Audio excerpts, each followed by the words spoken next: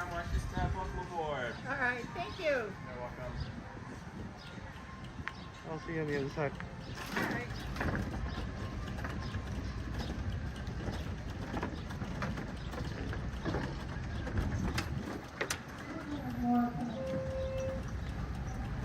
I believe there's some more coming. Oh, okay.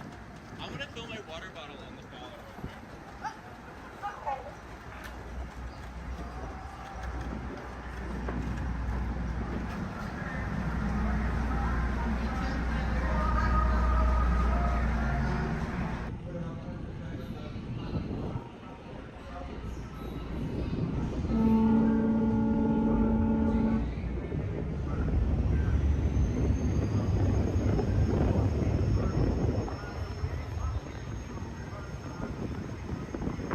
Ahoy, mate, and welcome aboard the Devil Joe Potter. We are arriving at our destination in just a few moments. On our way, we travel 1 mile on the Van Bay 1702, which took over 3 years in activation. We determined that one of our board, the stairs remain clear while the load is included. Once again, welcome aboard.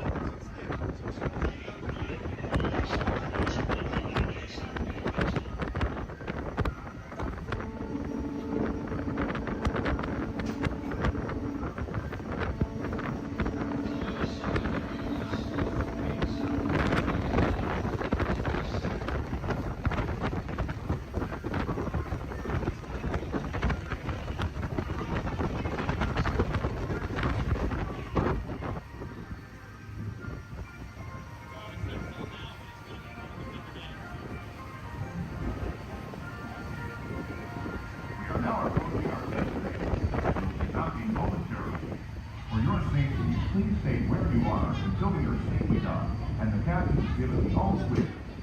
Because this is a free floating vessel, we do have a tendency to bounce around a bit during docking. If you are standing or sitting on the stairs, we ask that you please clear the stairway. Everyone else, please remain where you are until we have completed our docking. Once again, please clear the stairway. You'll be given an all clear when we're safe to crown the stairs and doors. Por favor, manténganse alejados de las escaleras.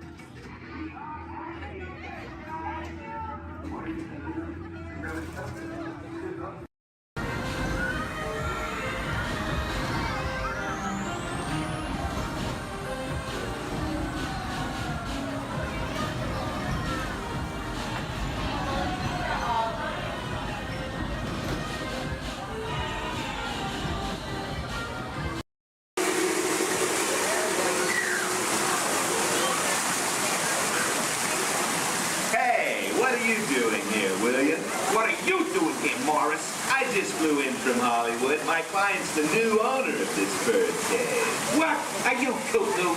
My client's the new owner. Disney gave me an exclusive. Co-exclusive. Didn't read your contract. I gave it a bird's eye glance. And you call yourself a talent agent? I negotiated my tail feathers off for this deal. Well, my client does not share credit. He's a very big bird. Your client is Big Bird? Not Big Bird, a big bird, you bird brain. Well, your dim middle star is now half owner of the Enchanted Tiki Room with my superstar. Think again, chickie babe. Stop grousing. Just look at these paying customers waiting to get in. Did you say paying? As in money. As in 10%? Hey, who am I to go against the status quo? Sorry to interrupt, but I would like to inform our guests about tonight's show that will be starting soon. In just a few moments, the doors will be opening and you will enter into a room of joyous songs and splendor. Here at the Enchanted Tiki Room. Mahalo. Wait, our clients are not here. Maybe they hit traffic. Don't say that. Sorry. Anyway, babe, I gotta fly this coop and migrate back to Hollywood. My birds will call your birds. We'll do lunch. What's the rush? I'm about to sign Donald Duck. Oh, yeah? Big deal, you hockey puck. I've got the mighty ducks in the wing. You do not. Do too. Do not. Do too. Not. Two. Not. Two. Not. Two. You down. Come Leave me on. alone, you two. Oh, come Yeah. on, will you? Two, not go, yeah. Level with me. Put the bubble between Go the lines. away, You go go away. ahead. Oh. You are going.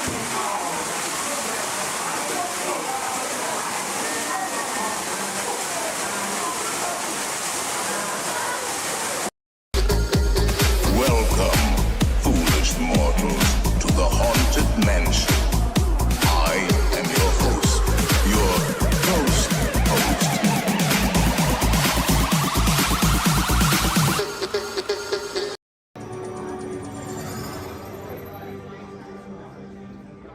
Greetings, Terrans. I am Nova Prime Irani Rayan, Commander of the Nova Corps. On behalf of all Xandarians, I hope you have enjoyed exploring the wonders of Xandar.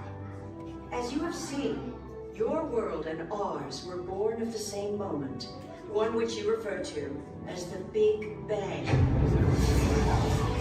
As such, we are all galactic neighbors in a vast universe which we and countless others share. For you to travel to Xandar would take 2.5 million years, assuming you had a ship that could fly at the speed of light. So we decided to come to you. But even we could not have reached you so easily were it not for the Cosmic Generator, an advanced piece of Xandarian technology that creates jump points, artificial tunnels that act as shortcuts, linking distant points in space. It is our desire to share this wondrous technology with your people so that together we might explore new worlds and create a brighter tomorrow. And now, as the culmination of the wonders of Xandar, you will be teleported to a Nova ship above your planet for a demonstration of the Cosmic Generator. I trust you will find it an unforgettable experience.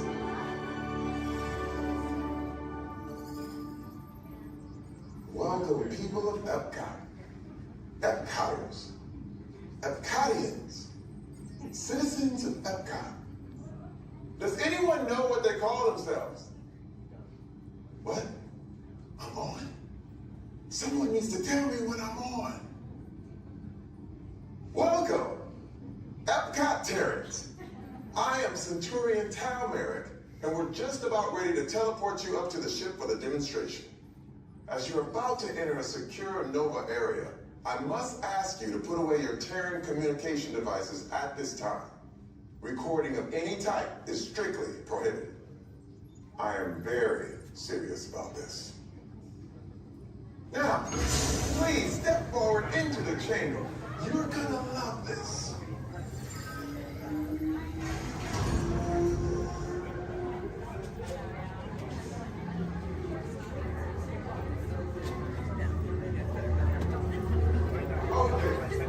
Before we begin, I should warn you that we have never teleported Terrans before. But since your molecular structure is very Zandarians, it should work. It'll work. So long as you are standing inside the lighted ring. You do not want to know what happened last time someone did not stand where I told them to, okay? Stand by for teleportation. Here we go.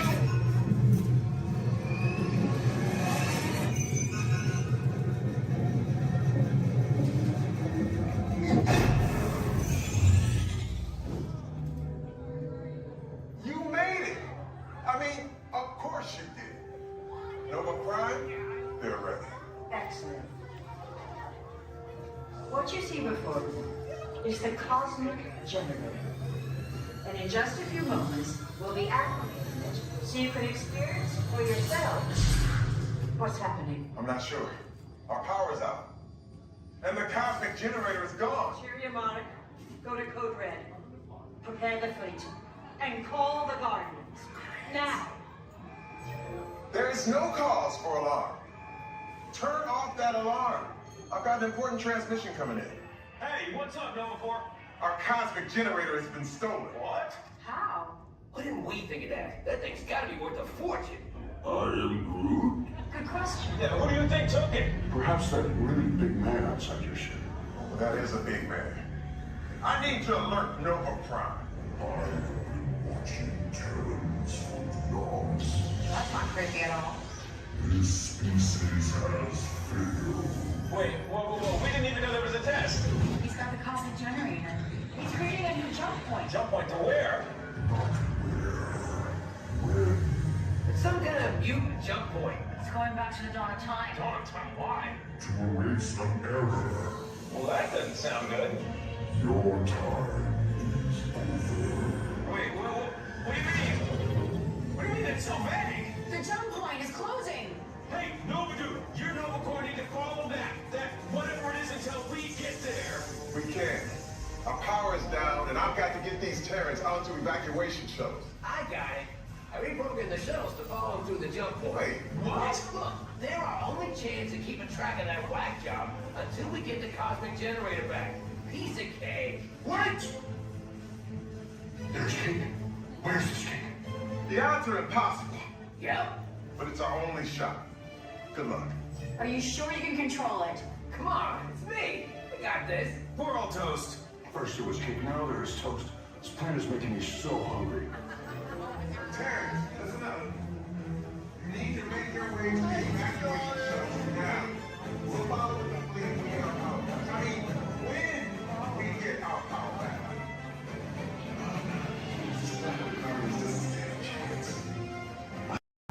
Okay, take this corridor to the turbo lift, then head down to the escape pod base. Those droids are programmed to return you to Batuu. Hurry and don't get caught. Lieutenant Beck will guide you. Recruits, for your safety, stay seated with seatbelts securely fastened. Keep hands, arms, feet, and legs inside the transport and supervise your children. Tell them it's a prisoner transfer. Did it work? Good. Now get a move on. There's a clear path to the turbo lifts at the end of the hallway. Turn right. A probe droid. You're lucky it didn't spot you. Take those turbo lifts and stay out of trouble. Hey, you're not authorized. Wait, it goes to the prisoners. We have a breach in attention block 3. Your cover is blown. Find an alternate route. Who picked these two droids anyway?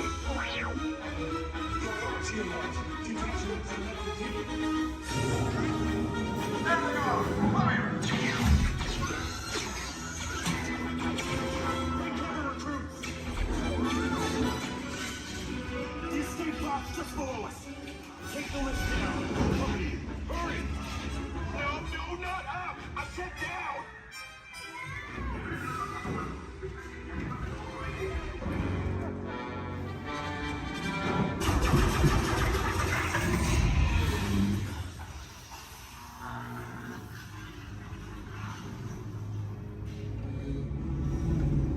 The Resistance will attempt to rescue the prisoners. They have neither the resources resources nor the courage to engage us. You underestimate their conviction. Raise the shields. Shields? I see no evidence. Now! Sound the alarm! All personnel to their stations! Sir, the prisoners have escaped. How brave, but ultimately hopeless. There's nowhere to run.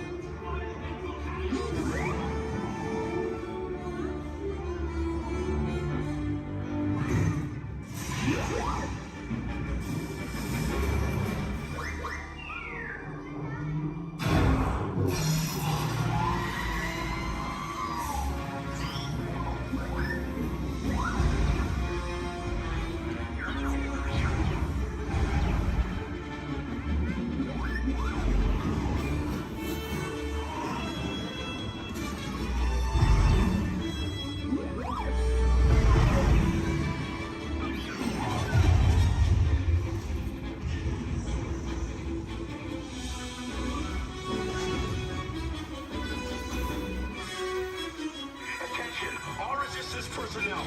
Abandon ship. I repeat, abandon ship. This destroyer's about. There's no escape. You will tell me the location of the secret base, and then I will destroy you and the resistance.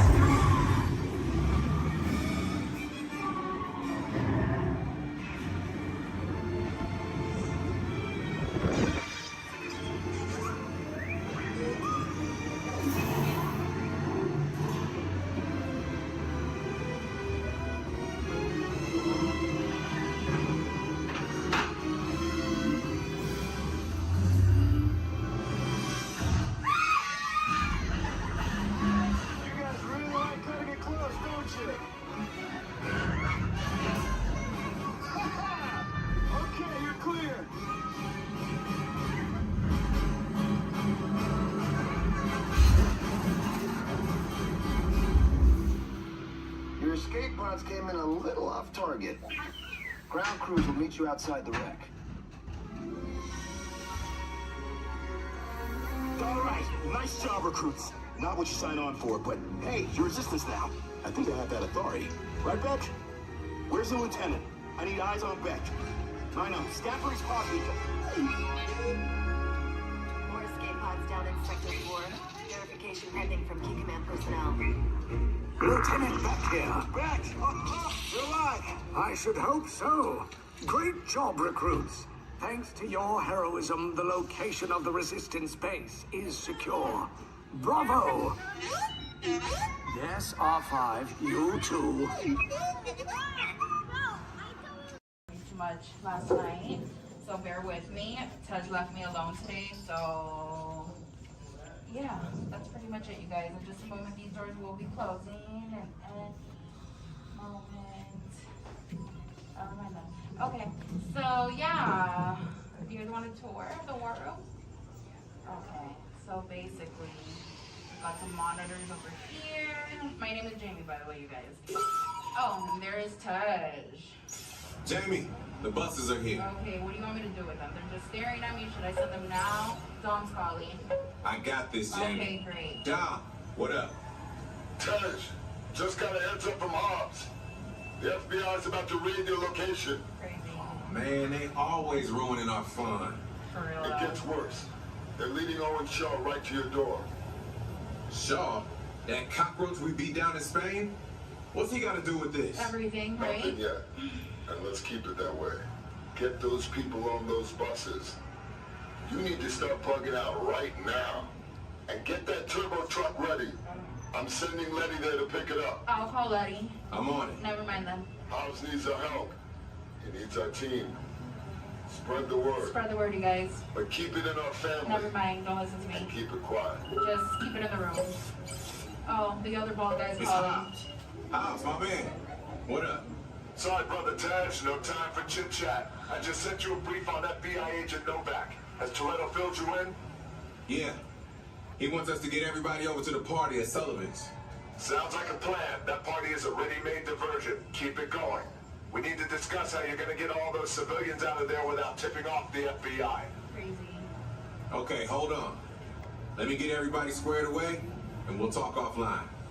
Copy that, Tej, and let everybody know. Shut off your cell phones. Don't listen We to don't him. want Shaw tracking your He's locations. overreacting. Just put it on silent. Okay, Jamie, Yeah. you heard the man. I heard him. It's about to go to a whole nother level. Crazy. Send everybody to the loading dock. All right, you guys. Well, you heard him. Have fun. If anything happens, my name isn't Jamie. Okay? Peace.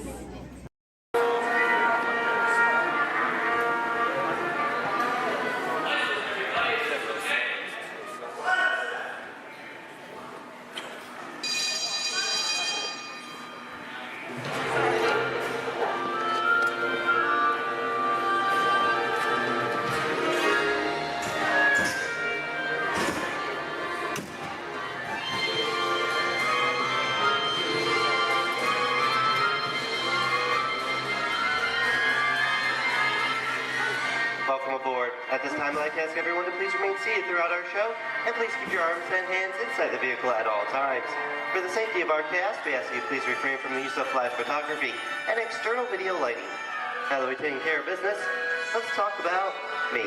My name is Patrick, and I'll be your guide on this magical journey into the movies. It's the perfect job for me because I love movies. Is everybody ready? Yeah! Great, because it's showtime. Ready when you are, CB?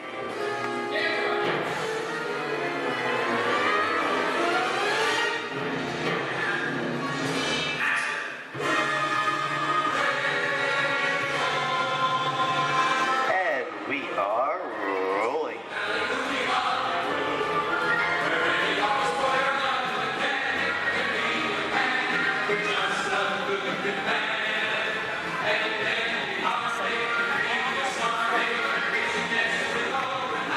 Hello everyone and welcome to the Great Movie Ride. Once again, my name is Patrick and I'll be taking you from this Hollywood soundstage into some of the greatest movies of all time, all on one tour. But between you and me, this is no ordinary tour because the Great Movie Ride brings these movies to life and puts you right in the middle of the action.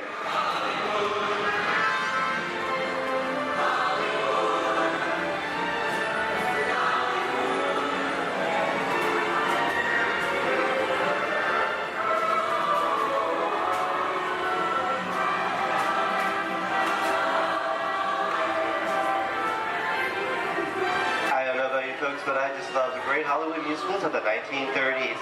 This is a scene from one of my favorites, the Busby Berkeley musical extravaganza, Footlight Parade, starring James Cagney, Ruby Keeler, and Dick Powell.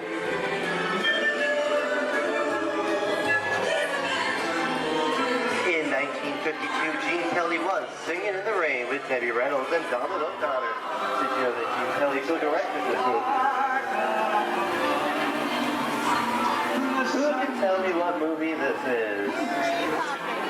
That's right, it's Walt Disney's Academy Award-winning film from 1964, Mary Poppins, starring Julie Andrews and Dick Van Dyke. Julie Andrews won an Oscar for her portrayal of the nanny, who was practically perfect in every way.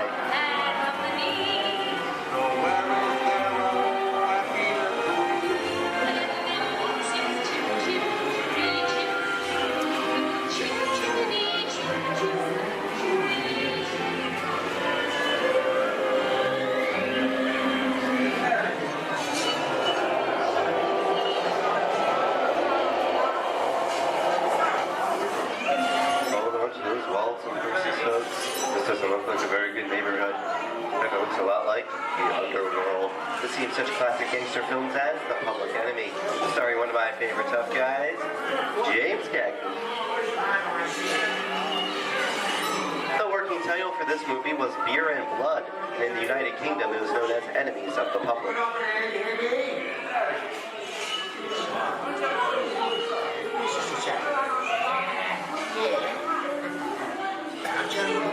Very nice time. Judge comes around, he's going to leave you some beer. You go for a check-in. And you're going to kick in with the dog. If you don't, somebody's going to drop by you and kick the key out one at a time. With me? I get you.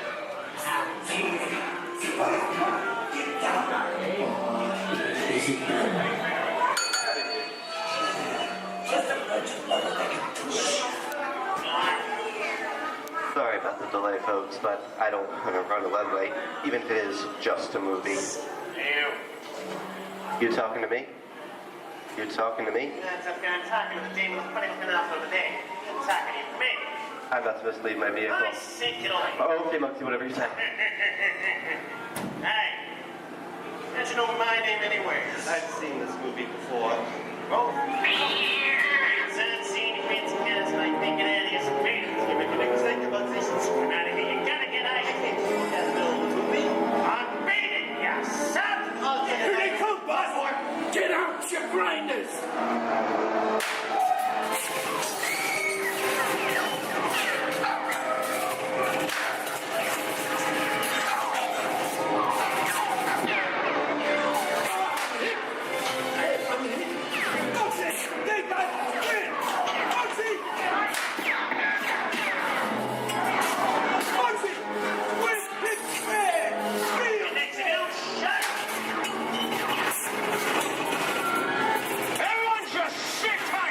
Running a red light against the law. I never break the law. Lady, watch this. No more red light.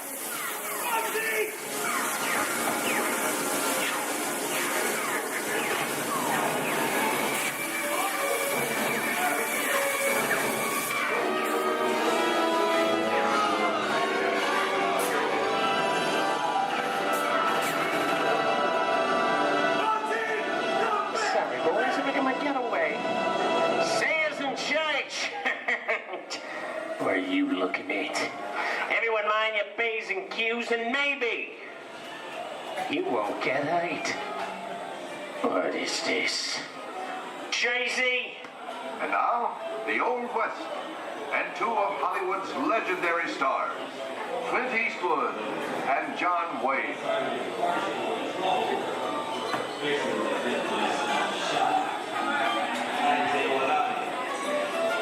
Go right ahead, if that's what you're going to do. A long time ago, I made me a rule.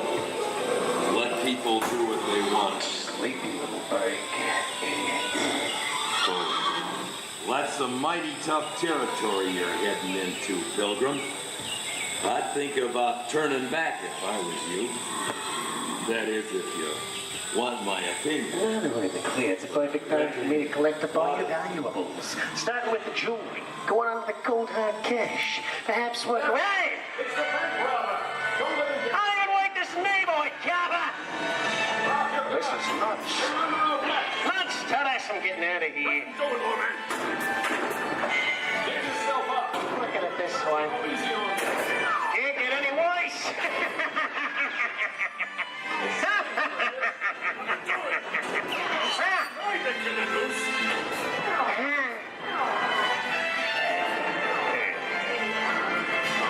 Okay. It's worse.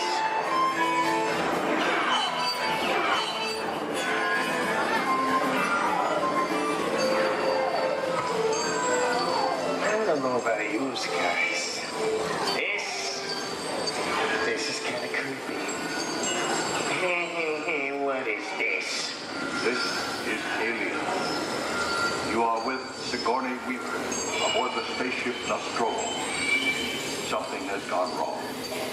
One by one, the crew has vanished. And somewhere in the ship, a terrifying creature waits to claim its name. Well, pal, I ain't no victim. Warning, remain in your vehicle. The area you are entering is extremely dangerous. Proceed with caution.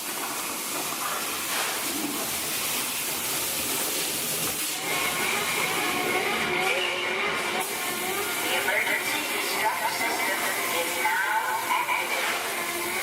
The ship will detonate in T-minus 10 minutes. The option to override automatic detonation expires in T-minus 5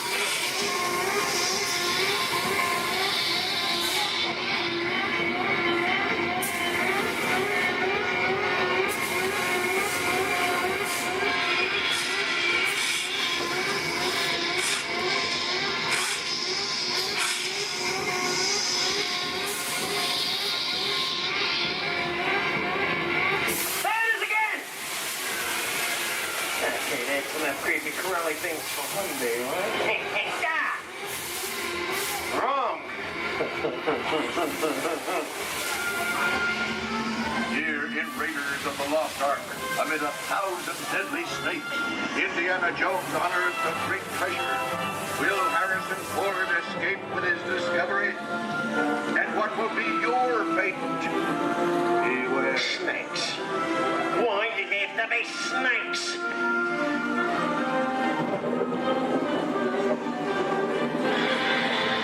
The dust of 3,000 years lies undisturbed in this ancient burial chamber. And on the chest of the great stone god, a priceless Get a load of that chunk of ice. Time for me to get back to work. Don't nobody move while I go get the goods. I don't think they'd notice a few extra bodies around here. Know what I mean? But the jewel is guarded by a curse, and those who dare defy that curse must pay with their lives.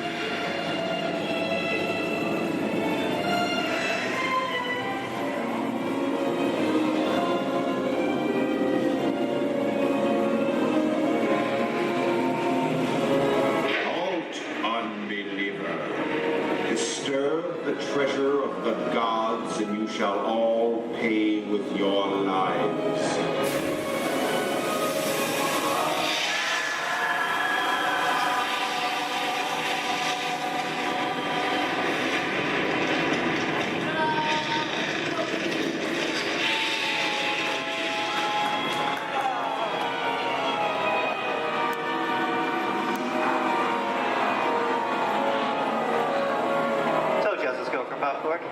Well, this just goes to show anything can happen in the movies.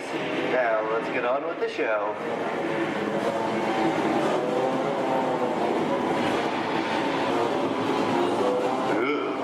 I see dead people. The horror movie is my all-time favorite genre. Some of the best horror films were made back in the 1930s and 40s, but monsters, mutants, and maniacs are still audience favorite and continue to haunt us today. And that's what I call a wrap.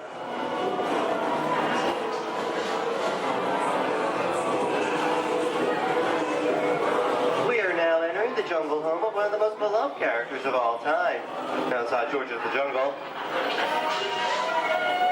Actually, it's Tarzan, portrayed here by Johnny Weissmuller.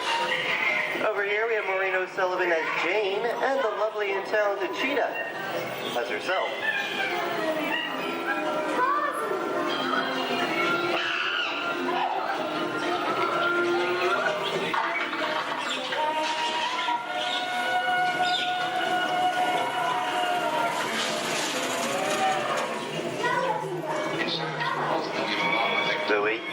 I think this is the beginning of a beautiful friendship. Best last line of a movie ever. Humphrey Bogart and Ingrid Bergman in the classic romance, Casablanca. The whole campaign. It didn't happen. You lost it until you came to Casablanca. You got it back last night.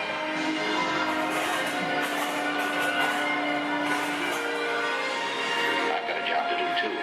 Where I'm going, you can't follow. What I've got to do, you can't be any part of. Hilton, I'm not good at being noble, but it doesn't take much to see that the problems of three little people don't amount to a hill of beans in this crazy world. Someday you'll understand that.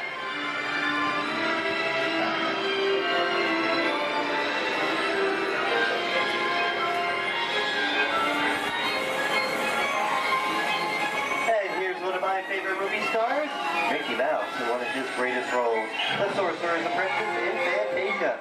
The sorcerer in the sequence is named Yen Sid, which is Disney, spelled backwards.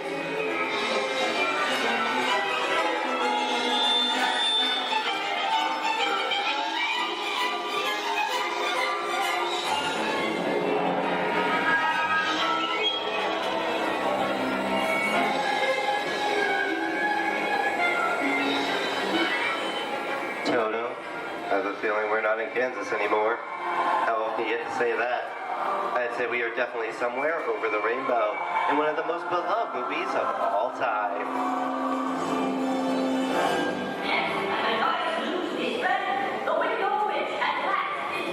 The Wizard of Oz.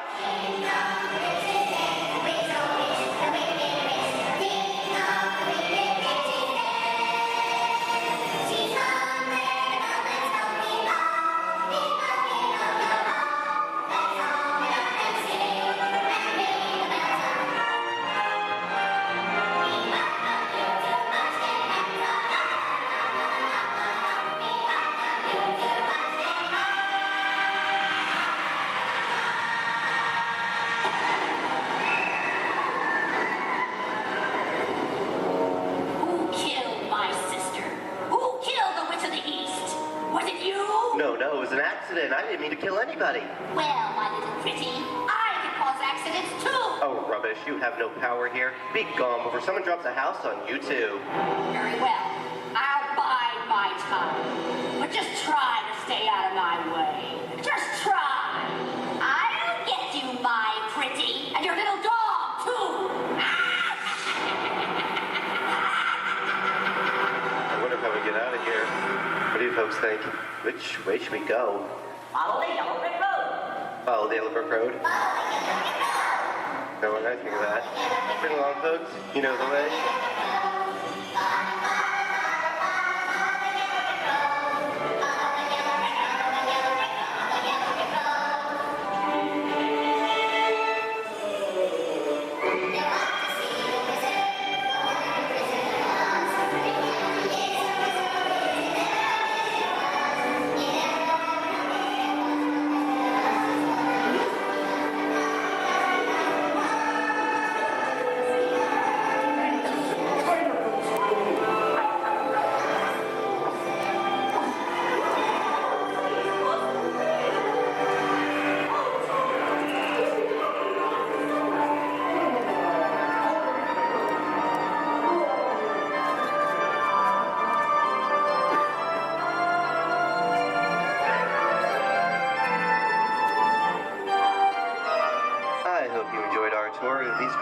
At the movies, but we've only scratched the surface of what Hollywood has to offer. There are thousands of great movies out there just waiting for you to discover. And here are just a few of my favorites.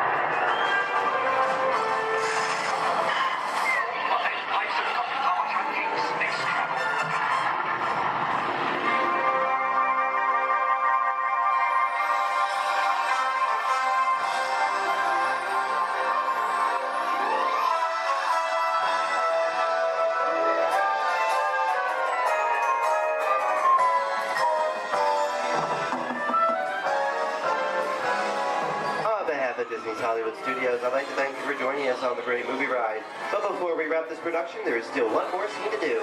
It's called The Exit. The action begins with remain seated till we come to a complete stop. Then gather all your personal belongings and take small children by the hand. When these doors open, rush dramatically to your feet and make a grand exit directly to the rear of your vehicle.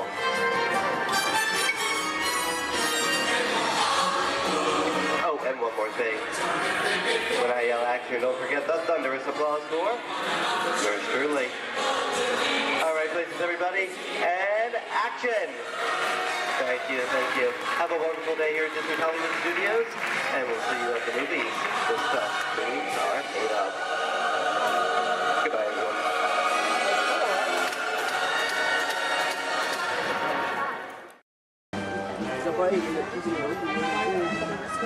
Alright, folks, we'll be on our way up to Sleeping Beauty's Castle Center Park. Please remain seated. You're in.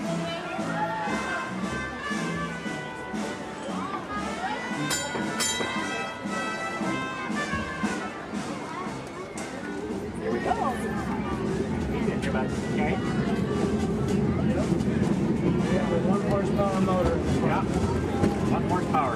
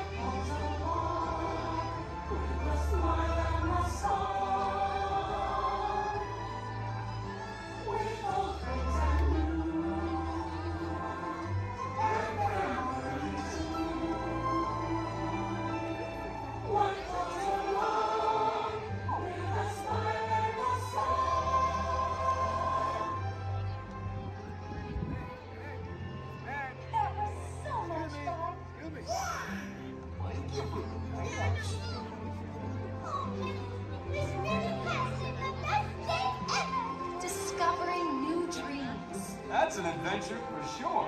Try something new. I'm having a swinging good time.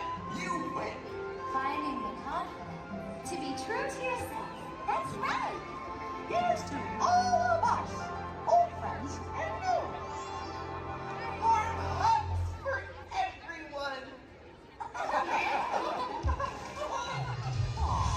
Oh, this is what I love about the fiction fair.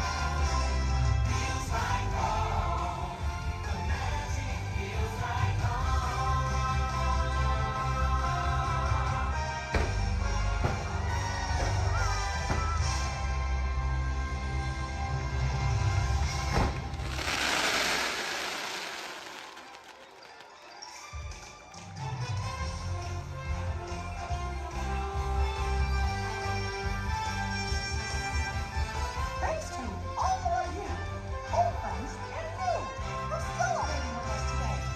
See y'all real soon.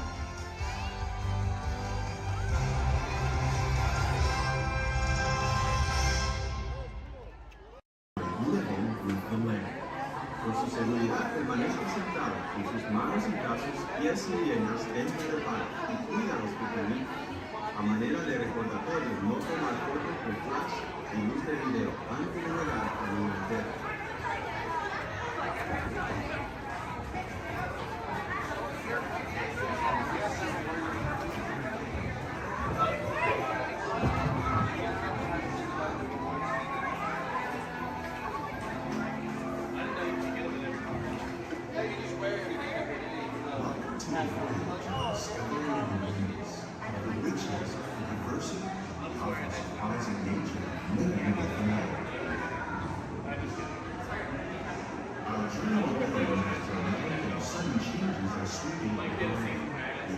Storm may seem violent and destructive to us, but to nature, it's a new beginning in the cycle of life.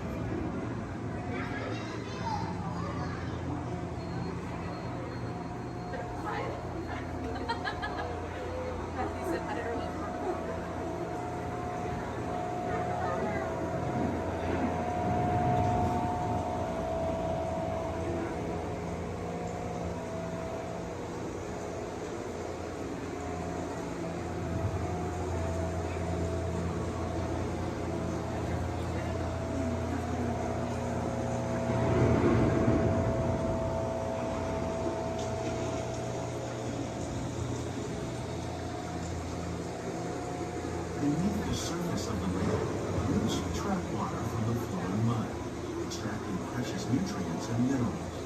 These elements, when combined with sunlight, create the diverse living systems of our planet.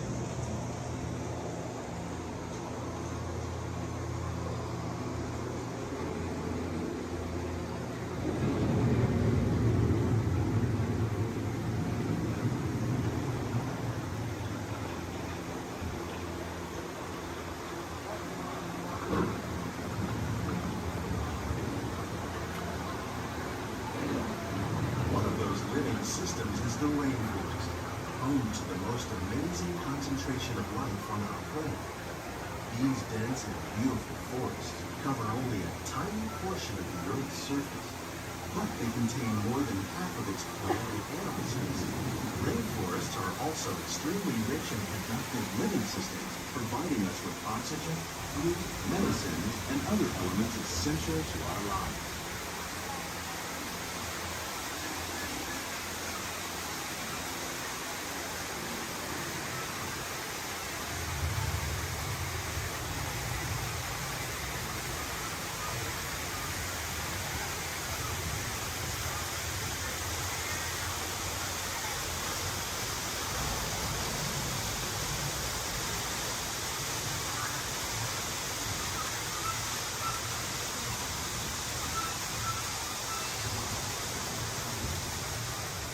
In the desert, nature has created a very different, but no less beautiful living system. And while this arid landscape may seem lifeless, it is very much alive. The plants and animals that have learned to survive in these harsh conditions make use of what little water they can find and avoid the scorching rays of the relentless sun.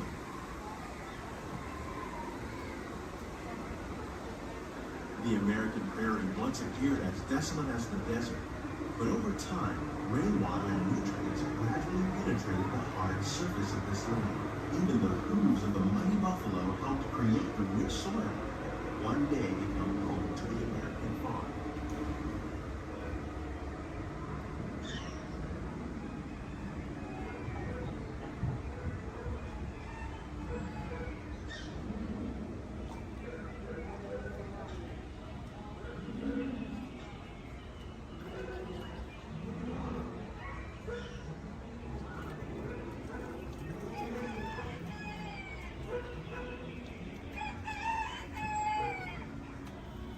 Of all the forces at work on the land, humans have had one of the most profound effects.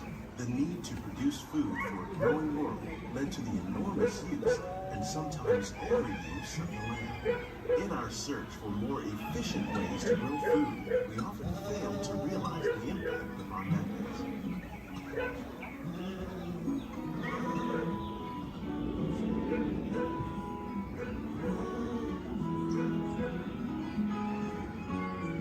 Today, we're learning to live with the land, discovering better ways to grow food that will assure both human and environmental well-being.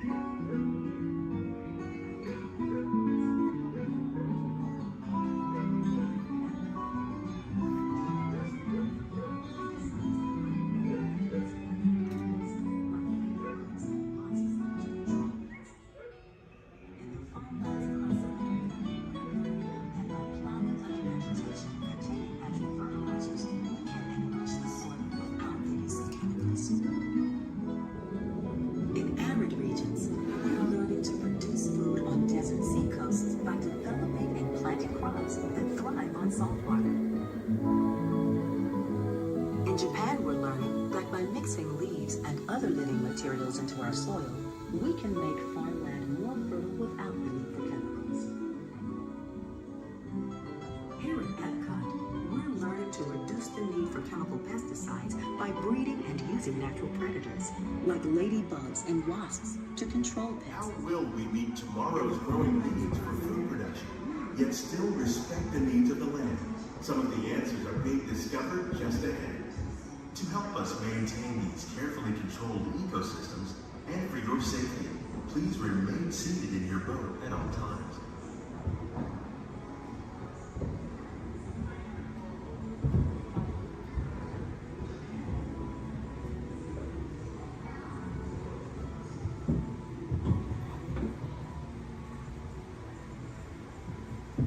Welcome to our living laboratory, where scientists from Epcot and the U.S. Department of Agriculture are exploring innovative ways to produce bountiful harvests now and into the future.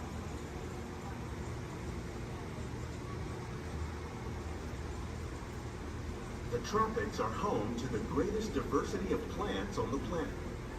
Many of these, like papaya, bananas, cacao, coffee, and rice, are well known around the world. We These are just a few of the edible plants that have been an important source of nutrition for people living in the tropics.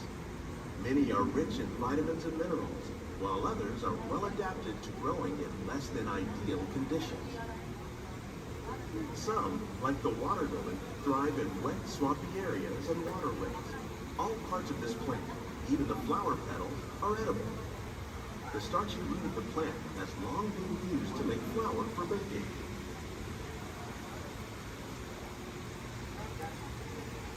One day, many of these lesser-known tropical plants may be as important as the bananas growing on both sides of the boat.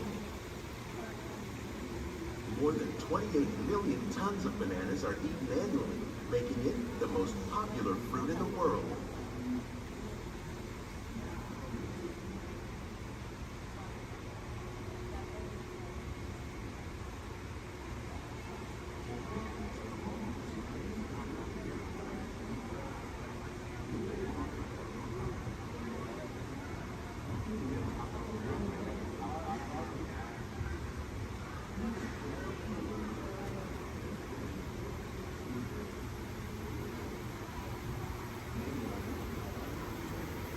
When we mention farming, you probably don't think of fish.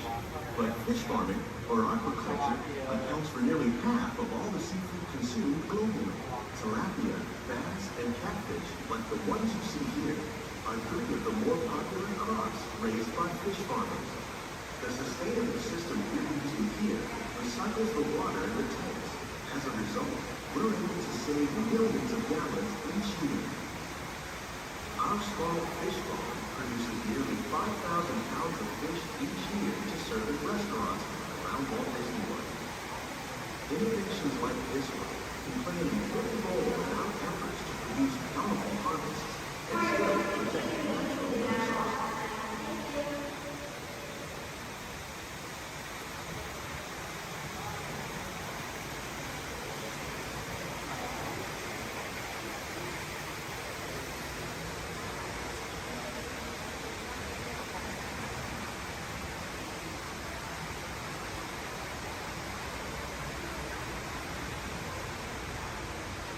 While there are more than 50,000 edible plant species in the world, most of us are only familiar with the handful that make up our everyday diet.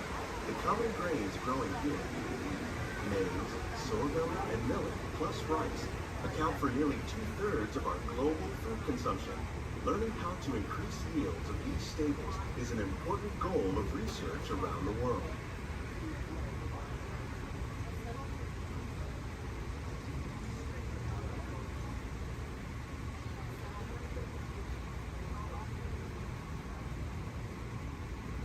These plants are definitely on their way up.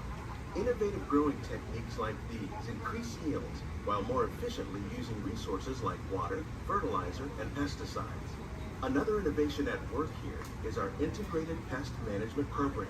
By populating our greenhouses with beneficial insects that prey on harmful pests like aphids and flies, we are significantly reducing our reliance on conventional pesticides. We're growing these crops using our nutrient film system. This technique precisely controls and recycles water and nutrients. With it, we can produce over 27,000 heads of lettuce a year in this one small area.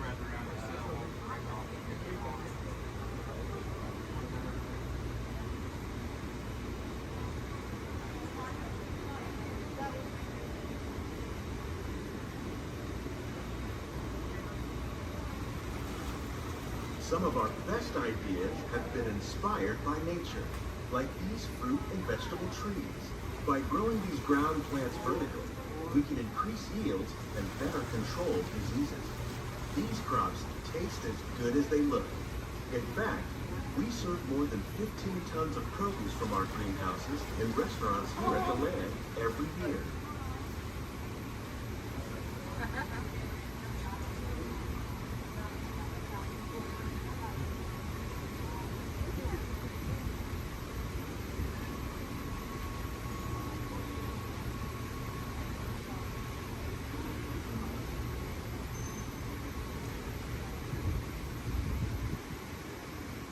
The future of agriculture may include innovative ideas like this vertical growing system. Plants grown in this way use a fraction of the space required by traditional growing methods. That saves water and increases production. The aquaponics system on your left combines hydroponics with aquaculture. The fish provide a natural source of fertilizer for the plants, and the plants help keep the water clean for the fish. It's another great way to produce more while using less. In our lab, Epcot scientists are working with the U.S. Department of Agriculture on a number of innovative projects. The goal of these efforts is to produce higher yielding and better quality plants.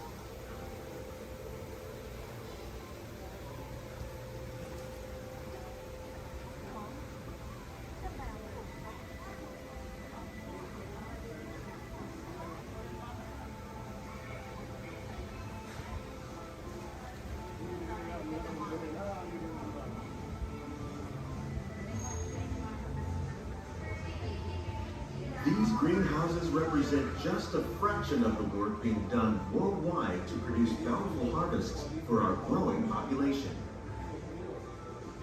Scientists, farmers, and even backyard gardeners are doing their part to improve the quantity and quality of foods that we all rely upon.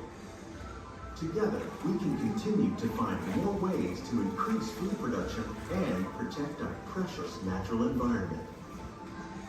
Only then will we truly be living with the land.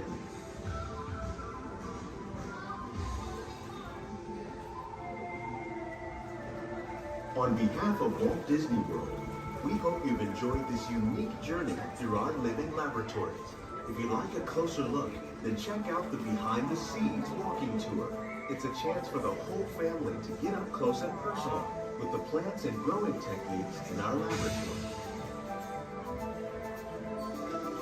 Please keep your hands and feet inside the boat and remain seated until the boat comes to a complete stop.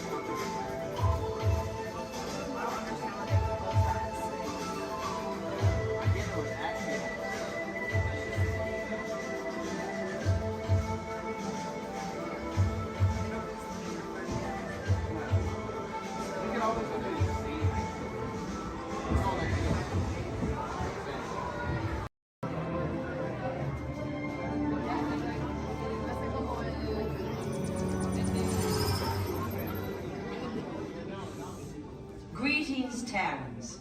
I am Nova Prime Irani Rayan, Commander of the Nova Corps. On behalf of all Xandarians, I hope you have enjoyed exploring the wonders of Xandar. As you have seen, your world and ours were born of the same moment, one which you refer to as the Big Bang. As such, we are all galactic neighbors in a vast universe which we and countless others share. For you to travel to Xandar would take 2.5 million years, assuming you had a ship that could fly at the speed of light. So we decided to come to you. But even we could not have reached you so easily were it not for the Cosmic Generator, an advanced piece of Xandarian technology that creates jump points, artificial tunnels that act as shortcuts, linking distant points in space. It is our desire to share this wondrous technology with your people so that together we might explore new worlds and create a brighter tomorrow. And now, as the culmination of the wonders of Xandar, you will be teleported to a Nova ship above your planet for a demonstration of the Cosmic Generator. I trust you will find it an unforgettable experience.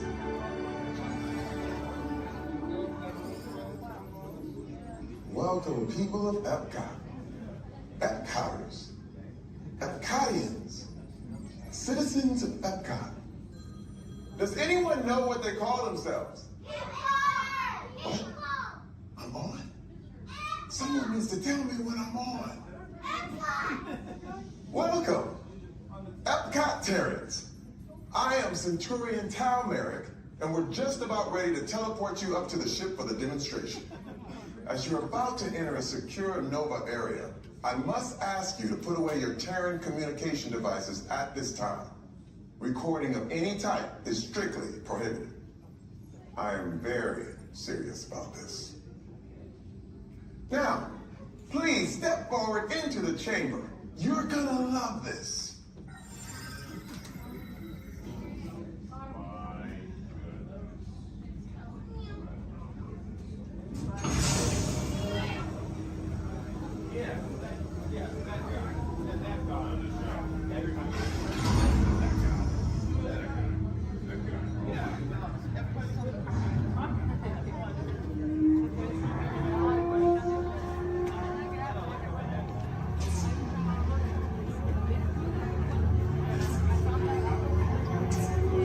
Okay, before we begin, I should warn you that we have never teleported Terrans before. But since your molecular structure is very similar to Xandarians, it should work. It'll work. So long as you are standing inside the lighted ring. You do not want to know what happened last time someone did not stand where I told them to, okay? Please make sure you're all the way inside that lighted ring on the floor. We must teleport you till you're all the way inside that lighted ring.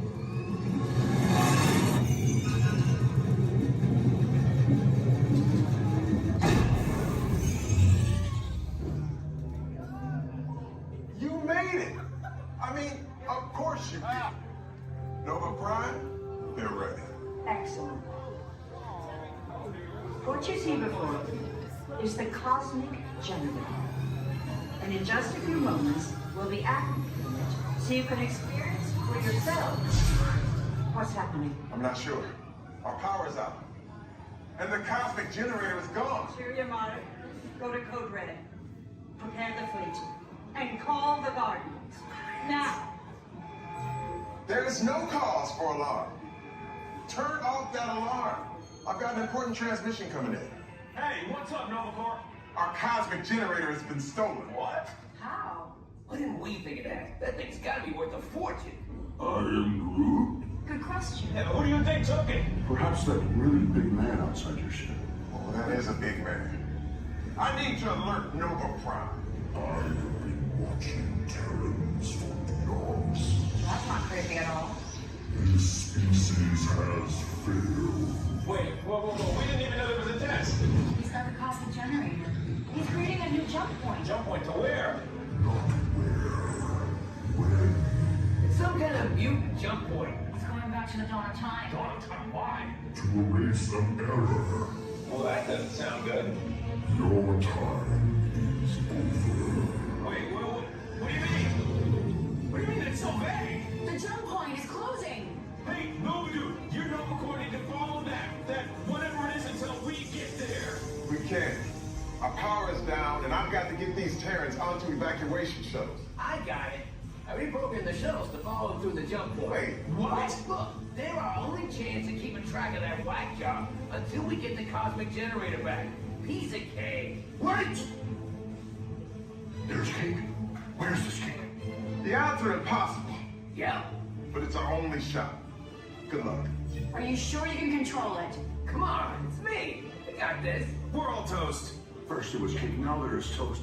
This plan is making me so hungry. Terrans, listen up.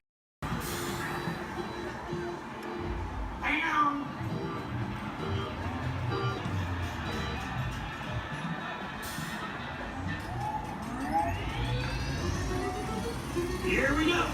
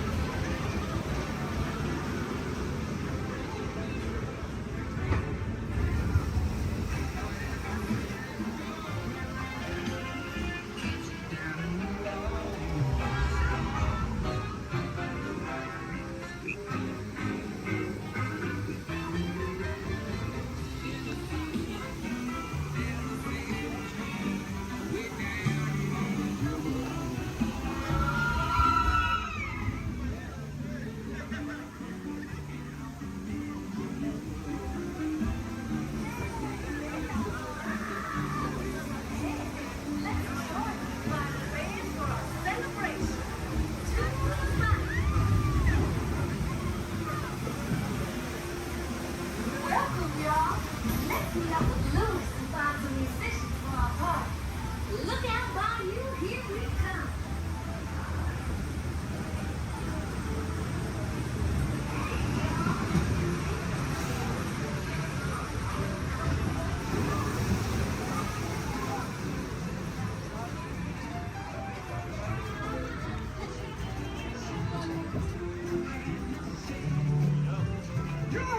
And it burns down here. Come out, wherever you are.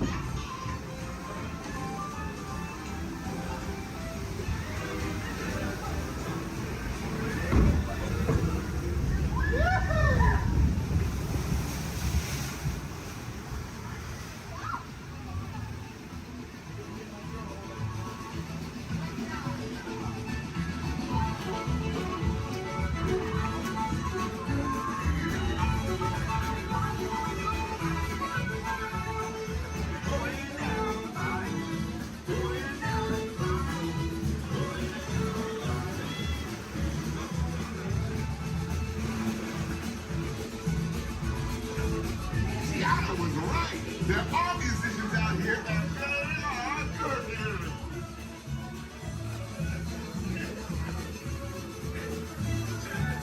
Tiana wasn't here, y'all. This started over and she found No doubt. We'll ask them to join the band for sure.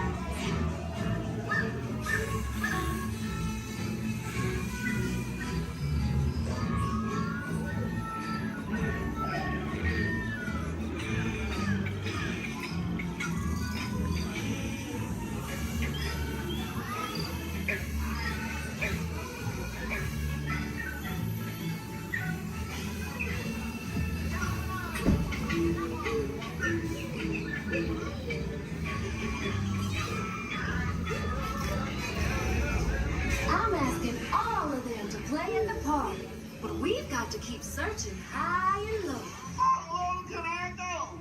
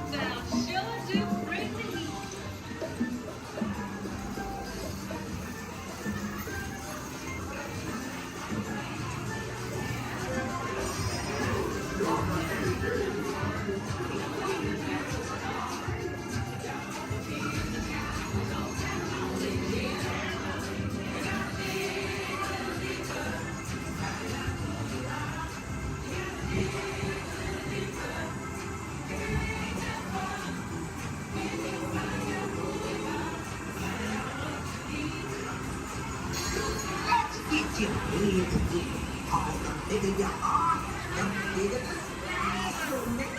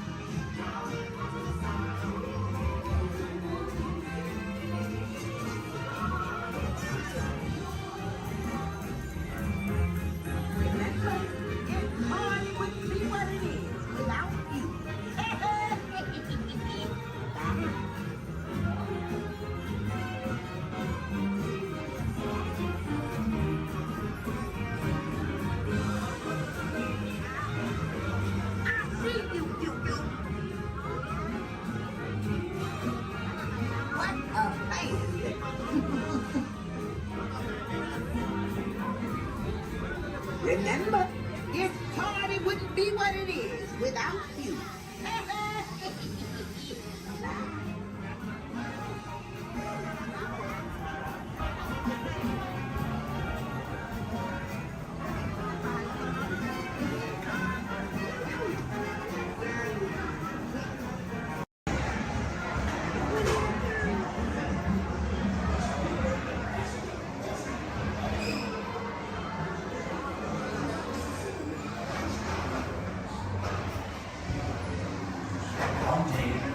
Acre Wood, the East Wind traded places.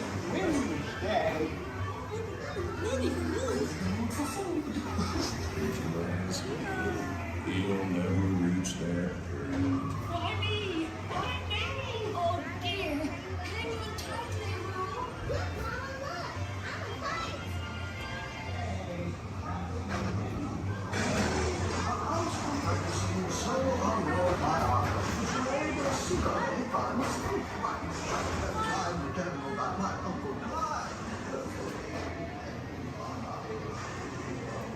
Hunter, come bounce with me.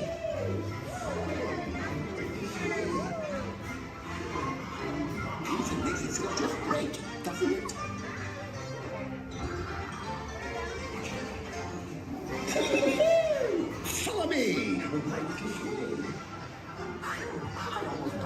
and ride. Watch out for Evermonth and Wolf. They steal honey. Steal honey.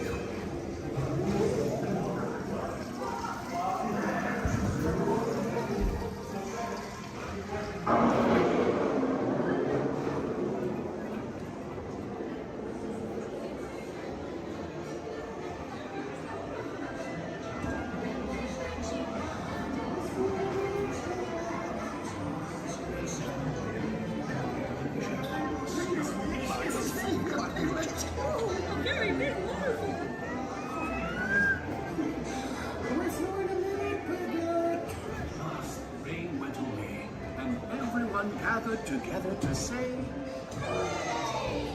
Hooray for Boo, too! Let's go to the party, little man.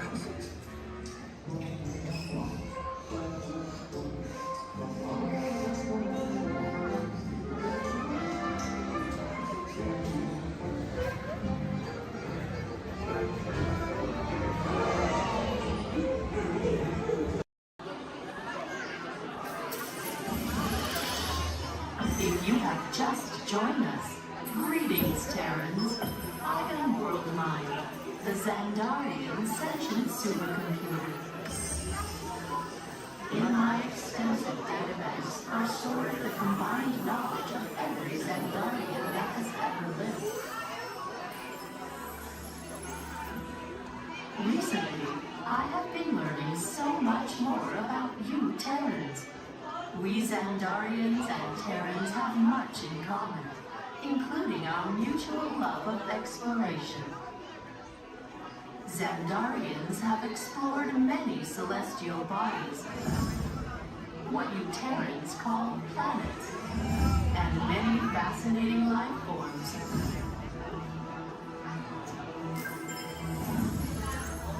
In the past, when you witnessed our homes, you referred to our ships as unidentified flying objects, or UFOs. Peter Quill told me that many of you Terrans still believe that these UFOs are flown by Little green dudes with big eyes and small mouths and antennas and whatnot. In your Terran year of 1977, your scientists launched spacecraft on an exploratory mission.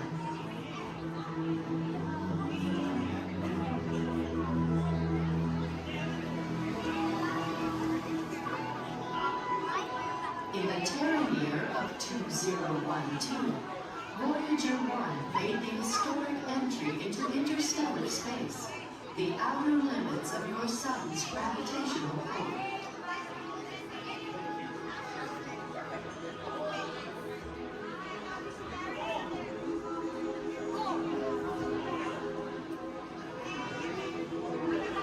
Voyager 2 entered interstellar space 6 years later, and I detect that both are still sending you data about their surroundings. Most impressive.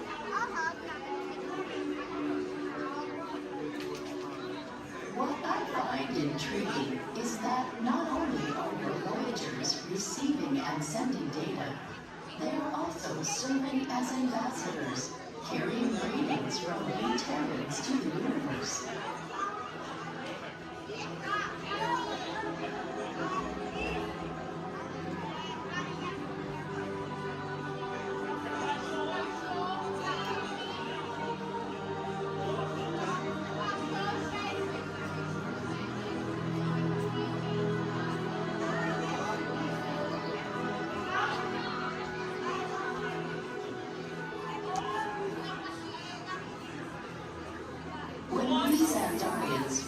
detected your planes.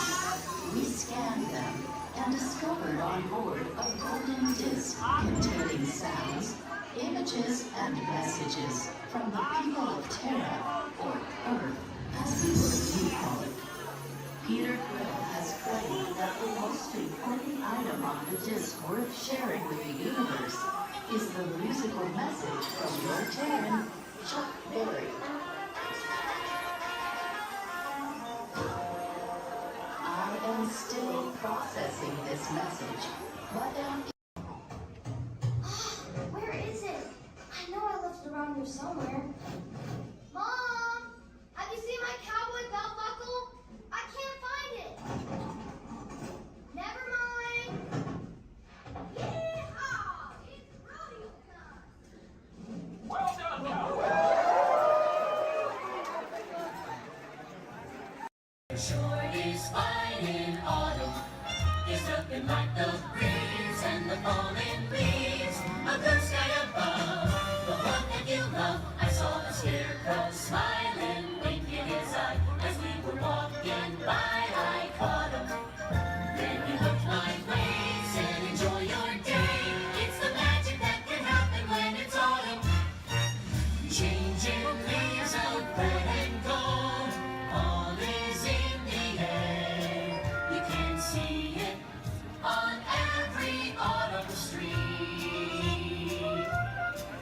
And if you find that someone warms your heart every time you meet, you should remind them that you find them positively sweet.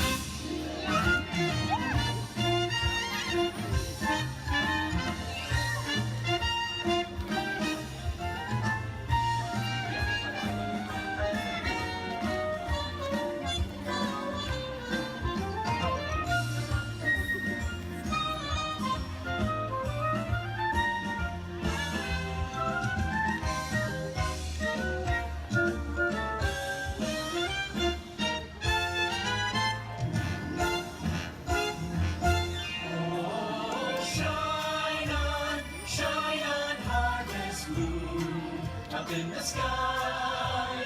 I ain't had no lovin' since January, February, June or July. Snow time ain't no time to stay.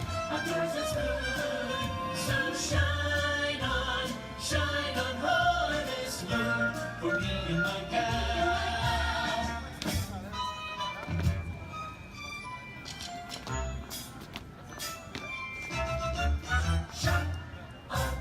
Shine on harvest moon. It's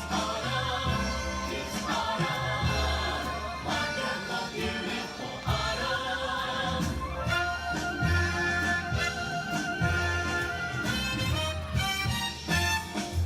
Let's take another hayride under the trees. It makes me smile from top to bottom, because that autumn chill gives me such a thrill. It's the magic that can happen when it's autumn. When it's autumn. When it's autumn. When it's autumn. It's the magic that can happen when it's autumn.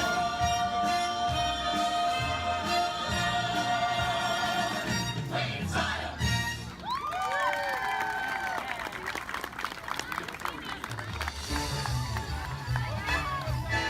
Thank you for joining us on Main Street, USA.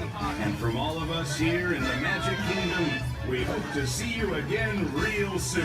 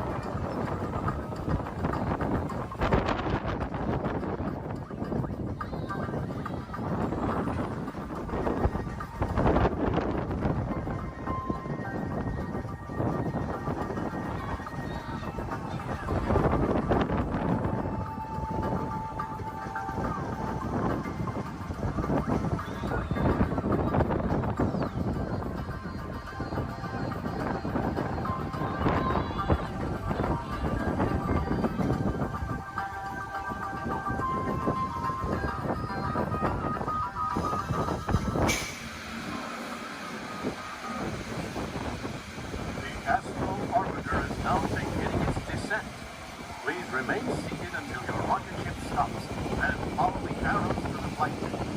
Welcome back, pilots. Travelers, for your safety, please remain seated until your rocket comes to that full and complete stop. Gather all your belongings.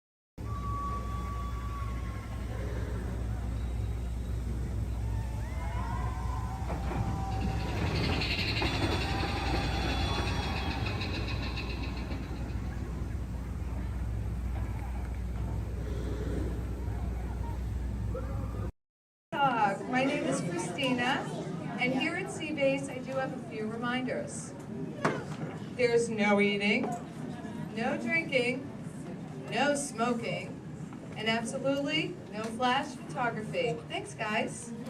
The equipment you see here hanging in the water is called a hydrophone. Hydrophones help us to hear things beneath the sea.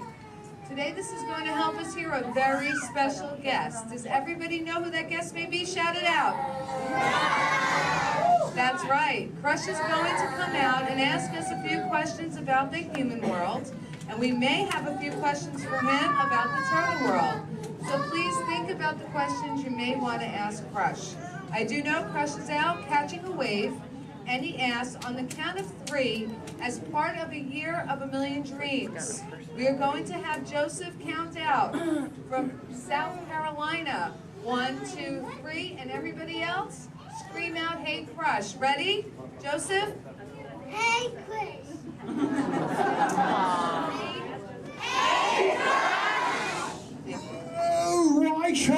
Righteous, dude! Oh, dude, I totally heard my name while I was catching that totally tasty wave, and I was just totally, whoa.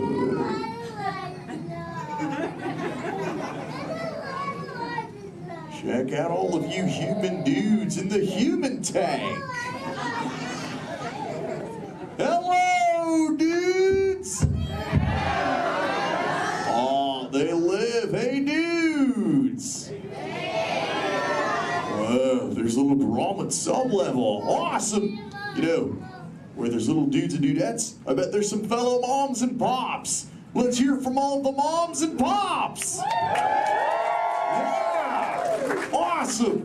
Let's meet some humans up close. Hey, there's a dude here with a light lid and a gray shell. Hey, dude. What's your name, man? Mitchell. Mitchell. Mighty Mitchell, dude. Where are you from, dude? Kansas. Whoa. Never heard of it. That's cool, though, Mitchell. Do you think any of your friends back home knew you would be talking to a turtle? Not really, no. Yeah. Well, dude, if you told me earlier I'd be talking to a human, I'd have been like, no way. Hey, Mitchell, dude, it's really nice to meet you. I'll just assume the feeling is mutual, dude. Totally, dude. Hey, there's more humans on this side. There's someone with a blue lid and an orange shell, I think, right in the front here. What's your name, dude? Michaela. Mini Michaela, who brought you here today?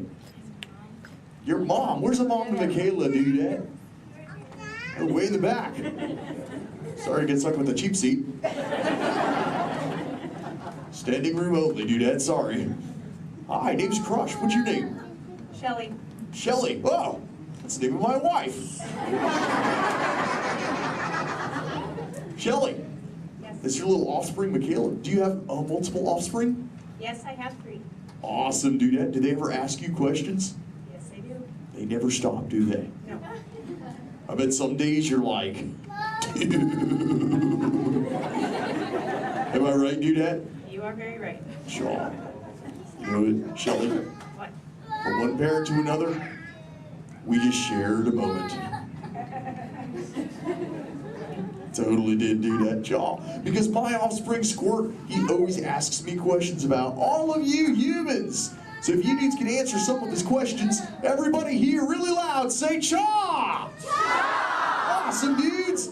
Now, dudes, before we can answer any of his questions, we gotta make sure we're all on the same page, lingo-wise. Do you dudes know what the most important word, dude, in the turtle language is, dudes?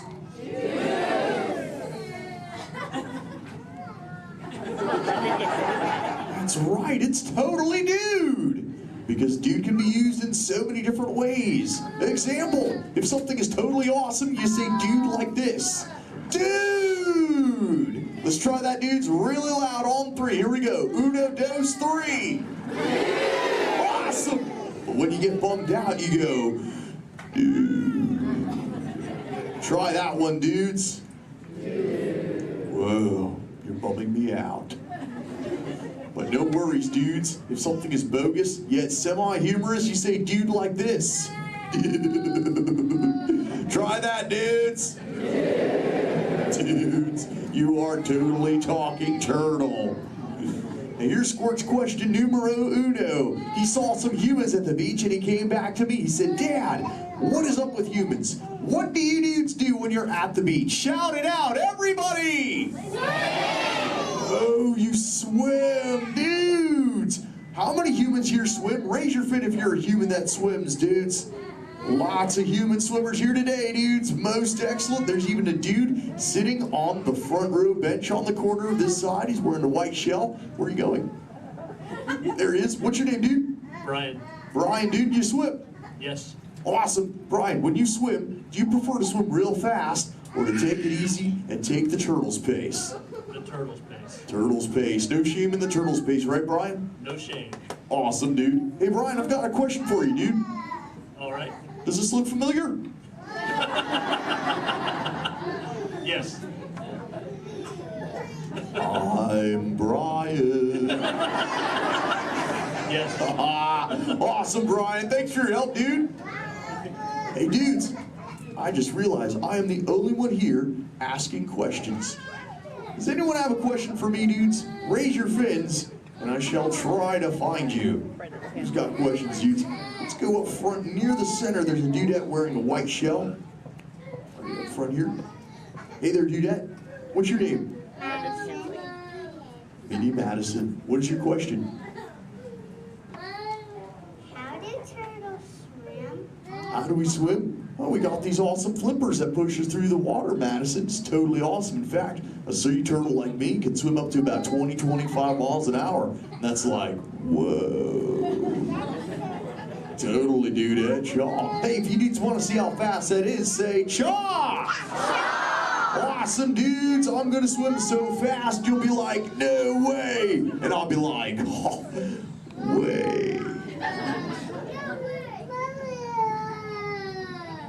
All right, dudes. I'm building up the speed now. Here we go, dudes. Check it out. Right. Dude. Whoa, dudes, that was bogus. Yet semi-humorous. What do we say, dudes? Totally. But you know what, dudes? I've got other questions. Who else wants to ask me a question, dudes? Oh, let's go back to the center. Right in that second row, she's got the red shell here. She's got a question for me. Right there in the center with the red shell. What's your name, dudette? Cameron, what is your question? What do you like to eat? Oh, I love to eat green sea grass and green sea kelp, Cameron. What do you like to eat?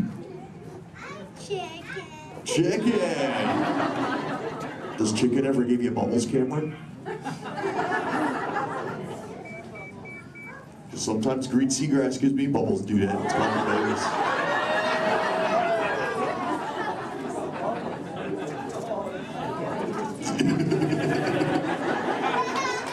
Sorry about that, dudes. Who else has a question for me? Whoa. Let's go over towards this side near the center. He's got the dark shell in that second row. Really dark shell in the second row, sub-level. What's your name, dude? Cameron. Another Cameron? Interesting. Guess they're running out of names in the human world. Well, Cameron, dude, what is your question? What is it like in the water? Oh, wet. Cameron, have you ever, what? How do you ever feel in it? How do I, wet. What? Have you ever been in the water, dude? Yeah. How do you feel in it? Good. Good. Oh, awesome. Well, oh, and wet. Well, that makes sense. Cameron, dude, what do you wear in the water? What you're wearing now? No, I wear a swimsuit. Oh, a swimsuit, Cameron, dude. Check it out, dude. Squirt said this is called a swimsuit right here. Check it out, dude. This is what Cameron wears. Awesome, dude. That's what you wear, right, Cam? No, it's a boiler. It's what? It's a boiler. This isn't for boys?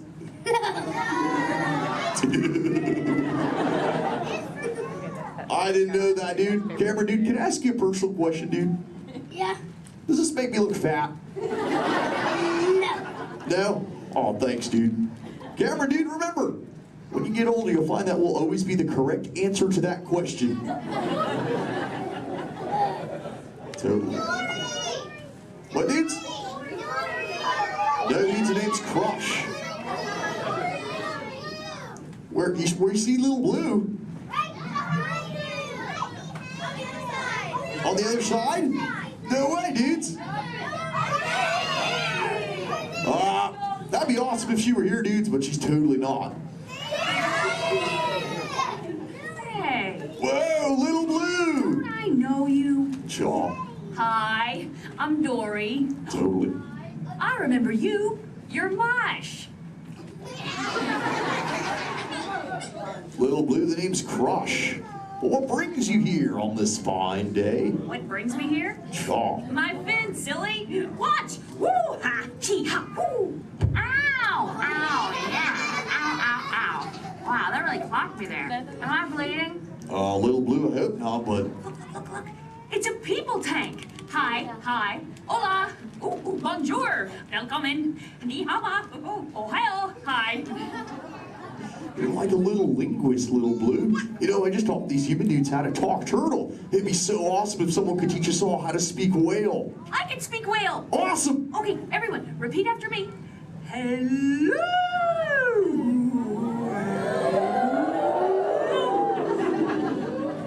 That sounded pretty good, dudes, but let's try it all together real loud. Hello, whale. Awesome. You know, sometimes you speak whale and there are like 80 whales swimming around you. Not today. What do you mean, dude? No whale. Where? You see one behind me? Oh, Little Blue! Oh, conversation. there's totally a whale, Little Blue. Swim, Little Blue!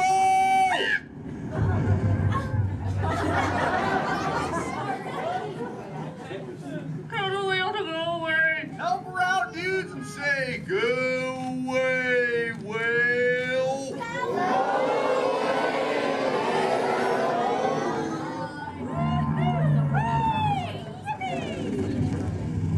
You did it, dudes! You saved Little Blue! Put your fins together. That was awesome! You so totally rock, dudes. You know, I could hang out with you all day, but I have to make sure Little Blue is okay. So before I go, remember, do not fight the current, learn to ride it, and it will totally take you where you're meant to go. And little dudes and dudettes, do the Crush Man a big favor. Keep using that word dude for the rest of the day. Your parents will love it. Bye-bye, dudes. Let's give it up for Crush!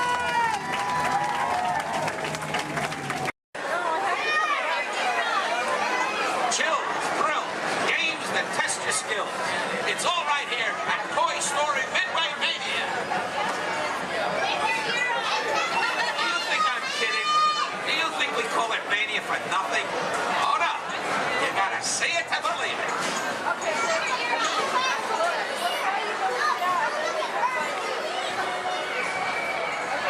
Who out there can hear me? Raise your hand.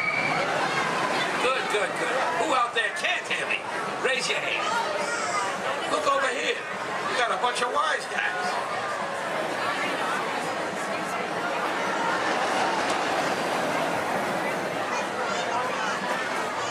Now where was I? Oh yeah. Hurry. Right this way. The Toy Story Midway Mania. It's a ride that's a game. It's a game that's a ride. Step right up and see what's inside. Now where was I?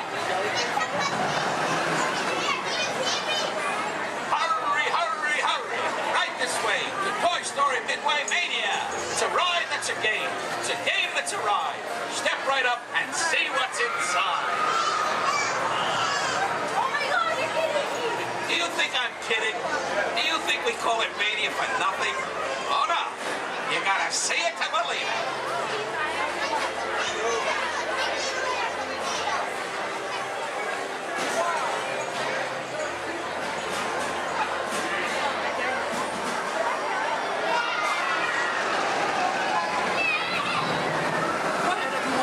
I think I hear Andy coming. Everybody freeze.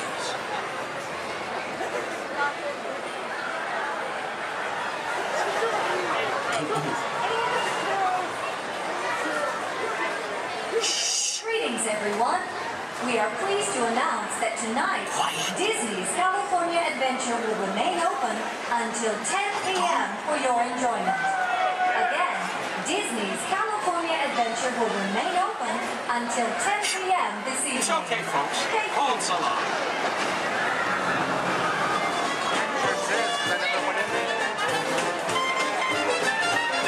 I'm saying you'll be playing, yes I am. With Woody, Buzz, Bo Peep, and Rex and Ann. My toy friends, they adore you, so they built the place in for you. Step right up, folks. I tell you, everybody can. Now I'm saying, you'll be playing, yes I am. Listen, pal, I'm saying, you'll be playing. Oh, what a treat, so sweet. Complete with Jesse, Mommy Ben, and Stinky Pete, me, you.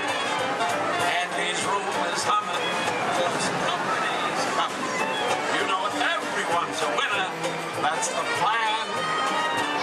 I'm saying, you are playing, yes I am.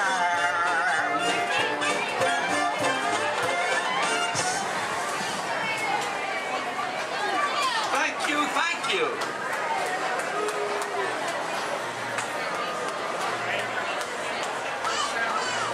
Last night, Mrs. Potato Head said, honey, there's a salesman at the door with a mustache.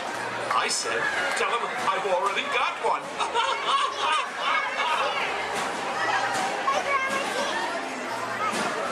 Check out my new hat. It cost me an arm and a leg. Next one.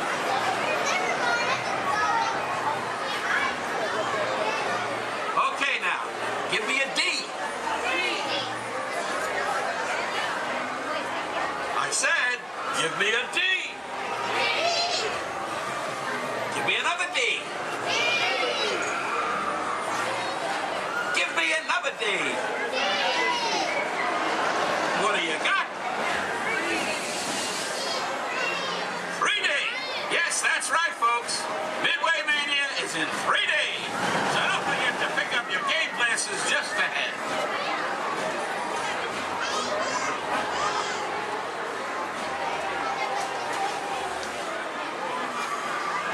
Hey, young man. Yes, you. What? Yes, I'm talking to you. Have you played Toy Story Midway Mania before? Well, you're in for a real treat. All the toys are inside, setting up the carnival playset. Even a couple of little green men that the missus insisted on adopting. Don't get me wrong. They're cute. I just want to say, anytime we great.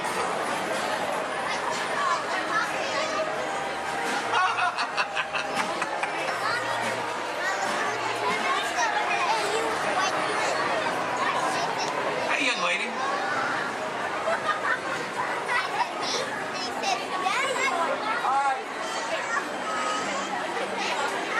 Who's your favorite?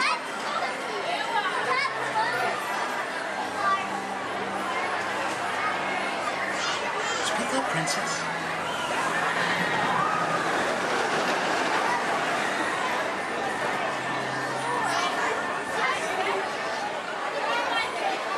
Take your time, kid.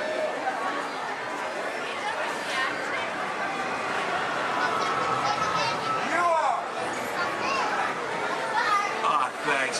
You're my favorite, too.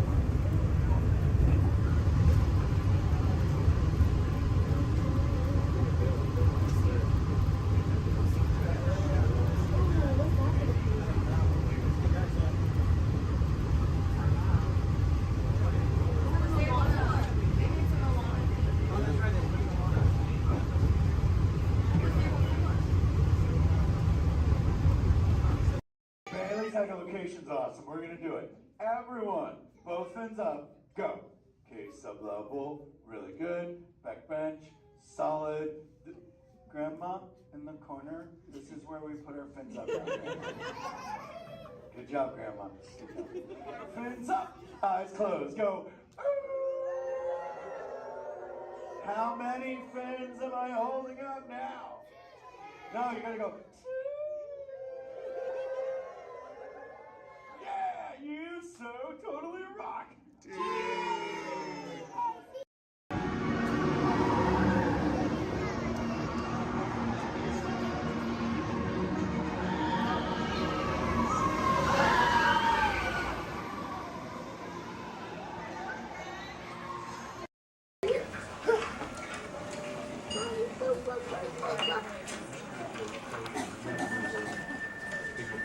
Sorry. Mommy, you wanted me to ride with you? Only if you want to, 'cause otherwise nobody's gonna be there to hold your hand. You wanna be able to hold my hand? Yeah. The next group's ready. I put my hands up in the car. You gotta get. Hi everybody, welcome to the test track. My name is Bill McHale. I'm up here in the control center. In just a couple of minutes, you're going to be out there on that track. But first, let's put together your test schedule. These are the same kinds of tests that are run at GM test facilities all over the world. Let's put up the 26 8th grade. You got it. Okay, we're going to start you off on an accelerated hill climb. Now, these steep grades give us a chance to evaluate the effects of heat and stress on your engine and on the transmission. Twisted germ blocks. Let's put up the blocks, German and Belgian. Next, your vehicle is going to go over a variety of rough road surfaces. These are designed to test the integrity of the suspension and the chassis. It's gonna get a bit bumpy. Yeah. Next, you're going to see and feel what it's like when your brakes lock up and you lose control of the steering. Hang in there because we're going to do the test one more time, this time with the ABS or the anti-lock brakes. Okay. What's next? Let's do some environmental tests. Put up 2, 5, and 7. 7? Yeah, 7. Okay.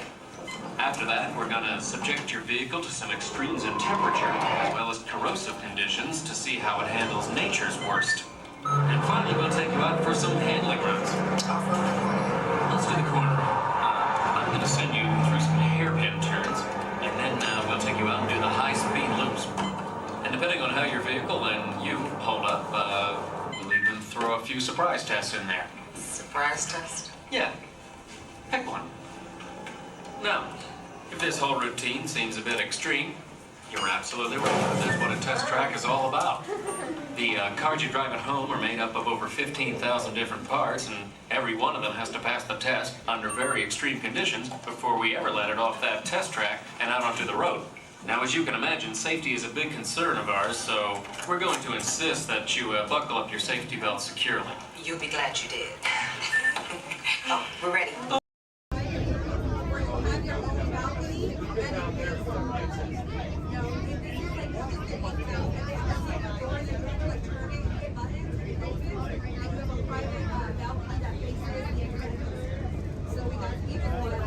That's what they call it now, the incredibles. Yeah, it's not Screaming California. When I remember the first time I ran, I went on it, there was a guy who had a cigarette in his mouth and he came in, he was so proud that he had it lit the whole time. That's like, I remember the first time I ran, I was like, yeah, glad. I went on it right 5 times ago with the kid. He was, at the time, my shoulder. Yeah, it's fun. That's a good one. It is. I grew up in Santa Clara and then Marriott, North America.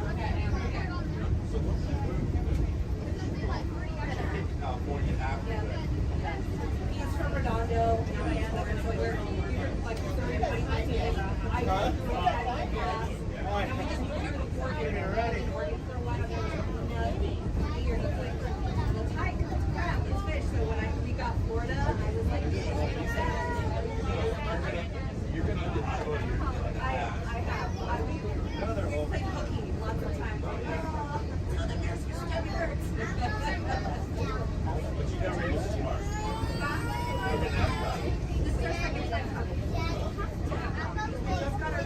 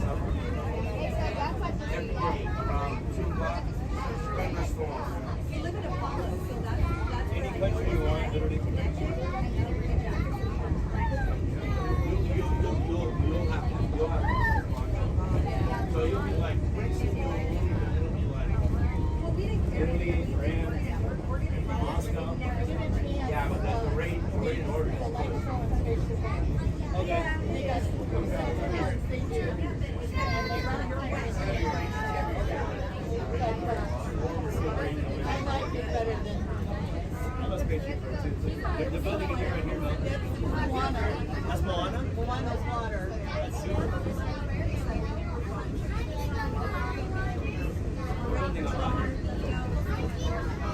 They're building Moana, baby.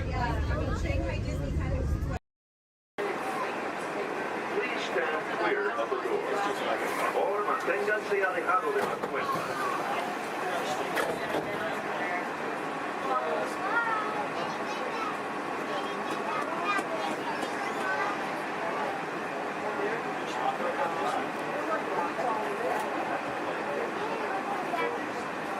Welcome aboard the Walt Disney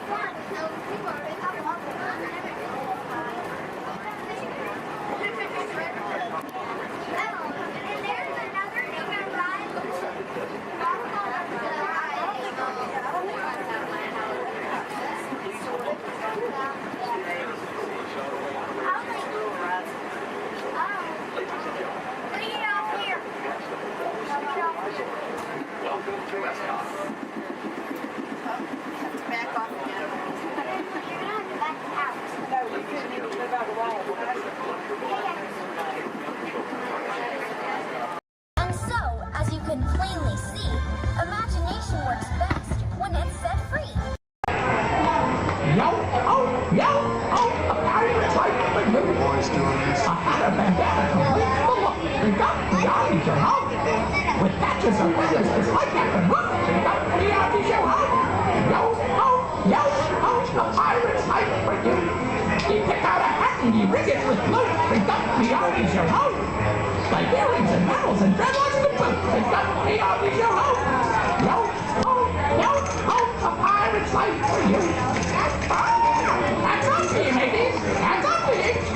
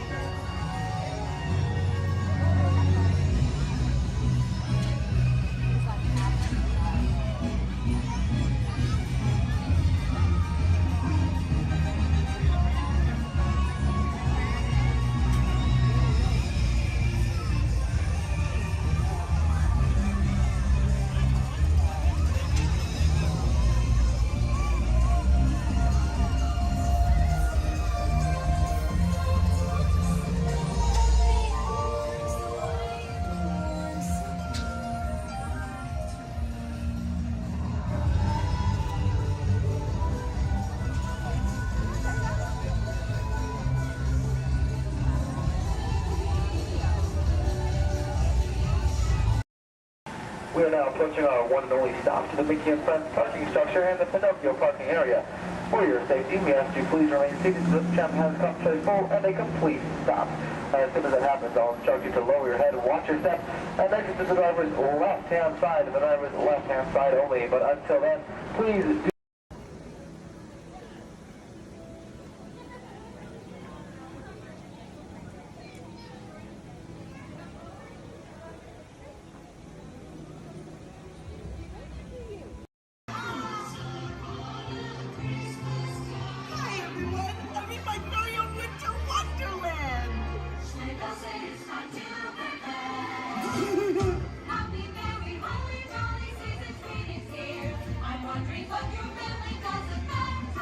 Hello?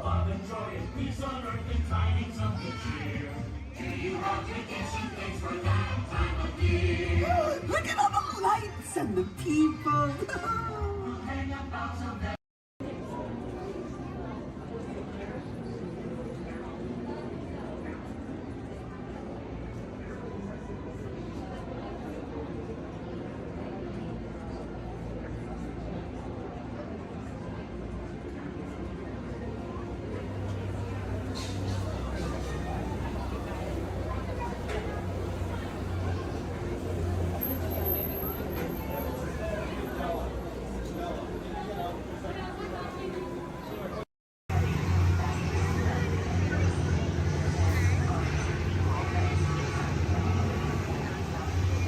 Time travel commencing in T-minus 10 seconds and counting.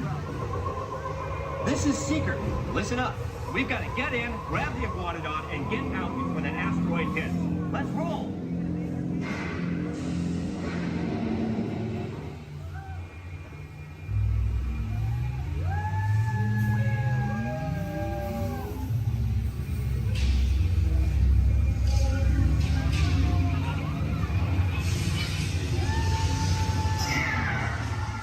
Okay, now, let's go get that dino.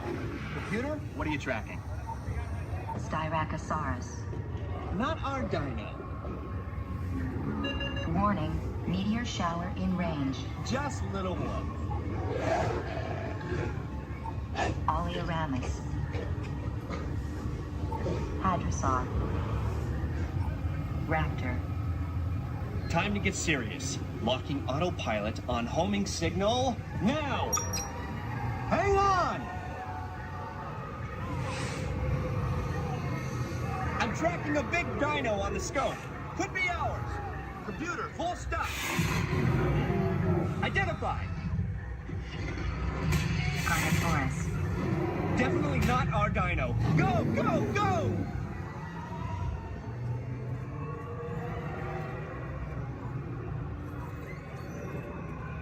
Another big guy coming up.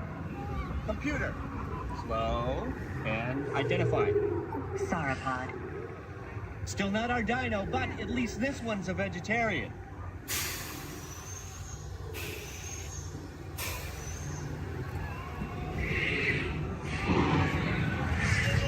Asteroid impact in 90 seconds. We better move it. Pterodactyl. Incoming! Asteroid impact in 60 seconds. We can't stop now. Keep going, keep going. Compsognathus. Computer, what's happening? Loss of traction. Four-wheel drive, move it!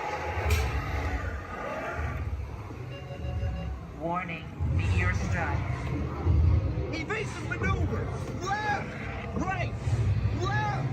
Right! That was close. Computer, now what? Carnotaurus.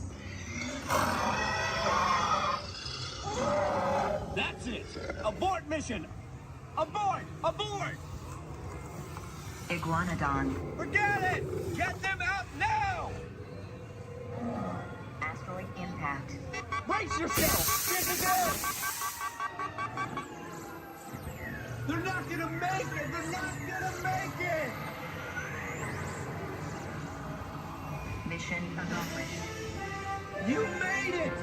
I knew you would, and guess who made it back with you? I better find finding before security, you guys. Thanks for everything.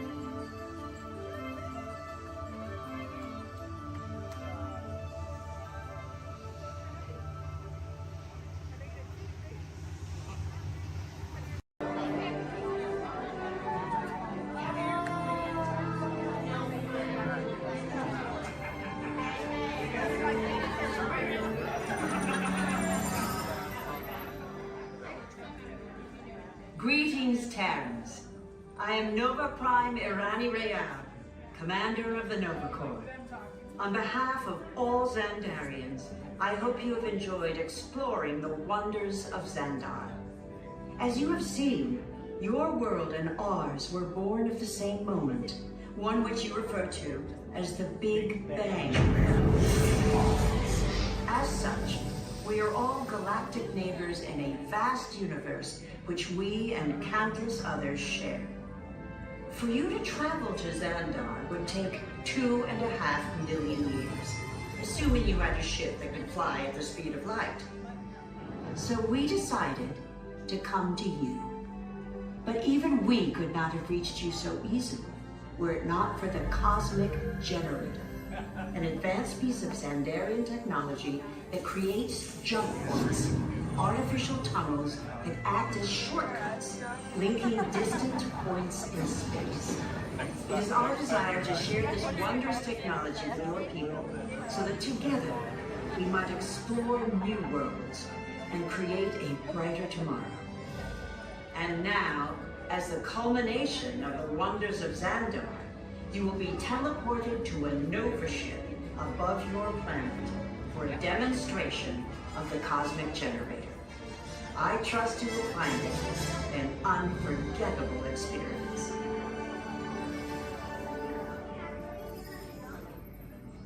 Welcome, people of Epcot, Epcoters, Epcotians, citizens of Epcot. Does anyone know what they call themselves? What? Someone needs to tell me when I'm on. Welcome, Epcot Terrans. I am Centurion Tal Merrick, and we're just about ready to teleport you up to the ship for the demonstration. As you're about to enter a secure Nova area, I must ask you to put away your Terran communication devices at this time. Recording of any type is strictly prohibited. I am very serious about this. Now, please step forward into the chamber. You're gonna love this. You're on! That was the best. That was like probably highlight. You're on! Someone get that guy I should warn you that we have never teleported Terrans before. But since your molecular structure is very similar to Xandarians, it should work. It'll work. So long as you are standing inside the lighted ring. You do not want to know what happened last time someone did not stand where I told them to, okay? Stand by for teleportation. Here we go.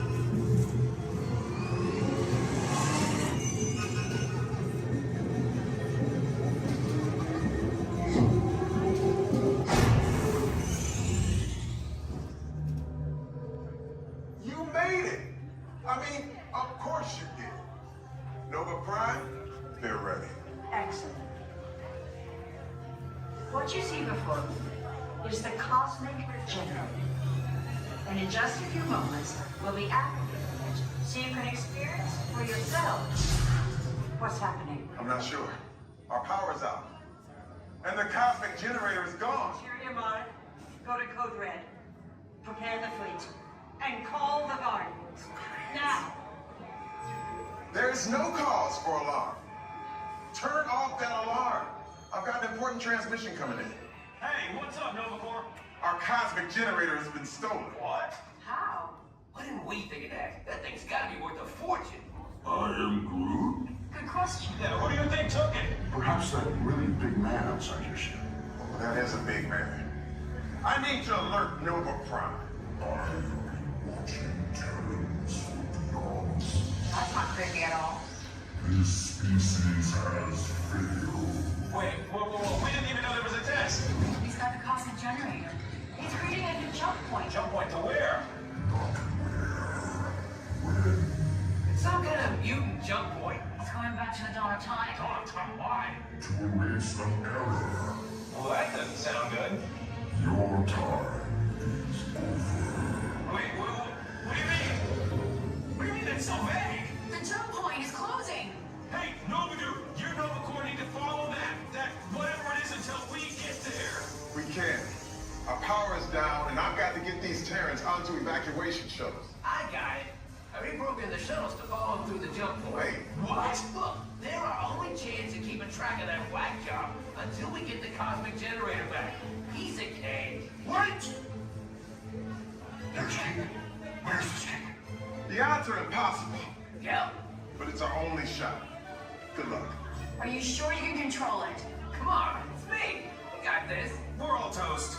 First there was cake, now there is toast. This plan is making me so hungry. Terrence, listen up. We need to make our way to the evacuation shuttles now. We'll follow the plane and get our power.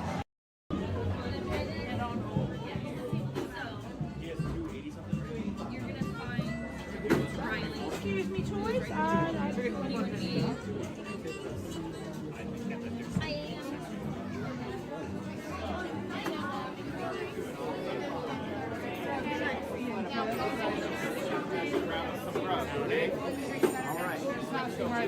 But I promise it's turn right over here. Passing right by go keep under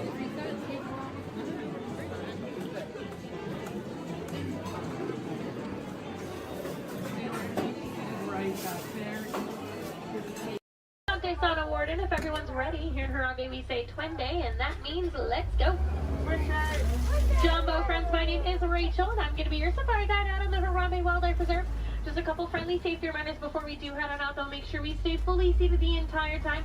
It does get pretty bumpy out there. We're also going to make sure we keep our hands, arms, feet, and legs inside the truck, and hold on to any loose items that could fall out, because unfortunately I cannot stop to retrieve anything if it does fall out. Now, the first part of the reserve that we are heading into is the Little Aturi Forest. Now, the animals here in the forest are known for their camouflage, so we may have to look a little bit harder for them. Although over on the right side, the brown colored animal with those striped legs, that is an okapi. Now, okapis might look like they are related to zebras with those striped legs, but they're actually one of the only living relatives of the giraffe. Now, if you look closely at its head, they kind of have the same skull shape the giraffe has. They also have the same tongue that helps them get into vegetation. Now, that black and white bird that's hanging out down there kind of by the water as well, that is a saddle-billed stork. They can stand at about 5 feet tall with a wingspan all the way up to about 9 feet long. So if you look up above you, that is about the length of the canopy that's on top of your head.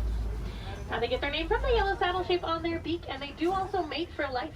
So once they find their partner, they're with them for the rest of their life. Definitely be on the lookout for another one. There's usually another one that hangs out pretty close.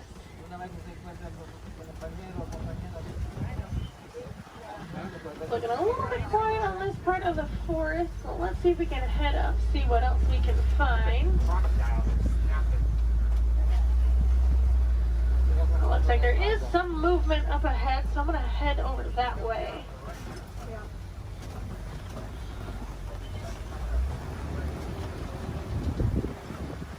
Alright, so coming up on the left, you might see there's some light tan colored animals kind of huddled underneath the tree, kind of by that bamboo. Those are greater kudus. And then actually up, kind of under the trees, and then also at the top of the hill up there, those darker brown colored animals with those horns on top of their head, those are bongos. Now, bongos are very shy and reclusive animals. That is how they get their nickname, the ghost of the forest. Both males and females do have those horns on the back of their head. And if you notice they're angled backwards, that's not going to get through any of that thick and tangled brush here in the forest they usually live in.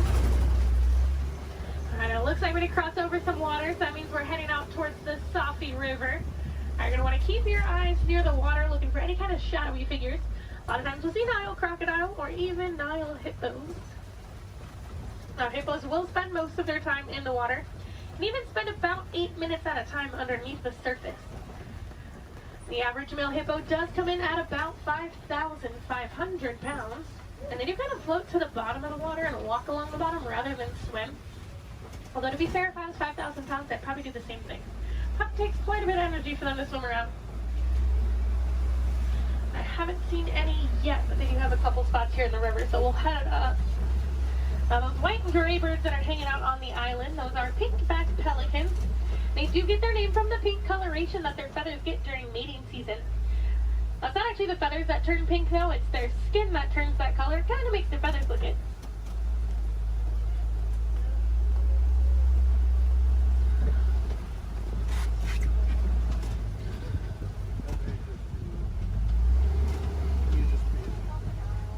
The hippos are being a little bit shy right now, but I do know we are heading towards crocodile territory. Aha, down there on the left, there are some crocodiles down there. Now the average Nile crocodile does come in at about 16 feet in length, weighing about 500 pounds. Although they can grow to be about 20 feet long, and I do know there's at least one down there that's a little bit over 700 pounds. Now when it is super hot, you will see them hanging out with their mouth open. That's because unlike you and I, they can't sweat. So they do open their mouth. It does help them regulate their temperature, keeps them a little bit cooler. You'll notice a lot of the animals here in Africa actually have some sort of natural cooling capabilities. It does get pretty hot out there. Now we are going to start making our way out towards the savannah. That does happen to be one of the largest parts on the reserve. It's also home to some of the more famous animals like lions, elephants, and giraffes. So hopefully we'll see some of those out there today. Now coming up on the right side of the truck now, this tree that almost looks like it was planted upside down. That is a baobab tree, also known as the tree of life or the upside down tree. And they will remain leafless or dormant up to 9 months out of the year, and that's to help conserve any kind of water or energy the tree does have. I'm already seeing quite a bit of movement down there, so we're going to head down, get a little bit closer to everything. Now, unlike the animals in the forest, the animals out here on the savannah do rely on speed and agility to protect themselves. Even giraffes can run at about 30 miles per hour. That is a pretty funny run if you've ever seen it. Kind of see the head move way before you see any other part of the body move. Alright, coming up, those animals with those really big horns hanging out there on the right, those are Ankole cattle, also known as the Watusi cattle, after the Watusi tribe that did first domesticate them. Now they are one of the only domesticated animals here on the reserve, and those horns might look really big and heavy, but they are actually mostly hollow with kind of a honeycomb structure on the inside, so they are fairly light.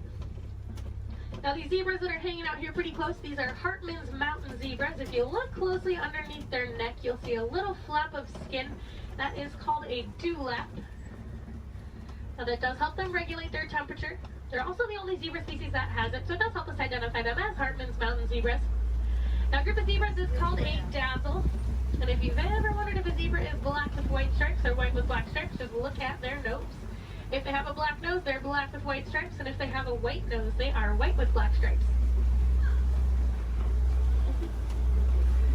Alright, we are going to slowly start making our way towards those giraffes.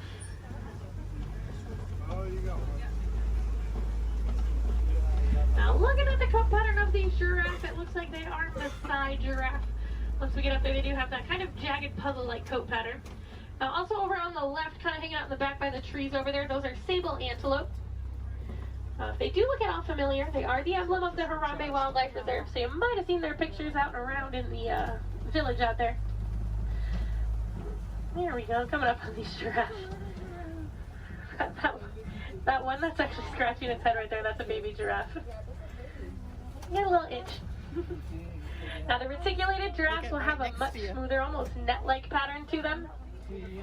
They can stand at about 18 to 20 feet tall. That does make them the tallest animal in the world. Now even their young come in at about 6 feet tall when they are born. So they're already fairly big when they're babies. I believe that little one came in at about 5'11", so he was already really, really tall, definitely taller than I will ever be. Now these two animals that are hanging out here on the right, they're both Patterson's eland. Now that darker colored one that's a little bit bigger, that is a male, and then the lighter colored one, that's a female. Now they are one of the larger species of antelope, coming in at about 6 feet tall at the shoulder. Can also jump up to 9 feet in the air. Now with those giraffes, just like your fingerprint is unique to you, the coat pattern of the giraffe is unique to them. It does help them tell each other apart when they're in groups. And a group of giraffes is called a tower. Seems to be a pretty fitting name for something so tall. They do also only sleep for about 30 minutes a day. The rest of the time is pretty much spent eating. There's a really good view of those ankole cattle there.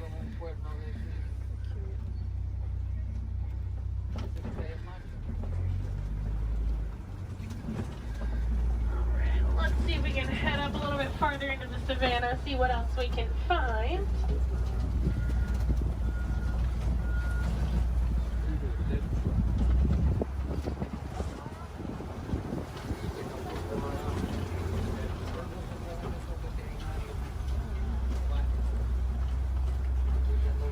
There's a couple animals coming up on the hillside up ahead here. Once I make the turn, they're going to be on the right side. Those are white-bearded wildebeest. We might get a little bit closer to them in a moment, though. Now, they are a large herding animal. They take part in the Great Migration, which is so large it can actually be seen from space. There's easily over 1 million, usually more like 1.5 million that will migrate every year together.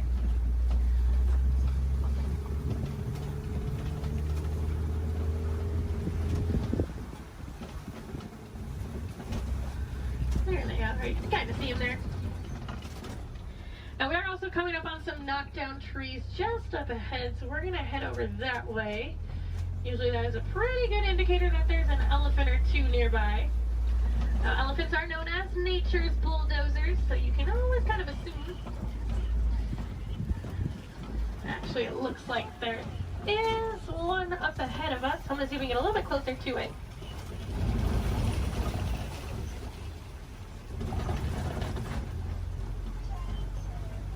Now, in the meantime, while we are heading up to that elephant, also over on the left, there's a bunch of mandrills walking around on top of the rocks there. Now, mandrills are one of the largest species of monkeys. An adult male can come in at about 100 pounds. They do have those vibrant blue cheeks, and as they get more excited or even more angry, they actually get even more blue.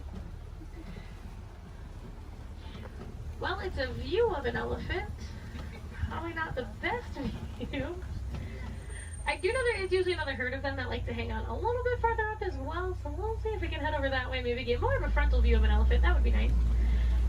Now, as male elephants grow older and more mature, they do get kicked out of the herd by the female elephants. They can live in solitary or smaller groups of male-only elephants. They do tend to get a little bit too rough with the young ones, and the females are not a huge fan of that. Well, you can kind of see that one a little bit better. Now we can also tell that's an African elephant, not only because we're in Africa, but if you look at the ear shape, it almost looks like the continent of Africa. Makes it super easy to identify. Let's see if we can head up and find the herd. Thanks to our team's conservation efforts, they found that elephants are afraid of bees. So because of that, farmers have been putting up beehives around their crops. It's a much safer alternative for the elephants. It keeps them farther away from the crops. But it also keeps our locals and our farmers happy. Now, I thought it was so funny that such a large animal was afraid of such a tiny little insect. And it's actually the noise that the bees make. So elephants do have really sensitive ears, and that buzzing noise bothers their ears more than anything.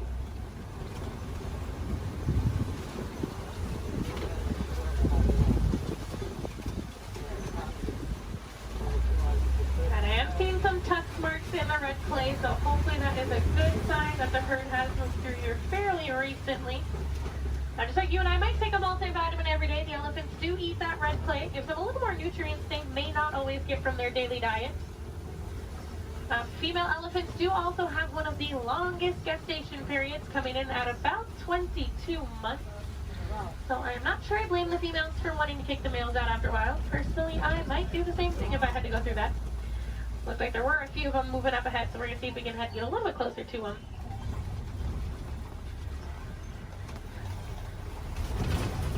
Male elephants also won't get to their full size until they are about 35 to 40 years old. That is about half of their lifespan. In the wild, their lifespan is about 60 to 70 years, and that full size can come in at a whopping 15,000 pounds. So that does make them one of the largest land animals.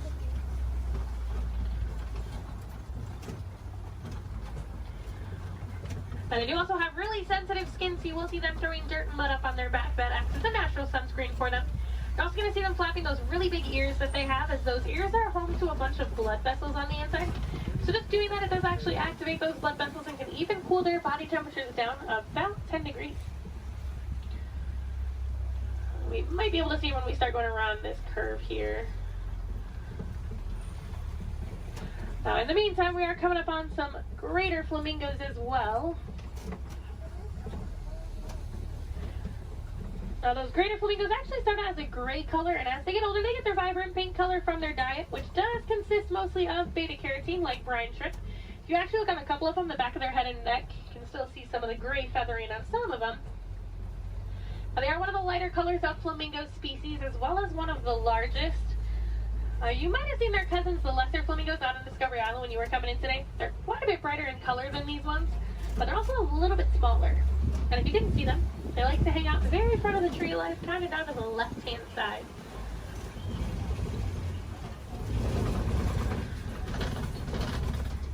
Looks like those elephants are wanting to be shy, but we are coming up on some white rhinos. Now, white rhinos don't get their name from their skin color. They get it from the Afrikaans word weit, which means wide. Now, if you look, they have a very wide mouth. Now, they're also one of the larger rhino species, coming in at about 5,000 pounds. Now, one of my favorite facts about them, even though they are 5,000 pounds, when they run, they can actually get all four of their little legs off the ground. So kind of like how a horse gallops. So they are very graceful for how large they are. Oh, there's one running. It was, for like a hot second, it was actually doing like the actual full run. I'm mad he stopped. Oh, he said, I got snacks over here. I'm coming over here. And usually if you see a couple, there's quite a few. So there might be some more around. So we'll definitely be on the lookout for some more. A group of rhinos is also called a crash. That is a pretty good name for them because they are almost blind. They kind of seem more like shadows. It's really funny when they stand really close to the road. Sometimes when you try to sneak by them with the trucks, they don't realize we're there until they hear the truck and they're like, oh, they like jump and run back. Well, we are coming up on a couple cheetahs. There's a cheetah laying down right on top of the hill there that's really close, and there's a couple more walking in the back. Yeah. Now, cheetahs are one of the fastest land animals. They can go from about 0 to 60 miles per hour in just about 3 seconds. Now, they do get to that speed fairly quickly, but they can't actually maintain it for very long. It's more like a short sprint of a couple hundred yards. Looks like there's a couple more walking up ahead here. Now, they will use that long tail of theirs, kind of works as a rudder to help them turn. Their nails also don't retract, so they do stay out. It does help them gain traction when they are running those speeds. And unlike most big cats, they will do most of their hunting during the day and do tend to be way more active during the day. They're also one of the only big cats that can purr. So kind of like your household cats, just a little bit bigger.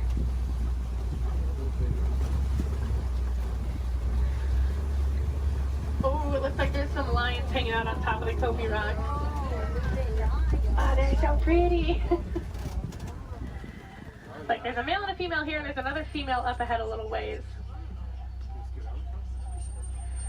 Now, lions do sleep about 16 to 20 hours a day, so we're pretty lucky that we're actually seeing them kind of moving. I mean, they're not moving around, but they have their heads up and not sleeping.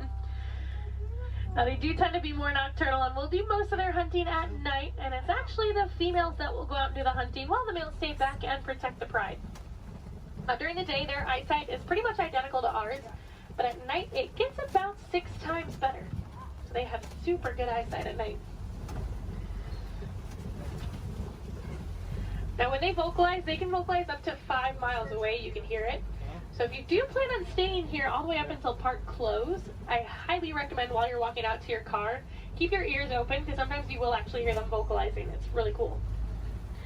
Now, I know everyone's excited about the lions, but there's a really cute little brown and white animal over on the right. And that is a bontebok. Now, he's related to the white-bearded wildebeest that we saw earlier, and within 5 minutes of birth, he can stand. Within about 10 to 15 minutes, they can also walk and run.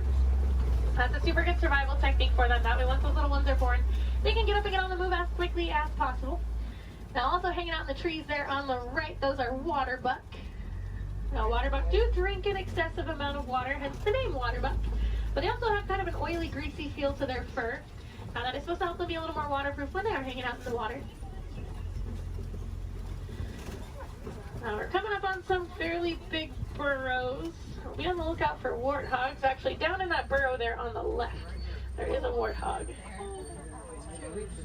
Now, warthogs are one of the largest land burrowing animals. They like to back up into their burrows, just like that one's doing. That way it keeps their tusks out, so if anything tries to sneak up on them, they can try to deter that animal. They've also been known to recycle other animals' burrows, so they might find when an animal has an abandoned and call it their home. Isn't the ever so lovely ostriches over there, too? Now, while we are heading over there, it looks like those ostriches have also dropped some eggs there on the right. Now, individually, each one of those eggs can weigh about 3 pounds, and they are so strong that just about any one of us can stand on them and absolutely nothing would happen. Are you guys going to stay off of the road, or no? Okay. Now, ostriches are the largest species of bird. They are flightless birds, though. They use those wings to help them turn, kind of like how the cheetah uses its tail. They can run speeds of about 30 to 40 miles per hour, so they are fairly quick. They always look so confused, too. Makes me laugh. They are notorious for long animal stops, so when you can sneak by them when they're that close to the road, it's your lucky day. Alright, it looks like the warden's post is coming just up ahead of us. That does unfortunately mean our safari is coming close to an end. But the warden has adopted some Nigerian dwarf goats that like to hang out here. And they do help our warden keep the grass looking nice and the weeds down low, and in return they produce some milk that the villagers here find very sweet and actually high in value. So that does allow the village to rely less on the wildlife out there. They are small, but they won't get any bigger than that. They are full-grown adults. And they are one of the many examples of how humans and animals can live in harmony together. It just takes a little bit of effort from us. Some small things that you guys can do at home but make a huge difference for these animals. Planting some native trees or plants in your yard. Maybe building a few bird houses here and there, or even some bat boxes. A lot of these animals, including the elephants that we saw, are losing their habitats due to mining for metallic ore, otherwise known as coltan. And that's found in many of your small electronics, so things like cell phones, laptops, tablets, anything like that. So next time that brand new shiny iPhone comes out and you guys decide to go and purchase it, just make sure you recycle the old one. That will help keep mining down to an absolute minimum and saving those habitats for those beautiful animals out there. And if I have any wilderness explorers on board, you guys have been on board the Simba 1. That's S-I-M-B-A 1. And I am going to get you guys back up to that dock that we originally came from, so you're going to have to bear with me for just a little bit longer. Hopefully we should be able to buzz through some of the docks fairly quickly.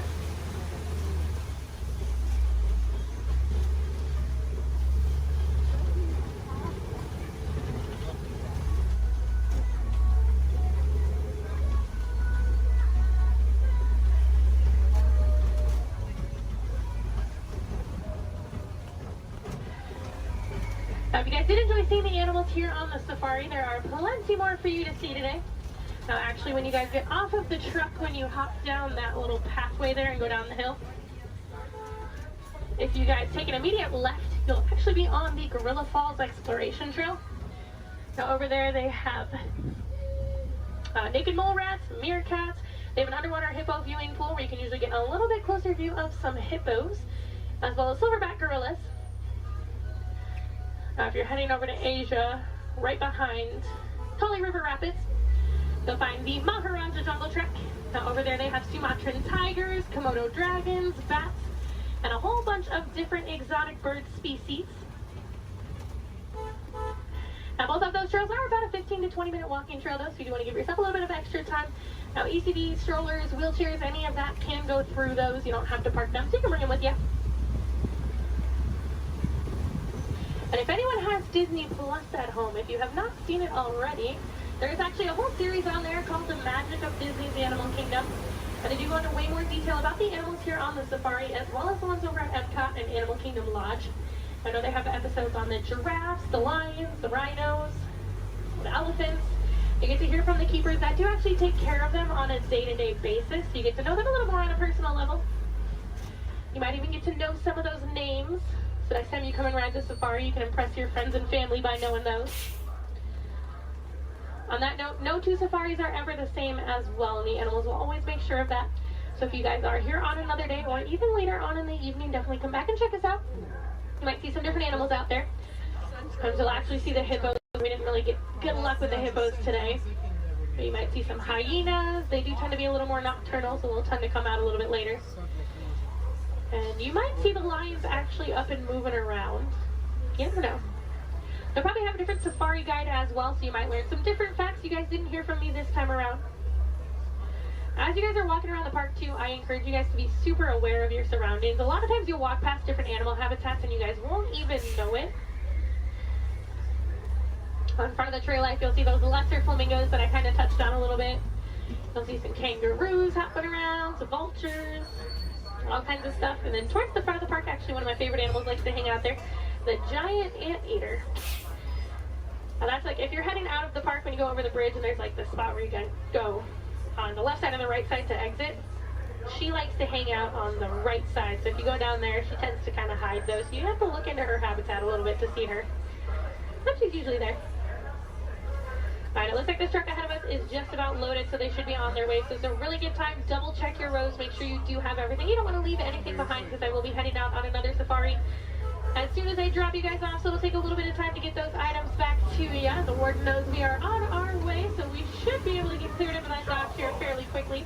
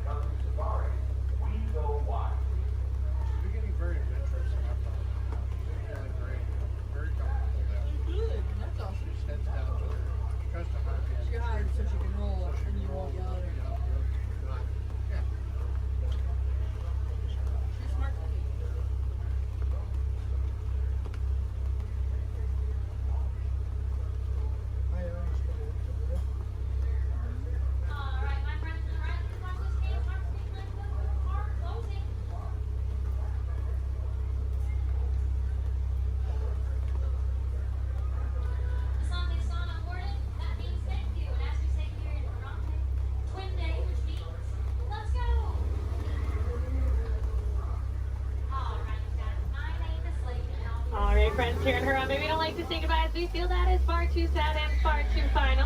So it's time to leave you with Kuaharini. So Kuaharini friends, go well, go wild, go make a difference out there and enjoy the rest of your day here at Disney's Animal Kingdom or wherever else your adventures might take you.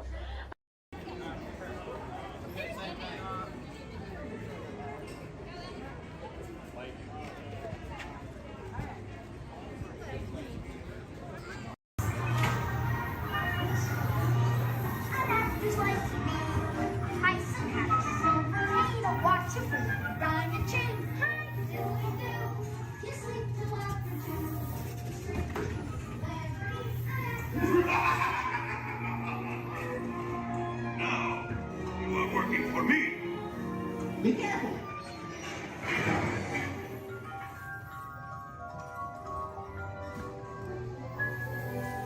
Wait for me!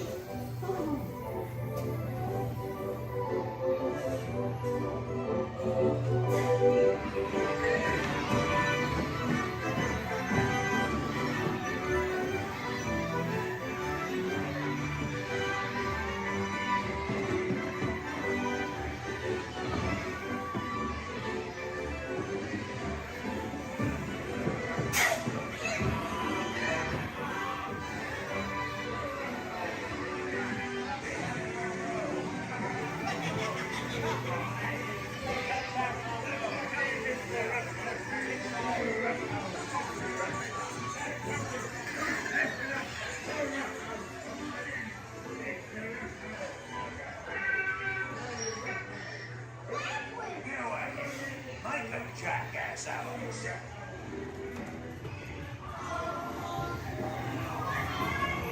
Shut the door.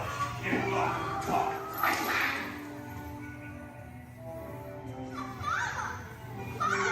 Let me go.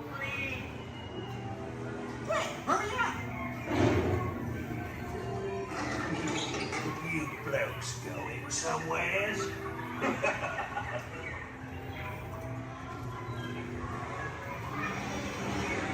Hey, look out, you monster!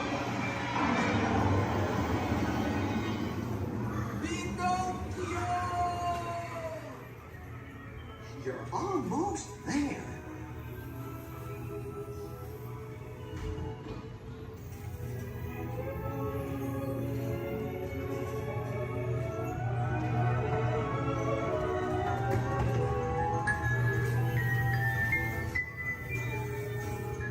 Gee, I'm glad to be home.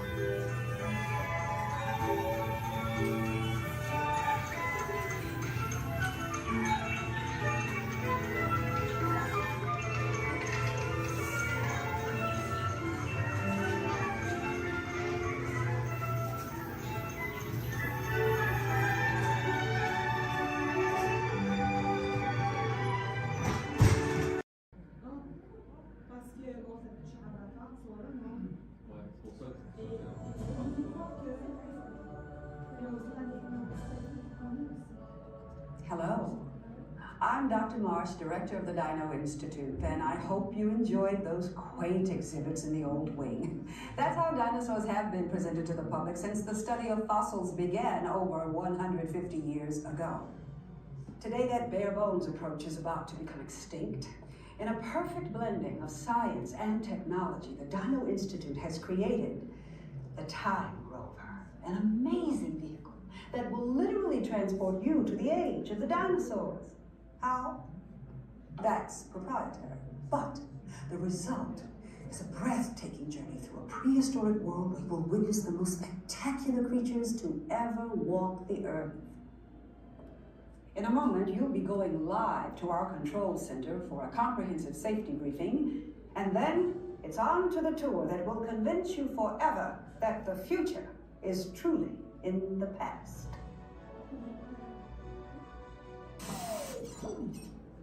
Hello there. Welcome to our little trans-dimensional joyride, folks. I'm Dr. Seeker, your friendly controller, and a heck of a paleontologist, if I do say so myself. But let's not talk about me, let's talk about you, and how you can help me make history today with the Time Rover.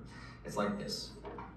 If I can bring you back from the Cretaceous period, it stands to reason that I can bring back a live dinosaur with you. And not just any dinosaur. Take a look at this guy. He's an iguanodon, and I'm certain that he is the key to understanding these magnificent creatures. I tagged him with a locator during an unauthorized field trip. Otherwise, I'd be traveling with you. Right now, our dino should be about here, at the very end of the Cretaceous period. That's where you're going today. I've arrived, it seems, just in time to correct a little misstatement.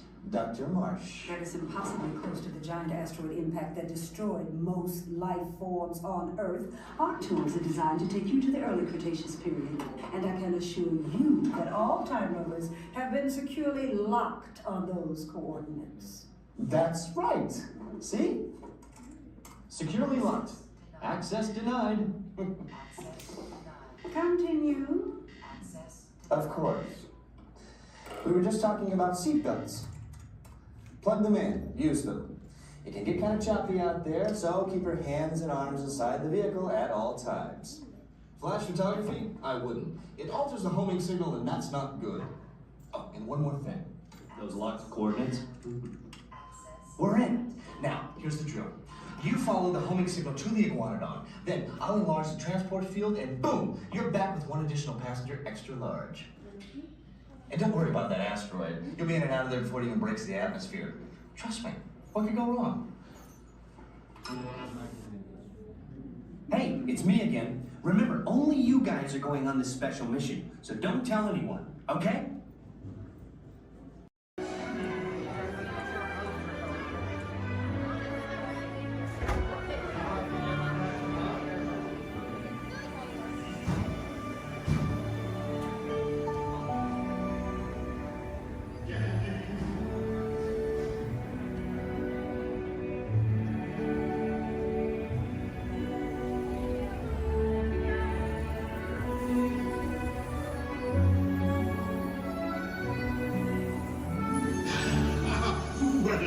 Venez, venez, venez. Suivez-moi, je vous prie.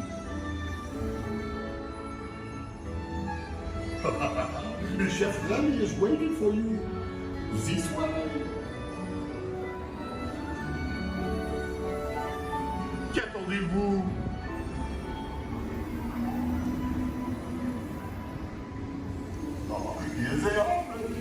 Les invités pour le dîner. Yes, but what to prepare? Hein? Pour le repas idéal. Coq au vin? Non. A simple omelet? Too simple. Voilà. Mais oui, that's it!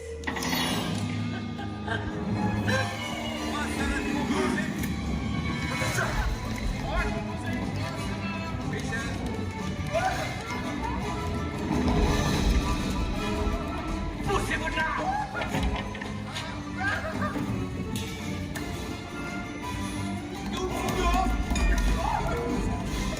Vite, par ici!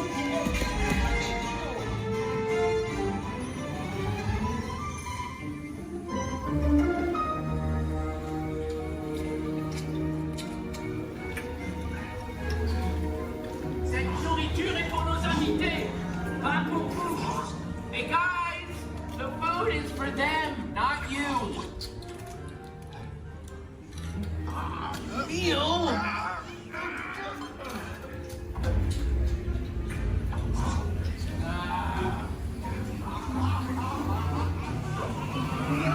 Everything must be perfect. Et tout est en salle. Et what are you doing? Que manigancez-vous?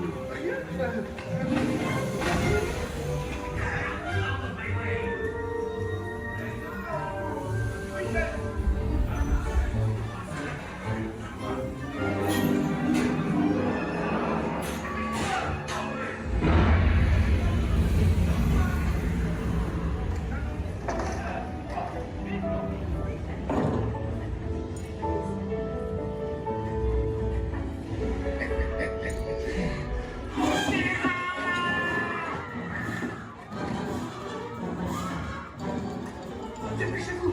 Par ici! Go! Go!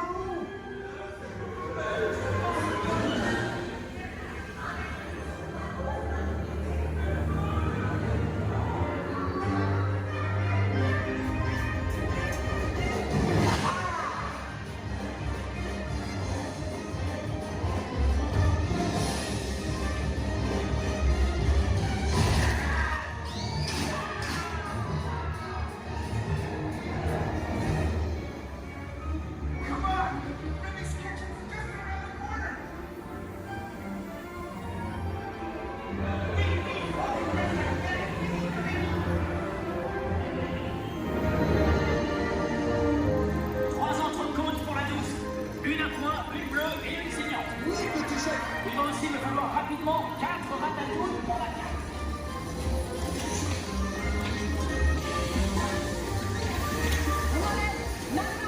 Oui, ma chérie.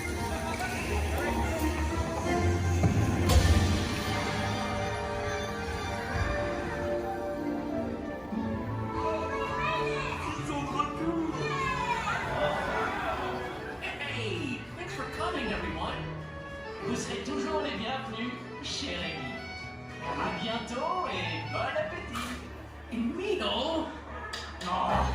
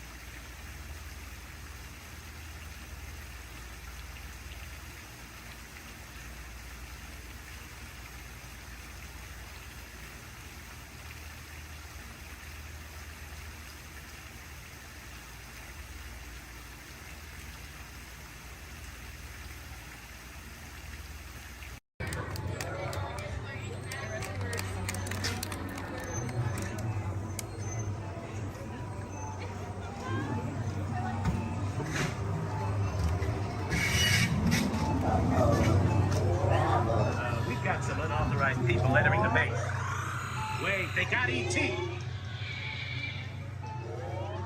They're getting away. Unit 3, cut them off.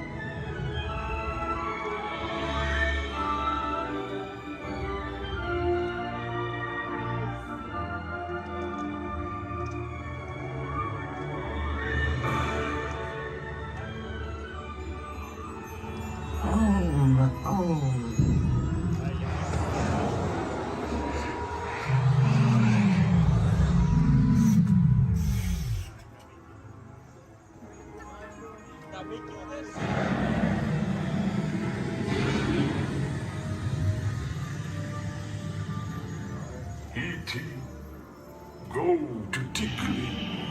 Hurry.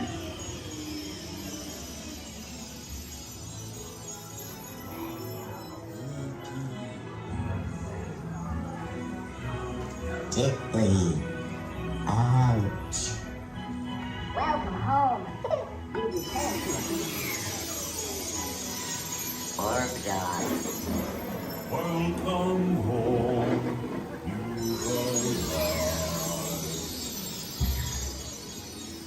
Mad dog. You have saved our planet. Come, celebrate with us.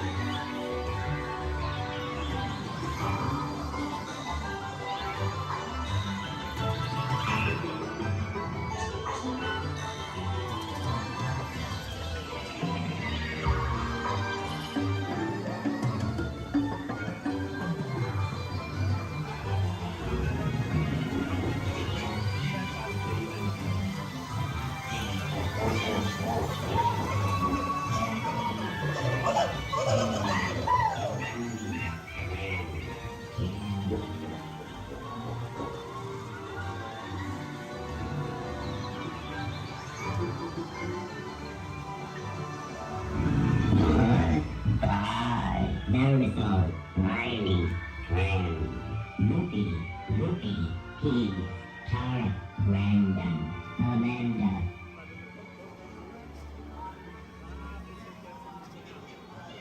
Attention, please remain seated, keeping your hands and feet inside the ride vehicle.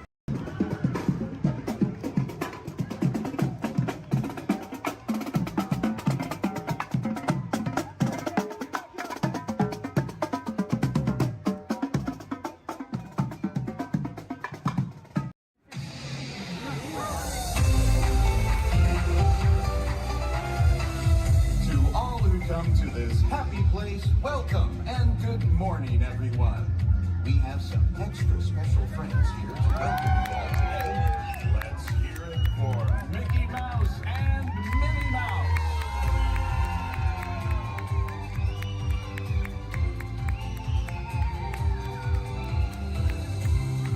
Well, hi, everybody. Good morning. Gosh, it sure is great to see so many amazing friends. Certainly is. Oh, I have a feeling today is going to be the best day ever. You said it, Minnie. And now that we're all together, we've got a surprise for you. When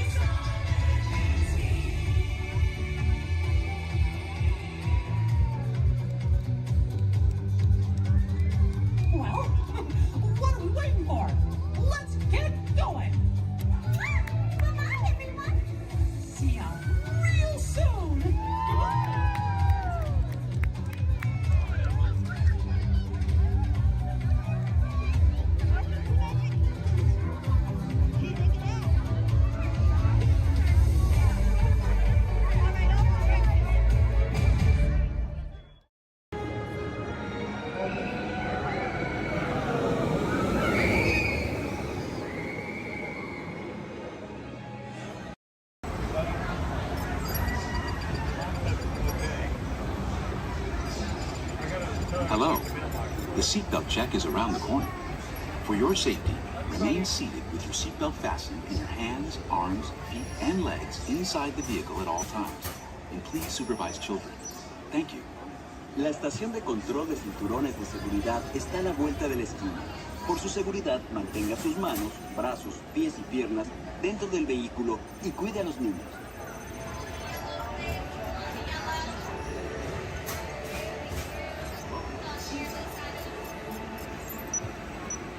Automated driving technology activated. Welcome to the sim track.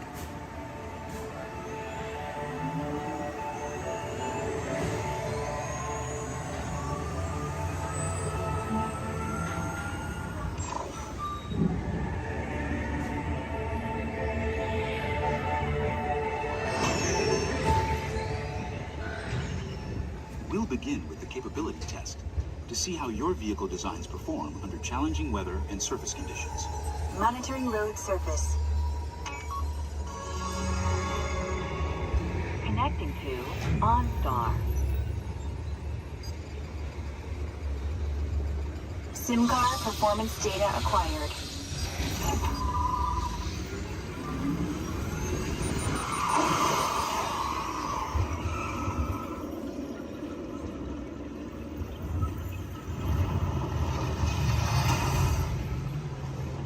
Let's see how your designs hold up now. Commencing SIM car off-road and extreme weather sequence.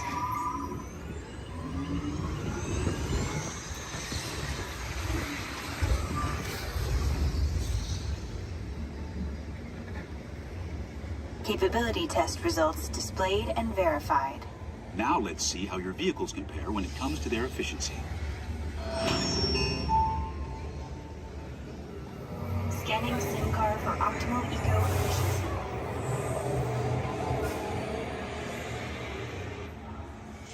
Engaging eco-scan for aerodynamic efficiency.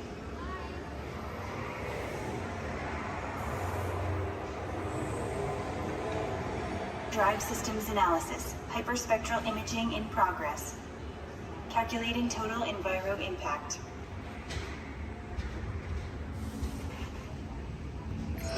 Commencing responsiveness test. Okay, the responsiveness data is now being synchronized.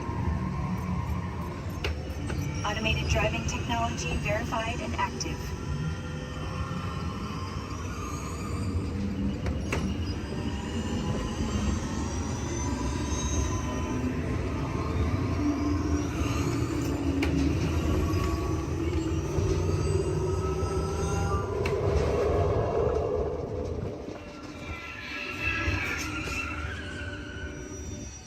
Crash avoidance technology disengaged.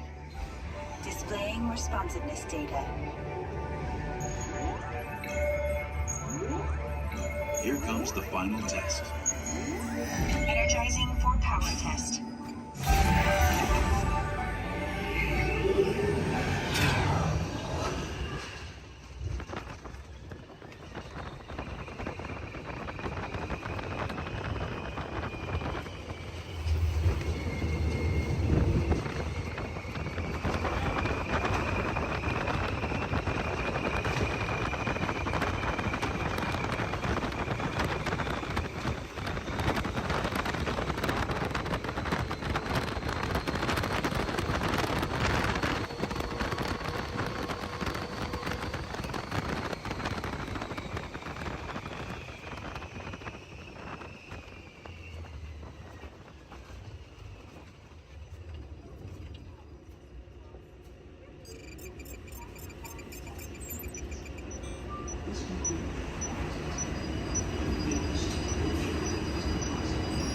Displaying power test results.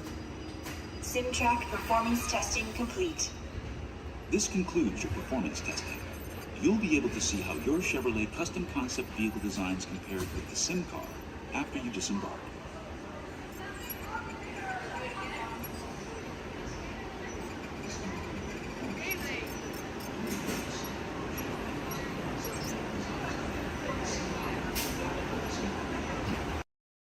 Sealed genetic matching room. Okay, Dr. Stevens, they're ready. Can everyone see me? Great. Welcome to the Avatar program. Soon, you're gonna have a chance to undertake an amazing Na'vi rite of passage, flying on the back of this powerful animal called an Ikron, or as we call it, a Banshee. The way you're gonna do this is by being matched to something called an avatar. And I'm here to help you guys get ready. But first, we have to scan you for Pandoran microparasites. All right, everyone, stay on your number and move your arms a bit. Whoa. Okay, start scan.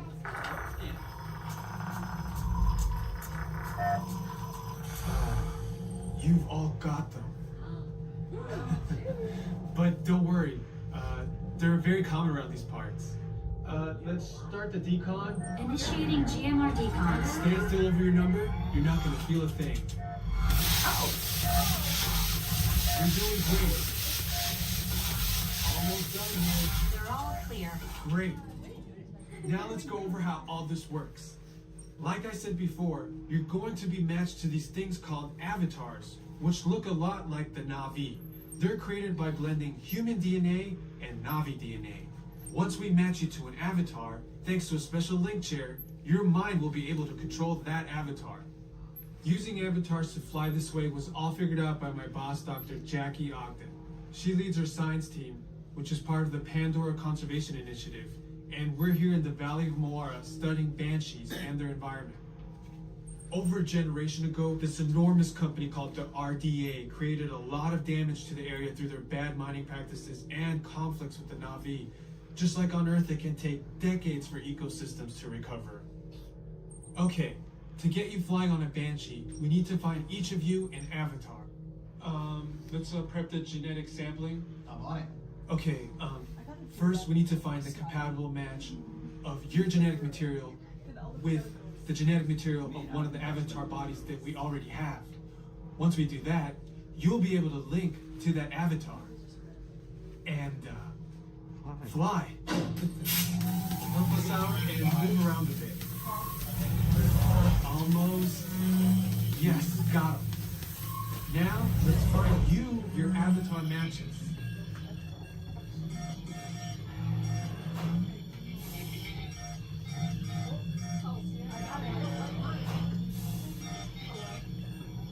Oh, I got a match. Well, I got one. Okay. You got a match. Oh, I don't do that. I got one. All right, you've all been matched with avatars. I have purple hair. Looks like they're ready for you in the next room. When the door opens, please go inside, all the way in, and stand over the same number that you're standing over now. And I'll see you in there.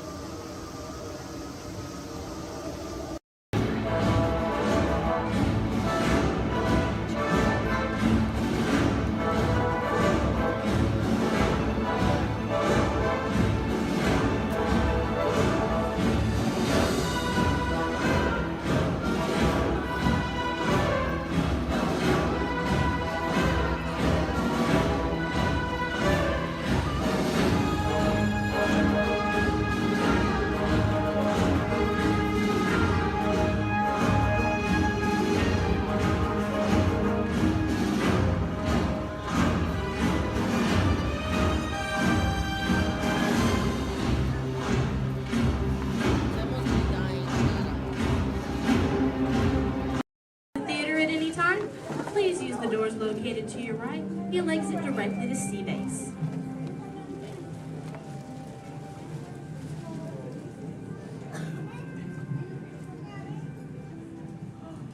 Hi everyone and welcome to Turtle Talk.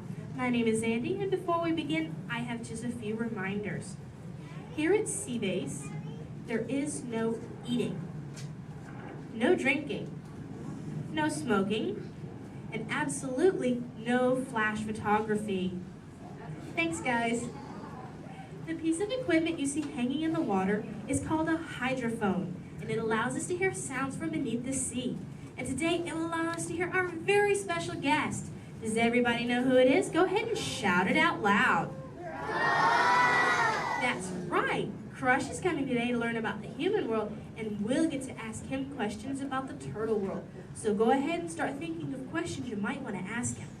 Right now, Crush is out catching a wave and said we should call for him when we're ready. So on the count of 3, I need everybody to shout out, "Hey, Crush!" 1, 2, 3. Hey, Crush! Righteous! Whoa, dudes! Oh, turtle like that, dudes. But don't worry about me, dudes. The noggin is taking harder hits than that. Whoa, look at all the human dudes in the human tank. Hello, human dudes. Oh, come on, I said hello, human dudes. Oh, awesome. Dudes, I don't mean to freak you dudes out or anything, but there's like no water in your tank. Oh, whoa, look at all the little dudes on this sub-level too. Hey, little dudes. Focus, little dudes. Whoa, look at this little mini man over here, totally smiling and laughing. He's on the front row, almost center. He's second from the center with a white shell and swim goggles on the noggin. Hey, dude, what's your name, dude? Trent. Trent Star, good to meet you, mini man. Who are you from, dude? Iowa. The Iowa. Never heard of it. You having a good day today, dude? Yes. Cool. What's been the best part of your day, dude? Swimming at the Blizzard Beach. Swimming was the best part of your day, dude? Yeah. Dude, this is the best part of my day every day, dude! Awesome! Hey, dude, can you talk the turtle, dude? Can you say, totally? Totally. Can you say, sweet? Sweet. Now put it together and say it really loud, dudes. Totally sweet. Awesome, dudes! Give him a round of fit. He was rocking the Turtle Talking News. So, Mini Man, who brought you in here on this fine day, dude? My mom and dad. Well, let's talk to those dudes. Where's the mom and dad? Raise up your fist. Oh, there's the big kahuna, the papa son. Let's meet him, dudes. Because he did not think he was going to talk to a turtle today, dudes. What's your name, dude? Jeff. Jester. Is that your little offspring over there, dude? Yes, sir. Awesome. Whoa, don't call me sir, dude. Too formal for me, dude. How many offspring in total do you have, dude? 2.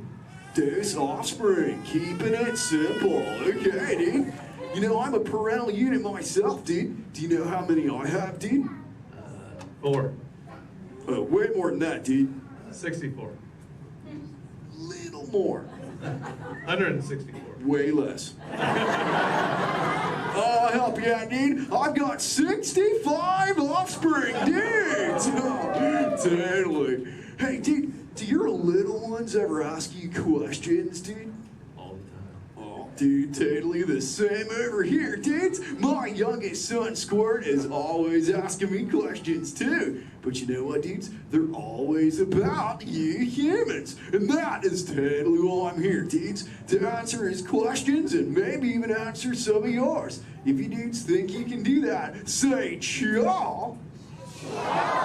Awesome. Now, dudes, Squirt's #1 question has always been, what do you humans like to do at the beach? So, shout it out. What do you like to do at the beach, dudes? Whoa, major swimmage! Well, how many of you are really good at swimming, dudes? Lots of little swimmers, dudes. I'm not gonna lie. I'm pretty good at swimming too, dudes. In fact, I'm the fastest turtle in the world. You dudes believe me, right, dudes? Well, dudes, if you want a little demo for proof, say chaw. Okay, now I'm gonna need your help here, dudes. I'm gonna go for a little lap, so I need all you dudes to time me, okay? I'll tell you when to start counting, dudes. First, I gotta rev up the motor. Okay, dudes, start counting now. 1. Totally back.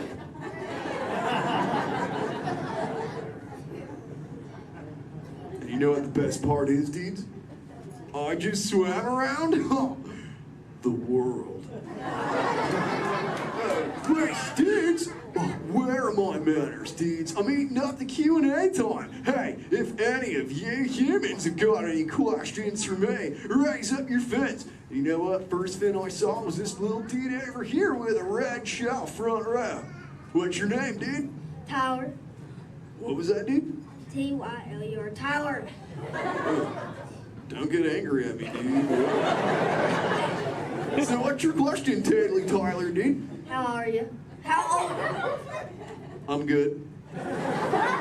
How old am I? Is that your question, dude? How old are you? Okay, dude. Well, check it out, dudes. On average, us Koreans live about 80 to 90 years. But I'm no average turtle, dudes. I am 150, dudes, and still young. Check out this 6-pack. Thanks, dudes. Who else has got a question for me, dudes? Let's talk to this little mini man over here. He's on the front row. He's got like a grayish shell with the short, dark locks on his noggin, dudes. Joel, that's the dude. What's your name, dude? Mitchell. Oh, the Mackin Mitchell. What's your question, mini man? Have you ever been?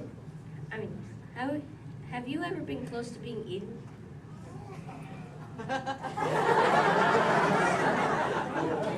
Dude, is there something behind me I should know about? You were worrying me, dude. Well, there have been a couple close calls, but as you can see, the shell is intact. Have you ever been almost eaten, dude? No. We'll keep that going, dude. Trust me. Hey, dudes, I just remembered one of Squirt's questions, dudes. We found this thing on one of my migrations, and it belongs to you humans. Maybe you can identify it for me, dudes. So what is it, dudes? A bra! Awesome! Wait, I thought that's what you said to your friends. Like, what's up, bro? Well, what's it for, dudes? Swimming? Well, I'm swimming right now. I must look pretty good on me, huh, dudes? It's for who, dudes?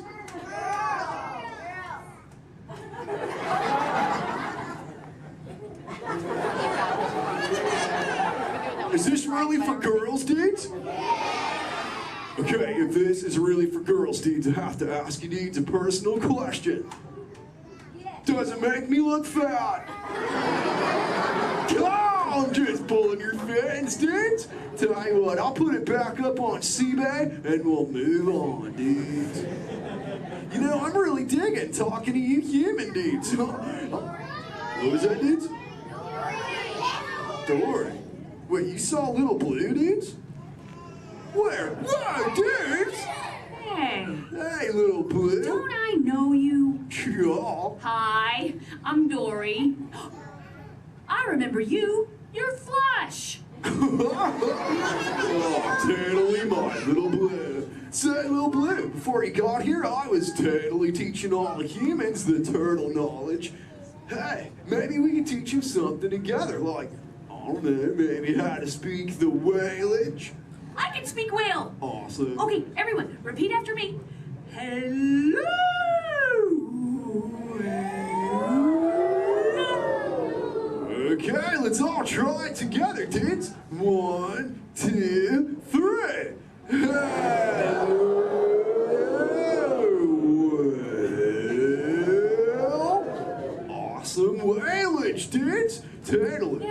sometimes you speak whale and there are like 80 whales swimming around you. Sure. But not today. No. Nope. No whales. No whales today. A whale? Where's there a whale? What? Little Blue, we call it a whale. That's a mountain, baby. Little Blue, crop shot, Little Blue.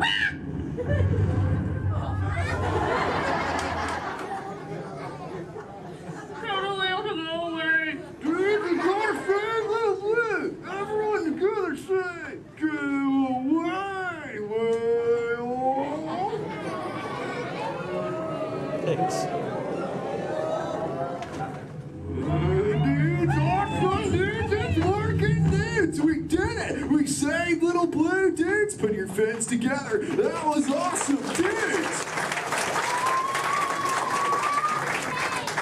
Whoa, seems like that whale totally kicked up some tasty surfage, dudes. I better hit those waves immediately. But before I get going, I want to say something really important, dudes. Be good to the ocean, and she will totally be good to you. Oh, and all you little dudes down here, do me a big favor, little dudes. Keep using the word dude as much as you can till you get home, okay, dudes? Your parents will love you for it. All right, dudes, I'll catch you later. Bye, human dudes. Let's give it up for Crime. Ladies and gentlemen, I hope you enjoyed our show.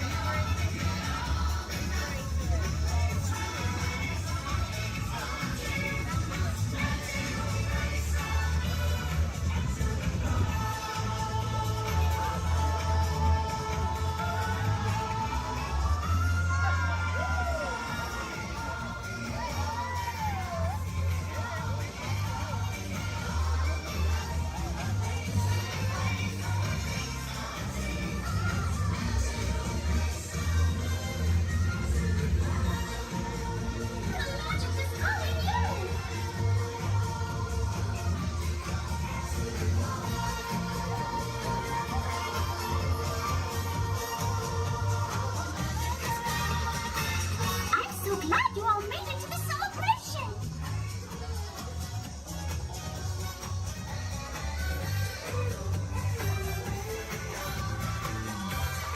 What a great day!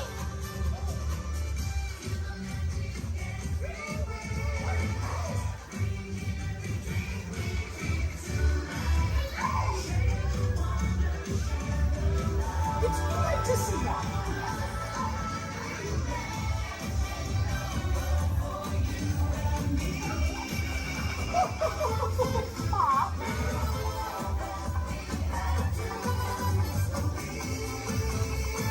There's magic everywhere!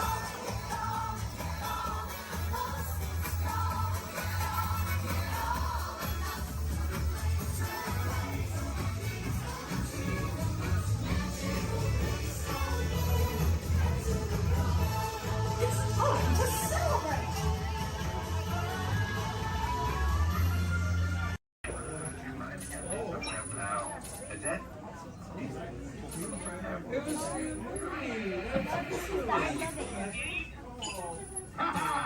Gotcha. Oh, what are you guys still doing here? Tour's over. The cages are open and the creatures are loose. You gotta get out of here. Wait. Don't get out of here.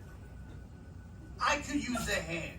My little pal Groot is lost in the fortress somewhere, and I need to find him before he gets ate. I found his tiny little heat signatures, see?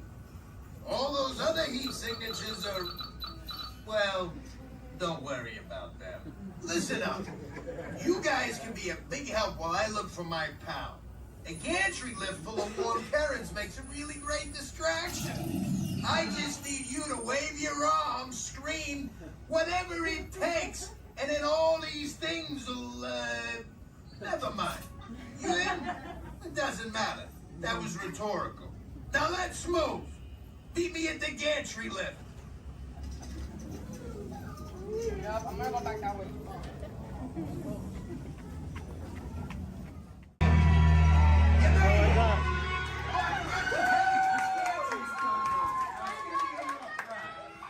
Remember, if you see a scary creature, scream real loud and look delicious.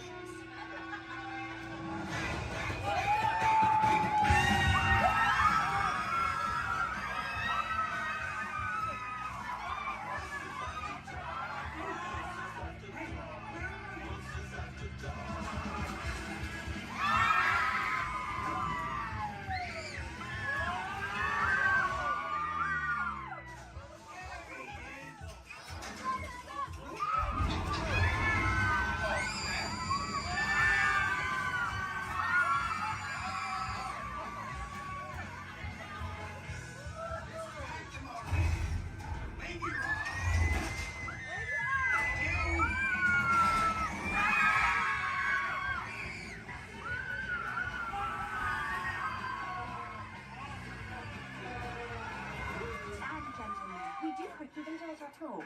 Please gather your purse souvenirs.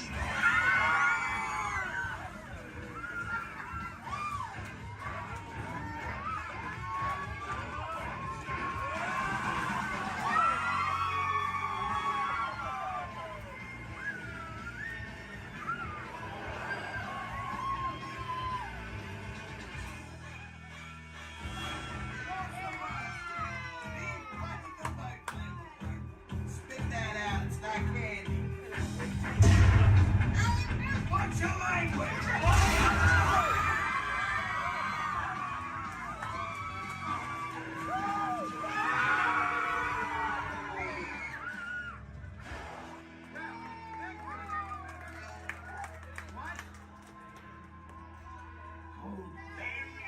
Very still.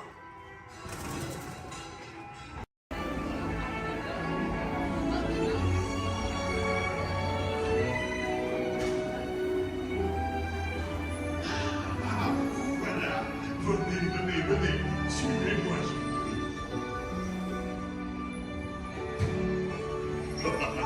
Mes chers amis, joyeux this way. Qu'attendez-vous?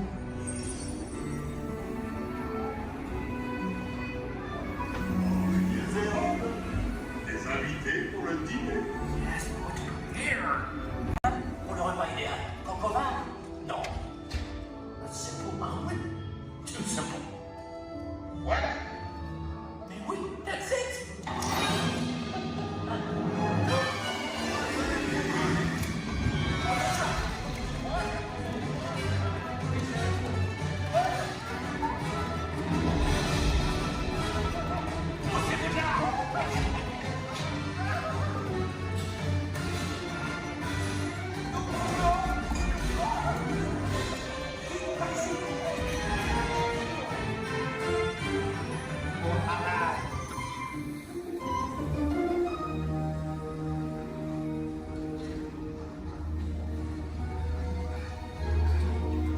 Cette nourriture est pour nos invités, pas pour vous.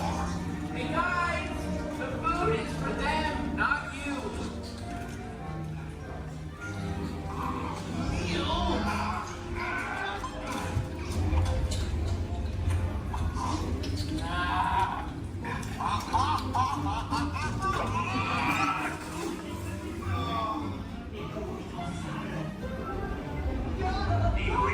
What are you doing? Que manigacez-vous? Out of my way!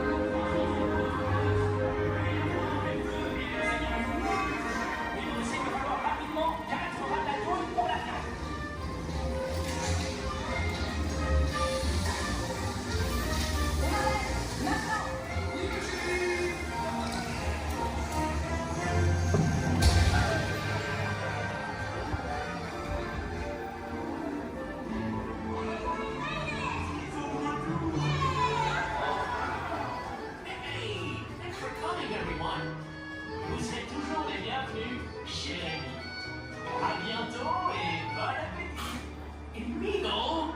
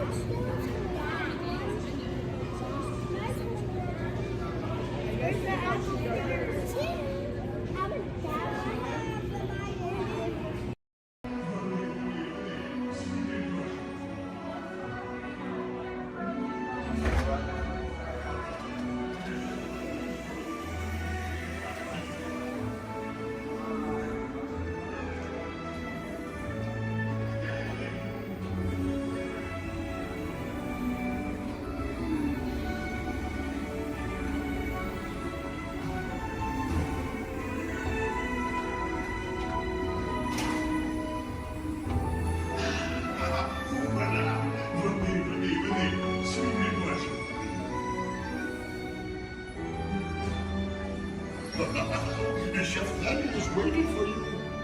This way.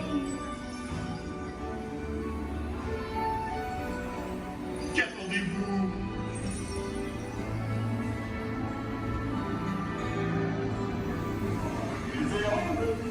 Des invités pour le dîner. Hein? Pour le repas idéal. Coq au vin? Non. A simple omelet? Too simple. Voilà.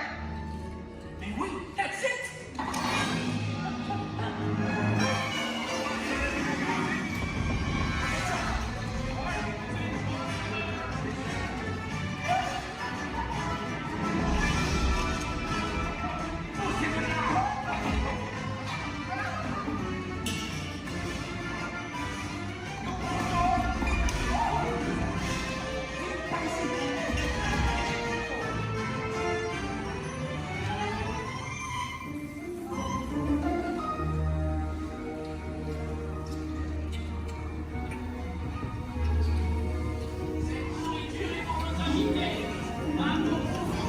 Hey guys, the food is for them, not you.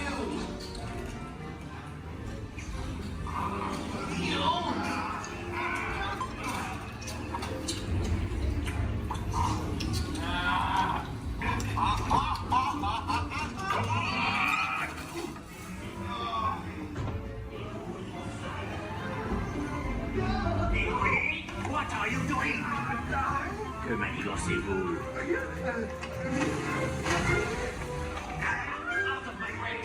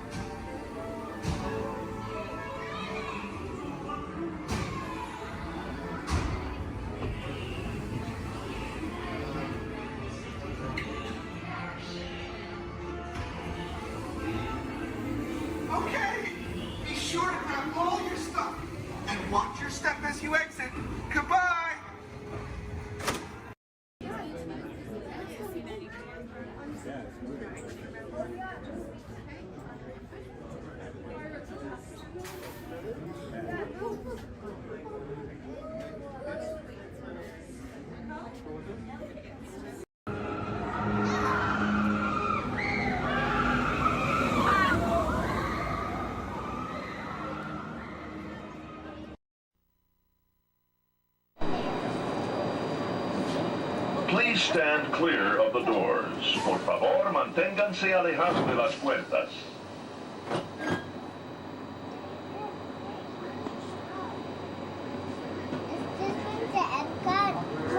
Welcome aboard the Walt Disney World monorail to Epcot.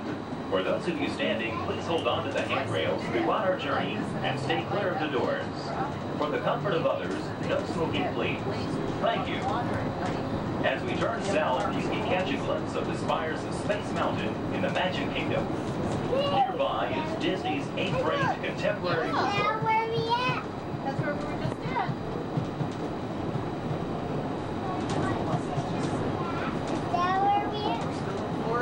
Yeah, we weren't at the Magic Kingdom today, though. What? We didn't go to the Magic Kingdom today, did we? Yeah, we did. Yeah, we did. When? We were at Animal Kingdom. And right now we're kind of taking a little break.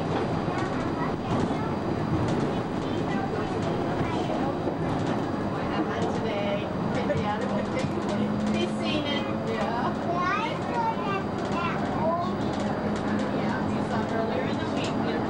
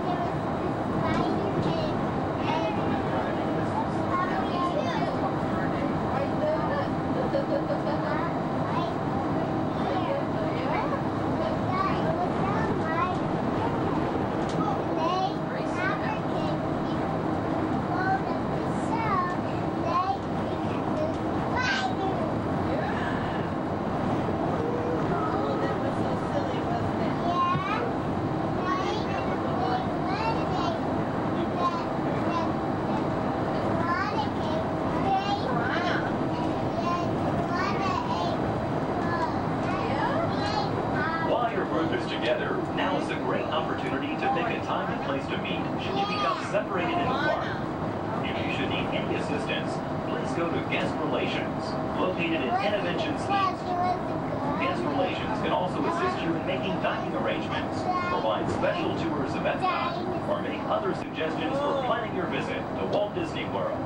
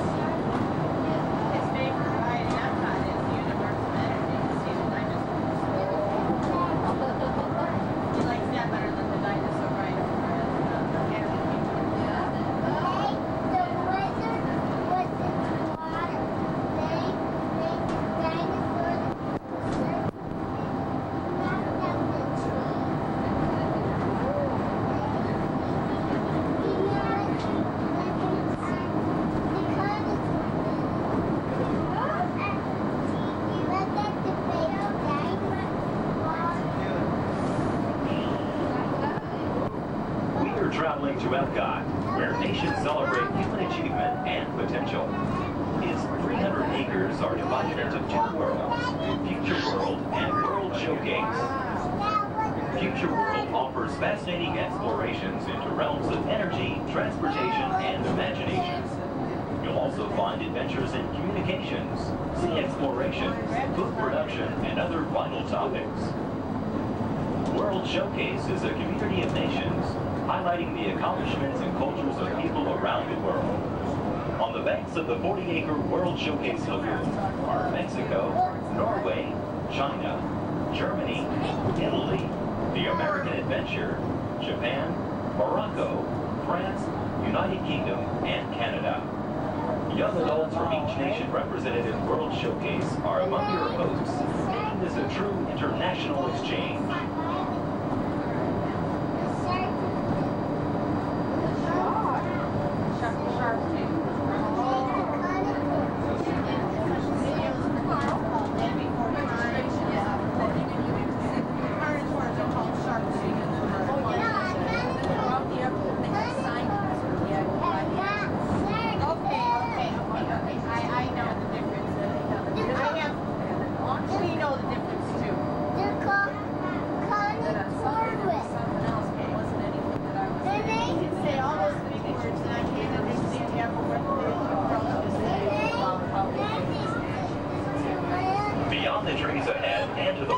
side of our forward motion is Spaceship Earth.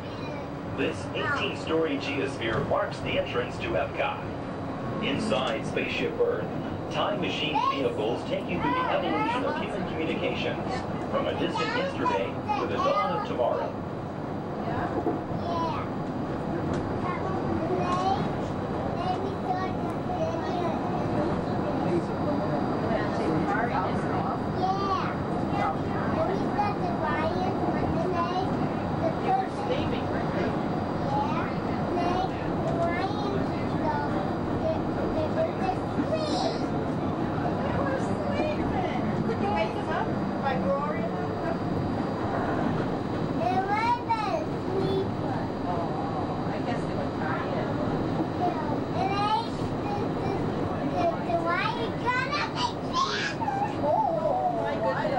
Coming up behind Spaceship Earth is Innovention. Inside this hands-on area, you can explore and interact with the ever-changing technologies and products for everyday living in the near future. To the opposite side is the universe of energy.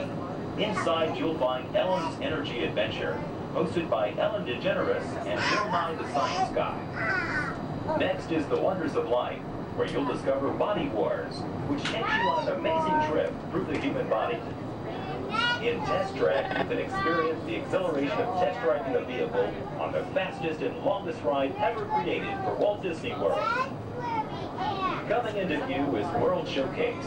Directly across from us on the far shore of the World Showcase Lagoon is our host pavilion, the American Adventure.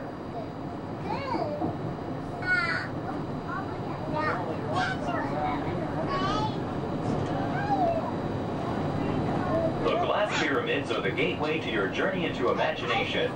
Inside, you can find the 3D adventure, Honey, I Shrunk the Audience.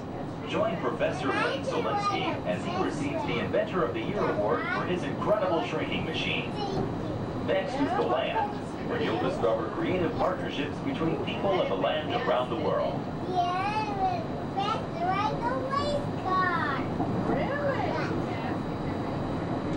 In the living seas, you can descend via hydrolator to Seabase Alpha and navigate the largest, most spectacular coral reef environment ever created by humankind. Ladies and gentlemen, we are approaching the Epcot monorail station. Smoking is not permitted at Epcot except in designated areas. Please consult your guide map or ask a cast member the location of designated smoking areas. Please hold on to the handrails and stay clear of the doors until the monorail stops completely and the doors open. On behalf of the cast of the Walt Disney World Resort, we'd like to welcome you to Epcot. There's some of the signs there. We'll just watch and see somebody. I got one to go. Sit down. Sit down, please.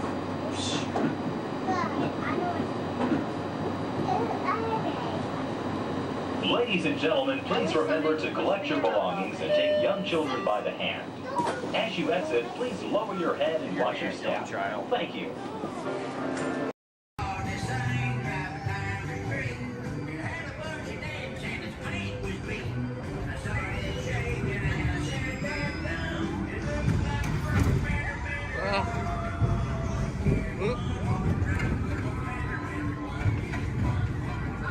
Wait, what?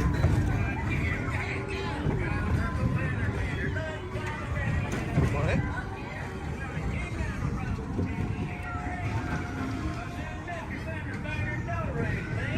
I heard him say the voice of the Lord.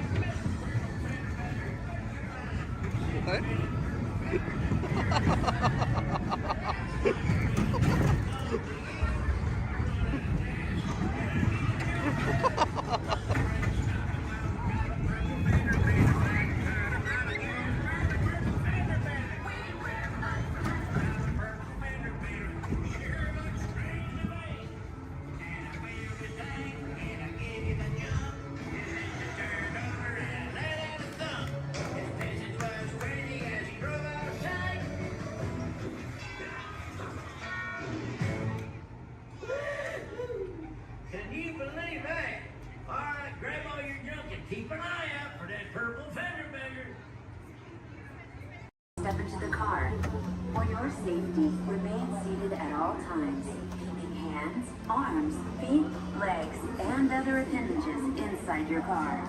And please supervise younger beings. Stay clear of the doors, which will open and close automatically. Enjoy your journey.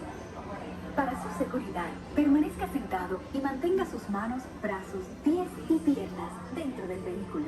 Y cuide a sus niños. Gracias. Please step carefully onto the moving platform, then step into the car. For your safety, remain seated at all times.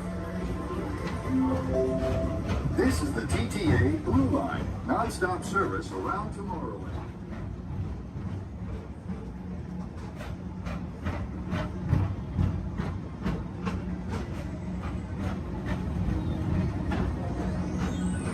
Greetings, intergalactic travelers. Welcome aboard the People Mover, presented by Enterprise. I'm Morak 5, your guide aboard this highway in the sky, the absolute best way to see Tomorrowland. And my stars, is there ever lots to see? From spacecraft to monster labs, there's really nothing like today in Tomorrowland. For your safety, if you have wings, jetpacks, or gravity polarizers, please do not take flight while on board. Thank you.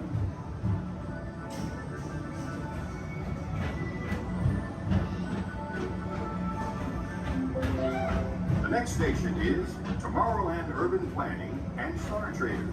Transfer to the green and red lines.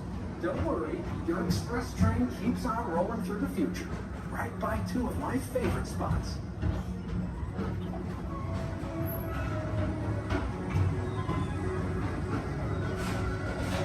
First up, Progress City, Walt Disney's amazing dream for a community of tomorrow. Did you know Progress City inspired Epcot and a lot of the visionary ideas throughout Walt Disney World? Look, there's even a tiny people mover. I wonder if that means there's a tiny Borak.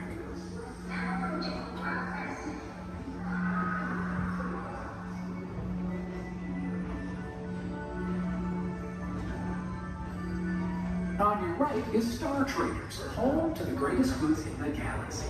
Except actual stars. Those are no longer sold.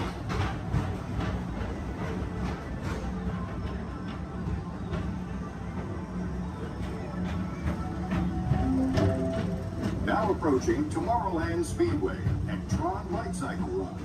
I love a good circuit, and these are two of the best tracks of the cosmos for a bit of light, speedy competition.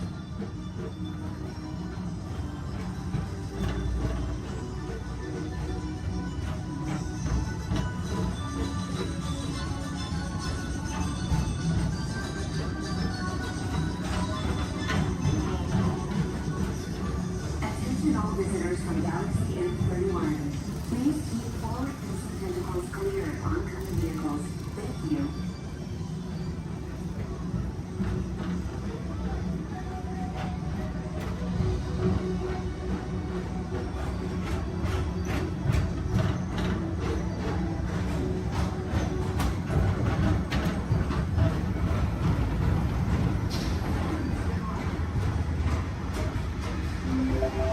This is Starboard 75.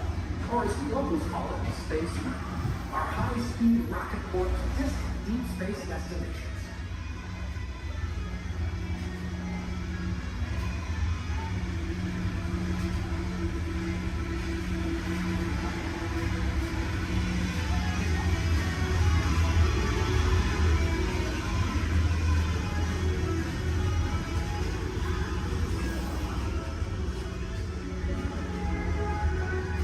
Let relaxation wash over you at the most refreshing retreat in the galaxy, the coral rooms of Pisces 7. You H2O it to yourself.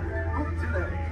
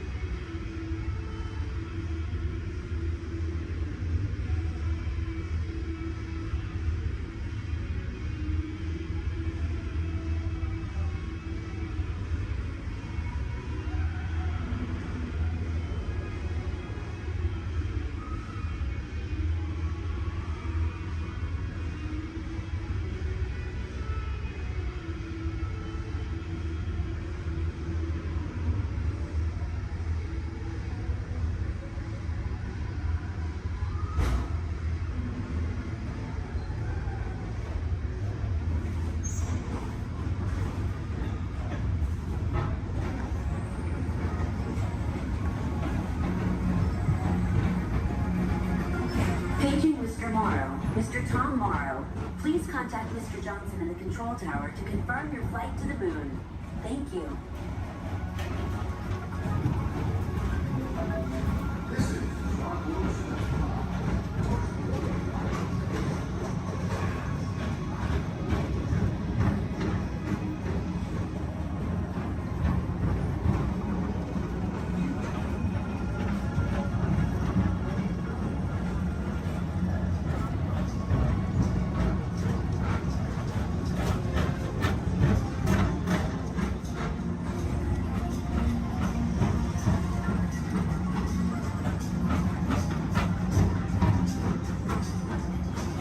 Attention all visitors.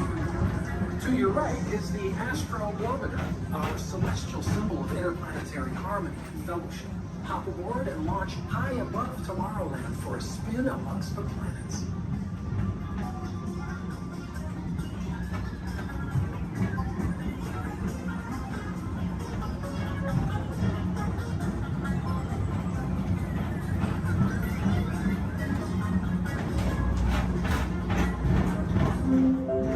The next station is Walt Disney's Carousel of Progress. As usual, we'll keep moving ahead, and so does the carousel.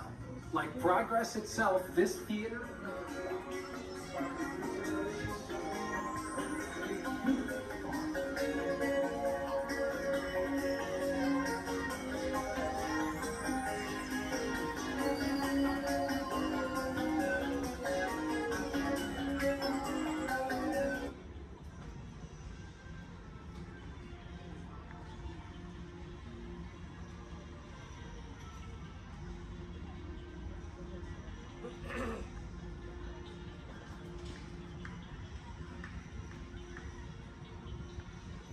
Attention on the people mover, please stay seated.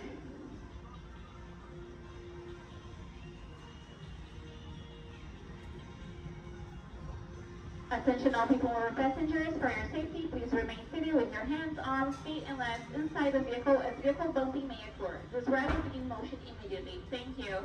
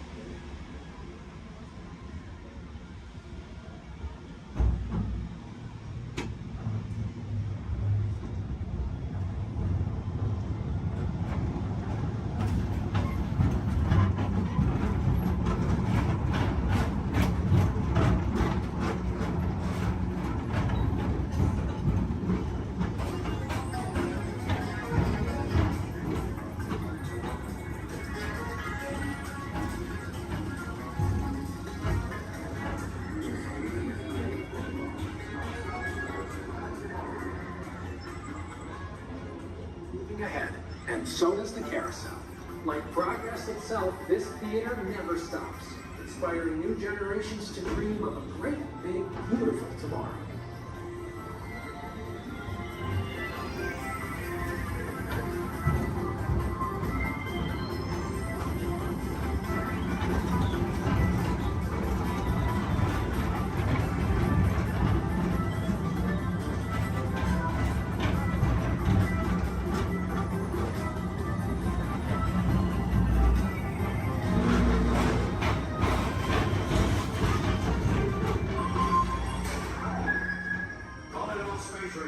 Report to your star cruiser and join me on this daring space mission against the evil unreserved. Affirmative. We're on it, Buzz. You can count on us.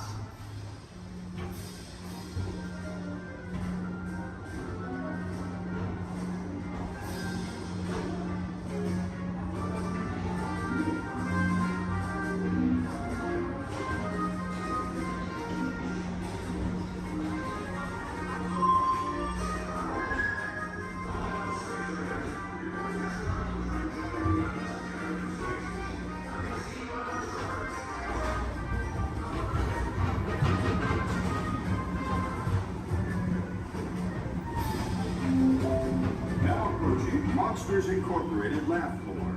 Mike Wazowski has brought in some real monsters of comedy. Whether you have one eye or 9, take the time to see this show.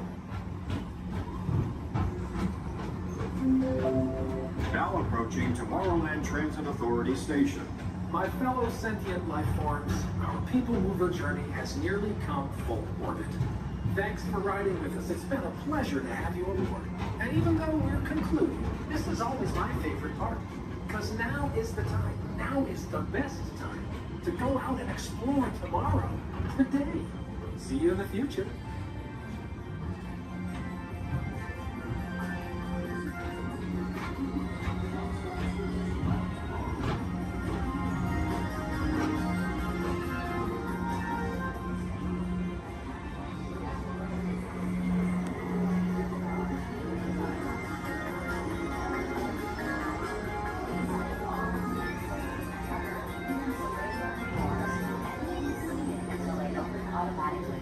Step onto the moving platform with caution and exit by stepping away from the car. Thank you.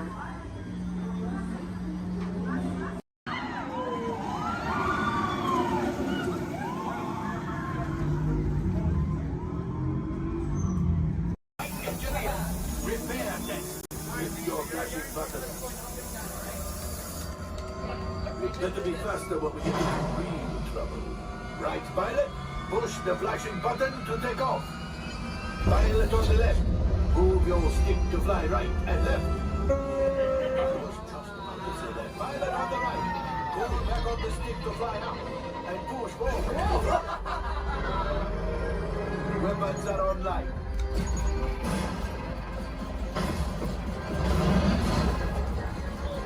Left pilot. Hit the boosters. Now let's go get that coaxium. Right pilot, make the jump to light speed.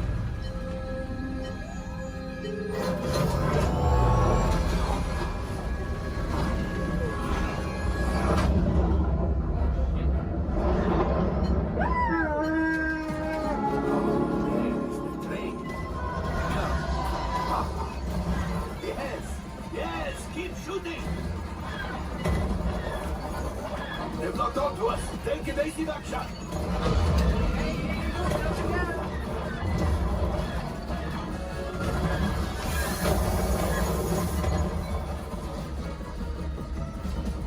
Ah, there it is. After that train. Flight engineers, fire the harpoon. Now, shoot the cargo free. Let's pilot brakes. Well, my friends, that could have been much worse. Okay, it's much worse.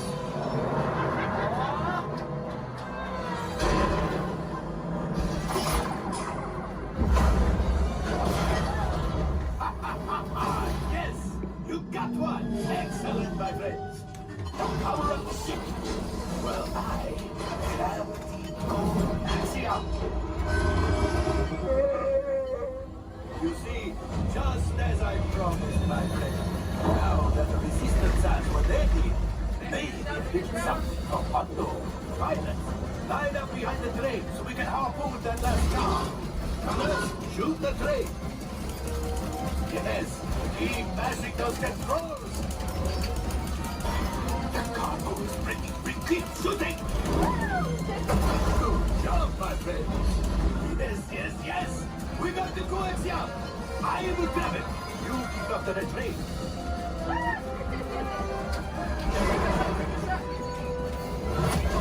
Gunship. Oh, gunship. Things are getting too hot. We're going to get out of here.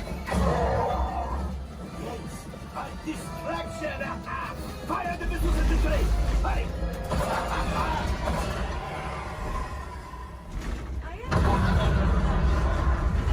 It's coming out.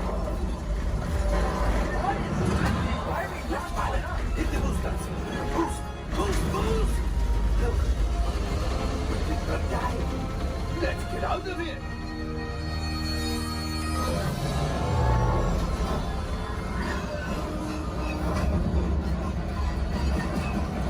Your hyperdrive has failed. Pilots, evasive maneuvers. We've got company. True is right. If we leave them back, they may find the resistance. You did it. Watch out! Oh, that's going to be rough.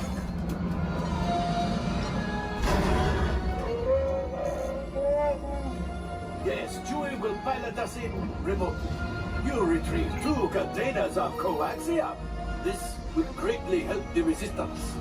You have heard the First Order and made Chewie proud.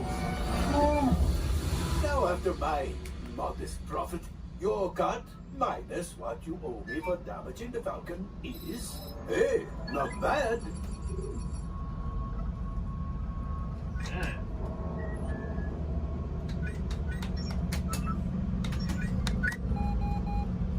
R5, damage report.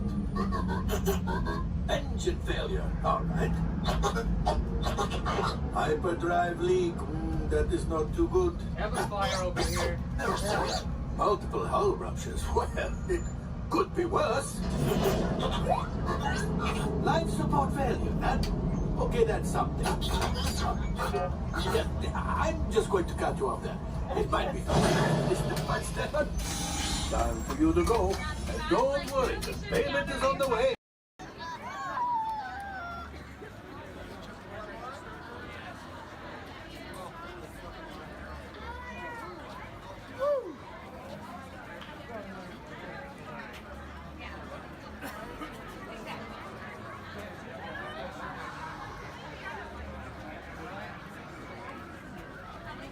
On my desk, everyone, so please remain seated throughout the show. And please keep your hands, arms, feet, and legs inside the vehicle at all times.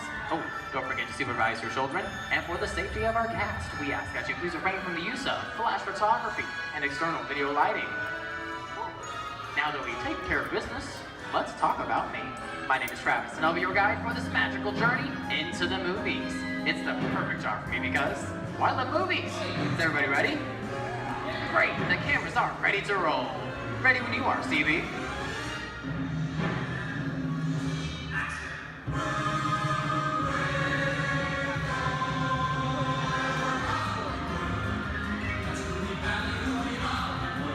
And we are rolling.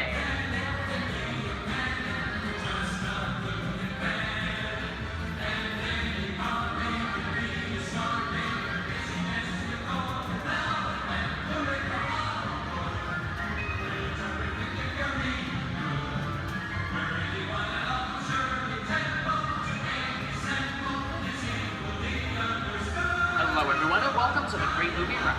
Once again, my name is Travis, and on behalf of Disney's Hollywood Studios and Turner Classic Movies, please welcome our host for this one-of-a-kind tour, Robert Osborne. Thank you. We're ready for Hollywood indeed. What better way to start our journey? From the Old West to the rooftops of London and along the yellow brick road, there really is no place like the movies. One of Hollywood's significant contributions to the world of film were great musicals. This scene is from one of my favorites, the 1933 Busby Berkeley spectacular, Footlight Parade.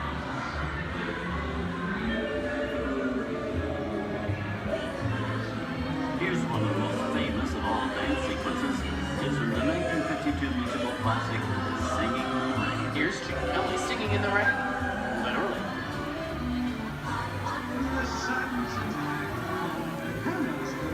Here's one of the quintessential Disney musicals, Mary Poppins, starring Julie Andrews and Dick Van Dyke. This classic earned 13 Academy Award nominations. Cherie, I love this song. Sing along.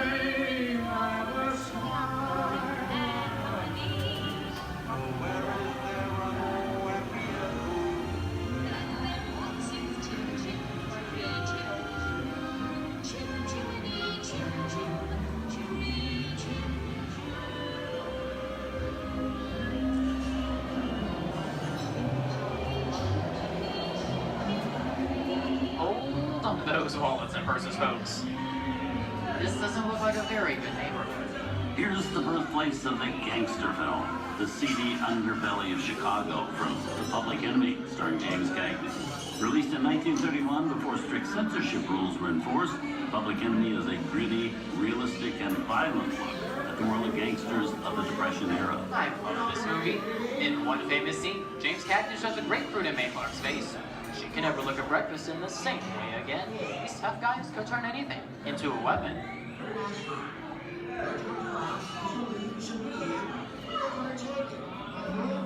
You want to kick in with the dog. If you don't, somebody's going to drop by here and take your teeth out one at a time. You me? I get you. Now beat it. Tough guy,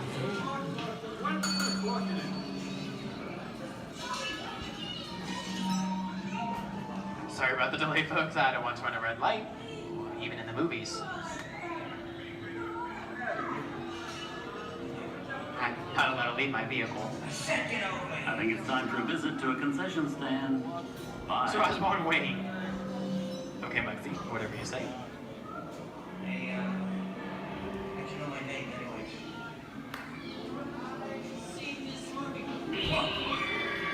I keep on seeing your fancy cars like to get out of here. So leave it for me. I said square out of here or you're gonna get hurt. What makes you sad? Here they come, Buzz! Get out, your grinders!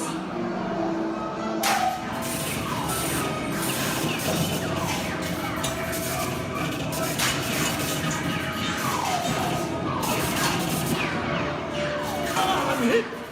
Hey, I'm hit! Muggsy! They got win! Muggsy! Muggsy! Win! Hey! Hey!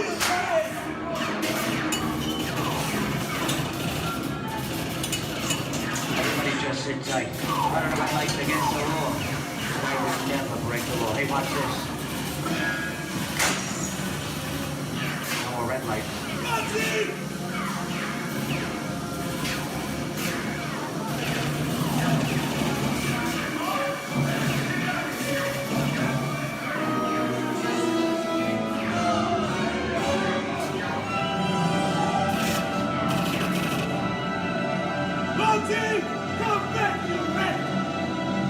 Sorry, boys, I'm making my getaway. Give my regards to the warden, suckers. What are you looking at? Everybody just mind your P's and Q's and, maybe you won't get hurt. Oh. This must be the west side of town, huh? Western films depict the legendary American wild frontier, where cowboys and their loyal steeds maintain order in towns against the untamable wilderness. John Wayne and Clint Eastwood are two of the iconic stars who epitomize this ideal of the stoic gunslinger.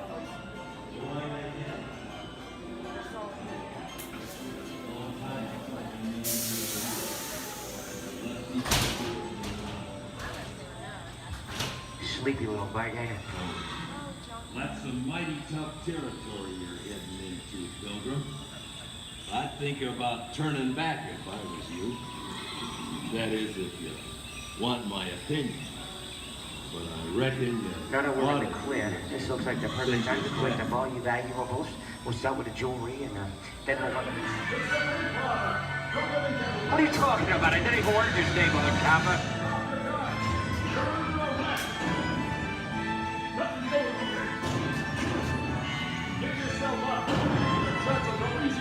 This is nuts. Nuts to this. Look at it this way. Anyways.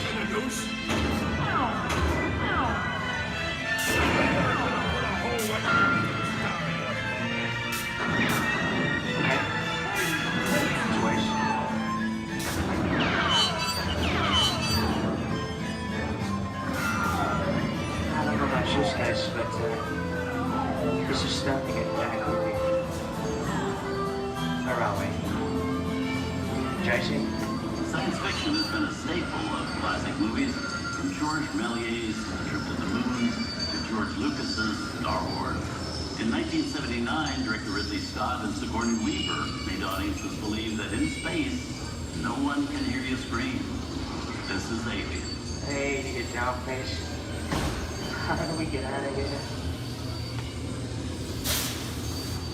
Warning, remain in your vehicle.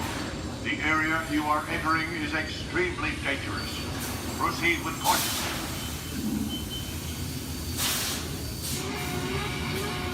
Danger. The emergency disrupt system is now activated. Ship will detonate in T-minus 10 seconds. The option to override automatic detonation expires T-minus 5 seconds. What is that thing?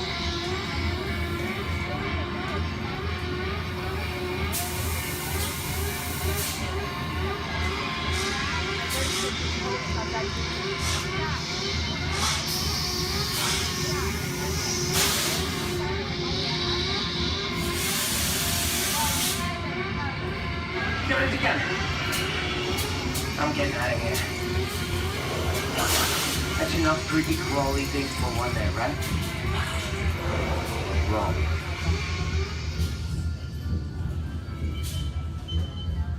Steven Spielberg and George Lucas cemented their status as the blockbuster boys with their first partnership.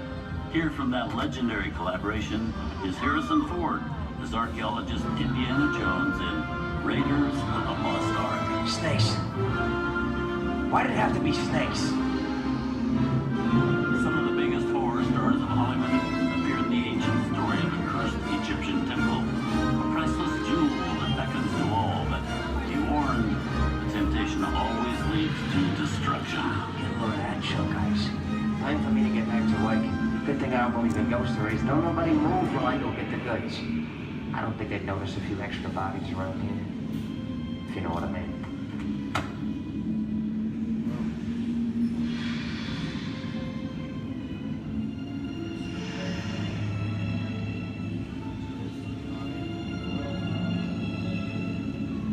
I've seen enough movies to know that you really shouldn't even think about trying to steal a jewel.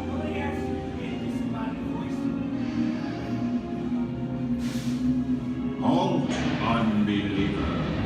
Disturb the treasure of the gods, and you shall all pay with your lives.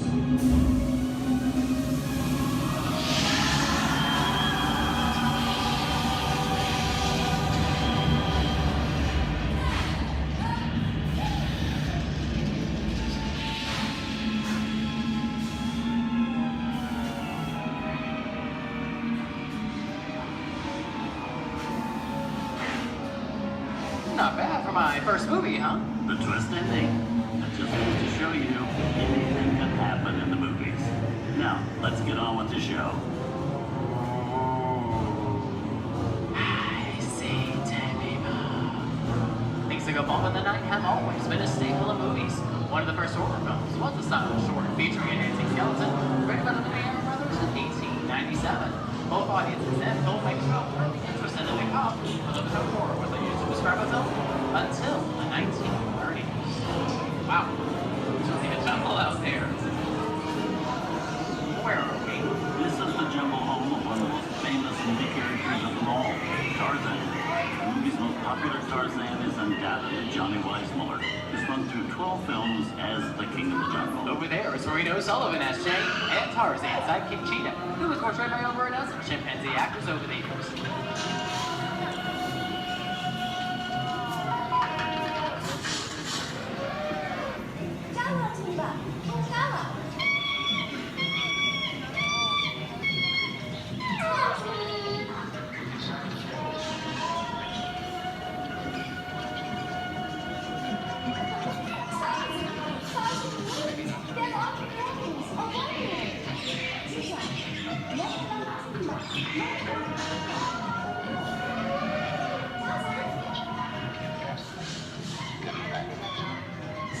Here's Humphrey Bogart in his most famous film role. In 1942, Bogey finally got to spread his wings and romance the beautiful Ingrid Bergman in Casablanca. Look, I know that it'd be noble, but it doesn't take much to see that the powers of 3 little people don't amount to a hill of beans in this crazy world. Someday you'll understand that.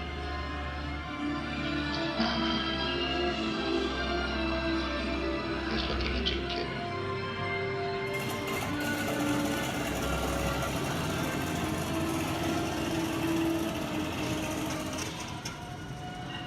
Inside of us, we both know you belong to Victor. His work, the thing that keeps you going. That thing moves around. You're not with it. And now, One of the most famous movie stars in one of his greatest roles, Mickey Mouse, is the Sorcerer's Apprentice in Fantasia. When the film came out in 1940, Walt Disney promised to add new musical sequences in the future. His nephew Roy kept that promise 60 years later with the release of Fantasia 2000.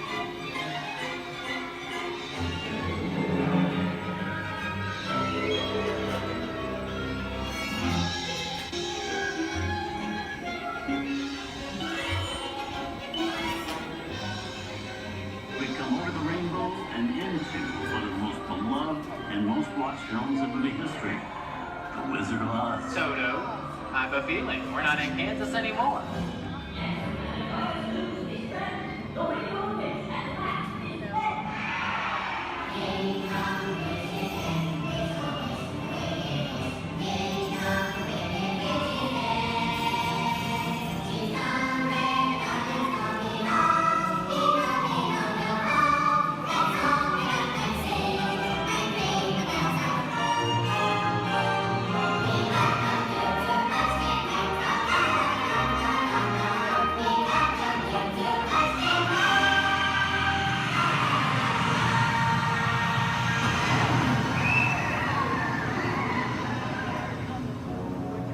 Killed my sister. Who killed the Witch of the East? Was it you? No, it was an accident. I didn't mean to kill anybody. Well, my little pretty, I can cause accidents too. Oh, rubbish. You have no power here. Now be gone before somebody drops a house on you, too. Very well. I'll bide my time. But just try to stay out of my way. Just try. I'll get you, my pretty. And your little dog, too. I wonder how we get out of here. What do you folks think? Which way do we go? Follow the yellow brick road. Follow the yellow brick road. Follow the yellow brick road? Oh, why didn't I think of that? Sing along, folks. You know the words.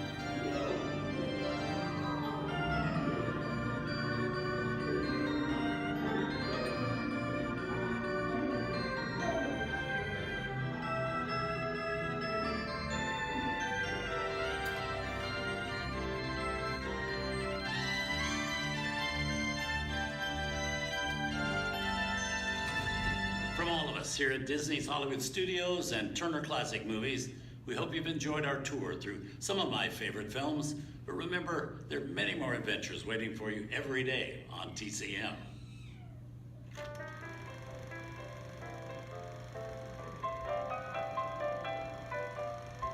We didn't need that.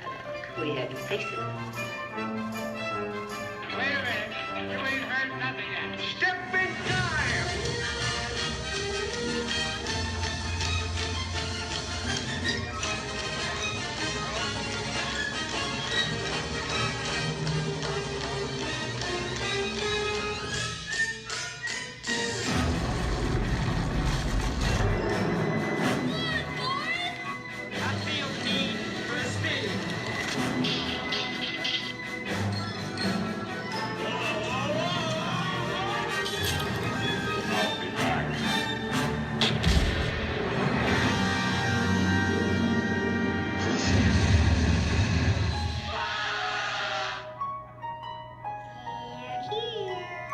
You best start believing in ghost stories, Miss Turner. Is it safe? I have a feeling we're not in Kansas anymore. I'm a man. Well, nobody's perfect.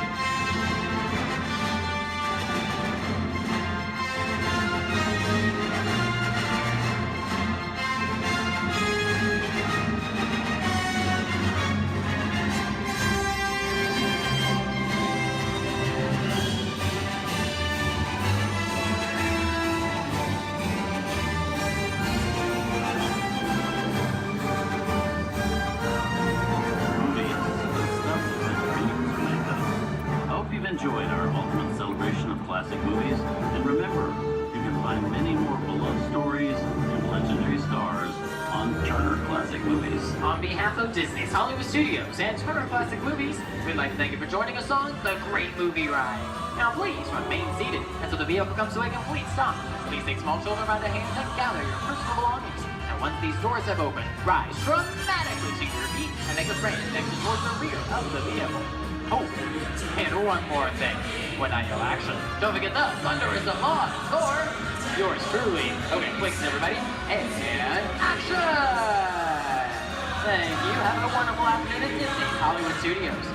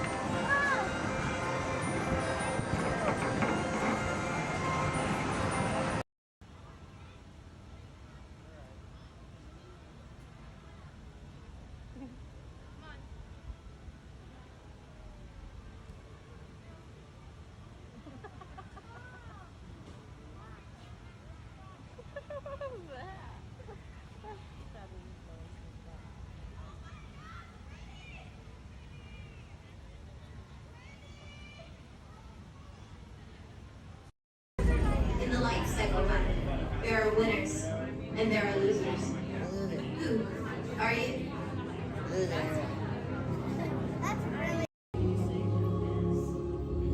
In 1923, a young man from the American Midwest, along with his older brother Roy, started a cartoon studio in the back rooms of a small real estate office in Hollywood, California.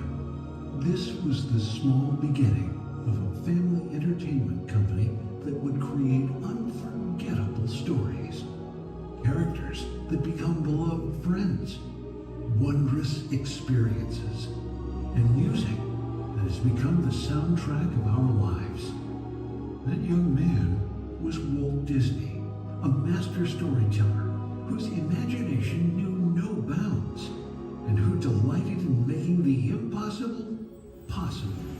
Disney 100, the exhibition, is a journey through 100 years of Disney magic, presented in themed galleries based on Walt Disney's creative concepts and philosophies. These include storytelling, creating believable characters, the spirit of adventure and discovery, the magic of sound and music, the world around us, real and imagined, curiosity, imagination, and technological innovation, the worldwide wonder of the Disney parks, and an everlasting sense of optimism about the future.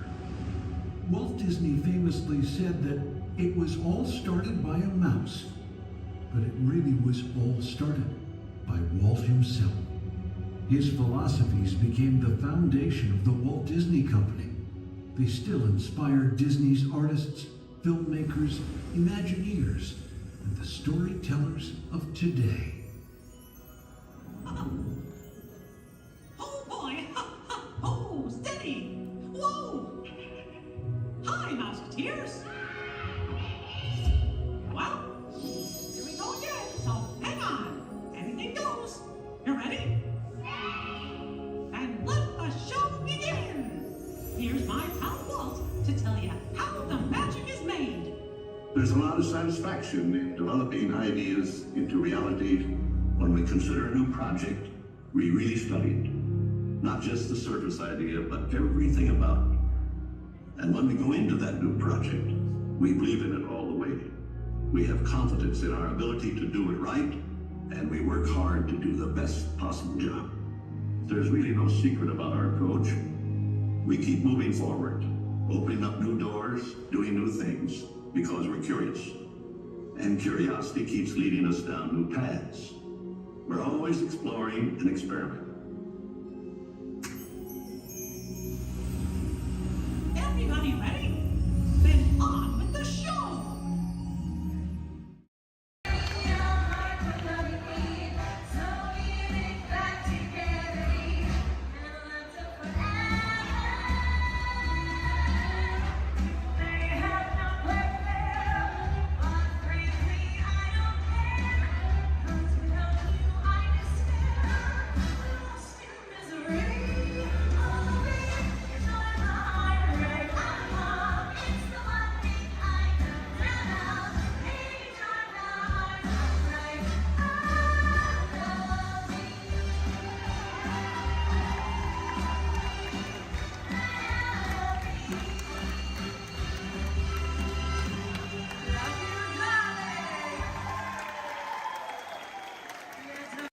Make room for everyone.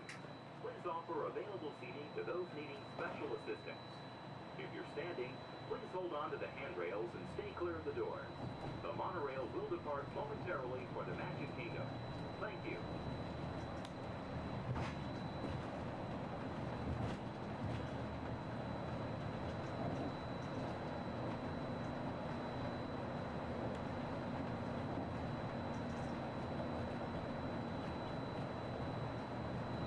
Welcome aboard the Walt Disney World Express Monorail, our highway in the sky to the Magic Kingdom. For those of you standing, please hold on to the handrails to start our journey and stay clear of the doors. For the comfort of others, no smoking, please. Thank you. We are circling the Disney-created Seven Seas Lagoon. Rising from the Magic Kingdom on the opposite shore is Cinderella Castle. You can also see Disney's mountain range, Big Thunder Mountain, Splash Mountain in Frontierland, and Space Mountain in Tomorrowland. To the right-hand side on the shores of Bay Lake is Disney's Wilderness Lodge, which captures the spirit of the National Park Service lodges built in the West during the early 1900s. Also on Bay Lake, you can enjoy a natural setting at Disney's Fort Wilderness Resort and Campground. More outdoor recreation can be found in River Country, Disney's version of the old fashioned swimming pool.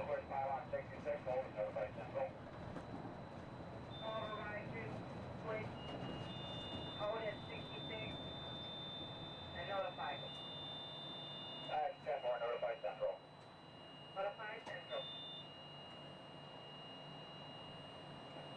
Central 3. Command. Pages radio. Plus 1.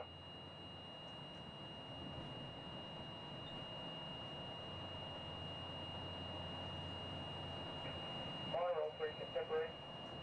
3 by. Channel 4, please. 10-4, right.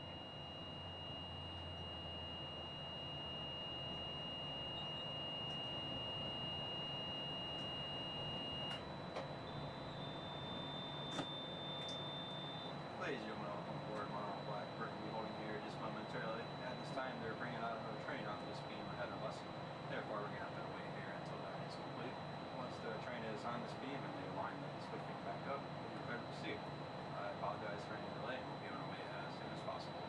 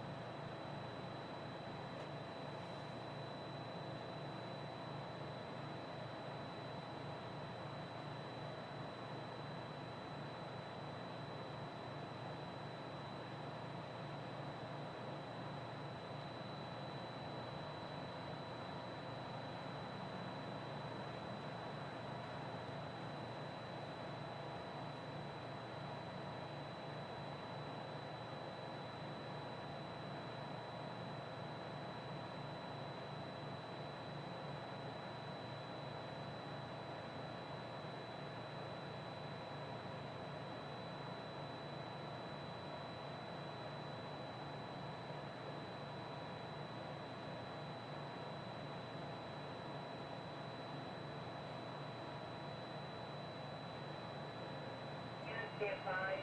Orange is 10-7. Furline 10-8. Exterior. Right. Stop. Central. Orange. That's right.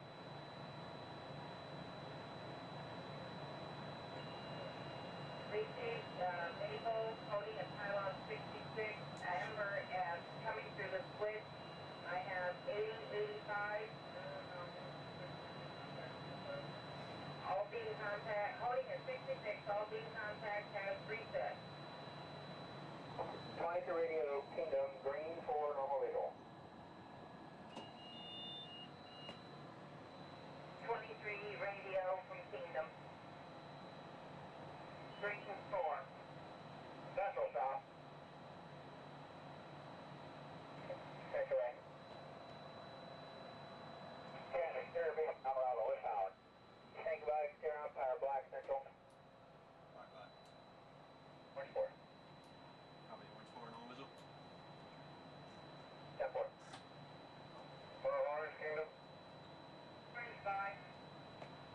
4, Maple 6, Burrow, green. Orange Maple, Kennecott, green.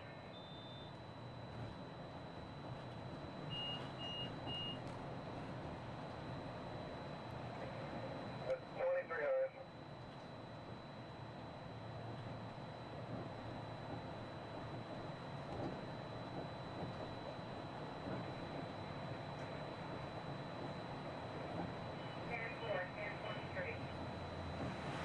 Thank you.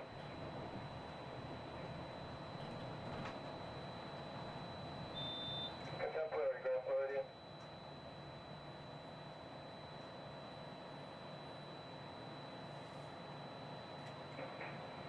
Contemporary by. Once again, be holding disregard. Right onto the switch. Personal is going to Polly. Performing EQ test. Have you every time to bring it up? 10-4, thanks for advising. Contemporary clear. Probably going to be holding one more time if that.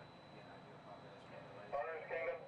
This is standard procedures when we bring a new train out. We'll be on our way as soon as possible. Thank you. Orange, Maple Kingdom. Orange 5. Maple 6, green, please. Pushing green.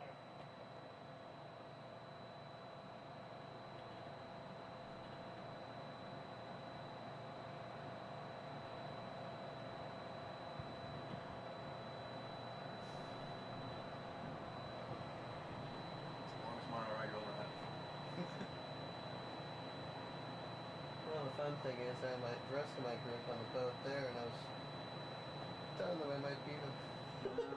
That's them on the boat? Yeah. They're gonna beat you. Hey, Mom, look over by the Contemporary. Central, orange.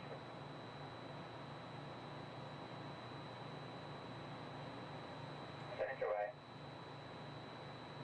Coding in a pylon 68 with red maple. Good docking. Yeah, I know. I'm the black right around in front of the Contemporary. Got 4 maple clear, normal visual. Full clear, normal visual. Yeah, they can't go far without me anyway. I got the tickets.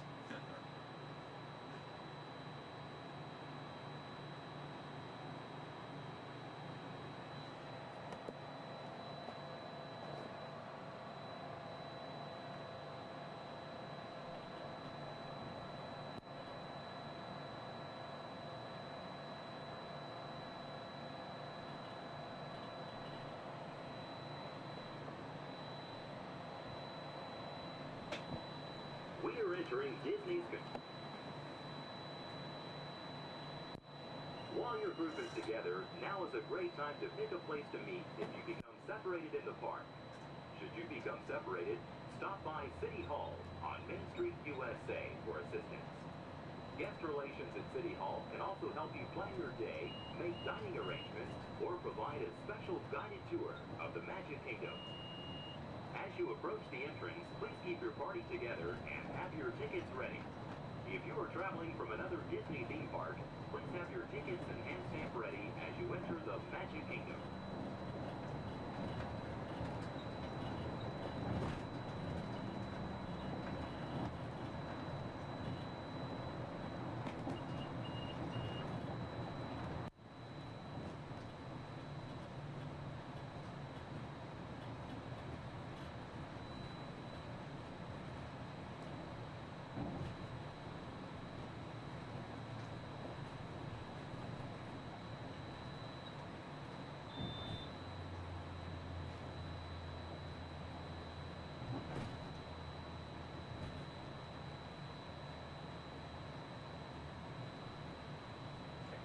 Central Magic Kingdom.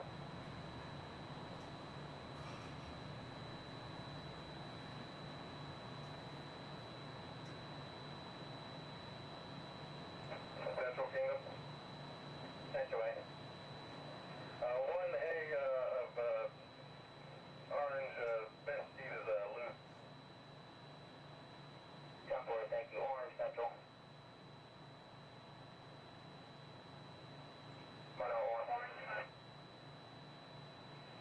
All doors closed. Kiosk on notified status.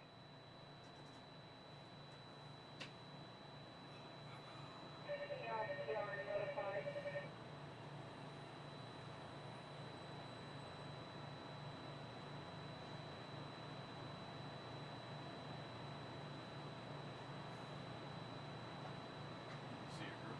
Yeah.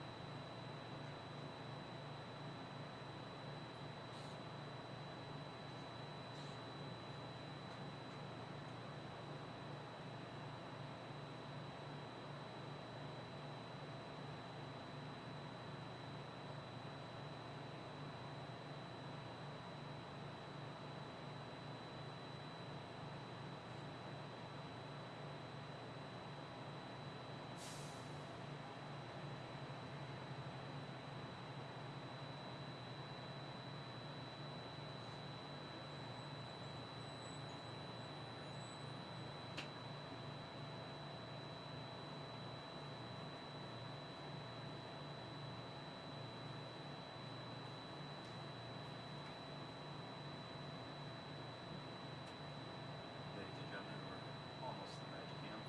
Once we begin moving, we're going to have to do a quick check of our safety systems. We'll just come to one complete stop, and I promise that will be the last stop. And then we'll be at the Magic Kingdom. Once again, I apologize for any delays.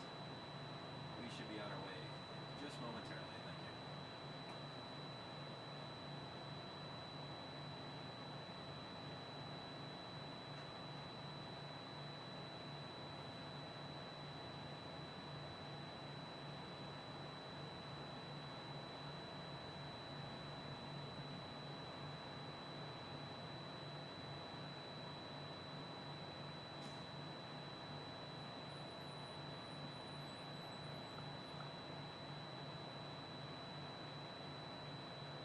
South Central, Monorail Orange, Cab 1 radio check, how do you read?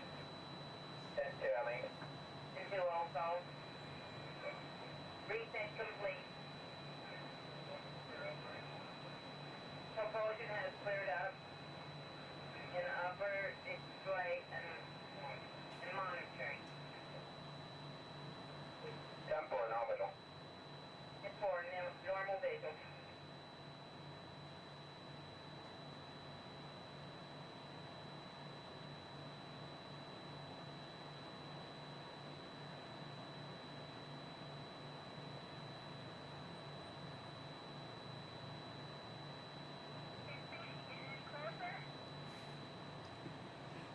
Almost there.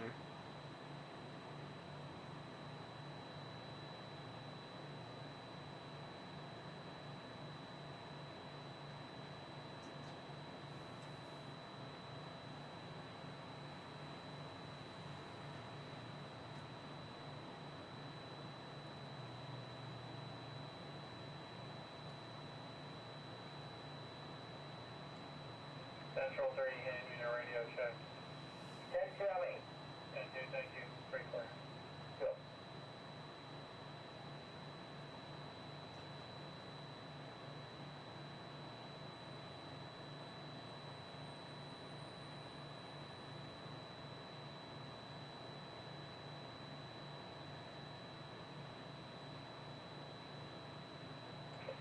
Black, Magic Kingdom. Black 566. And 4-4, make a take ours. Maple Circle.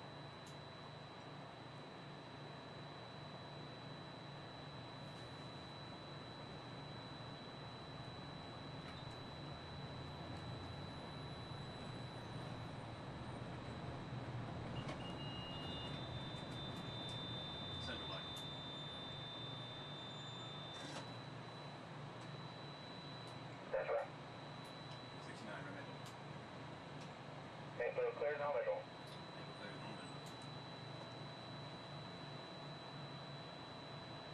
Orange Central. 5. Reverse Maple check. Maple check.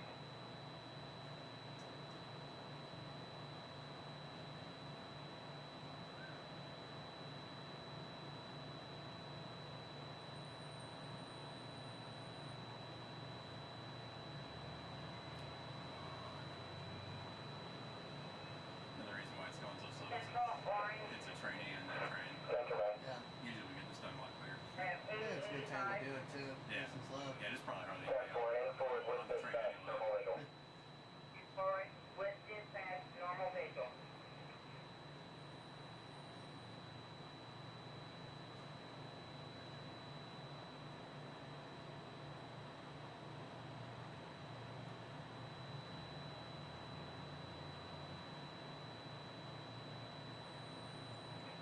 Exterior Serrano Central 4 trains, train order black, coral, green, and orange, Lake Monroe T Central.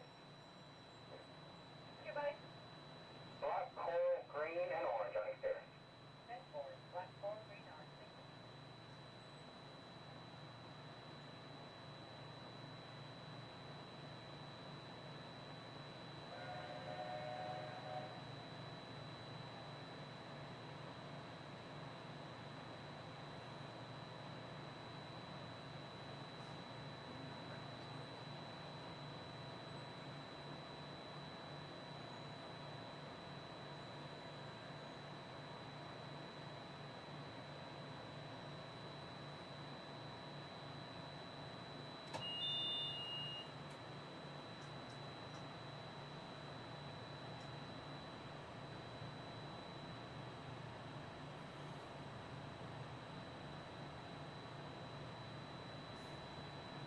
Better pull out fast enough or she's gonna make a liar out of me. If doesn't, I have to stop one more time.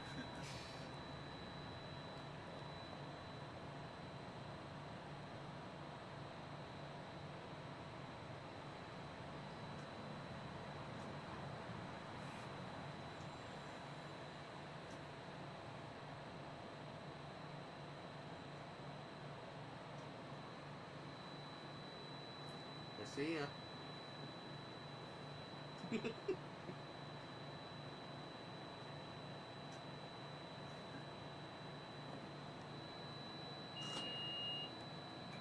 Ladies and gentlemen, we are approaching our station at the entrance to Main Street, USA, gateway to the 7 themed lands of the Magic Kingdom. Smoking is not permitted at the Magic Kingdom except in designated areas. Please consult your guide map or ask a cast member for the location of designated smoking areas.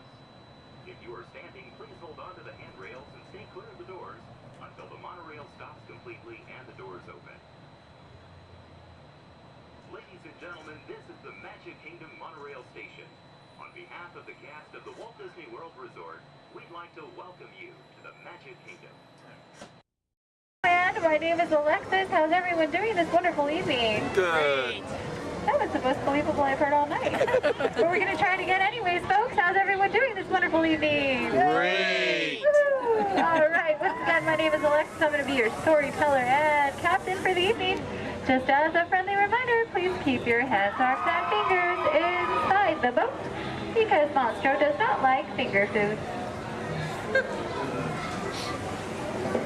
Oh, my folks, it looks like we are being swallowed by Monstro the whale. This is the very same whale that swallowed Pinocchio. But not to worry, folks, because Pinocchio was a smart little puppet. He lit a fire in here that made Monstro sneeze, and Monstro sneezed so hard that he blew his tail right off. Now, Monstro's not half as scary as he used to be. Haha. Around the bend to your left, you'll find the cave of the big bad wolf. And across the way, the homes of the 3 little pigs, the one made of straw, the one made of sticks, and the one made of 100% wolf-proof brick.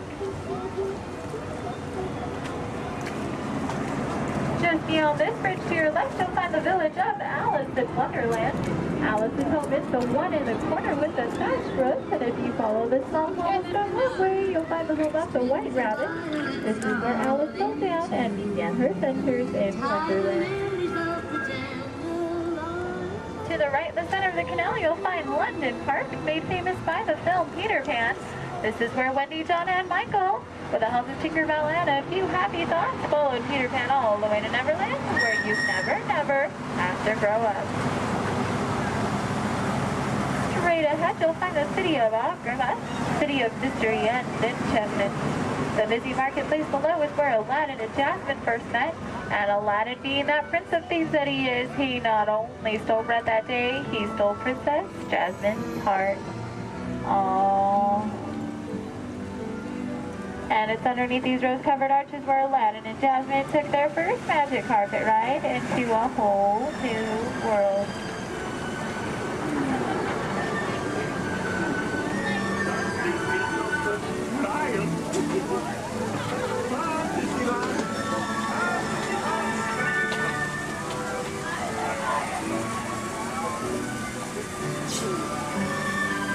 Now, folks, please be careful and please do not touch anything because we are entering the Cave of Wonders.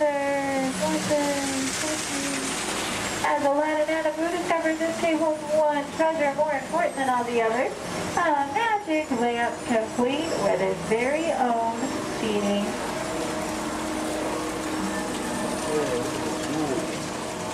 To the right, you'll find the home of Snow White and the Seven Dwarfs. The Seven Dwarfs are still back up in that jewel mine, whistling while they work. See? And to the left, you might recognize this French chateau as the home of Cinderella and her evil stepsisters and wicked stepmother. But not to worry, folks, because Cinderella now lives in that pink castle high atop the hill, where her and Prince Charming have lived. Does everyone know the rest of the sentence? Happily ever after. To the right, folks, in case you are like Dory from Finding Nemo with a short-term memory, you'll find the city of Agrabah, city of mystery and enchantment.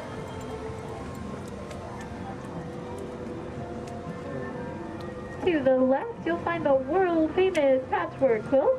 This patchwork quilt is comprised completely out of desert flowers, and it, along with every other plant and tree here in Storybook Land, are 100% real. They have just been miniaturized by a process known only by Tinkerbell and a few of our Disneyland gardeners.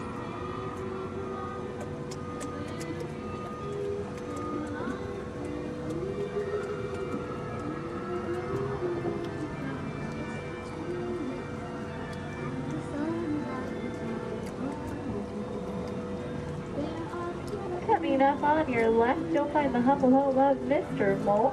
And just beyond that is the not-so-humble home of Mr. Toad. Doesn't look like either of them are home right now. I've heard it's because they're on some wild ride. Bordering the canal to your left, you'll find the 3 Dutch windmills. The windmill in the center is best known for sheltering the local animals in Disney's animated film, The Old Mill. Straight ahead below those Alpine mountains, you'll find the village of Geppetto and Pinocchio. That workshop near the waters where Geppetto made his wish for Pinocchio to become a real live boy. If you listen carefully, you just might hear them still celebrating inside.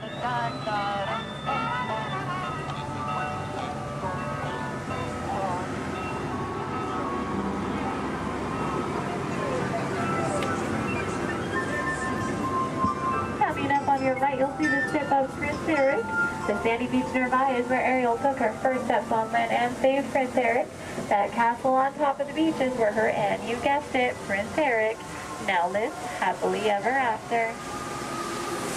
And it is behind this waterfall that you'll find the Kingdom of Kingdom. This is where Ariel grew up and is still the home of her bunch of outstanding sponsors.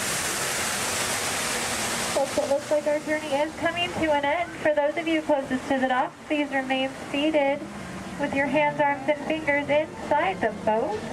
Thank you for joining us here in Storybook Land. We hope you have enjoyed your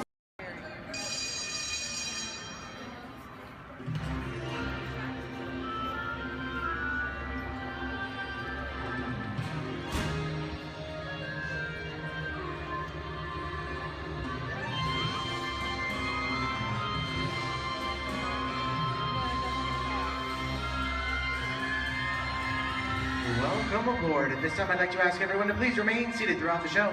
Please keep your arms, hands, legs, and feet inside the vehicle at all times. Don't forget to supervise your children. And for the safety of our cast, please refrain from the use of flash photography and external video lighting. Now that we've taken care of business, let's talk about me. My name is Justin, and I will be your guide for this magical journey into the movies. It's the perfect job for me because I love movies.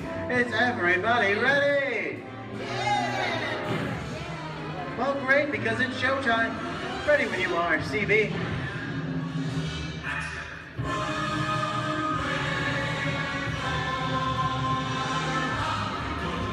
And we are rolling.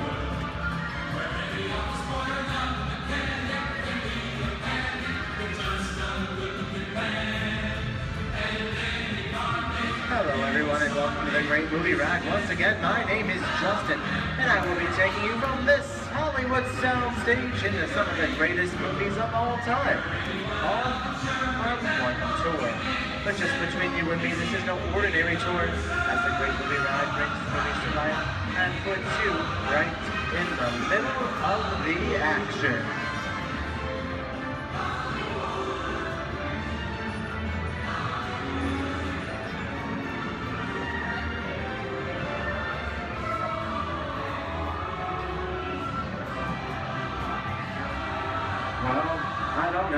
You folks, but I just love the great Hollywood musicals of the 1930s. This scene is from one of my favorites, the Busby Berkeley classic Footlight Parade, starring James Cagney, Ruby Keeler, and Dick Powell. In 1952, Gene Kelly was singing in the rain with Debbie Reynolds and Donald O'Connor. Did you know Gene Kelly co-directed to this movie? And can anybody tell me what movie this is? Right, Walt Disney's Academy Award-winning film from 1964, Mary Poppins, starring Julie Andrews and Dick Van Dyke. The London fantasy of Mary Poppins was shot entirely indoors on sound stages at the Walt Disney Studios in Burbank, California. There was no exterior shooting at all.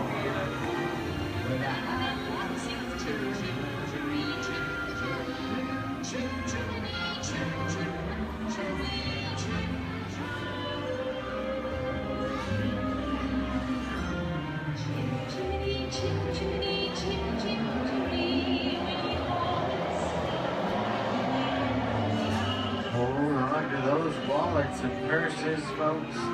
This doesn't look like a very good neighborhood. In fact, it looks a lot like the underworld, the scene of such classic gangster films as The Public Enemy, starring one of my favorite tough guys, James Cagney. The working title of the film was Beer and Blood, and in the United Kingdom it was known as Enemies of the Public. In one scene, Cagney shoved a grapefruit in Meg Clark's face. She could never look at breakfast the same way again. You kick it with the dog. If you don't, somebody's going to drop by here and kick your teeth out one at a time. With me?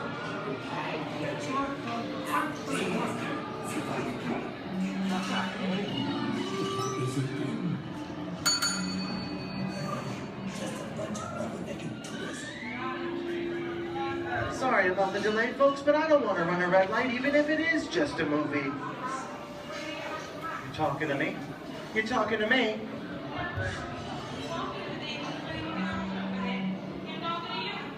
I'm not supposed to leave my vehicle. I said get up! Okay, Muggsy, whatever you say. How'd you know my name anyways? I've seen this movie before. Well, they need some. See, you fancy. Connor's going to get out of here, so be it. I said swerve out of here. You're gonna get hurt. I can't just walk out. Here they come, Bus! Get out, you grinders!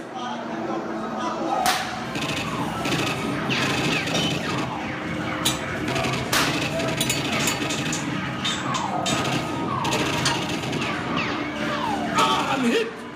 Hey, I'm hit! Muggsy! They got Squid! Muggsy!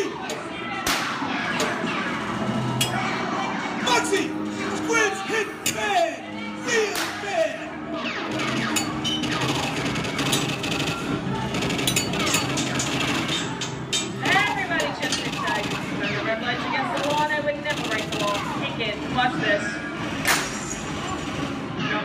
but... Mozzie!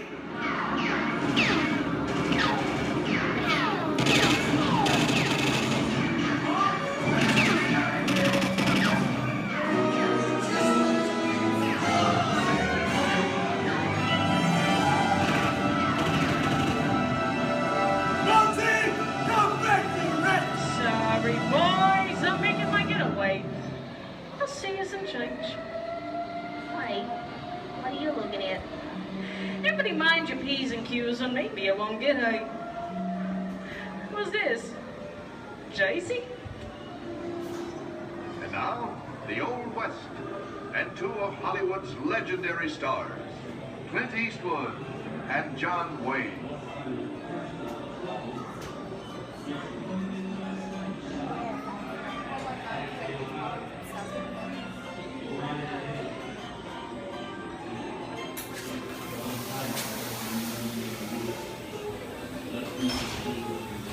Sleepy little bag, ain't it? That's some mighty tough territory you're heading into, Pilgrim. I'd think about turning back if I was you. That is, if you want my opinion. But I reckon you ought to do Now that we're in the clear, it's a pleasure time for me to collect all your valuables. We'll start with the jewels.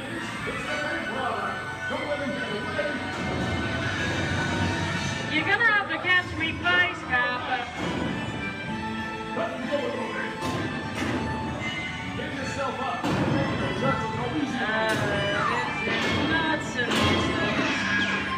I'm getting out of here. For this, what are you doing? Nobody's staying my neck in a noose. Can't get any worse. Put a hole right in the sky, Okay. That's worse. I don't know about you guys. This is kind of creepy. What is this? This is Alien. You are with Morning Reaper aboard the spaceship Nostromo. Something has gone wrong. One by one, the crew has vanished. And somewhere in the ship, a terrifying creature waits to claim its next.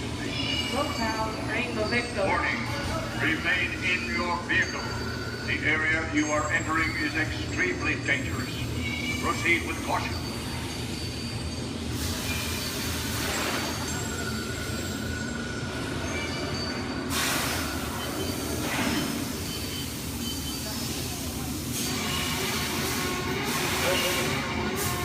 The emergency destruct system is now activated.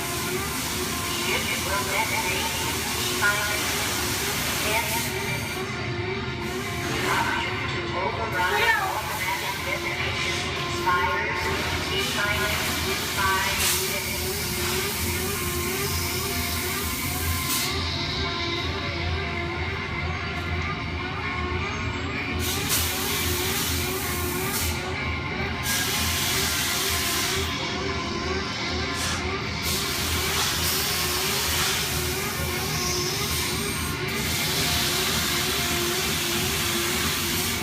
There he is again.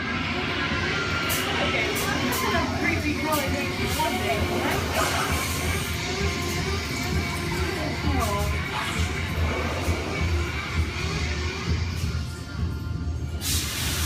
Here in Raiders of the Lost Ark, amid 1,000 deadly snakes, Indiana Jones unearths a great treasure. Will Harrison Ford escape with his discovery? And what will be your fate? Beware. Snakes. Why did it have to be snakes?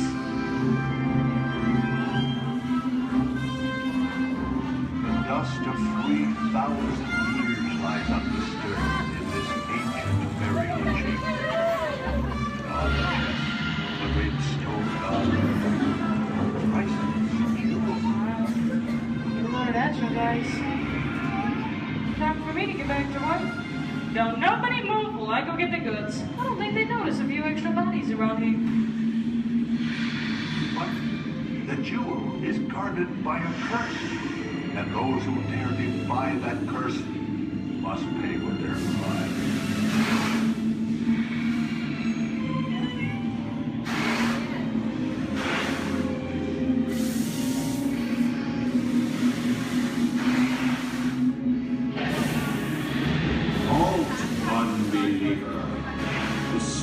the treasure of the gods, and you shall all use your lives.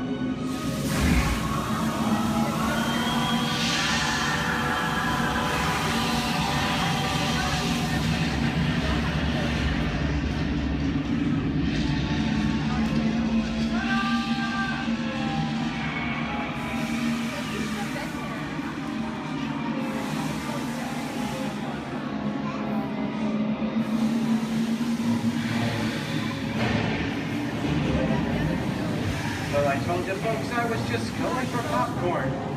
That just goes to show you anything can happen at the movies. So let's get on with the show. I see dead people. The horror movie is my all-time favorite genre.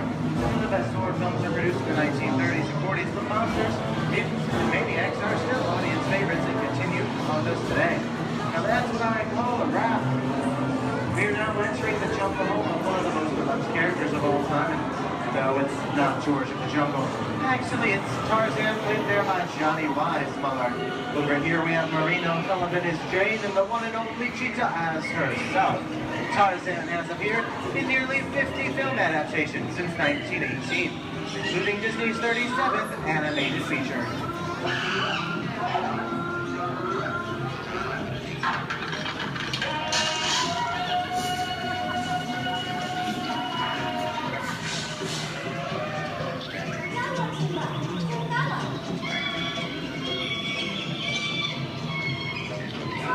Louis, I think this is the beginning of a beautiful friendship. Best last line of the movie ever.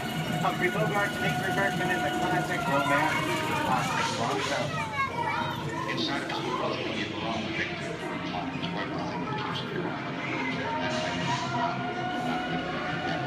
Maybe not today, maybe not tomorrow, but soon, the rest of your life. It always had happened. It didn't happen. You lost it until you came to Casablanca. You got it back last time.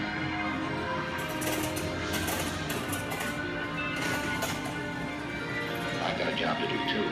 Where I'm going, you can't follow. What I've got to do, you can't be any part of. Listen, I'm no good at being noble. It doesn't take Here's much one of my favorite movie stars, Mickey Mouse in one of his greatest roles, The Sorcerer's Apprentice in Fantasia.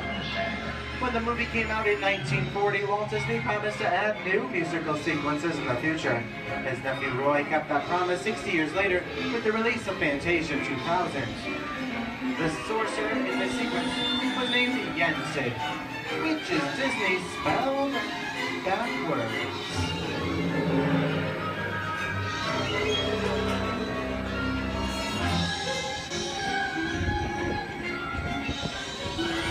I don't have a feeling we're not in Kansas anymore. How often do you get to say that? I'd say we're definitely somewhere over the rainbow in one of the most beloved movies of all time, The Wizard of Oz.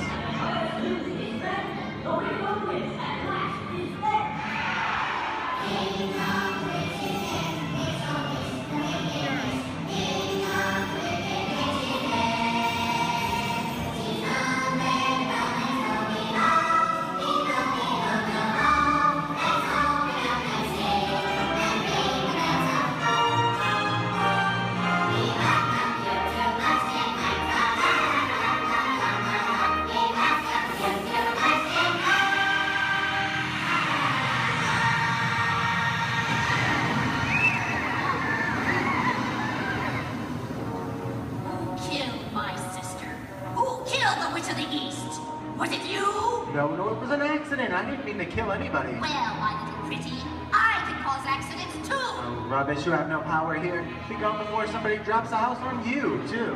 Very well. I'll bide my time. But just try to stay out of my way.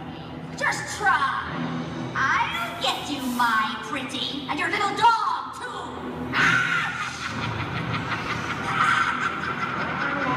We get out of here. What do you folks think? Which way do we go? Follow the yellow brick road. Follow the yellow brick road? Now, why didn't I think of that? Sing along, folks. You know the words.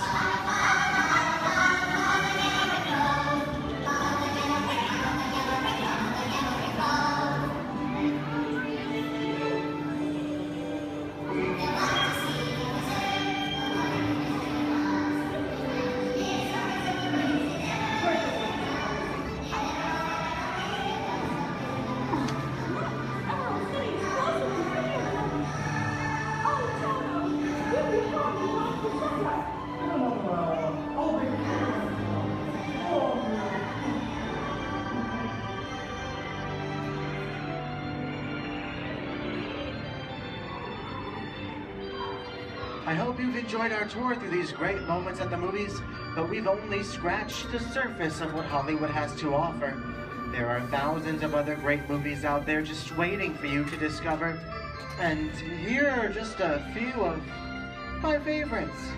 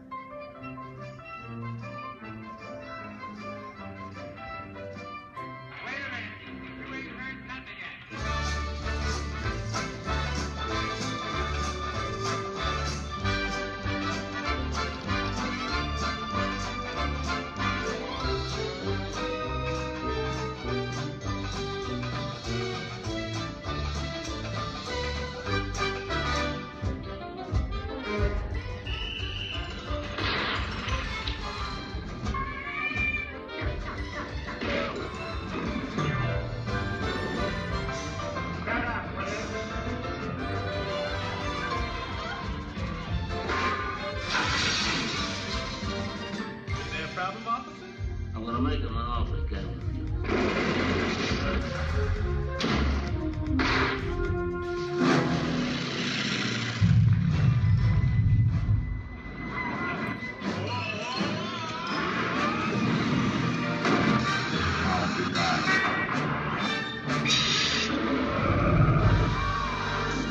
We're not in Kansas anymore.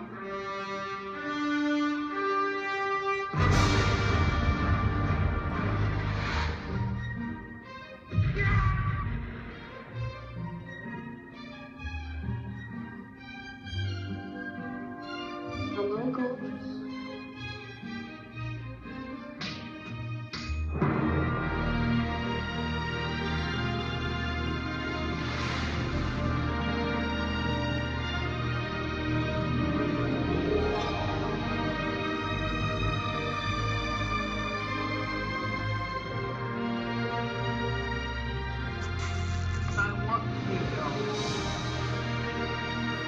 We didn't need that. We had faces.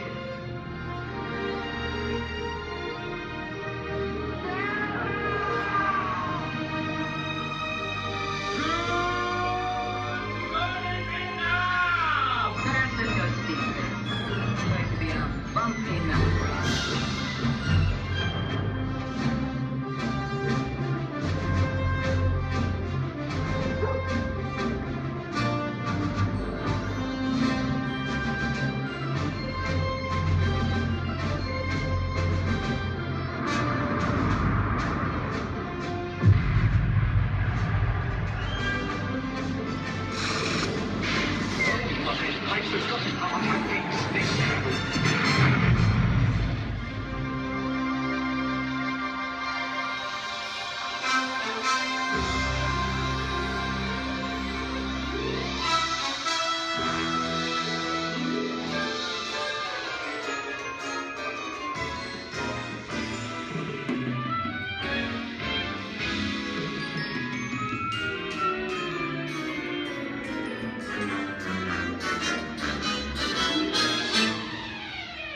On behalf of Disney's Hollywood Studios, I'd like to thank you for joining us on the great movie ride. Now, before we wrap this production, there still is one scene left to do. It's called The Exit. The action begins with you remaining seated until the vehicle comes to a complete stop. Then gather your belongings, take small children by the hands, and when these doors open, rise dramatically to your feet and make your grand exit directly to the rear of your vehicle. Oh, and one more thing. When I yell action, don't forget the thunderous applause for yours truly. Okay, places everybody, and action! Thank you. Have a wonderful day here at Disney's Hollywood Studios, and also to you and the movies the stuff dreams are made of. Good.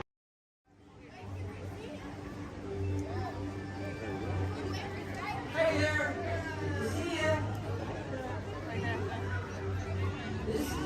sure fun to climb the stairs. Don't forget to tag me on your video. Hashtag Amazing Spider-Man.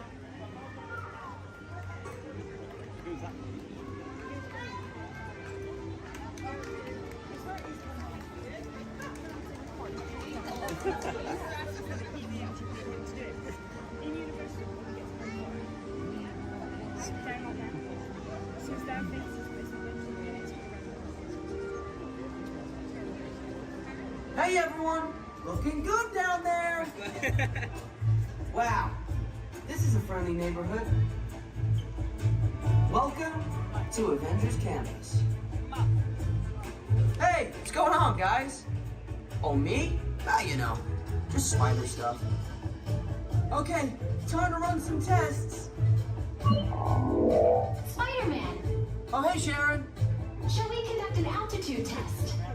Yeah, I guess I should do some work. Always good to have the data. On my way. Just need to find a clear path and something to swing from. Oh yeah, it's go time. Field testing, here I come.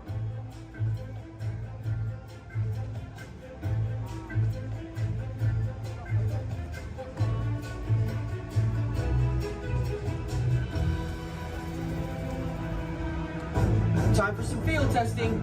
Here goes something.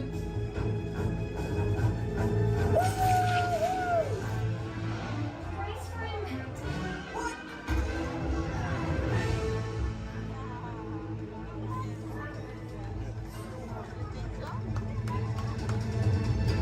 I'm good. I'm good. That was less crazy than I thought. Woo! Sharon, did you get that? I got the data. Okay, try to test. Check. Hang on, I'll be right down. That's the cool.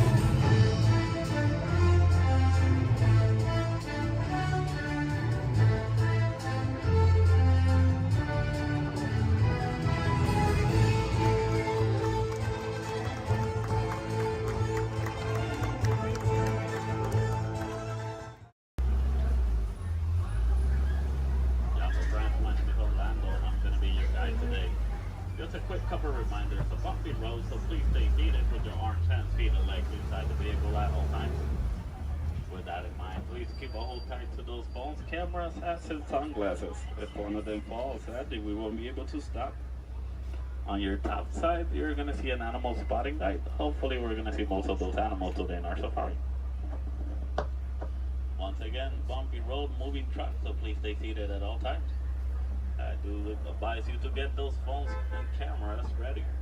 This is a photo area, but we might not be able to stop for every animal. I'm gonna make sure I stop for most of them.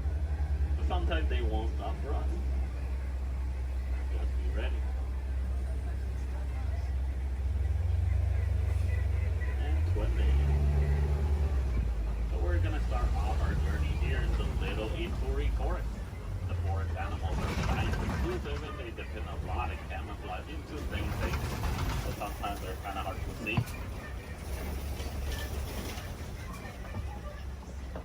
So here on the right side, we're going to see an okapi. Even though the okapis have zebra-like pants, they're actually related to giraffes. It wasn't until 1901 that okapis were discovered. Before that, they used to be thought as a myth. And much like the giraffes, okapis also have those long tongues that are going to help them reach tall places. And only the male okapi is going to have ossicones. Ossicones are basically the same type of horn that giraffes have, but it's made out of their own skin, so it doesn't count as a horn.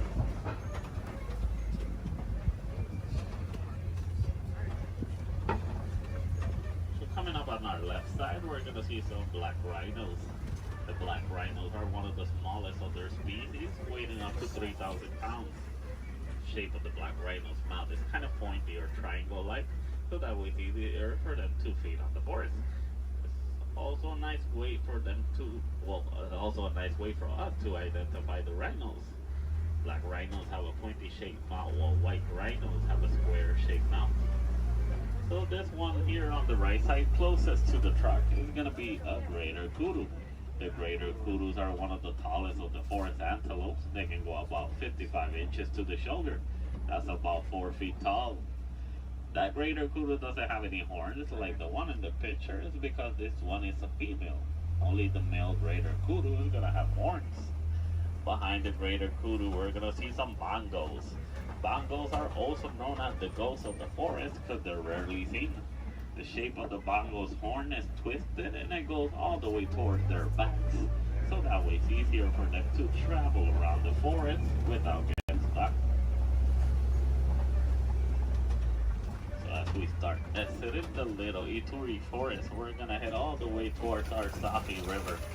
Rivers and water spots are great areas to see some of the wildlife that lives near the water.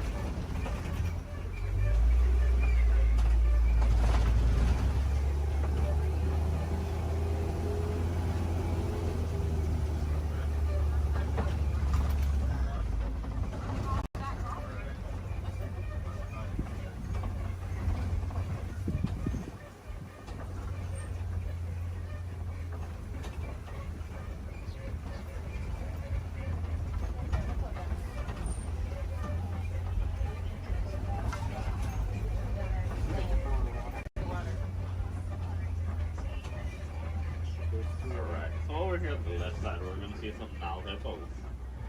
The male Nile hippo can weigh up to 5,500 pounds. They're nocturnal animals, so they're going to be more active during the nighttime. Most of their daytime they're going to spend underneath the water, but they do need to come back for air every 8 minutes. Also, baby Nile hippo right there. A group of hippos is also going to be known as a bloat. Bloat or hippos. So here on the left side, we also see some pigback pelicans. The pigback pelicans get the coloration in their feathers during mating season. They're colonial nesters, so most of the time we're going to see them in large groups. They can go between 50 to 500.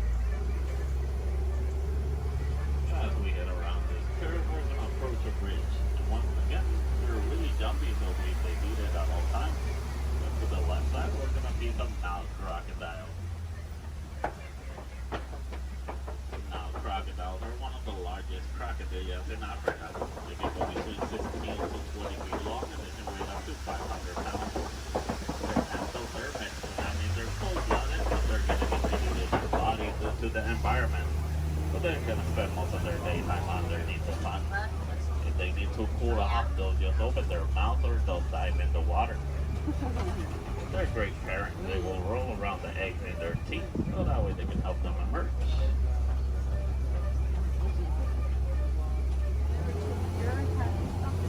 As we enter the Safi River, we're going to head all the way towards our savannah. Savannah is going to be a large plain and a great area to see most of the animals in Africa.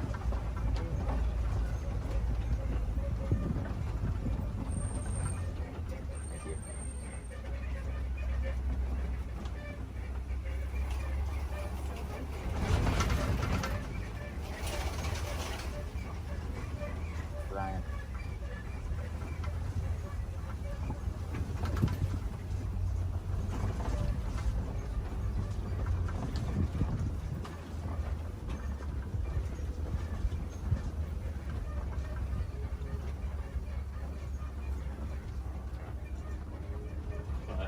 The savanna ecosystem is going to be a large plain of grass with tall trees and a lot of termite mountains.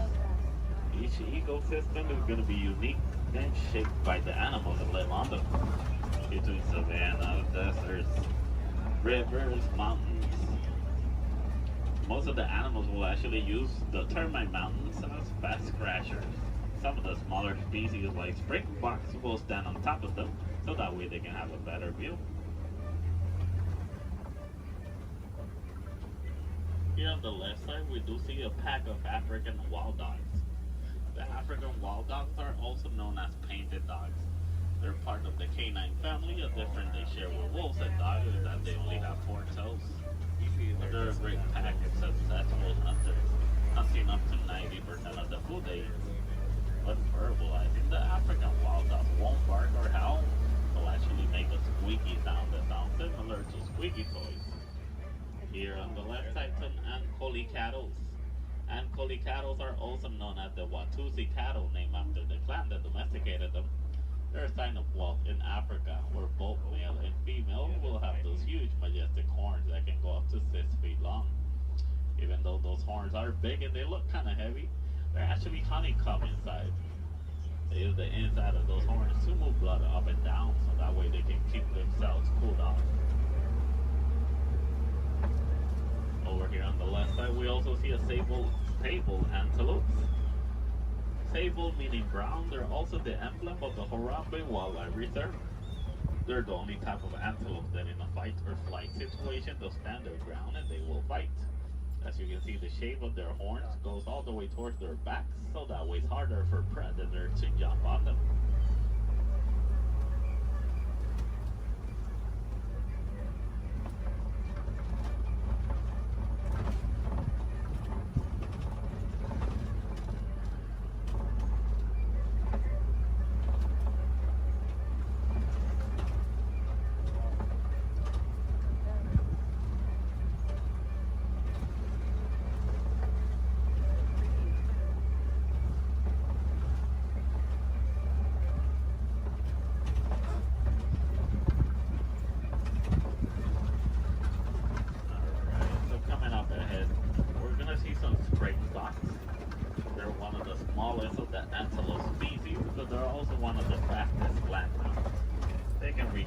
Between 50 to 60 miles per hour. And as their name implies, the springboks. They're great jumpers. They can jump up to 6 feet tall and up to 13 feet long. Behind the springboks, we do see some wildebeest. The wildebeest are the second largest grouping of mammals, second only to us humans. Wildebeest is a translation from the African word wild beast, but they're also known as the newts due to a sound they make when verbalizing. It sounds like they're saying newt.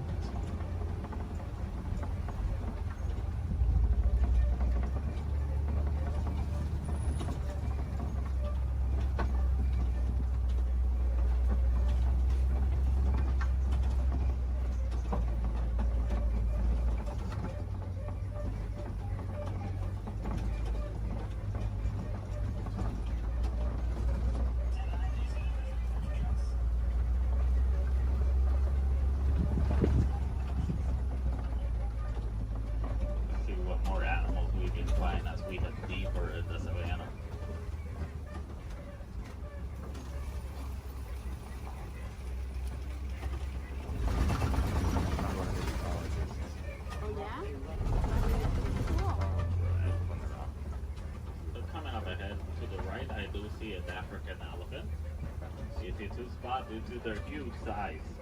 Also, the shape of their ears look like the continent of Africa. They like to flap around those huge ears back and forth so that way they can keep themselves cooled off, basically like a giant pair of fans. Also to the left side, mandrills, and the mandrills are one of the largest species of monkeys. Male mandrill can weigh up to 100 pounds while the female can weigh up to 35 pounds. They also have a special pocket in their mouth where they can store food and snacks for later, just like squirrels. So the elephants will also throw dirt on top of their backs so that way the dirt will block them from the sun and also from bugs. They're huge animals with a huge appetite, eating up to 300 pounds in just a day. So a nice easy way to identify a male elephant is because male elephants, whenever they reach adulthood, they like to go on their own. And sometimes they'll join other elephants and they'll form a group known as a bachelor.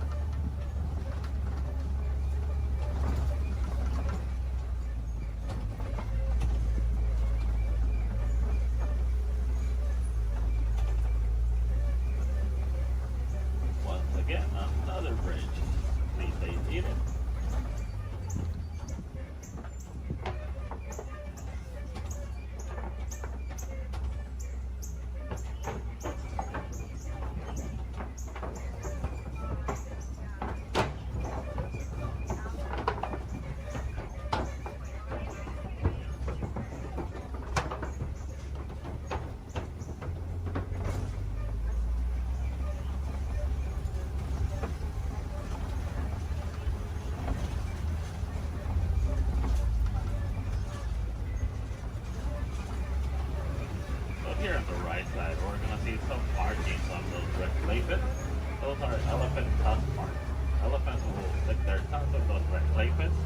that way they can get some of the minerals they don't get in their regular diet. Basically like a natural vitamin for them.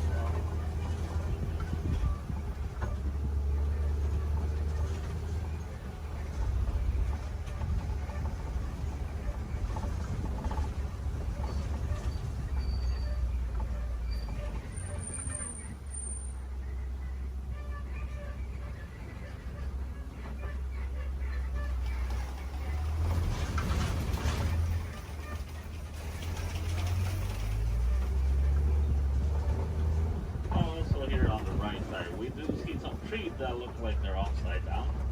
They're known as upside down trees, but they're also known as the tree of life. The real name is the baobab trees.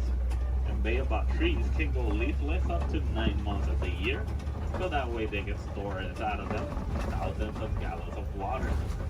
Some of the animals will actually try and reach that water, like elephants will stick their tongues on them.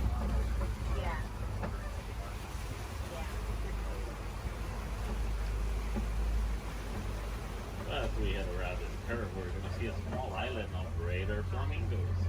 Greater flamingos are not greater because they're better than the other flamingos, it's just because they're bigger in size.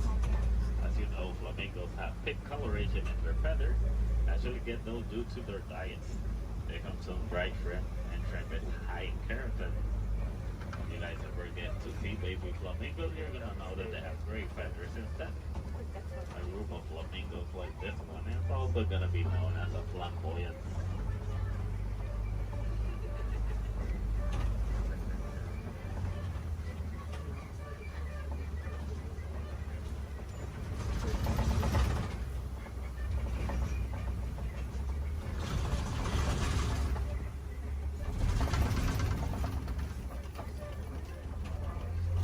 Coming up ahead, we do see some white rhinos.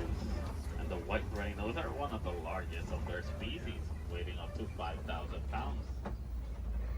That doesn't make them slow because they can actually run up to 30 miles per hour. As you can see, the shape of their mouth is kind of squared, so that way it's easier for them to feed on the grass on the floor. And you'll usually find them in the savannah around mud pits. They like to roll around those mud pits, so that way the mud will help them against the sun and also against bugs. It's a nice way for them to stay cooled off. Basically, white rhinos are a different type shade of gray from the black rhinos. The reason they get the name white rhinos is not because of their colors. It's actually a mistranslation from the Afrikaans word white. That means wide as in bigger.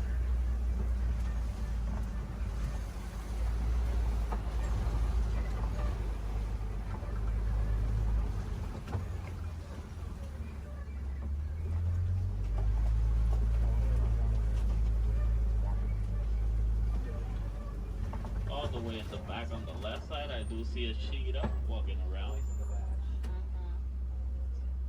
Cheetahs are one of the fastest land mammals. They can reach a speed from 0 to 60 in about 3 seconds. There's also another one laying on the grass all the way in the back. But with that in mind, the cheetahs are built for speed, not power. So after running so fast in such a short amount of time, they're gonna need a couple of hours to rest their energies. And cheetahs are also diurnal big cat predators, so that means they're more active during the daytime.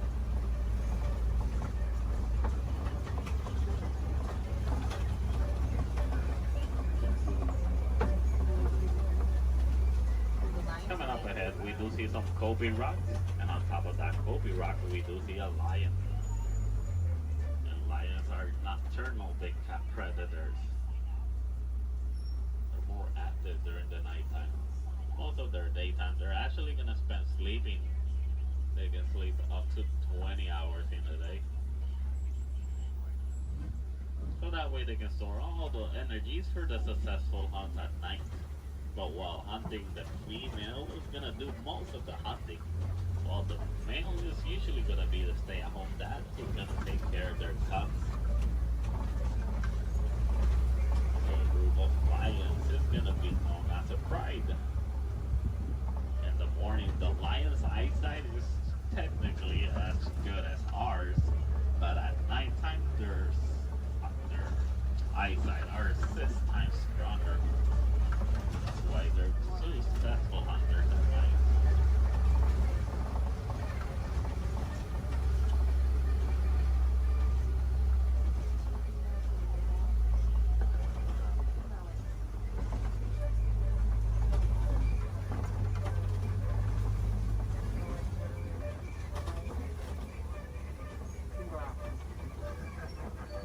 So coming up ahead, we're gonna see some warhogs.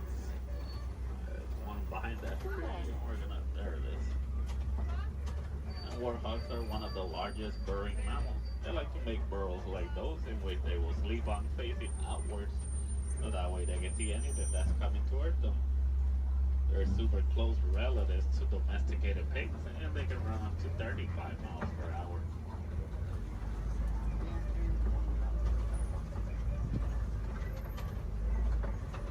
Another white rhino on the right side.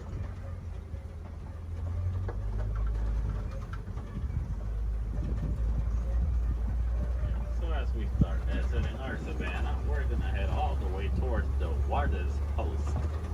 Warden's Post is gonna be a great area to see how both humans and wildlife live in harmony.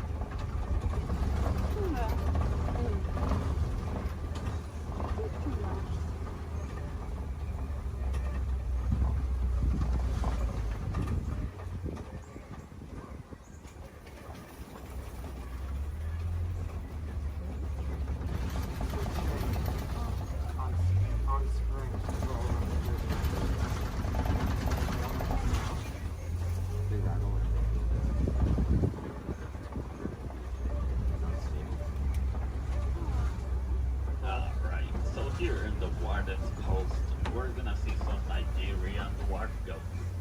These goats are super cute, but they're also really friendly. They're a great source of milk and cheese, and they're really agile with a great sense of balance. They're also one of the few domesticated wildlife that we have here in our reserve. So next to that yellow barrel, there is a yellow box. The farmers found out that elephants are afraid of bee sounds. Most farmers are gonna have a box like that filled with bees, so that way whenever the elephants get near the farms and they hear the bee sounds, they're gonna steer clear away from them, and that way they won't eat the farmer's harvest. It's a nice way for both humans and elephants to co-live in harmony, but it's also a great source of honey. Also, the farmers will actually sell that honey for an extra income. Because sadly, due to a mining of a mineral called coltan, most elephants are losing their habitats and homes, causing them to migrate into human farms and villages more commonly so than it used to. So having bees in a box is going to be a nice technique for both keeping elephants safe, but also staying safe.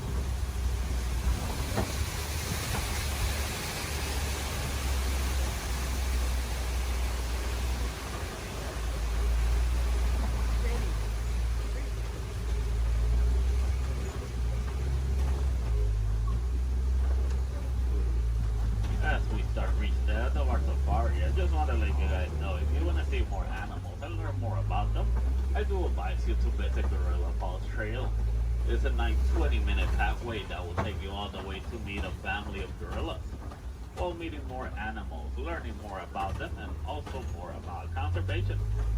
If you're really lucky, you might even get a better close-up view of the hippo through a glass. Also, well, here in Harambe, we have the Rafiki's Planet Watch. The Wildlife Express train is going to take you all the way towards Rafiki.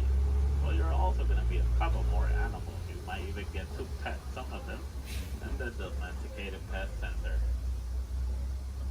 We have an animation studio where you might learn how to draw a couple of our animals. Super cool. And we also have an animal clinic. Any chance we need to take care of one of our animals, you guys can actually see the process through a glass. It's a super cool journey. It's got nice AC, but it takes about a whole hour to complete. So you gotta plan ahead. The last Wildlife Express leaves at 4:30. On this onward. Why did you look to see where we are? Alright, well, here in Harambe, you guys can visit the celebration festival, the Lion King. A great show to watch while visiting Animal Kingdom. There's going to be animals wherever you go throughout the park. We do have the lesser flamingos. Those are going to be the smaller flamingos. In some area of the park, I believe, is one of the pathways that leads you to the Tree of Life. If you go all the way towards Asia, they're going to see a similar walking trail to the Gorilla Falls, but it's going to be known as the Maharashtra Jungle Trek. Over there, you're going to meet some of the Asian animals like Komodo dragons, tigers, also super cool to visit while you're in Animal Kingdom. So for the Gorilla Falls, once you head out of the truck and you head down the ramp, if you go to the left side, you're already on the Gorilla Falls trail. Keep going around, enjoy your time, see more animals. If you go to the right, you're going to go back to the village, where you can see the entrance towards Rafiki.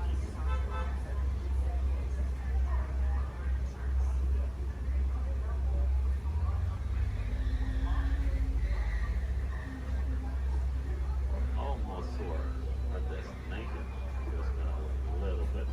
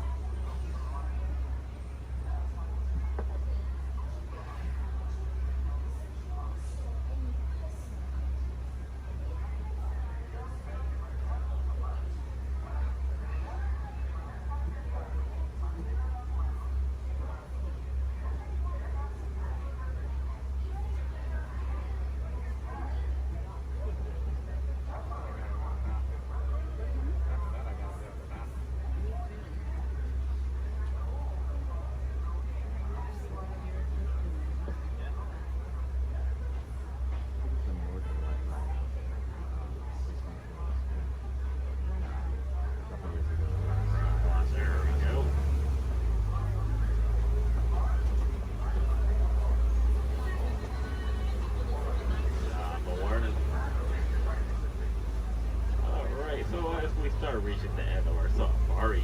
So here in Harambe, we don't like to say goodbye because goodbyes are always sad and final. We instead say Kwaherini. And Kwaherini does mean to go well. So Kwaherini guys, go well, go wild, go make a difference out there. Oh my god, you look just like her. I do see you, I'm like dead. And then move on.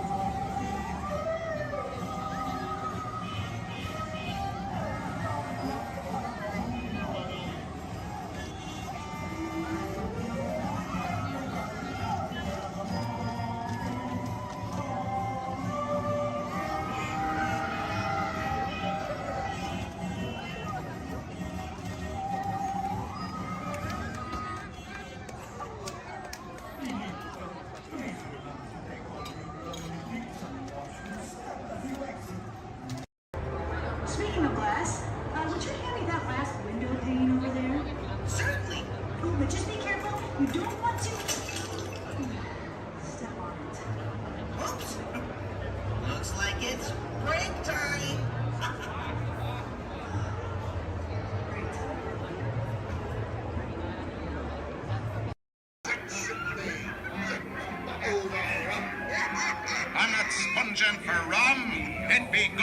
I'm after.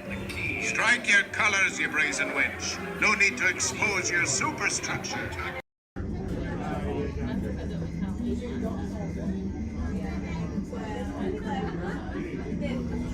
This is Disney's Port Orleans French Quarter. Please collect your belongings, watch your head and step as you disembark, and take them home shore. Thanks for riding with us, and welcome home.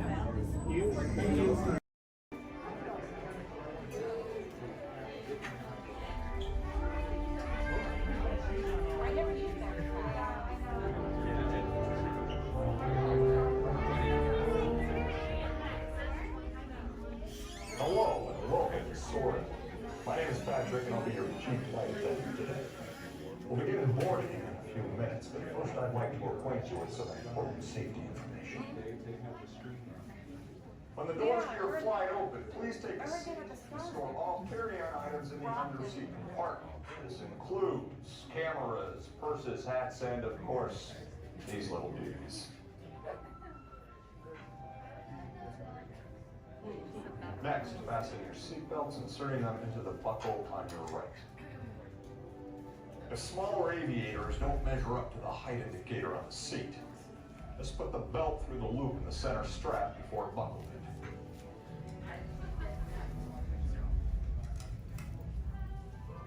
Nice work, pal. Soon you will be airborne.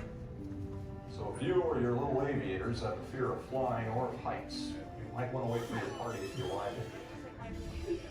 Okay, let's review. That is seatbelt, carry-on item, safety strap, fear of heights, keep your hands and arms inside at all times. Anything else? Yeah. Have a nice flight. All right, my friends, we're going to load row 3, followed by 2, then 1. Row 3, please follow me. 2, you're going to follow 3. 1, you're going to follow 2.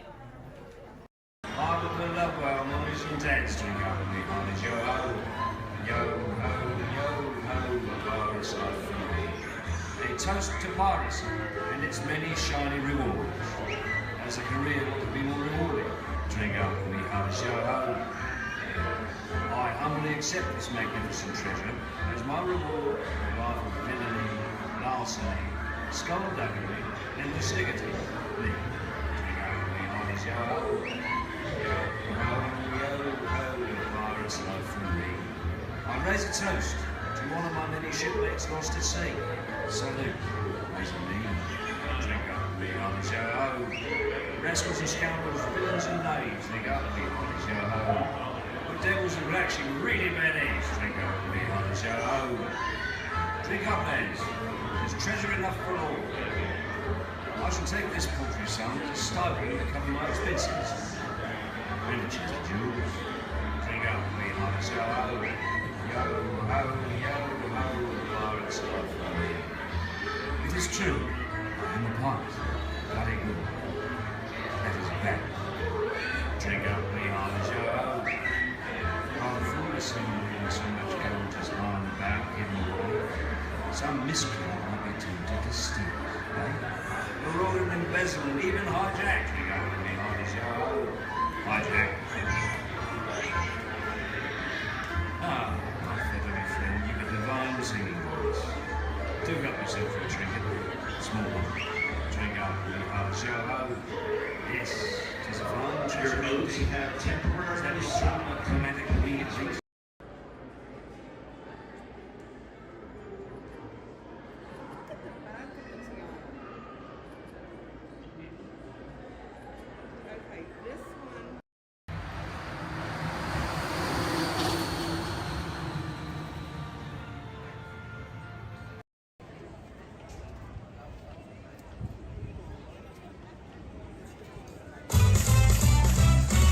Good morning, everybody!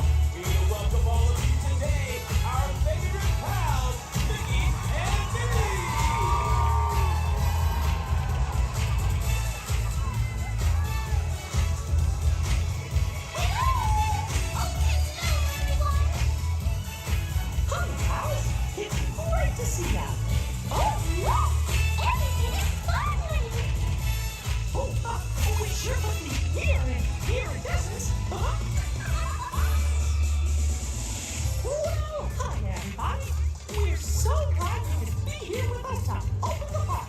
Oh, yeah. What a special moment. We're so happy you could join us for this magical celebration. And now we're all together. We've got a surprise for you.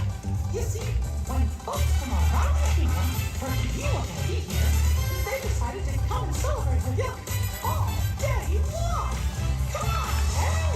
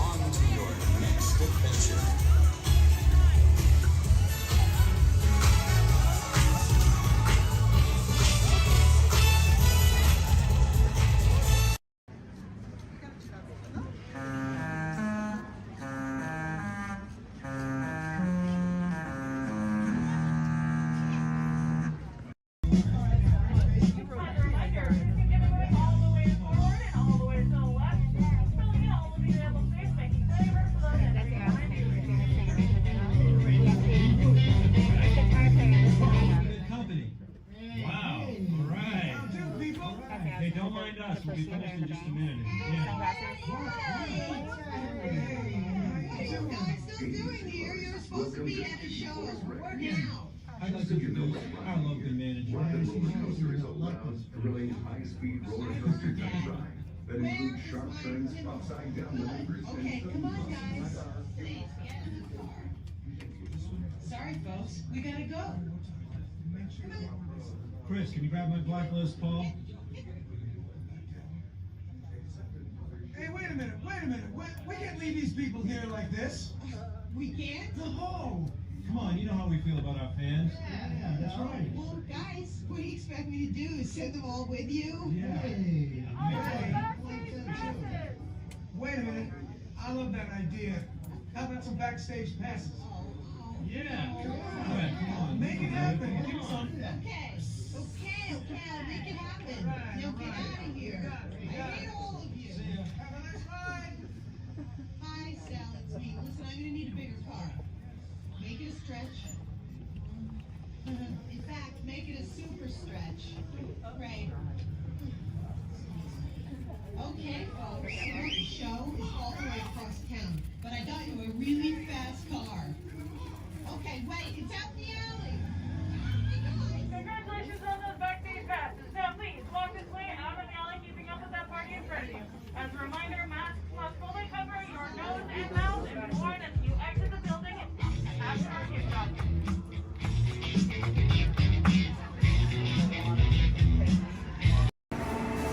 Welcome to the Sync Track.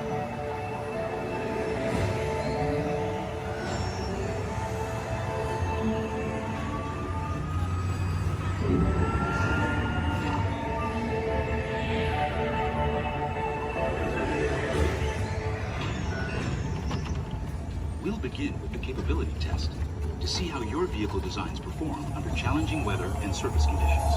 Monitoring road surface. Connecting to OnStar. SIM card performance data acquired.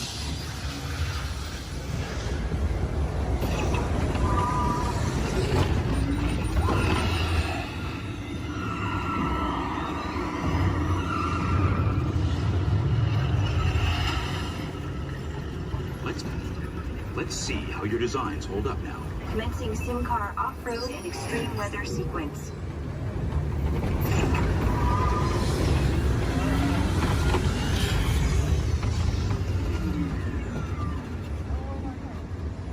Capability test results displayed and verified. Now let's see how your vehicles compare when it comes to their efficiency.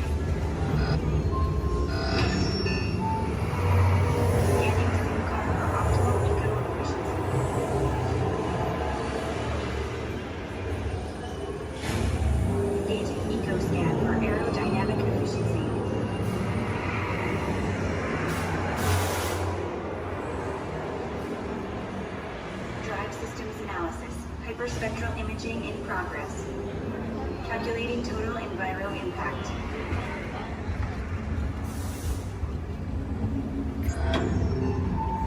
Commencing responsiveness test. Okay, responsiveness data is now being synchronized. Automated driving technology verified and active.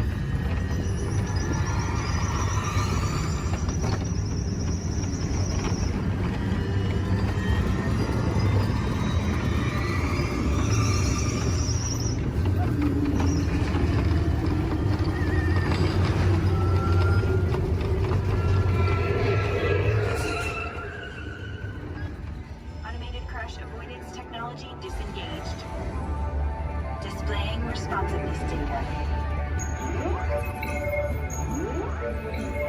Here comes the final test. Energizing for power test.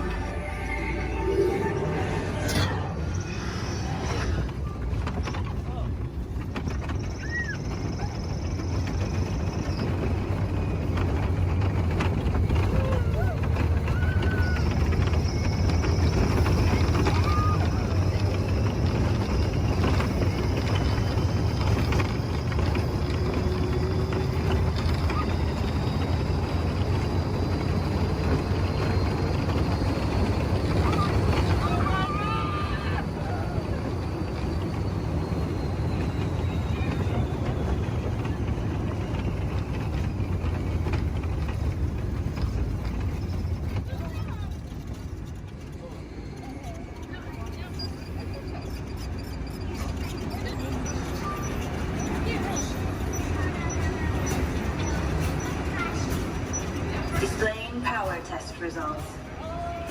SimTrack performance testing complete. This concludes your performance testing. You'll be able to see how your Chevrolet custom concept vehicle designs compared with the sim car after you disembark. Please watch your step as you exit, and remember to take all your personal belongings with you. Be sure to check your final performance numbers in our scoring area. Your time has come. The master awaits. Yeah, I'm a little scared.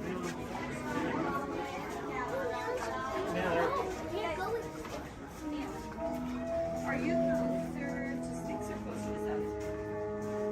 When hinges creak in doorless chambers, and strange and frightening sounds echo through the halls, whenever candlelights flicker, where the air is deathly still, that is the time when ghosts are present, practicing their terror with foolish delight.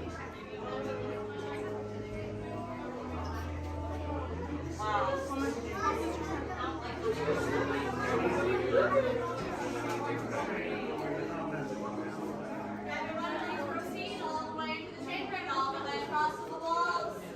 Look alive, folks, we're on a strict deadline. Let's run like a hatchet and shop to shop. Welcome, foolish mortals, to the haunted mansion. Your host, your ghost host.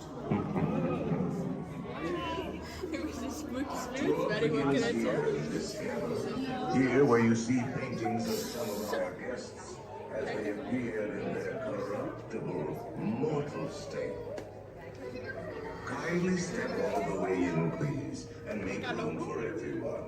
There's no turning back now. Now everyone, gather your bodies away from the glamorous pallor betrays an aura of foreboding, almost as though you sense a disquieting metamorphosis. Is this haunted room actually stretching? Or is it your imagination? And consider this dismaying observation. This chamber has no windows and no doors. Which offers you this chilling challenge to find a way out.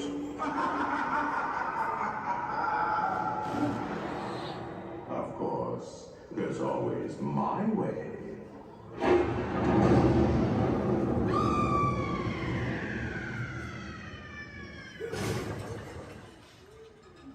Oh, I didn't mean to frighten you prematurely. The real chills come later. Now, as they say, look alive, and we'll continue on. And let's all stay together, please.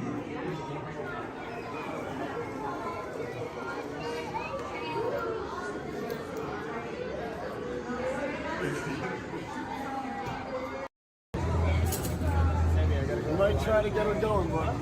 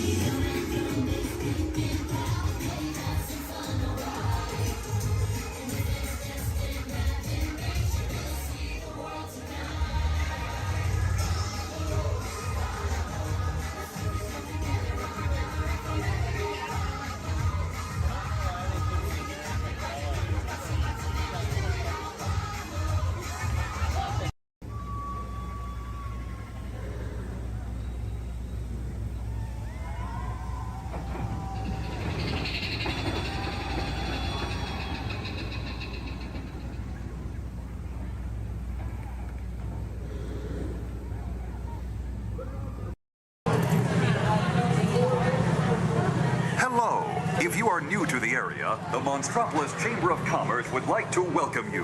While you're in town, be sure... We interrupt this program for a special report. A child is on the loose in Monstropolis. A human child! If witnesses are to be believed, there has been a child security breach for the first time in monster history. We can neither confirm confirm nor deny the presence of a human child here tonight. I tried to run from it, but it picked me up with its mind powers and shook me like a doll. It's true! I saw the whole thing! Happy birthday, Schmoopsy Poo! Oh, goodly bear!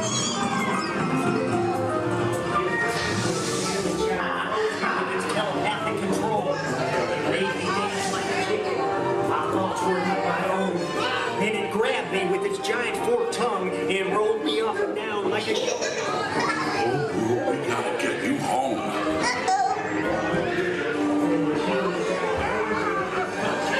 There's a kid! A human kid!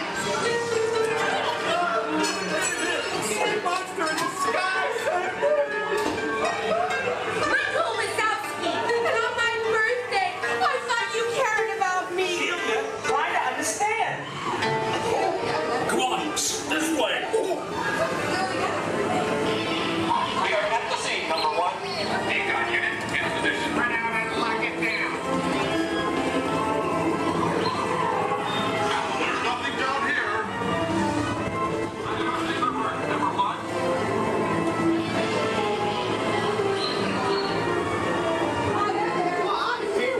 Nice! Yeah! Nothing exciting ever happens! Hurry up, Sully, hurry up. I've got both doors set up on the scale floor. Are you done yet, Phil? Race you to the scare floor.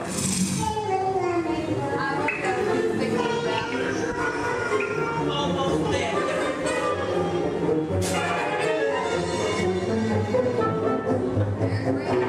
They'll never find her door now.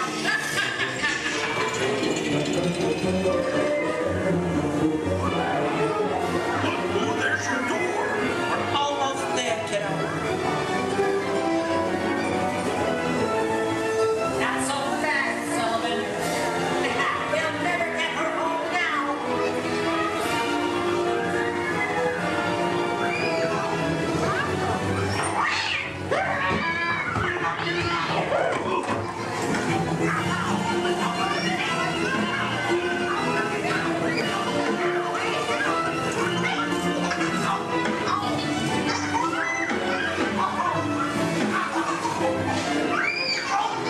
It's been the most terrifying day of my life. But I love you, kiddo. Good night. Kitty's gotta go now. Sleep tight.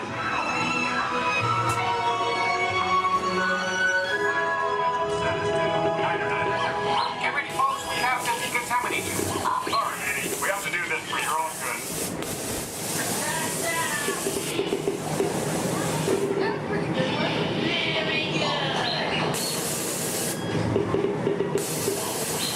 Sorry, sir, you're not my type. Yeah. We can either confirm Sir, stop making goo eyes at me. I'm not that kind of girl. progress and reported to the scene where we immediately Stop staring at me. we spread out and locked it down. Hey, you left the lens cap on. That's it. The situation status to Your stunned silence is very reassuring. Duh. Ta-ta.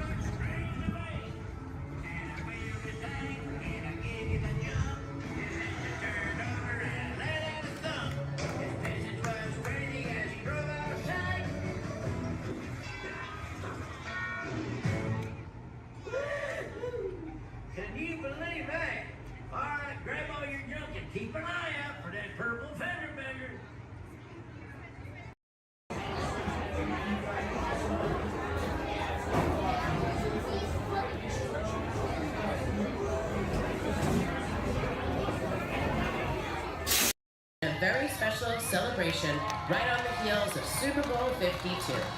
From the 2018 Super Bowl champion Philadelphia Eagles, please welcome Nick Foles, Super Bowl MVP.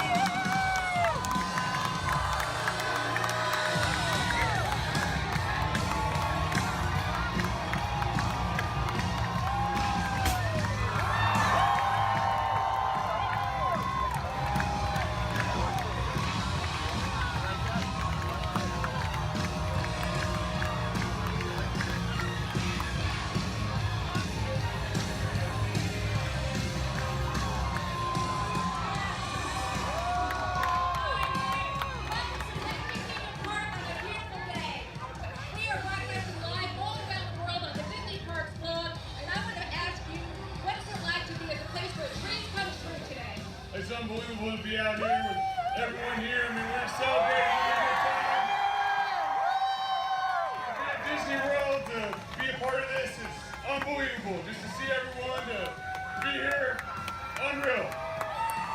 So, tell me, your fans have lined the parade route from start to finish. What do you have to say to them?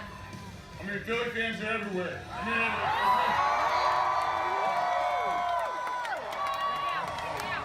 there we go. Hey, yeah, it's all right to yell. We're world champs. It's all right to yell. We're world champions.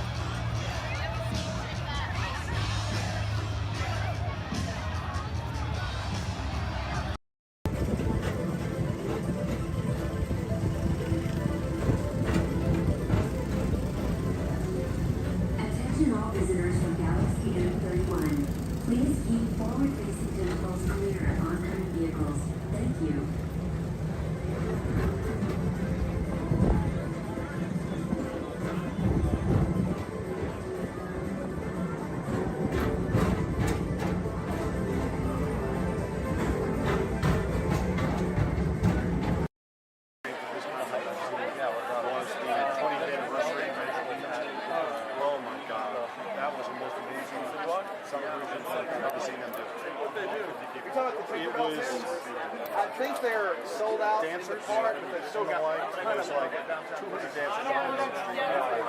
And then 3 different marching bands. And the full day of the answer, you just get nothing going on. Roy Disney standing up where his dad had stood, leading the dedication synced with his dad. I was the only one that got that joke.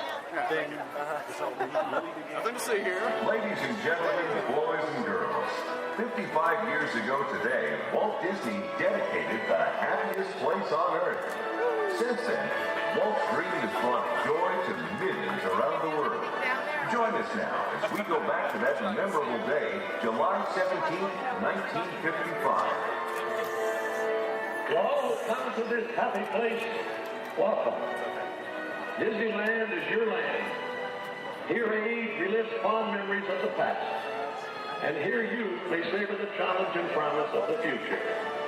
Disneyland is dedicated to the ideals, the dreams, and the hard facts that have created America, with the hope that it will be a source of joy and inspiration to all the world. And now, let's all join together in singing Happy Birthday to Disneyland. Are you ready?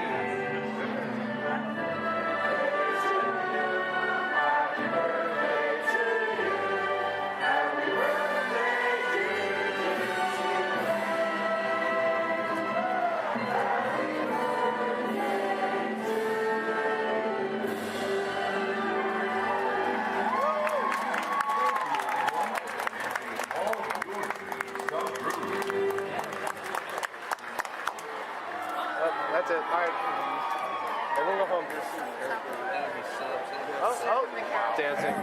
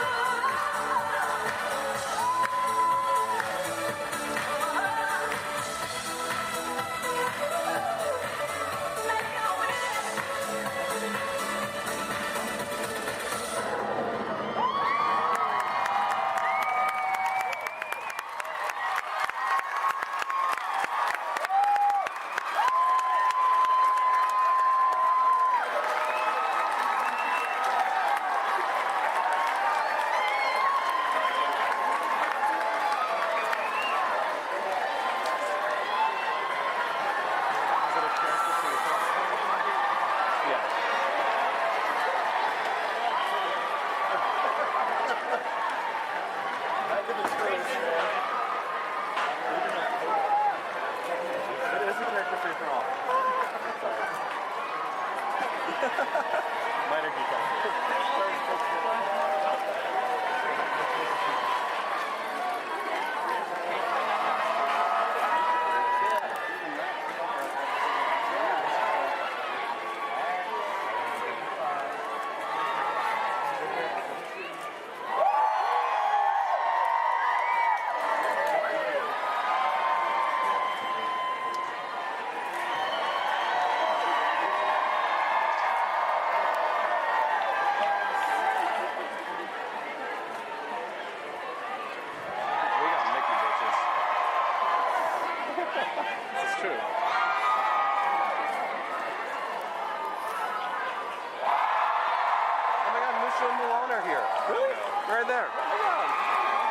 Behind the light post. If you turn this like the little like. Oh, Pluto! We should go say hi to Pluto.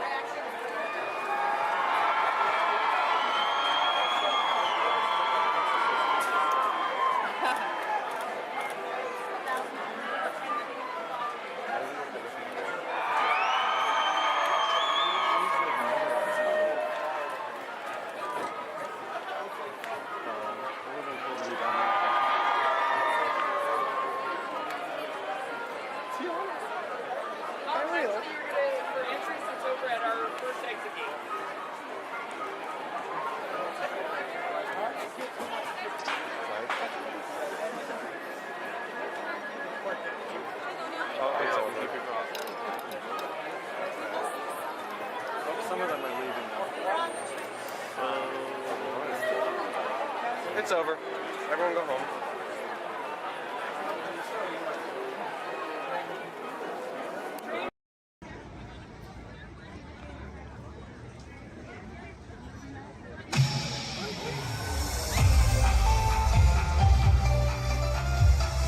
To all who come to this happy place, welcome and good morning, everyone. We have some extra special friends here to welcome you all today. Let's hear it for Mickey Mouse and Minnie Mouse.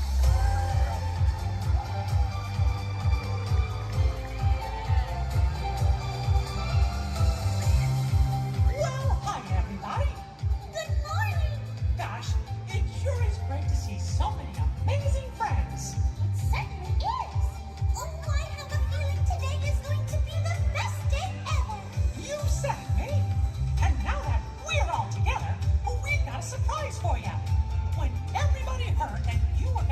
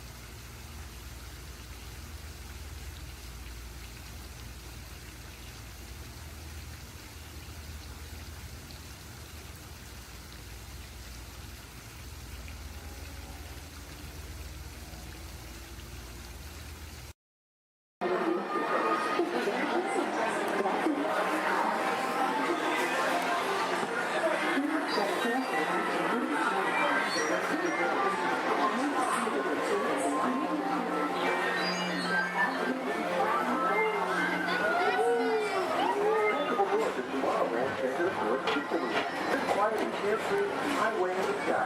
We invite you to sit back, relax, and enjoy your grand service tour tomorrow. Along the way, you can preview many of the exciting places you want to be sure to enjoy today while visiting this land of tomorrow.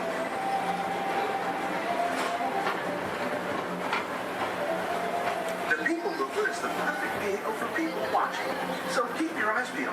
You never know who you might see.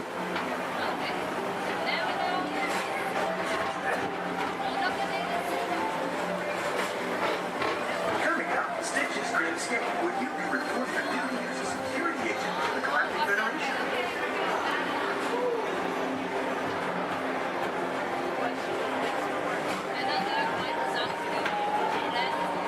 Your mission is to keep Experiment 626, the biggest little mischief maker in the galaxy, under control.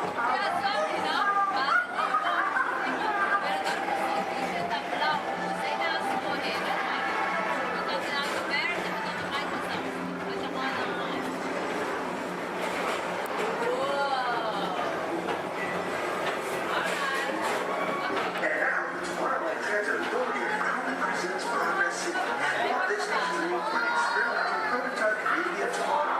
Progress City was the inspiration for Epcot, and many of its forward-thinking ideas have been realized throughout Walt Disney World.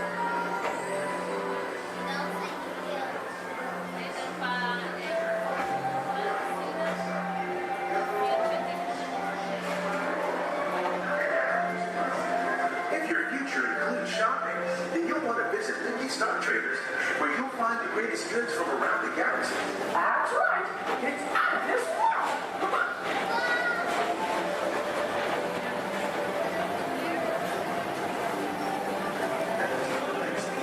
Put the pedal to the metal and speed towards the checkered flag in your very own race car.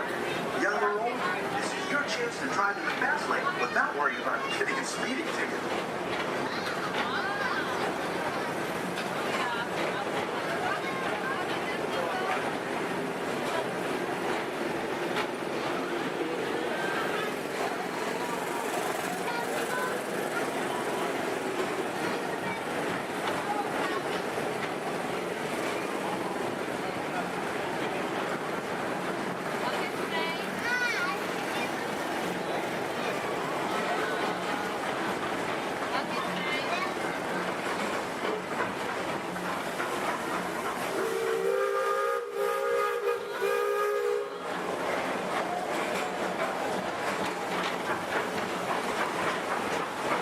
We're now entering one of the real wonders of our world, space travel. Blast off on a high-speed outer space adventure and complete the cosmos.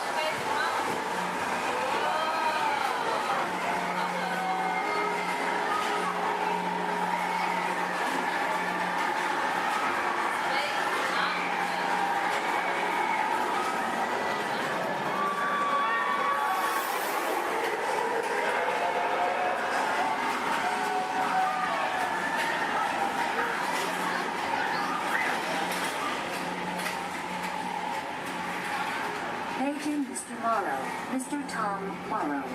Please contact Mr. Johnson in the control tower to confirm your flight to the moon.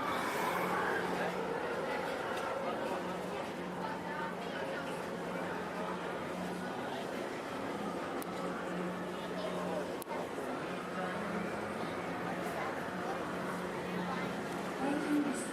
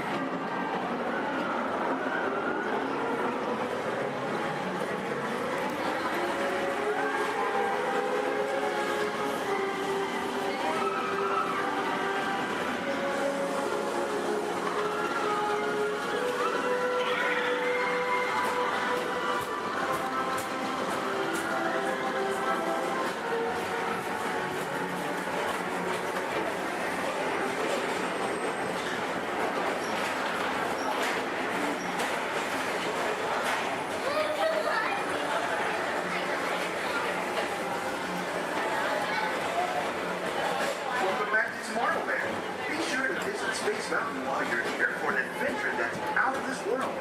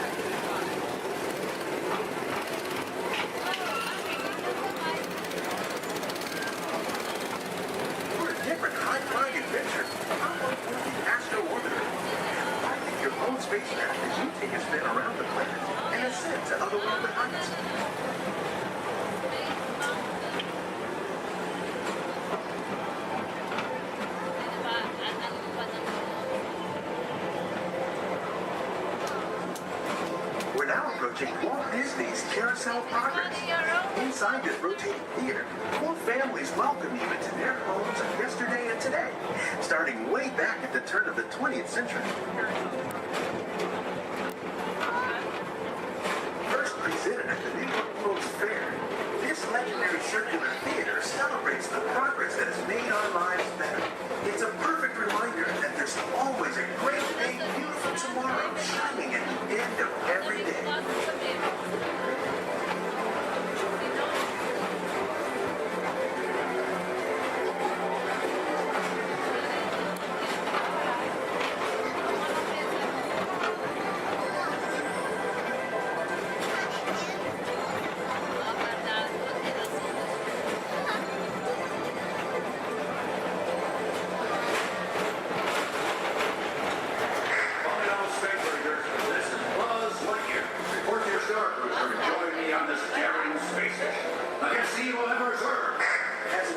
Space Ranger, you'll use your own personal laser cannon to save the entire galaxy.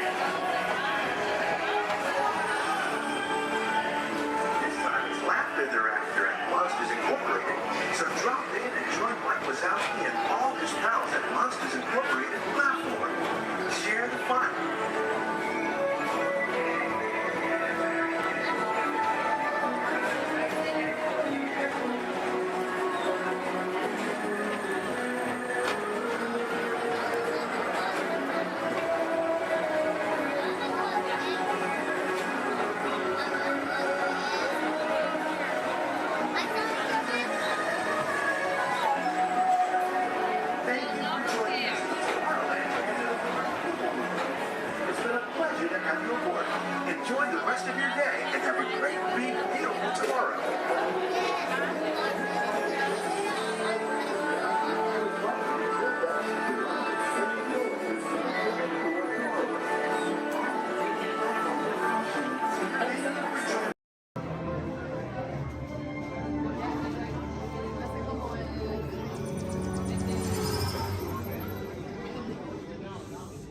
Greetings, Terrans.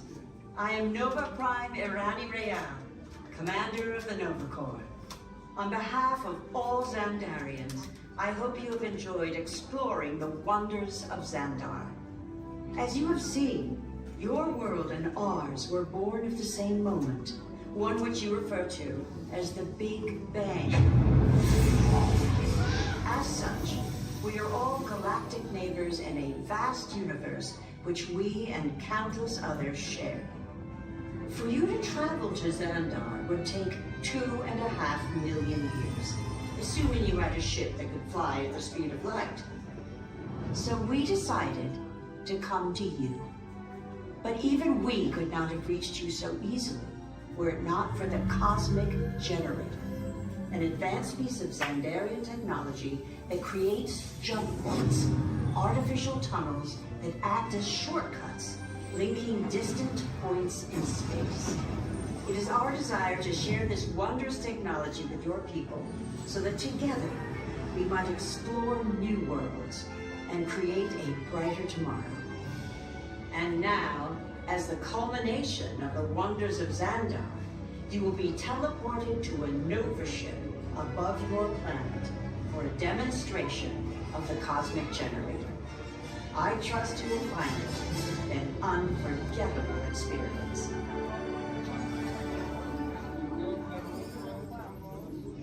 Welcome, people of Epcot, Epcoters, Epcotians, citizens of Epcot. Does anyone know what they call themselves? What? I'm on? Someone needs to tell me when I'm on. Welcome, Epcot-tarians. I am Centurion Tal Merrick, and we're just about ready to teleport you up to the ship for the demonstration. As you're about to enter a secure Nova area, I must ask you to put away your Terran communication devices at this time. Recording of any type is strictly prohibited. I am very serious about this. Now, please step forward into the chamber. You're gonna love this.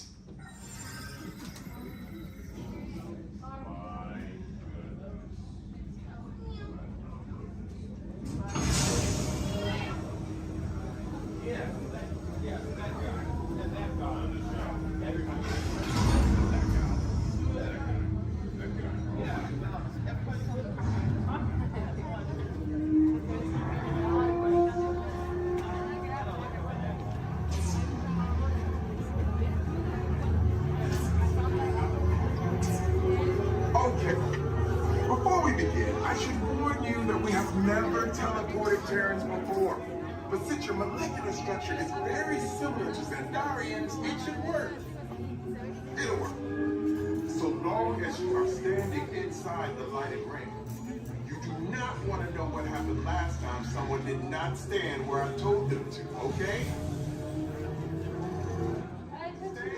Please make sure you're all the way inside that lighted ring on the floor. We must teleport you till you're all the way inside that lighted ring.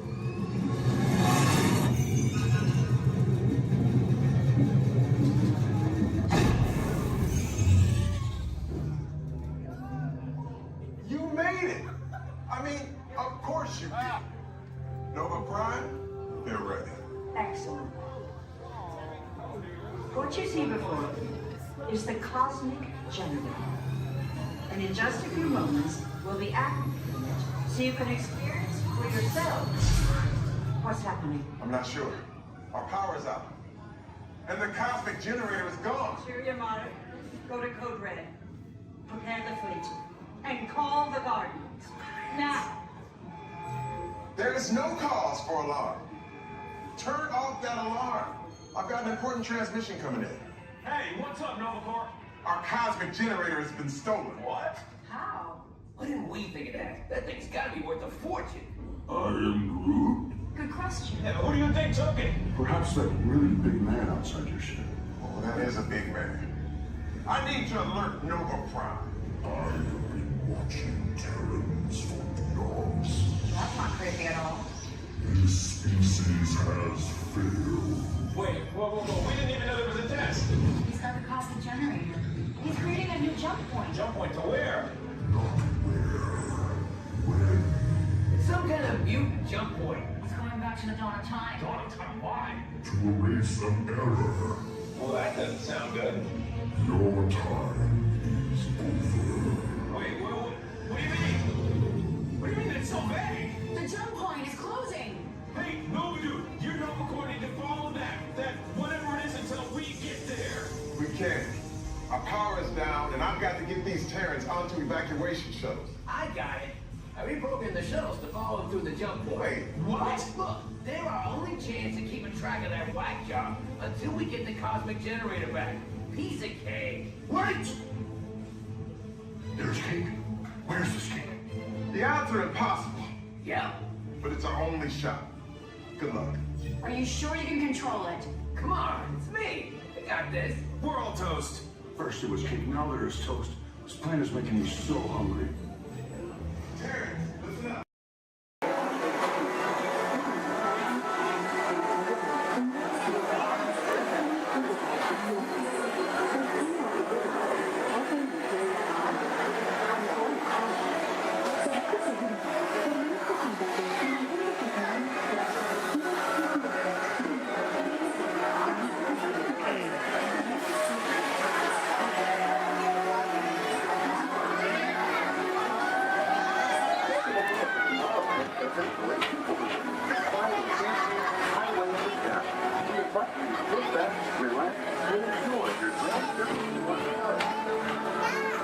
Along the way, you can preview many of the exciting places you'll want to be sure to enjoy today while visiting this land of tomorrow.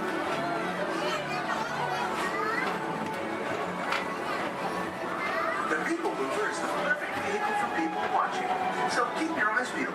You never know who you might see.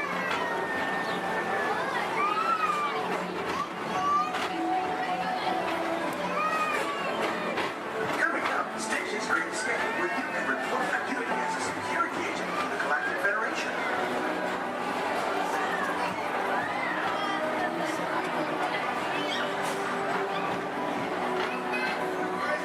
The mission is to keep Experience 626, the biggest mischief maker in the galaxy, under control.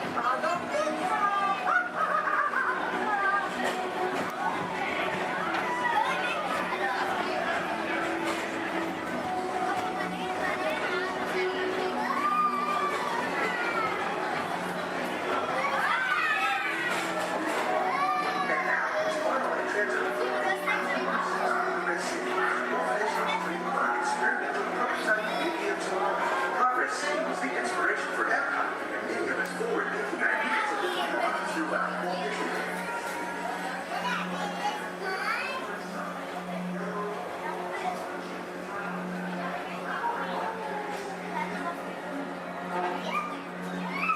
If your future includes shopping, then you'll want to visit Mickey Stock Traders, where you'll find the greatest goods from around the galaxy. That's right. It's out of this world.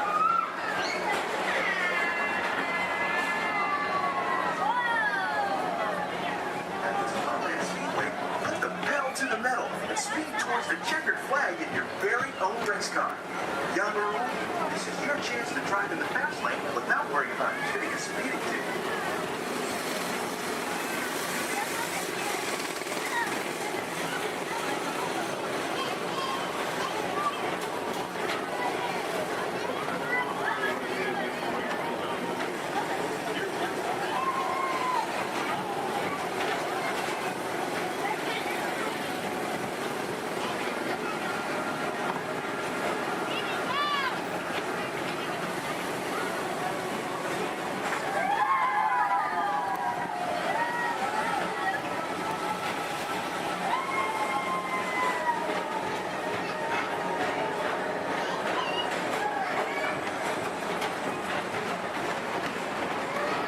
We're now entering one of the real wonders of our world, Space Mountain. Blast off on a high-speed outer space adventure and create the cosmos.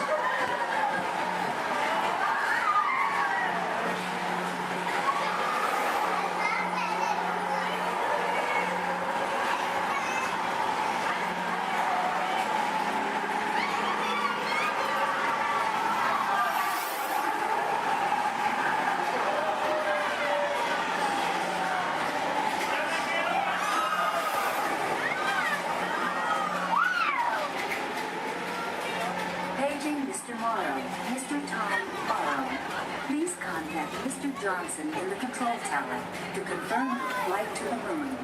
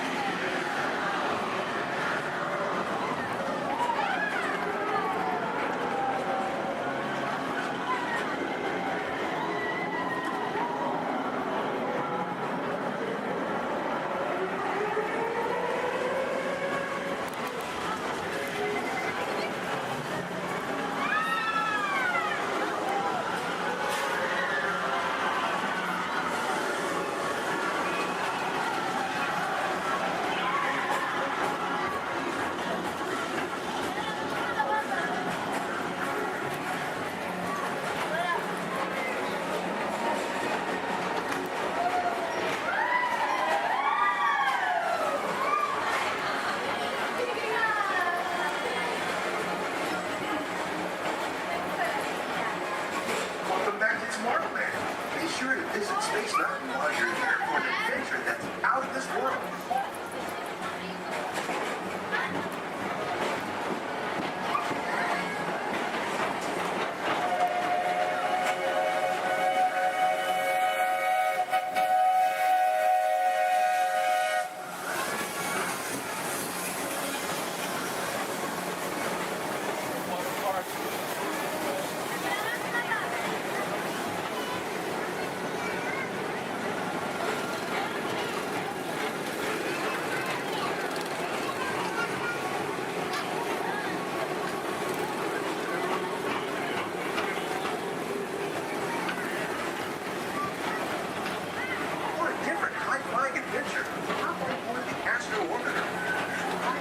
Spacecraft as you take a spin around the planet and ascend to otherworldly heights.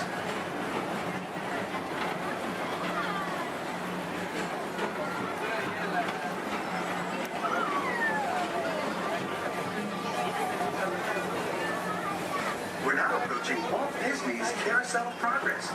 Inside this rotating theater, whole families welcome you into their homes of yesterday and today, starting way back at the turn of the 20th century.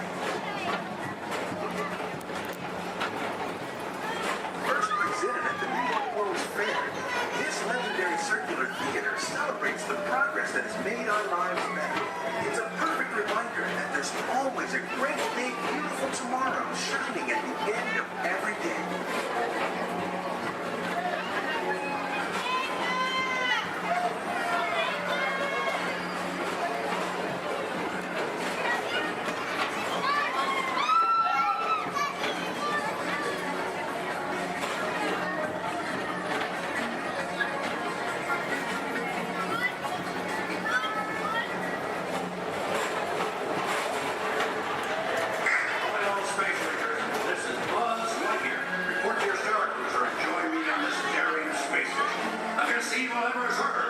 As an honorary space ranger, you'll use your own personal laser cannon to save the entire galaxy.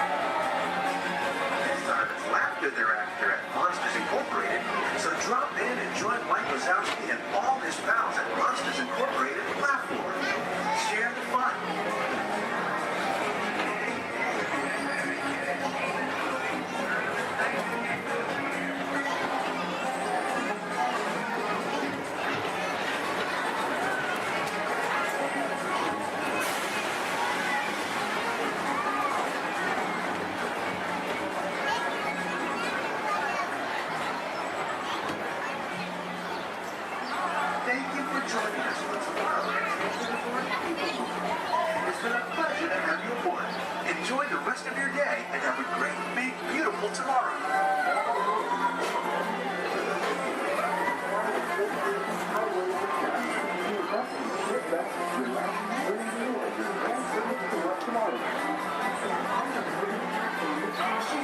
Exit by stepping away from the car.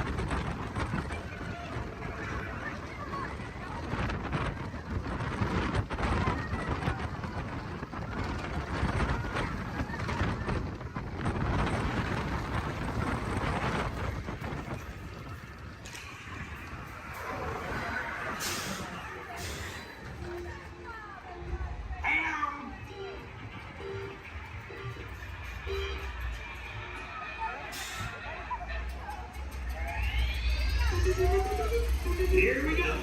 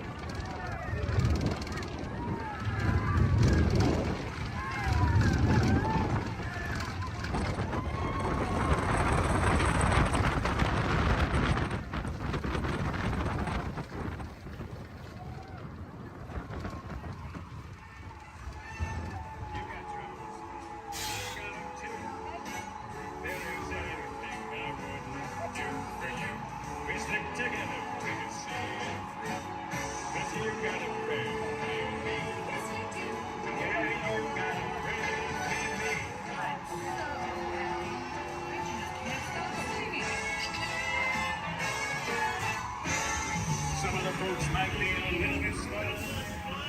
Stay seated till we come to a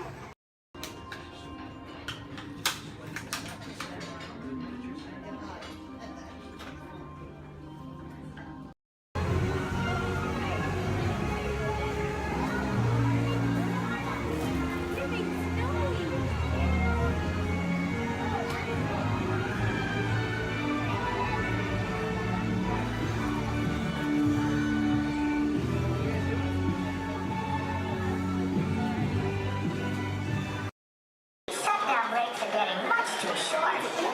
Now, what have we here? Hey, haven't I seen you before? Seems like I'm always fixing this burnout. Oh, let's see now. No, that can't be right.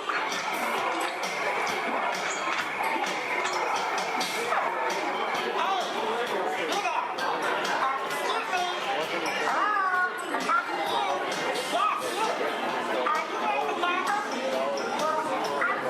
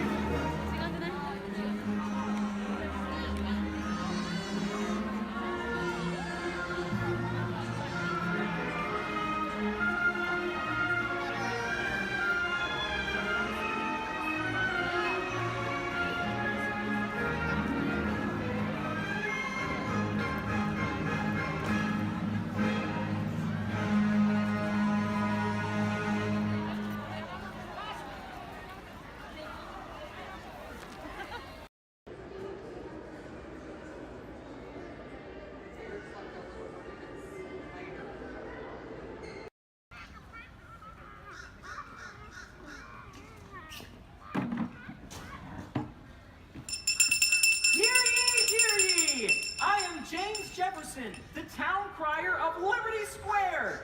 But my friends, call me JJ. Come on, everyone, gather round. You're just in time. Come closer, all ye people, gather round and listen well. I've got a satchel full of history's greatest tales to tell. Your hair will stand on end with all the history and such. Unless, of course, you're bald like me, in which case, not so much. Hey, Sam! It's Sam Eagle, everybody! Tell us, Sam, what great American story are we sharing today?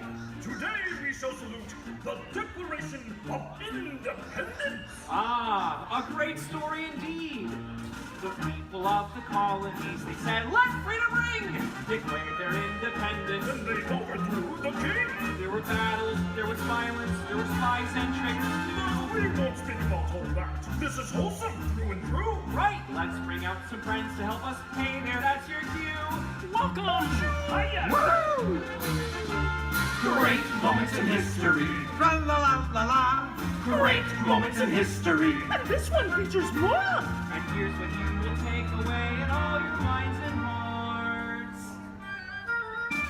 Great moments in history. Great moments in history, but just the American parts. Hi-ho, and welcome to Great Moments in History. But just the American parts. That's right, Sam. And as the official Liberty Square historian, I have drafted tributes to every important event in American history. JJ, please remind everyone which great moment we are sharing today.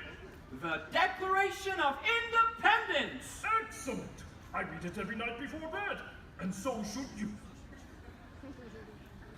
And now I will recite from memory the entire Declaration of Independence. When in the course of human... Excuse me, Sam? Kermit, you are interrupting America. Sam, the gang and I were talking, and we had some ideas to make your show more entertaining. Entertaining? Mm-hmm. In a theme park? Yeah. Highly unusual. Aw, please, Sam? JJ, I could use a little help here. Sure, Kermit. Let's put this to a vote. All those in favor of making Sam's story a little more entertaining, say aye. Aye. The ayes have it.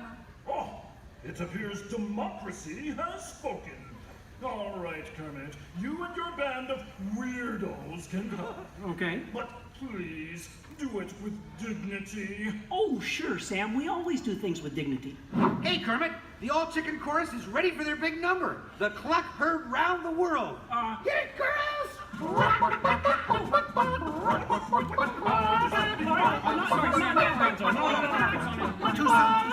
to the dressing room. Oh, Kermit! What part will Walt be playing in today's performance? Well, Piggy, this is a story about the founding fathers. There's no part for you. No part for moi? Oh, we'll see about that. Sheesh. Okay, places, everyone. Sam, JJ, take it away. All right, friends, what do you say? Want to help us make some history? To the patriotic music. The year is 1776. 1776. We are in Philadelphia. Philadelphia? JJ, why are you doing that?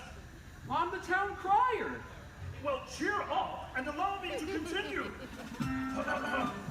The year is 1776, and the Second Continental Congress has convened. Roll call, Thomas Jefferson. Hi-ho, Jefferson here. John Adams. Hey, that's me. Woohoo! And the highly quotable Benjamin Franklin. Ah, Ben Franklin here. A penny saved is a penny earned. And if at first you don't succeed, then skydiving is definitely not the sport for you. Let's hear it for your founding fathers. Sam. The delegates are discussing the question of America's independence from England, and there is much debate. Psst. Hey, that's you guys. Oh, right. Debate. Debate. Point of view. Opinion. Says you. Argument. Point. Counterpoint. Order. Needle point. I'll take 2 hot dogs with extra mayo. A banana sounds appealing. Waka waka. You get on with it. Okay, Sam. Guys, look, let's get down to business. does anyone have any arguments in favor of independence? I do. Our continued association with England has grown intolerable. King George has altered our government, enforced cruel repression, and abolished our rights. Wow, nice job, Gonzo. How did you remember all that? I stapled it to my arm. Oh, yeesh. That's gonna leave a mark. Okay, now, does anyone have any arguments in favor of England and King George? Boo! Boo! Come on, No everyone! King George! No King George! No King George! No King George! No King George! No King George! Did someone call moi? Piggy, what are you doing here? I told you there's no part for you in this show. Of course there is. After all, who better to play royalty than moi? All hail King George! Piggy, women aren't kings, they're queens. Fine. All hail Queen Georgette! Good grief. I protest! This is not historically accurate. The king was not at the Congress. You got a bear playing Ben Franklin. And doing a great job at it. Let's hear it for the bear, huh? Go Fozzie! Go Fozzie! Go Fozzie! Go Fozzie! Go Fozzie! Go Fozzie! Continue, please. Oh, sorry. Sorry, Kermit. King George, Queen Georgette, you are not a good ruler. Who? What? Yes, you. You mistreat the colonists. You raise taxes. You are drunk with power. You might even say she's intoxicated. That was pretty good. Queen Georgette, can't you see? The colonists are angry. We are angry. The colonists are irate. We are irate. The colonists are revolted. We are revolting. And say that again. We are revolting. Sorry. Okay, it's time to vote. JJ, if you please. All right. All those in favor of declaring their independence from England and Queen Georgette say aye! Aye! The ayes have it. Let's declare our independence. Yeah! Queen Georgette, it appears you lose. Wait, what? I lose? Well, sure, Piggy. You see, in the American Revolution, England loses, which means the king, or the queen, loses. Excuse me? It is I, Georgette Washington, and I cannot tell a lie. I look fabulous! Piggy. This is a Oh boy, nice outfit. Enough of this nonsense. Can we please move on? Sure, Sam. Now, we need someone to write the declaration. We need someone with the brains, someone with the wit. Someone with a pen. Sheesh. Okay, I, Thomas Jefferson, will write the declaration. But I'm gonna need everyone's help. Let's start with a list of demands, shall we? I demand a new cell phone, a bigger dressing room. I want a case of rubber chicken. Somebody say chicken. Okay, girls, get it. A case of banana.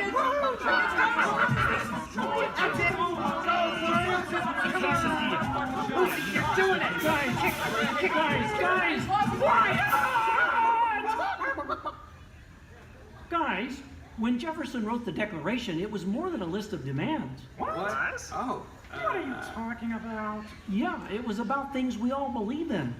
Things worth fighting for. Things that inspired the birth of a new nation. Gee, Kermit, what do you mean? Well, like the Declaration says, we hold these truths to be self-evident, that all men are created equal, that they are endowed by their Creator with certain unalienable rights, that among these are All together! Life, liberty, and the pursuit of happiness.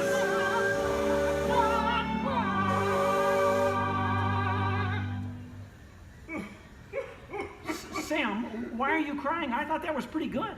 It wasn't good. It was glorious. Yes! Way to go, everyone. Hey, Sam, looks like now you're the town crier. Just ring the bell. Let freedom ring! Great moments in history, the 4th day of July. Great moments in history, we said King George goodbye. And here's what we will take away all kinds of hearts. Great moments in history, great moments in history, great moments in history.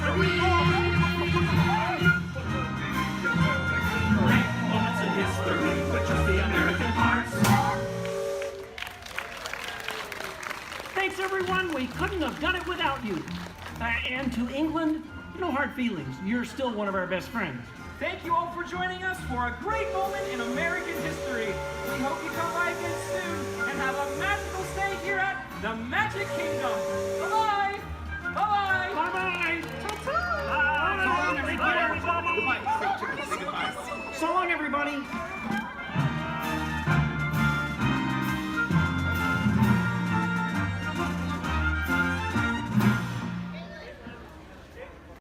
Those wonderful pictures to your My Disney Experience app, so just make sure to grab that card on your way out.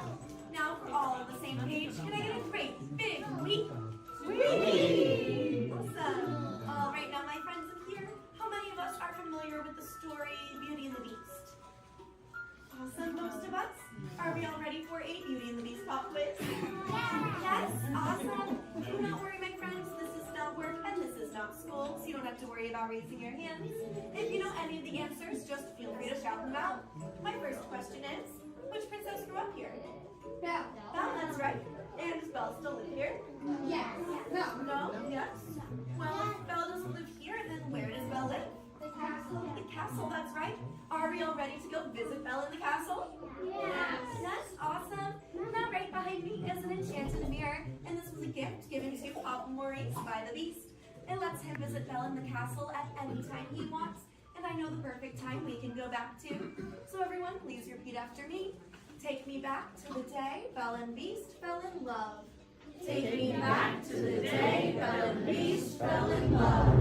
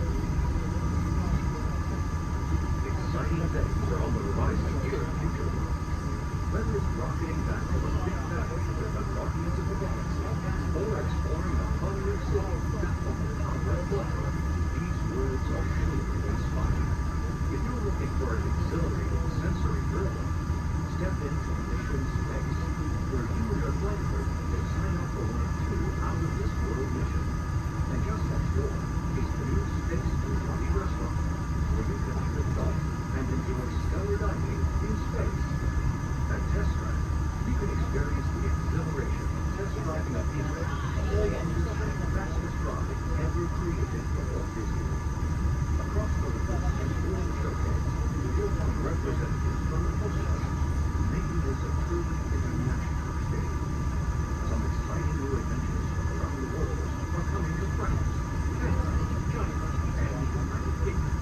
Join us tonight in Honolulu to celebrate together during the nighttime spectacular. There's even more for you to explore, and you come around the world to the inside the Plus Pyramids, unleash your spark and journey into imagination with pictures and experience your favorite short films like never before at the Disney Pixar Short Film Festival. Next is the Land, where you can celebrate Earth's great diversity. The Land is also home to Soaring, a free flying adventure across the wonders around the world. Here in the seas, you'll be able to meet some of your favorite undersea pals from Disney Pixar's Finding Nemo. We're approaching the Epcot monorail station. For our smoking guests, there are designated smoking areas just outside the park. Please hold on to the handrail and stay clear of the doors until the monorail stops completely and the doors open. On behalf of the cast of the Walt Disney World Resort, welcome to Epcot.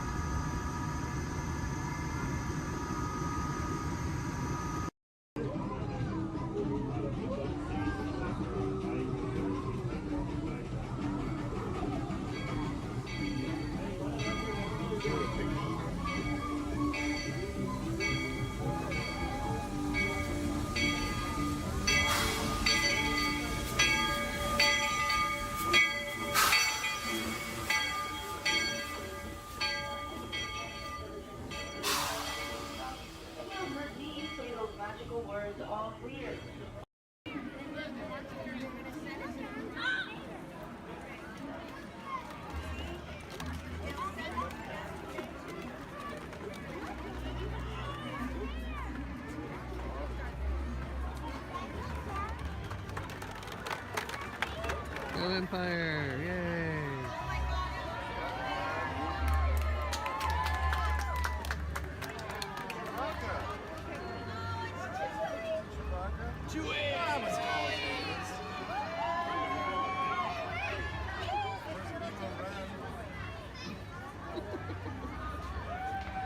Hello, what's up?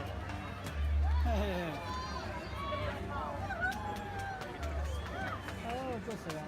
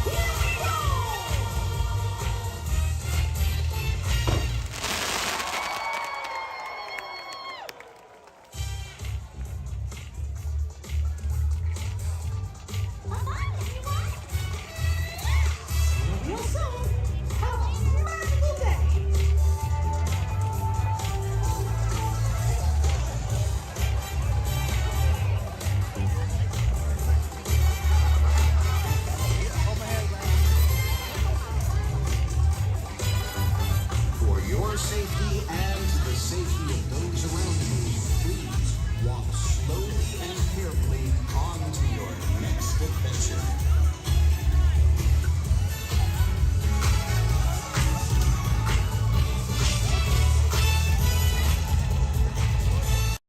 Remain seated throughout your journey, keeping your hands, arms, feet, and legs inside your car. And please supervise the children. Stay clear of the doors, which will open and close automatically. Enjoy the trip. Para su seguridad, permanezca sentado y mantenga sus manos, brazos, pies y pies dentro del car. Vigila sus niños.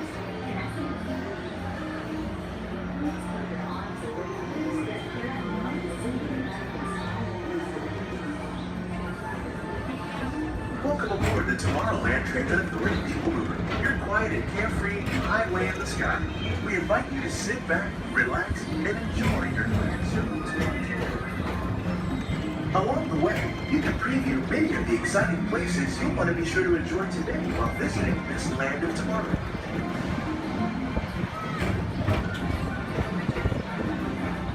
The People Mover is the perfect vehicle for people watching, so keep your eyes peeled. You never know who you might see.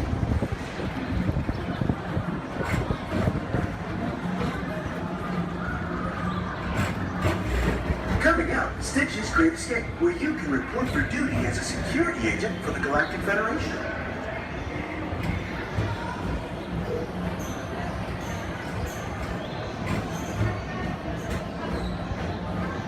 Your mission is to keep Experiment 626, the biggest little mischief maker in the galaxy, under control. I don't think so!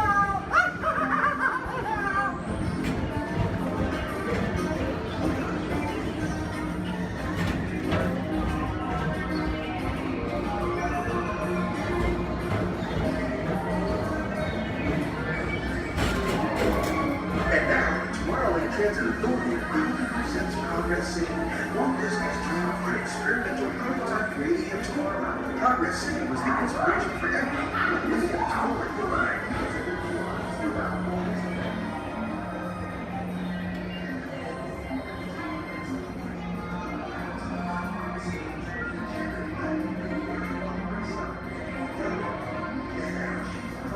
If your future includes shopping, then you'll want to visit Mindy Stock Traders, where you'll find the greatest goods from around the galaxy.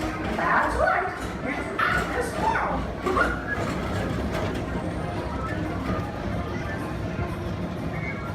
At the Tomorrowland Speedway, put the pedal to the metal and speed towards the checkered flag in your very own race car.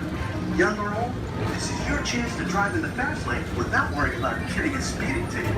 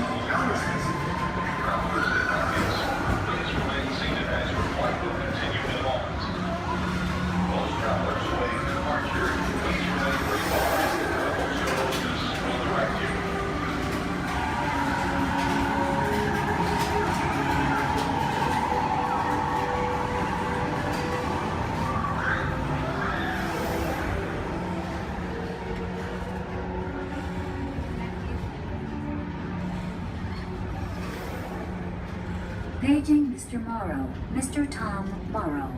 Please contact Mr. Johnson in the control tower to confirm your flight to the moon.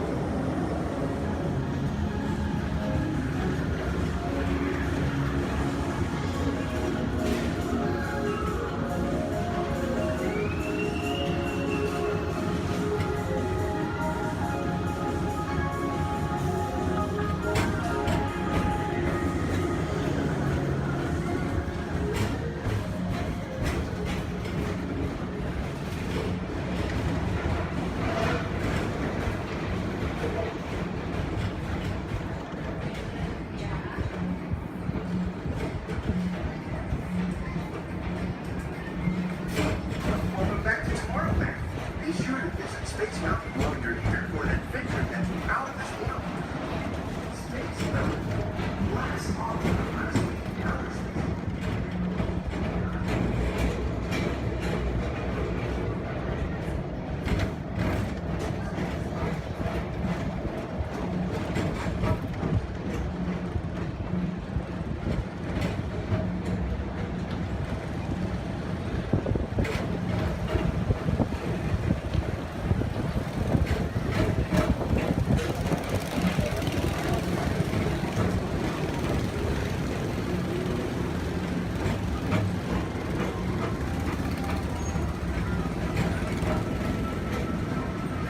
Different high-flying adventure. Hop on board the Astro Orbiter.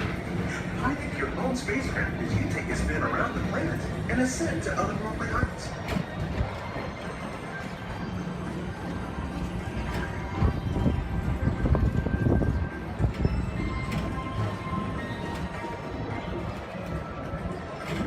We're now approaching Walt Disney's Carousel of Progress.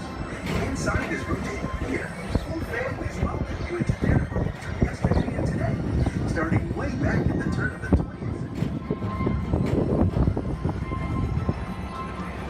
First presented at the New York World's Fair, this legendary circular theater celebrates the progress that has made our lives better. It's a perfect reminder that there's always a great, big, beautiful tomorrow shining at the end of every day.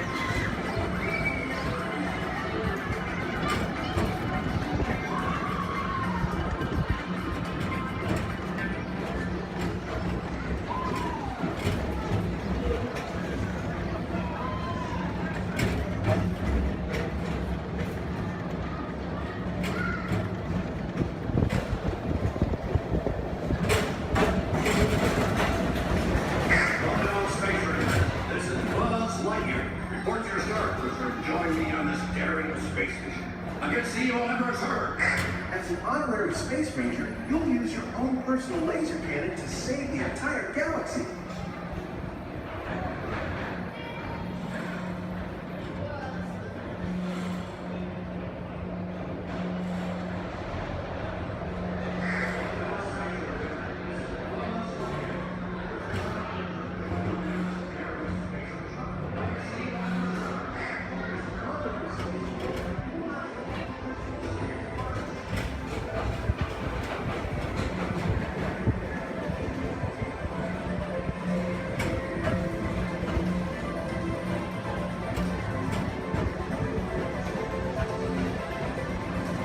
This time it's laughter they're after at Monsters Incorporated.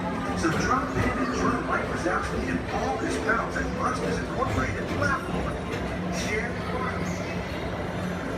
Yeah, very good. Keep it moving. We're on a tight schedule here.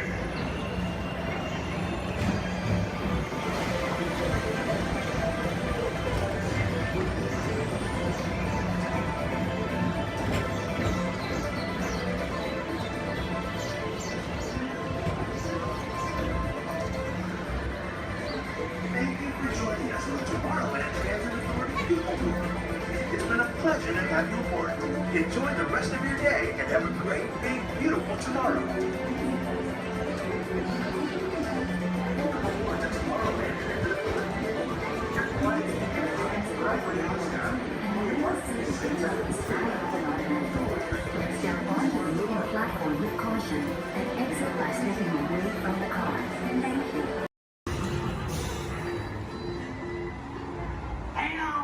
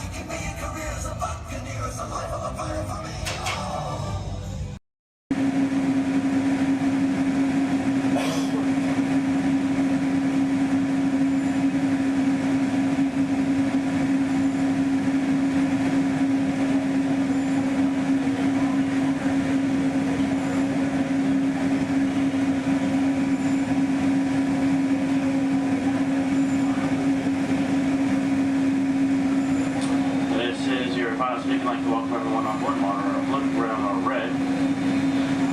In just a few moments, we'll be departing the Tomorrowland Mono Station. Our first stop will be the downtown Disney Mono Station, located by the Disneyland Resort Hotels, and the downtown Disney Shopping and Dining District. And then we'll be returning here to Tomorrowland. Tomorrowland will be our final stop.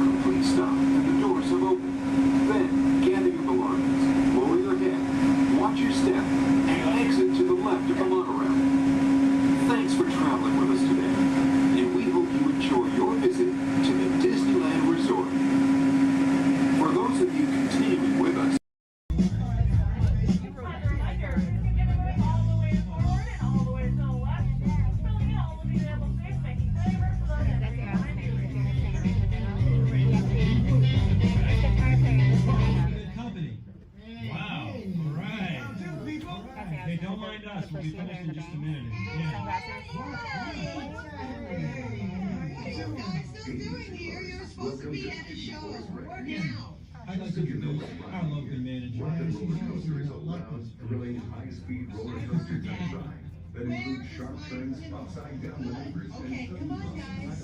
Please, get in the car. Sorry, folks, we gotta go. Chris, can you grab my blacklist, Paul? Hey, wait a minute. We can't leave these people here like this. We can't? No! Come on, you know how we feel about our fans. Yeah, that's right. Well, guys, what do you expect me to do? Send them all with you? Yeah. Hey. Wait a minute. I love that idea. How about some backstage passes? Yeah. Come on. Make it happen. Give us some. Okay, I'll make it happen. Now get out of here. I hate all of you. Have a nice ride. Hi, Sal, it's me. Listen, I'm gonna need a bigger car. Make it a stretch. In fact, make it a super stretch. Right. Okay, folks. show all the way across town, but I got you a really fast car. Okay, wait, it's out in the alley. Congratulations on those backstage passes. Now please, walk this way out of the alley, keeping up with that party in front of you. As a reminder, masks must fully cover your nose and mouth and be worn as you exit the building after our kickoff.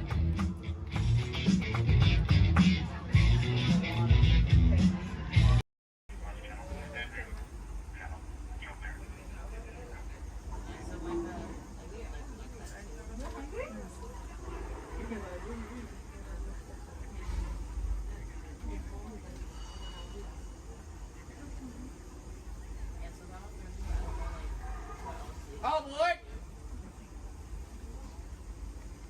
For those of you just joining us, welcome aboard Excursion 3 on the Disneyland Railroad. For your safety, please remain seated at all times, keeping your hands, arms, feet, and legs inside the train.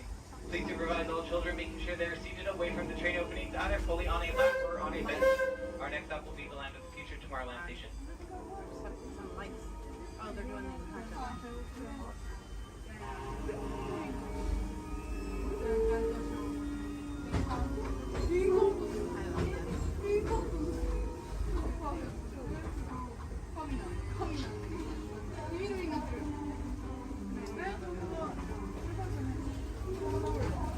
Hello, everyone.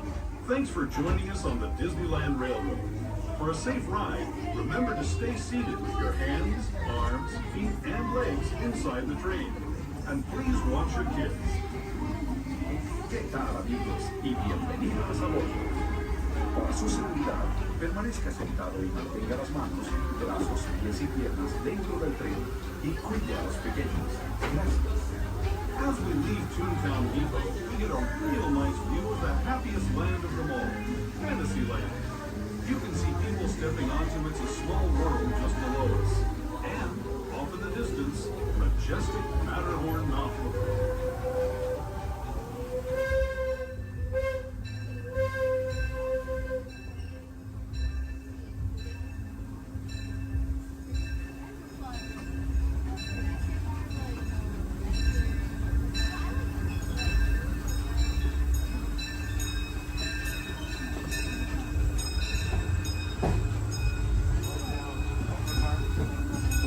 Steaming forward into the future to a land inspired by visions of tomorrow, both practical and imagined. Here you'll find rocket ships and star speeders, submarines and astroblasters, and if you look overhead, maybe a glimpse of a Mark 7 monorail. This is the latest version of the first daily operating monorail system in the entire Western Hemisphere, gliding above Disneyland since 1959. Below the monorail, and us, are the fun-filled roadways of the Autopia. Drivers of all ages can get behind the wheel of these cars. No experience or license required. If you're into soaring spaceships or doing battle with evil empires and emperors, Tomorrowland is definitely the place for you. Speaking of which, we're pulling into Tomorrowland Station right now. If you're leaving us here, just stay seated until we come to a full stop. Gather your belongings, including lightsabers and astroblasters, and step carefully from the train. Thanks, and have fun in the future. For the rest of you, just sit tight. We'll be on our way again in just a minute.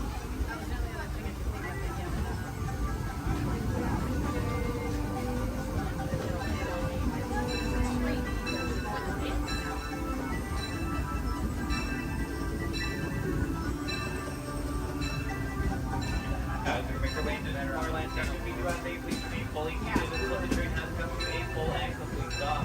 This will be your stop for all Tomorrowland attractions, including Space Mountain, Star Tours, The Adventure Continues, finding out our submarine voyage, the monorail, the Autopia, and many more.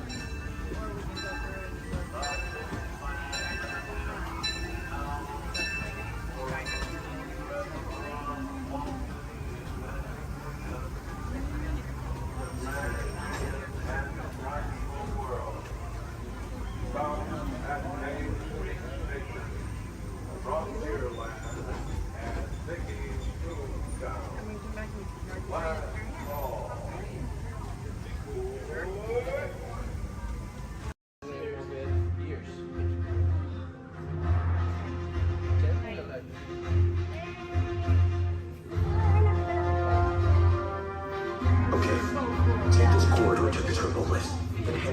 escape pod base. Those droids are programmed to return you to Batu.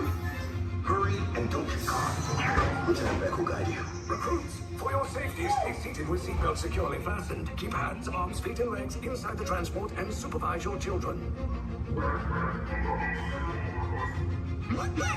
Tell them it's a prisoner transfer. Did it work? Good. Now get a move on. There's a clear path to the turbo lifts at the end of the hallway. Turn right.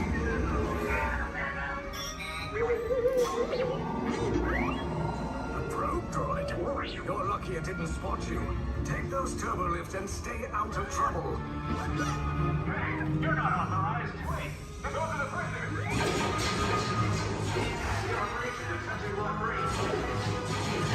Cover is blown. Find an alternate route. Who picked these two droids anyway?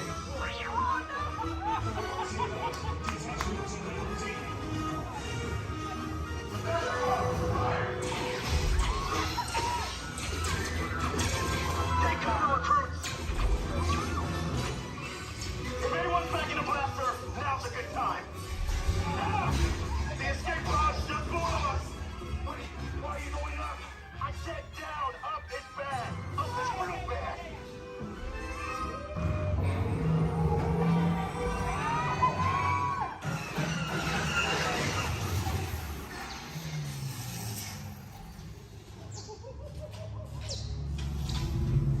The Resistance will attempt to rescue the prisoners. They have neither the resources nor the courage to engage us. You underestimate their conviction. Raise the shields! Shields? I see no evidence. Now! Down the alarm! All personnel to their stations! Sir, the prisoners have escaped. How brave, but ultimately hopeless. There's nowhere to run.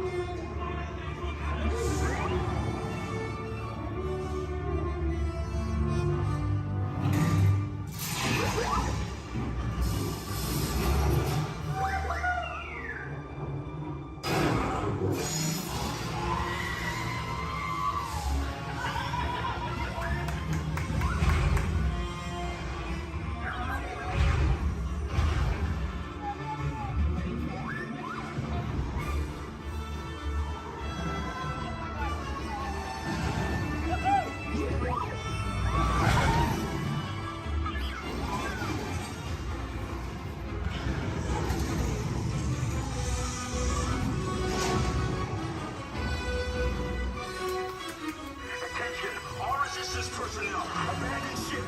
I repeat, abandon ship! Destroy the building! You cannot escape. Precious resistance is about to be destroyed.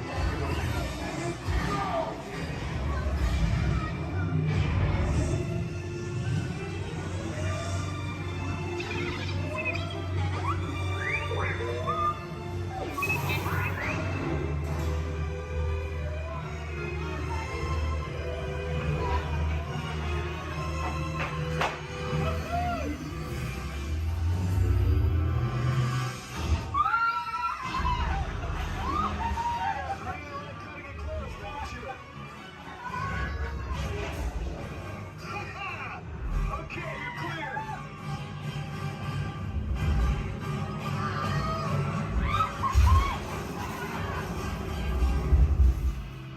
Your escape pods came in a little off target. Ground crews will meet you outside the wreck. All right, nice job, recruits. Not what you signed on for, but hey, you're resistance now. I think you have that authority. Right, Beck? Where's the lieutenant? I need eyes on Beck. Line up, scout for his pod beacon. More escape pods down in Sector 4. Verification pending from Key Command personnel. Where's the lieutenant? Lieutenant Beck here. Beck! You're alive! I should hope so. Great job, recruits. Thanks to your heroism, the location of the resistance base is secure. Bravo! Yes, R5, you too.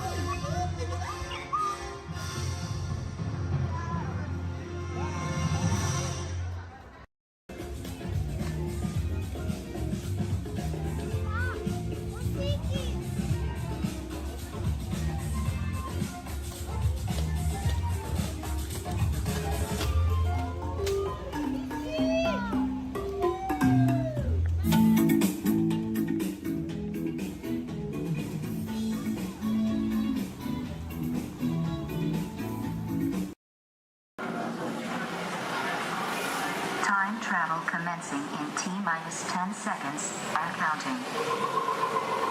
This is Seeker. Listen up. We've got to get in, grab the iguanodon, and get out before that asteroid hits. Let's roll!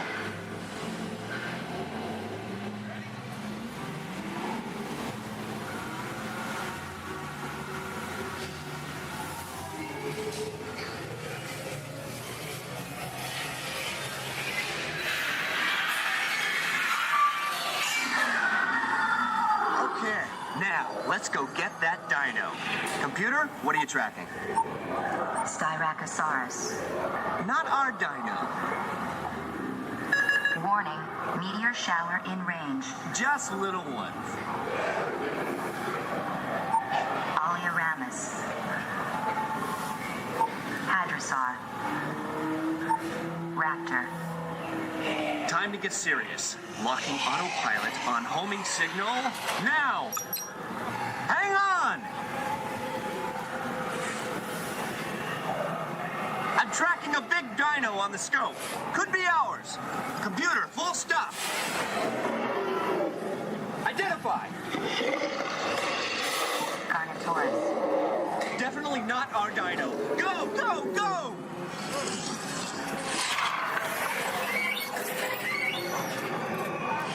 Another big guy coming up.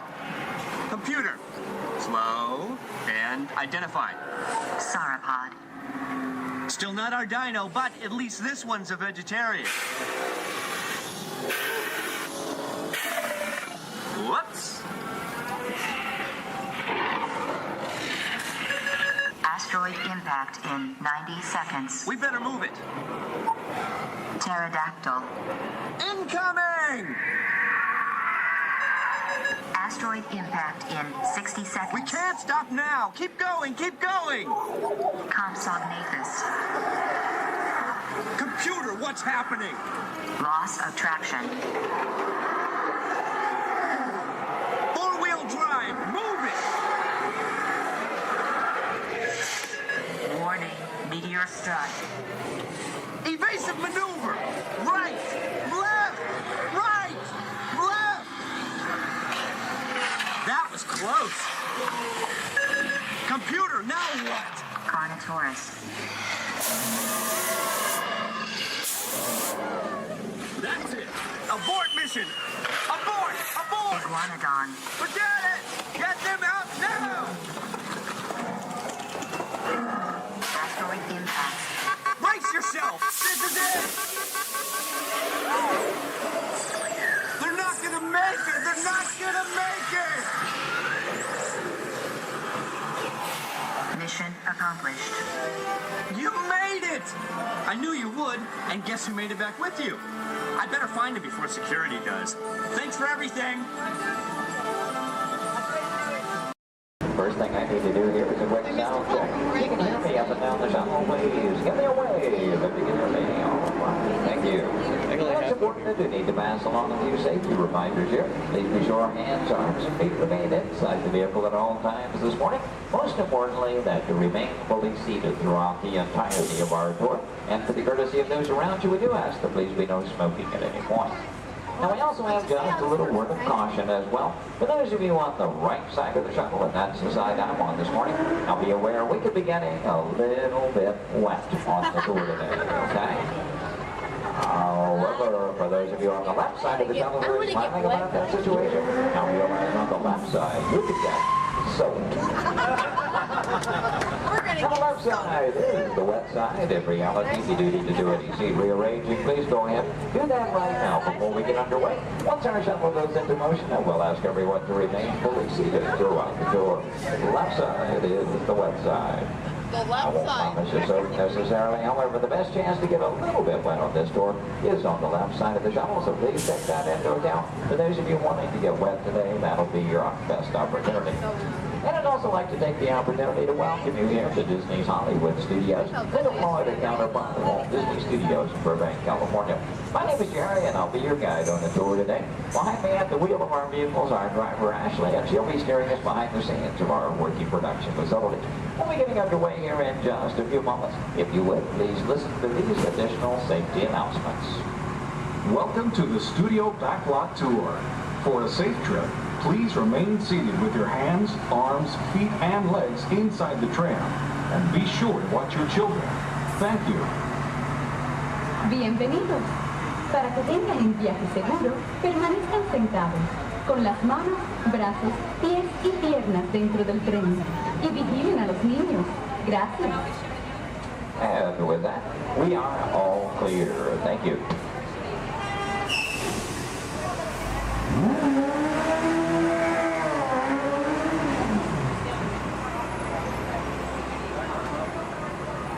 Once again, a very good morning, ladies and gentlemen. Welcome to the second portion of the studio's backlot tour. Might also mention there are no photo restrictions of any type on the tour, so please feel free to shoot as much film and video as you like. Go ahead and get those cameras out and ready. Matter of fact, that first photo opportunity is coming high in the sky. Take a look up toward the front of the shuttle. As you round the corner toward the front to your left, you'll see the symbol and the landmark of our studios, our award-winning Year-Full Tower.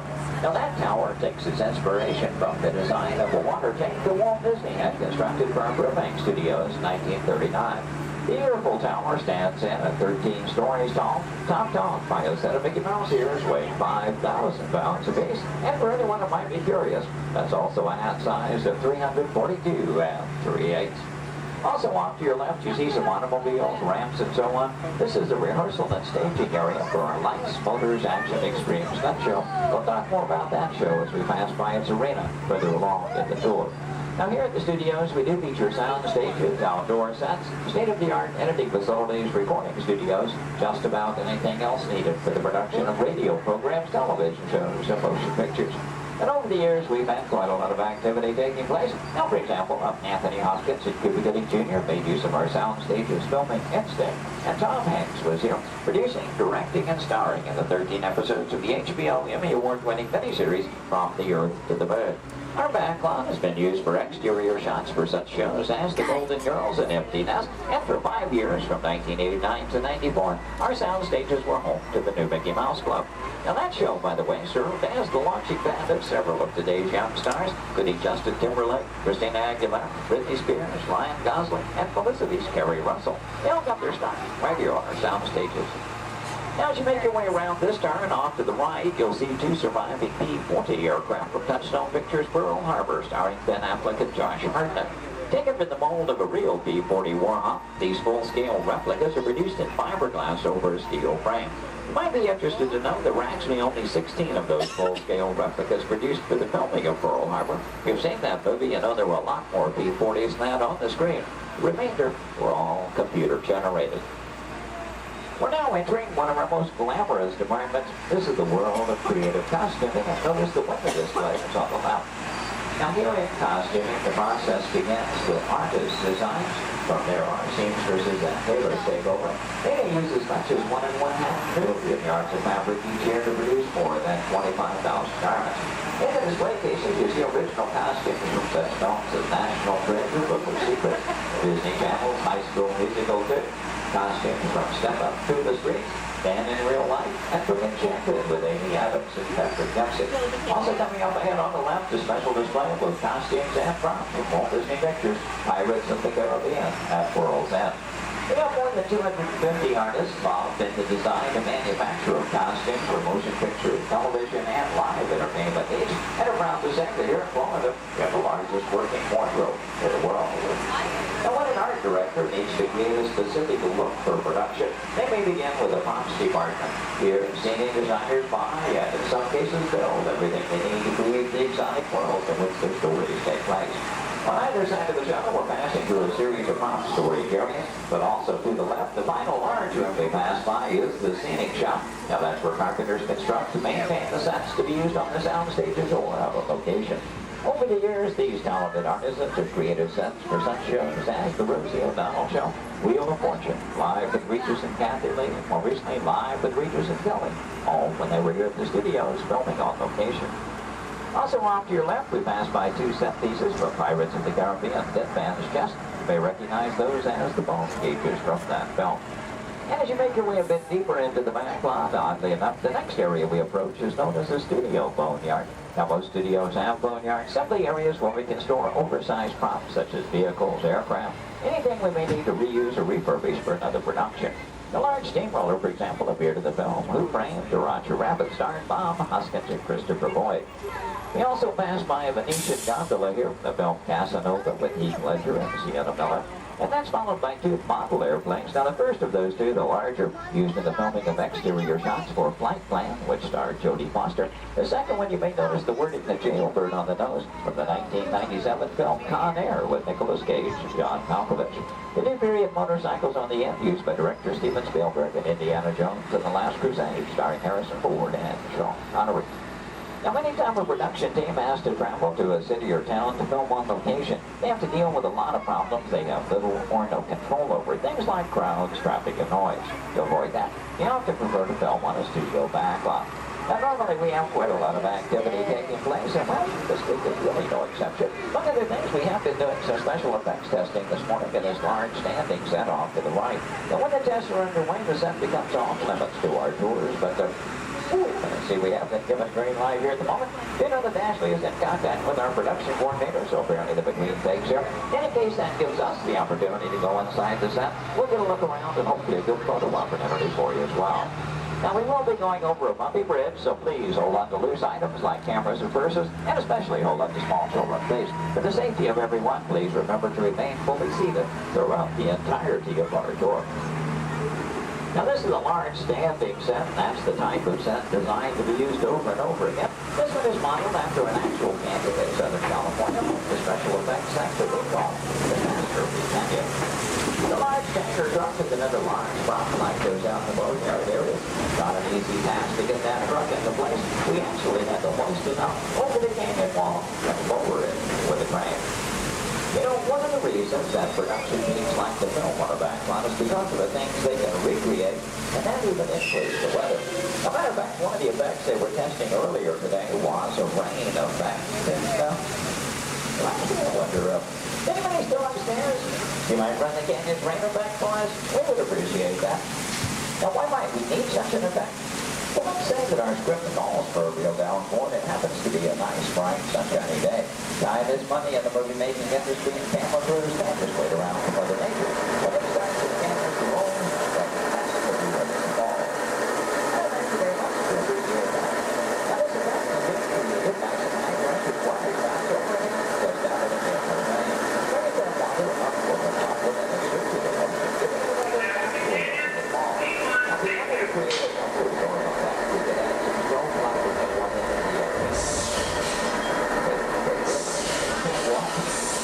No, I'm sorry. No, wait a minute. Stop. Hold on, everybody. It looks like we're going to do it.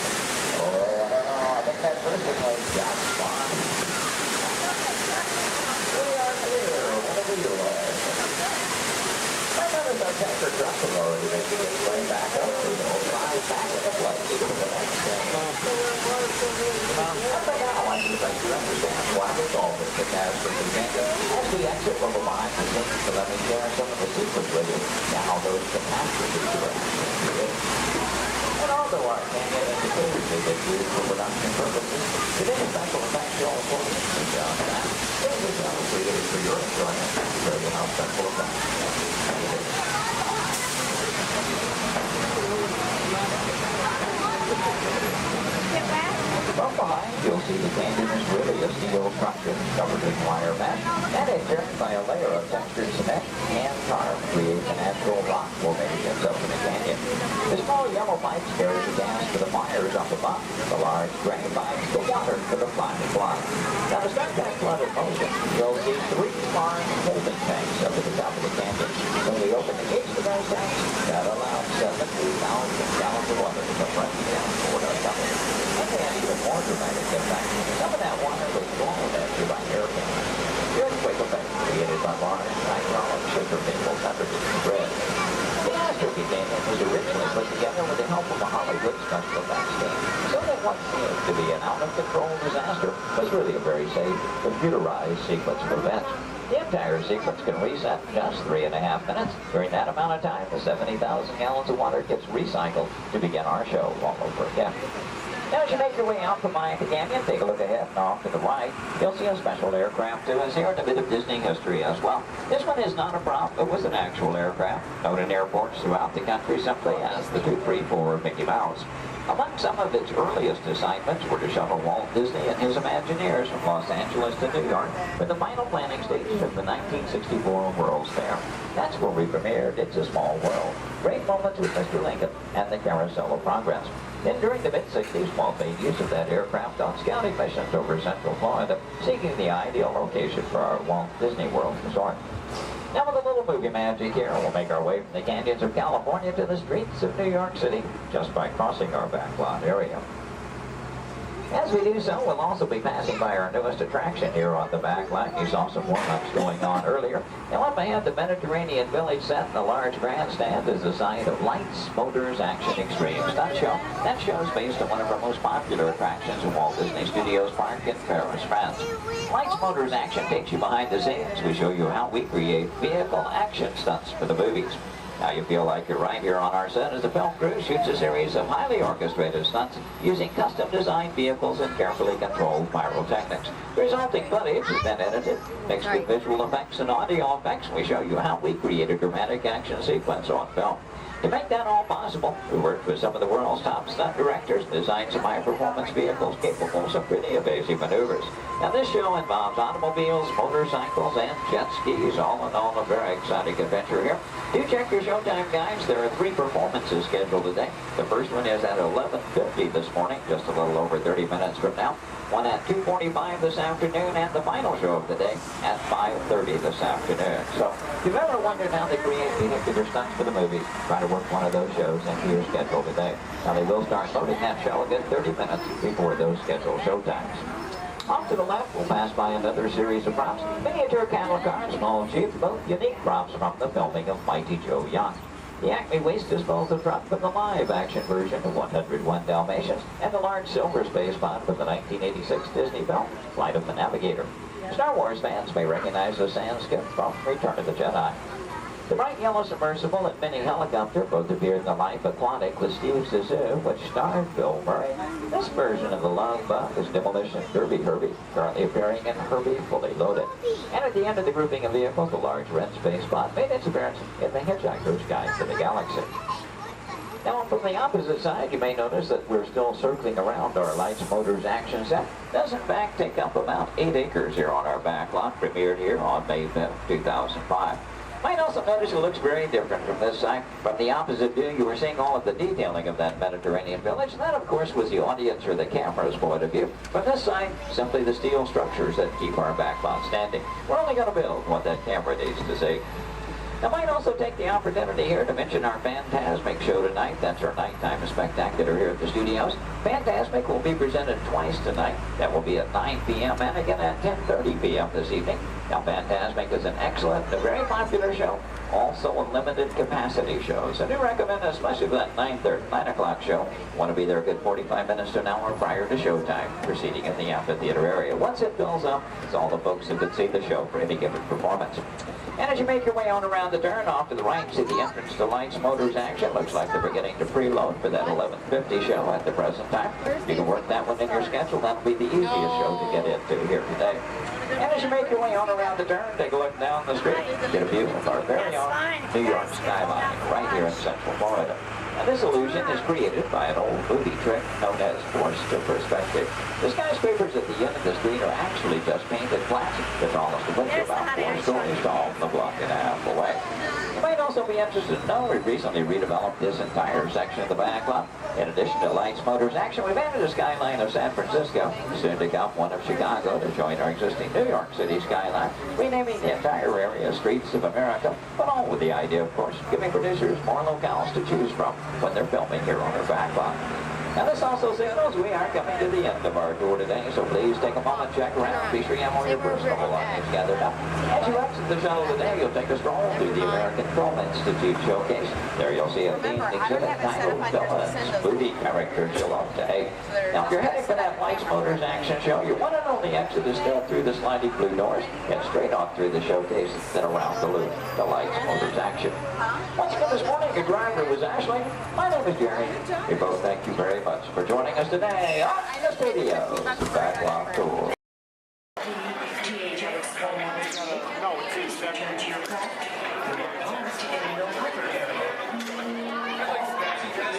Exchange currency prior to their departure are invited to visit the exchange office open daily during regular flight hours. There has been a change for Starcaster 114, Star Speeder service to Endor. Flight 114 will now be departing from gate number 2. This is a gate change only.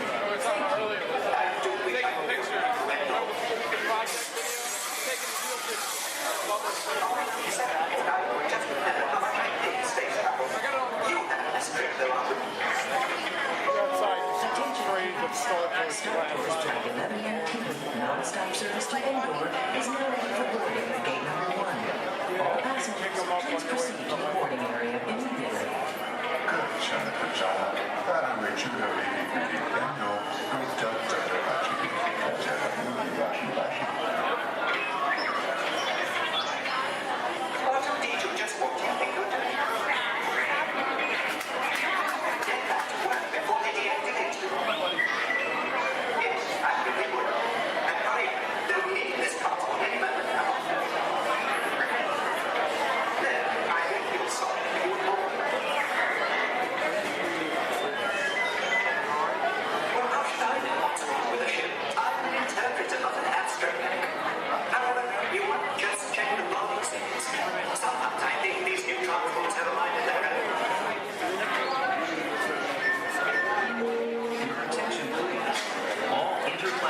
Travelers must have a current passport and the necessary visas prior to leaving the spaceport.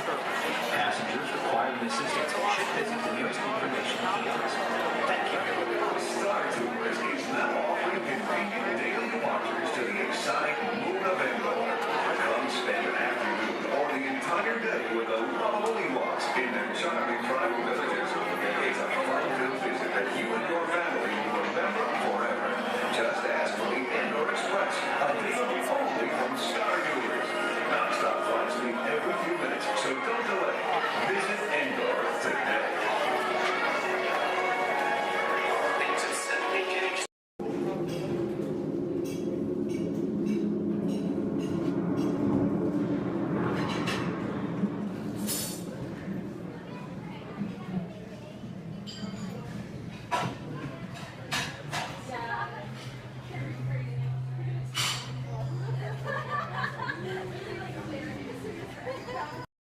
Good luck to you all. You might need it. Today's flight takes you to the planet Corellia. You will be intercepting a first-order train shipment of coaxium. Gunners, you clear the path. Pilots, line up behind the train. And engineers, you harpoon that precious cargo. Now get a move on and know that I have complete faith in you. But I am coming along with you just in case.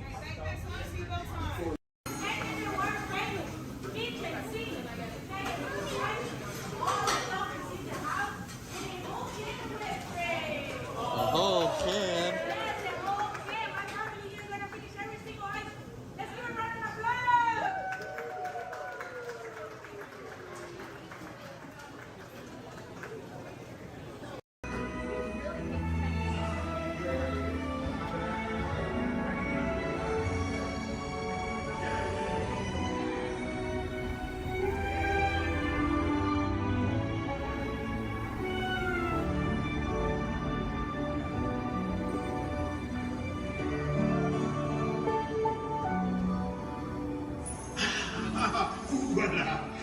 Allez, venez, venez. Suivez-moi, je vous prie.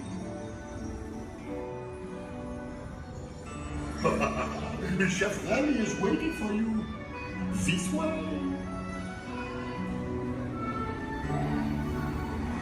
Détendez-vous.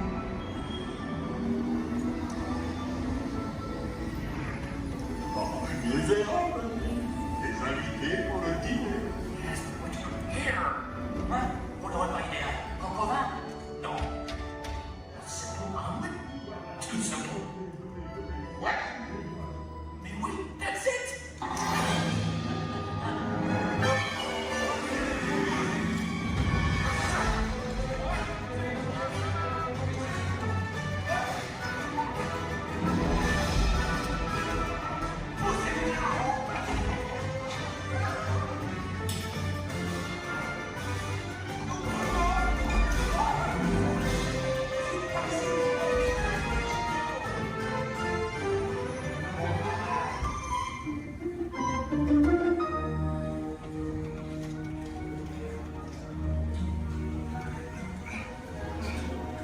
C'est pour nourriture et pour nos invités, pas pour vous. Hey guys, the food is for them, not you.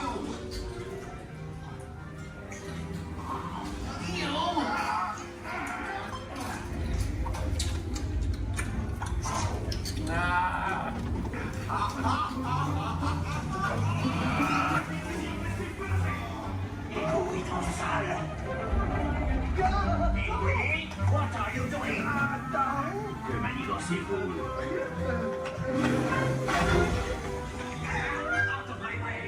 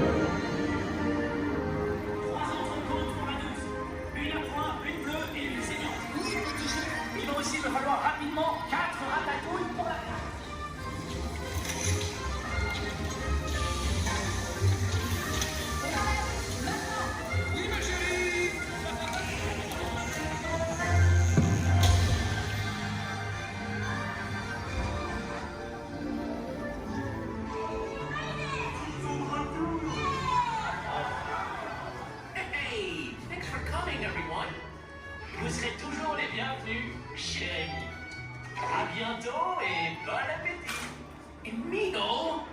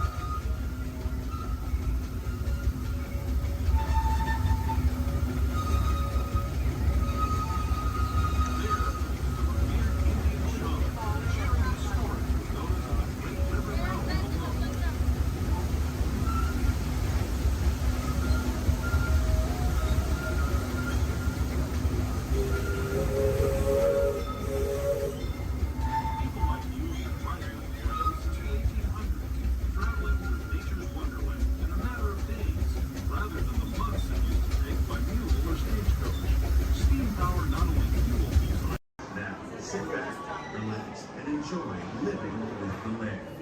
Por su seguridad, permanezca sentado con sus manos y brazos, pies y piernas dentro del barco y cuida a los pequeñitos.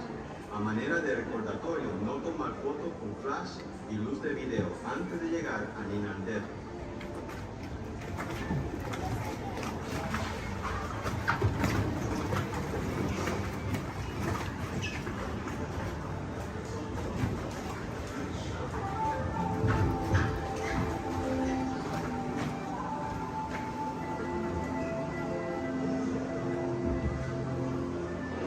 Welcome to a voyage of discovery and awareness of the richness, the diversity, the often surprising nature living with the land.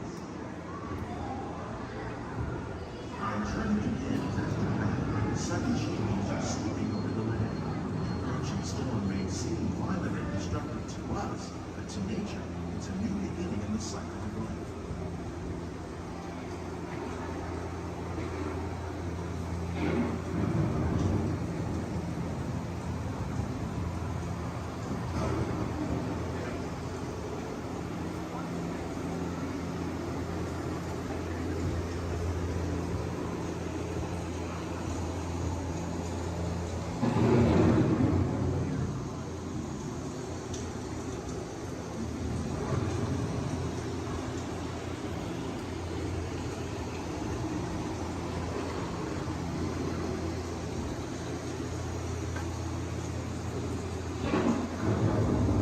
Beneath the surface of the land, roots trap water from the flowing mud, extracting precious nutrients and minerals. These elements, when combined with sunlight, create the diverse living systems above the planet.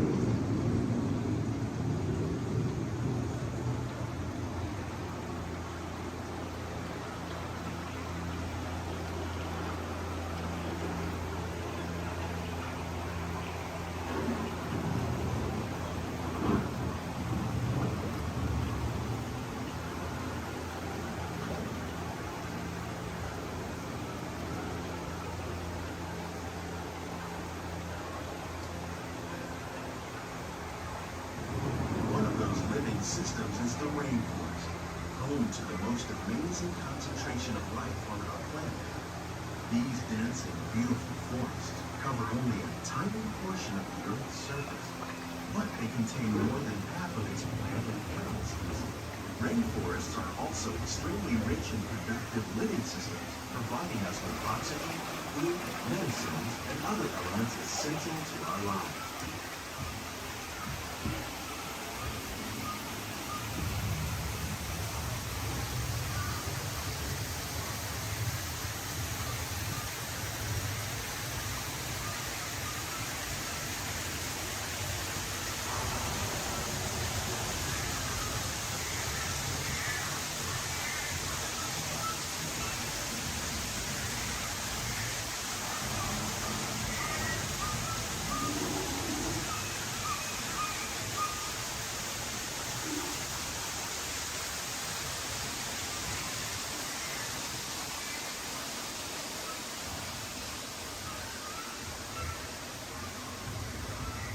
In the desert, nature has created a very different, but no less beautiful living system.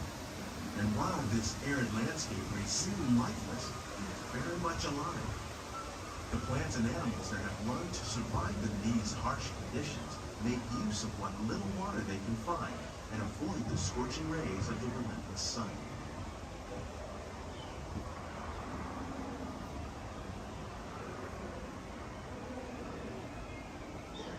The American prairie once appeared as desolate as the desert, but over time, rainwater and nutrients gradually penetrated the hard surface of this land. Even the hooves of the mighty buffalo helped create the rich soil that will one day become home to the American farm.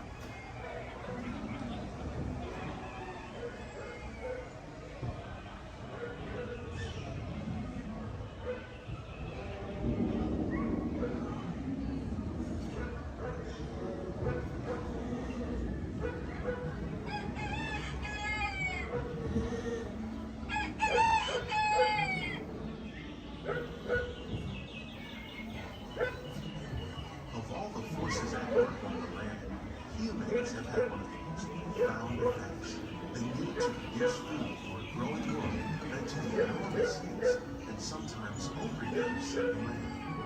our search for more efficient ways to grow food, we often fail to realize the impact of our methods.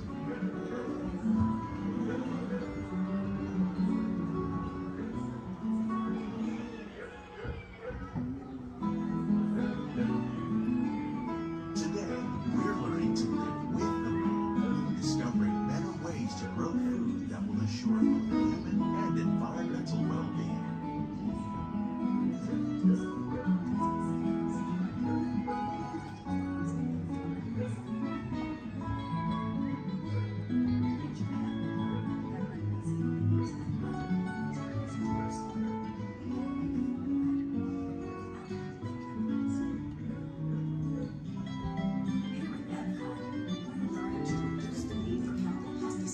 By breeding and using natural predators like ladybugs and wasps to control pests. In the farmlands across America, we're learning that by plowing under vegetation containing natural fertilizers, we can enrich the soil without the use of chemicals. In arid regions, we're learning to produce food on desert seacoasts by developing and planting crops that thrive on salt water. In Japan, we're learning that by mixing leaves and other living materials into our soil, we can make farmland more fertile without the need for chemicals.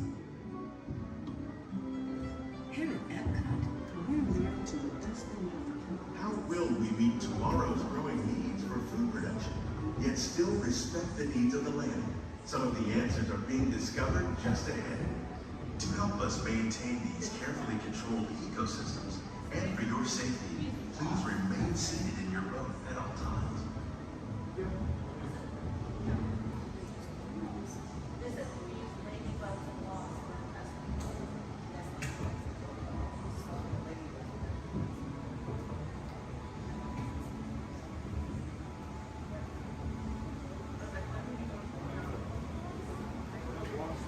Welcome to our living laboratory, where scientists from Epcot and the U.S. Department of Agriculture are exploring innovative ways to produce development harvests now and into the future.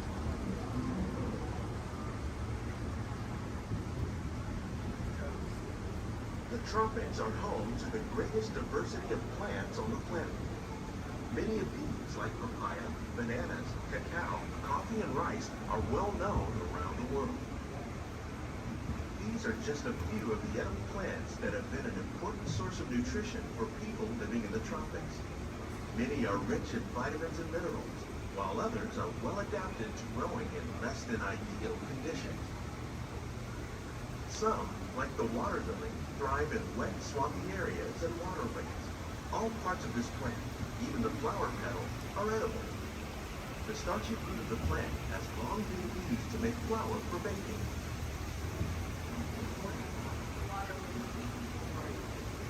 One day, many of these lesser-known tropical plants may be as important as the bananas growing on both sides of the boat. More than 28 million tons of bananas are eaten annually, making it the most popular fruit in the world.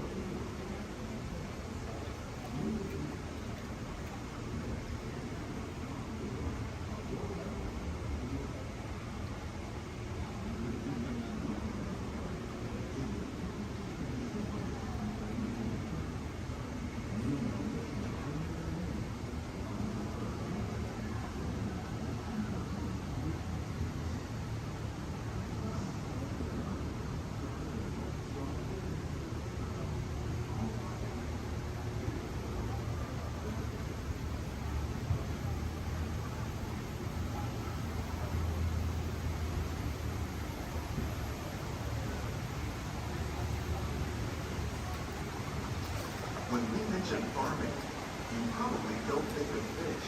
But fish farming, or aquaculture, accounts for nearly half of all the seafood consumed globally. Tilapia, bass, and catfish, like the ones you see here, are three of the more popular crops raised by fish farmers. The sustainable system you're using here recycles the water in the tanks. As a result, we're able to save millions of gallons each year. Our small fish farming produces nearly 5,000 pounds of fish each year to serve in restaurants around Walt Disneyland. Innovative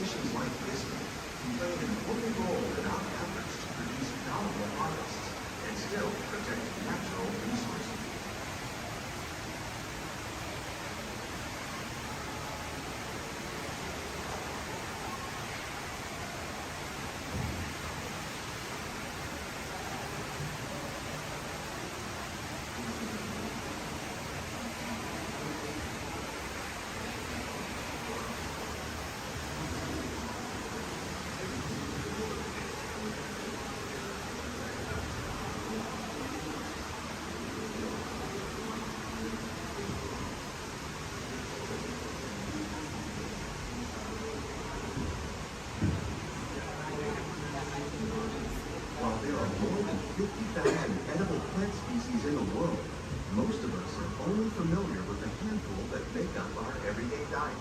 The common grains growing here, maize, sorghum, and millet, plus rice, account for nearly 2/3 of our global food consumption. Learning how to increase yields of these staples is an important goal of research around the world.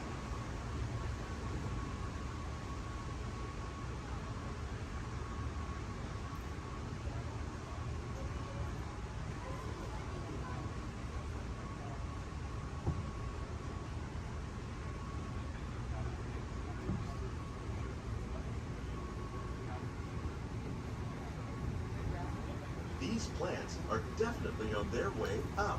Innovative growing techniques like these increase yields while more efficiently using resources like water, fertilizer, and pesticides. Another innovation at work here is our integrated pest management program.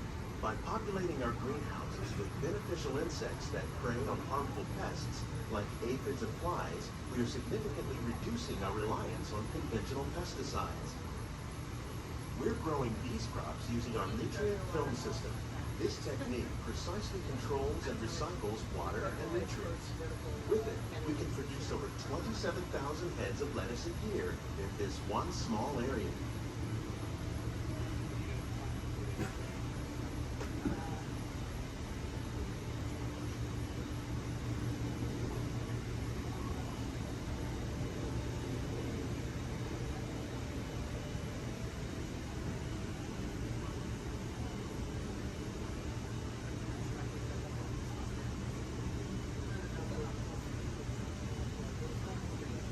Some of our best ideas have been inspired by nature, like these fruit and vegetable trees. By growing these ground plants vertically, we can increase yields and better control diseases. These crops taste as good as they look. In fact, we serve more than 15 tons of produce from our greenhouses in restaurants here at the Land every year.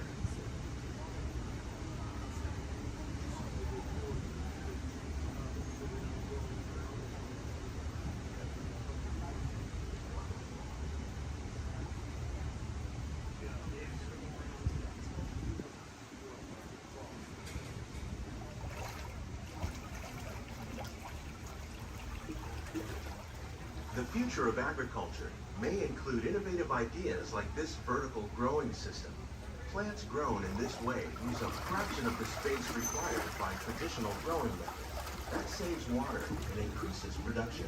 The aquaponics system on your left combines hydroponics with aquaculture. The fish provide a natural source of fertilizer for the plants, and the plants help keep the water clean for the fish. It's another great way to produce more while using less. In our lab, Epcot scientists are working with the U.S. Department of Agriculture on a number of innovative projects. The goal of these efforts is to produce higher yielding and better quality plants.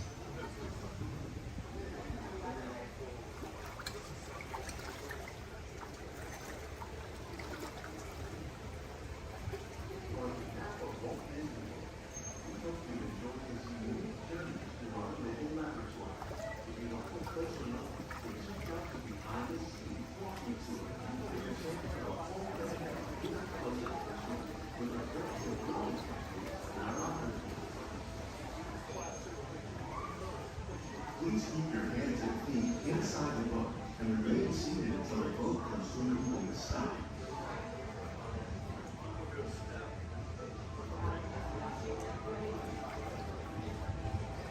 These greenhouses represent just a fraction of the work being done worldwide to produce bountiful harvests for our growing population.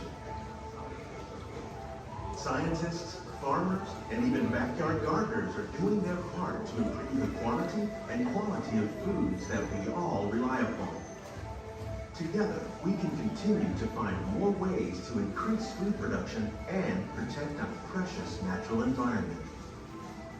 Only then will we truly be living with the land.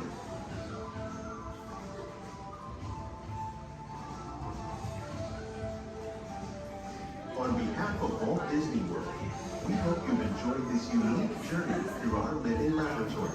If you'd like to closer look, then check out the behind-the-scenes walking tour. A chance for the whole family to get up close and personal with the plants and growing techniques in our laboratories. Please keep your hands and feet inside the boat and remain seated until the boat comes to a complete stop.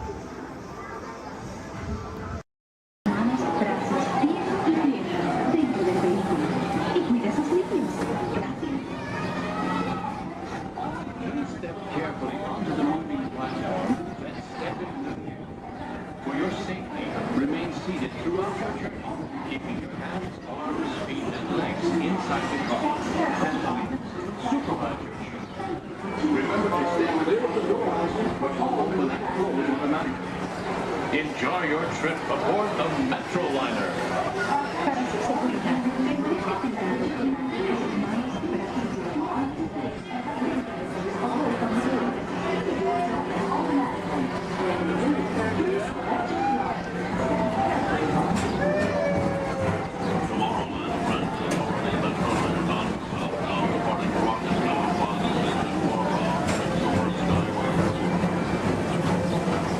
Welcome aboard, TTA travelers. We hope you enjoy Tomorrowland Transit Authority's Super Skyway.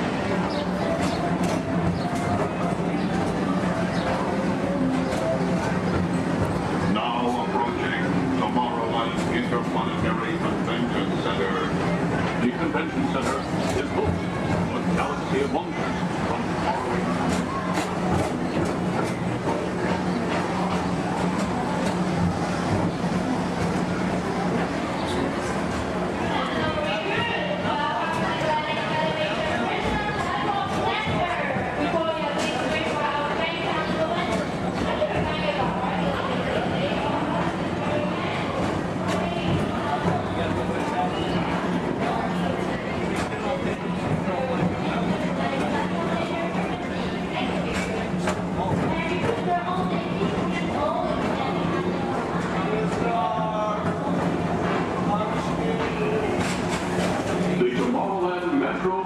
Historical Society presents Walt Disney's 20th century vision for the future. This model city dared to dream the perfect community in which to work, live, and play.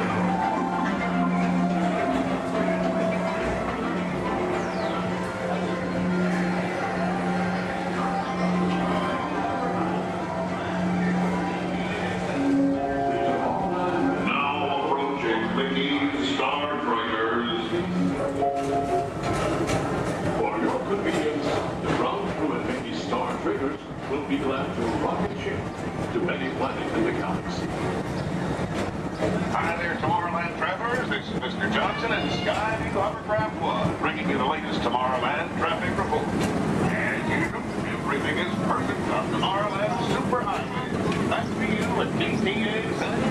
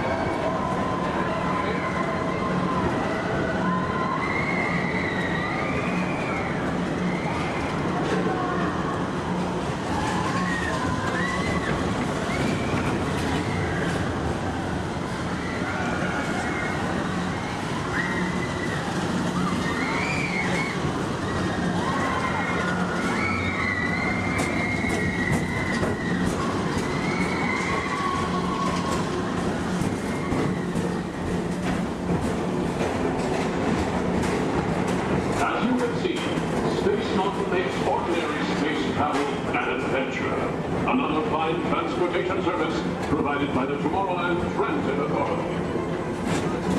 Attention, all visitors from Galaxy M31. Please keep forward-facing tentacles clear of oncoming Metroliner vehicles. Thank you.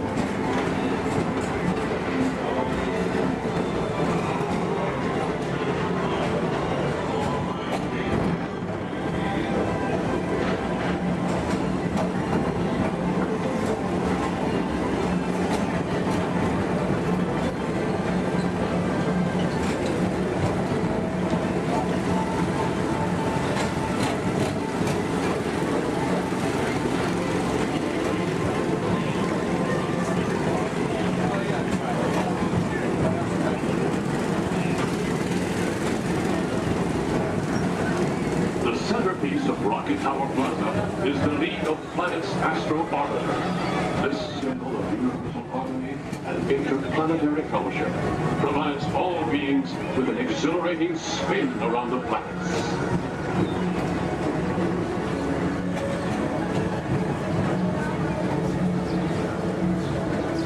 Blue Line passengers, for all your future travel needs, the TTA services all of Tomorrowland's outlying areas, including the personal rocket ship docking lot, and of course, perfect park acres.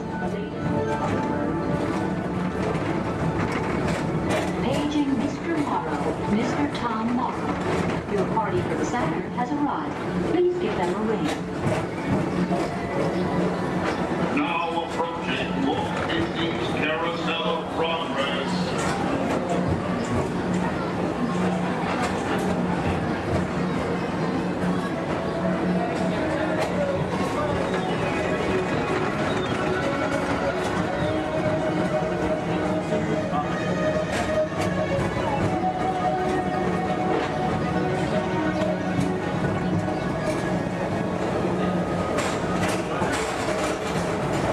Citizens of Tomorrowland, join Buzz Lightyear on a daring space mission to save the universe from the evil Emperor Zurg. Report to Star Command and Buzz Lightyear, Space Ranger Spin!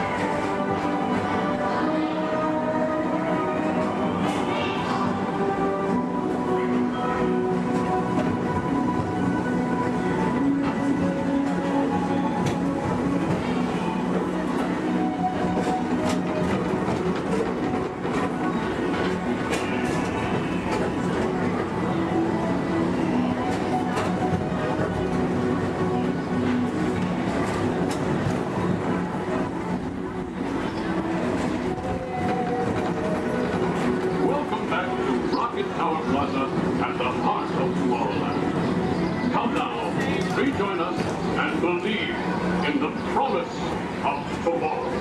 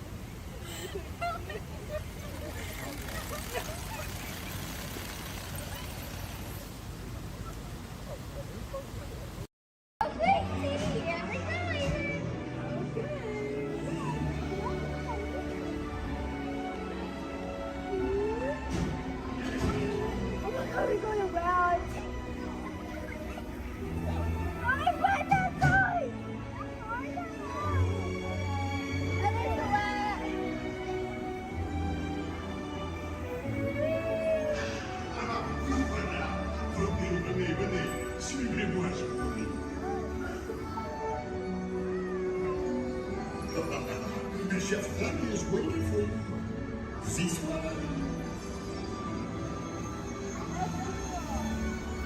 Qu'attendez-vous? What the heck?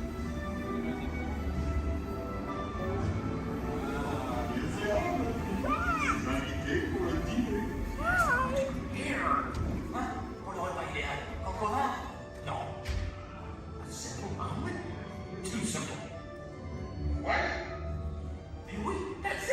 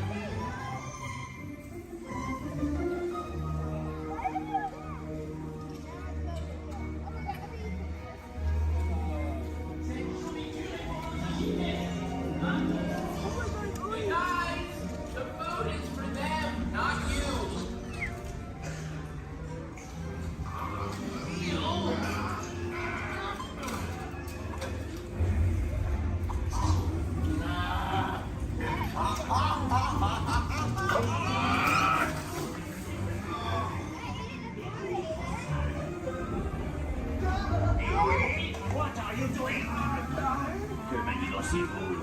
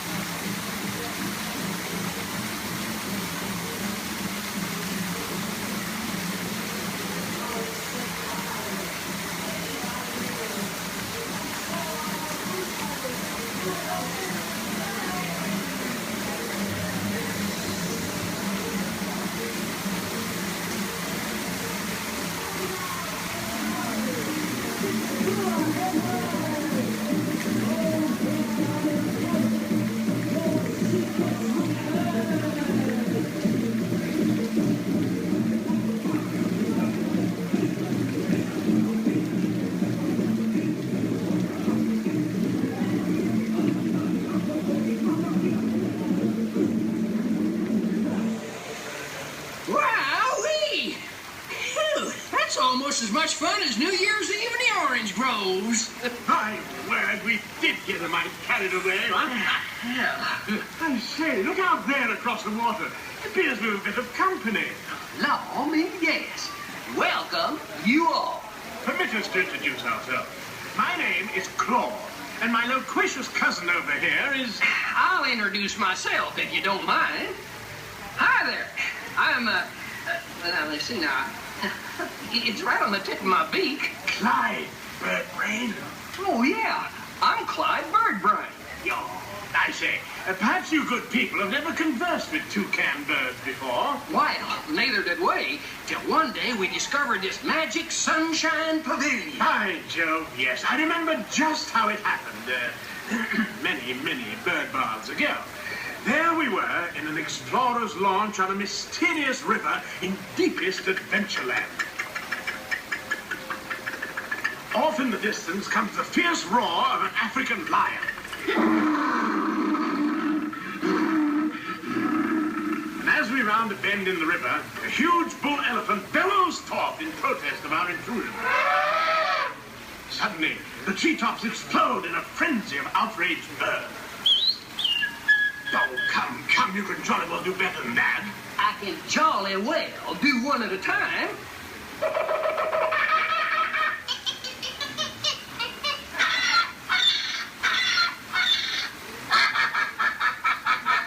Meanwhile, shifty-eyed crocodiles lurk by the water's edge.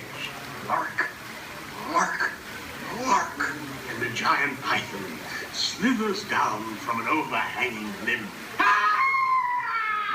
What's happened? What's wrong? I think snakes. Don't be ridiculous. I'm only relating a story. All right, Clyde, enough is enough. That wasn't me. I never even opened my beak.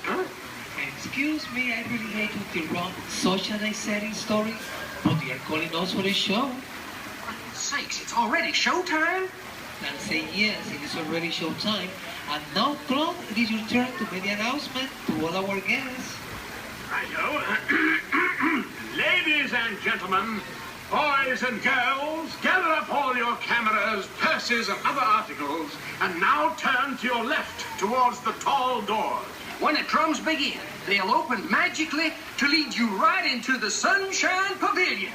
Is everybody ready? Follow me, please.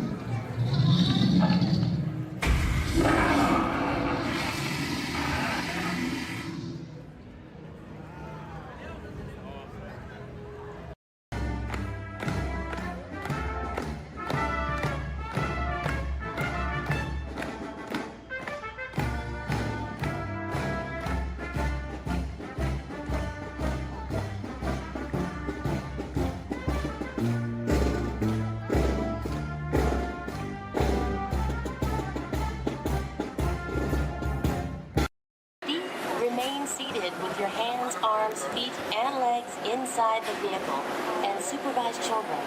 Thank you. La estación de control de cinturones de seguridad está a la vuelta de la esquina. Por su seguridad, mantenga sus manos, brazos, pies y piernas dentro del vehículo y cuida a los niños. Vehicle 3 is clear for hill climb. Okay, here we go.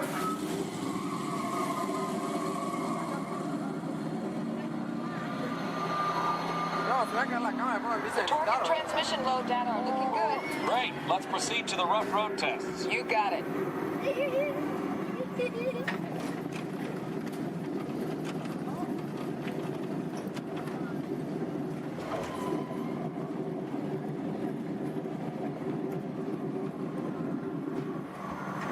Okay, I'm gonna take you right up to the cones, hit the brakes, and see if I can steer you through. Hold on.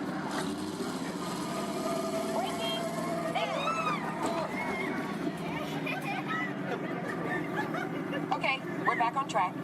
Let's do that other sequence. Okay, let's try it again, this time with the anti-lock brakes. ABS reactivated. Braking! All right, that's the way it ought to be. You see how ABS lets you keep control of the vehicle while braking?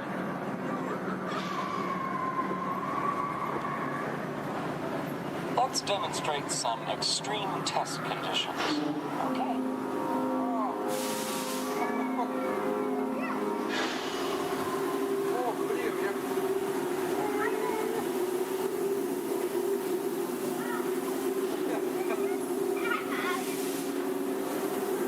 Did you remember to turn off those robots?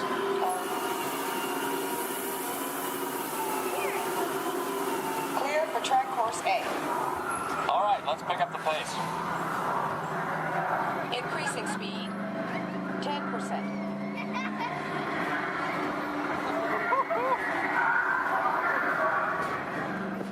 20%.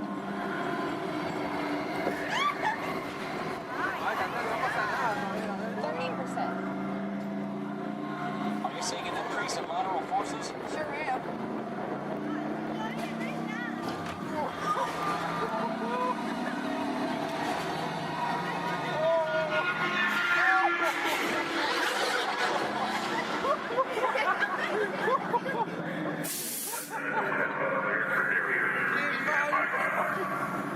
Ready for the variant test. ¡Oh, chocamos acá!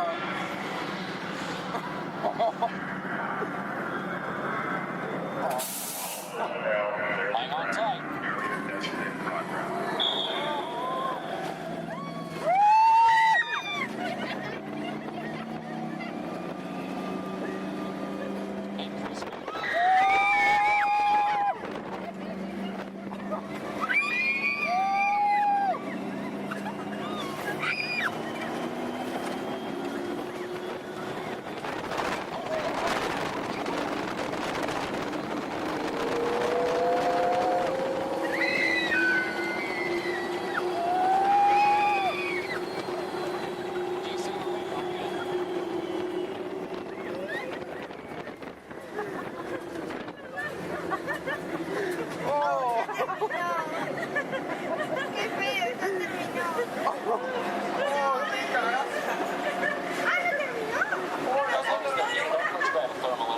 Will do. Cameras on. Looks like all test parameters. Well, all right, that completes our test schedule. Let's download the data. Hey, thanks for being such a great test crew. Come back and ride anytime. Bye now.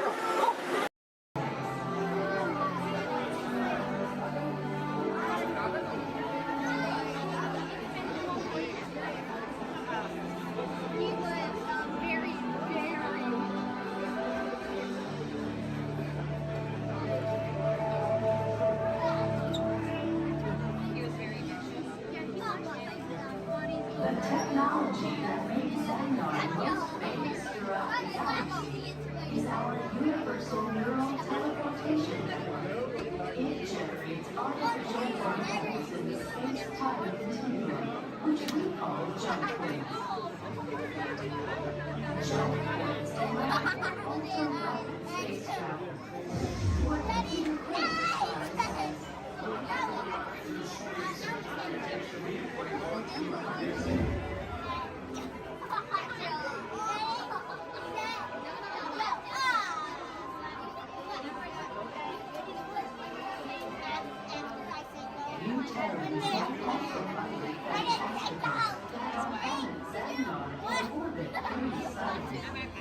Did you know that more scientists discovered a planet with 3 suns in your own galaxy?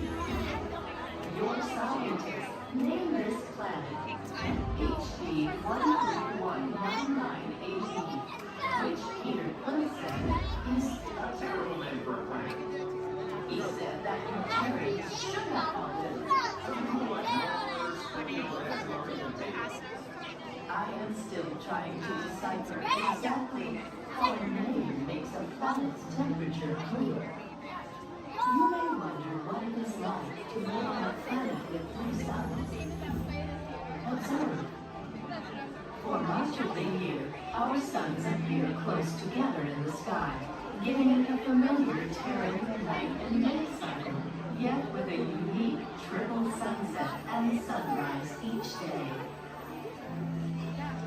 As our planet continues along its orbit, the suns draw further apart until they reach a point where the setting of one coincides with the rising of another.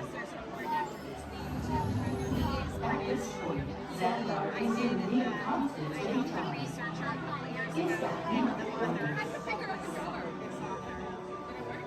There are so many wonders in our universe. You will discover more of them as you continue your visit here in the wonders of Xandar. We welcome you, Terrans. Okay, so he was...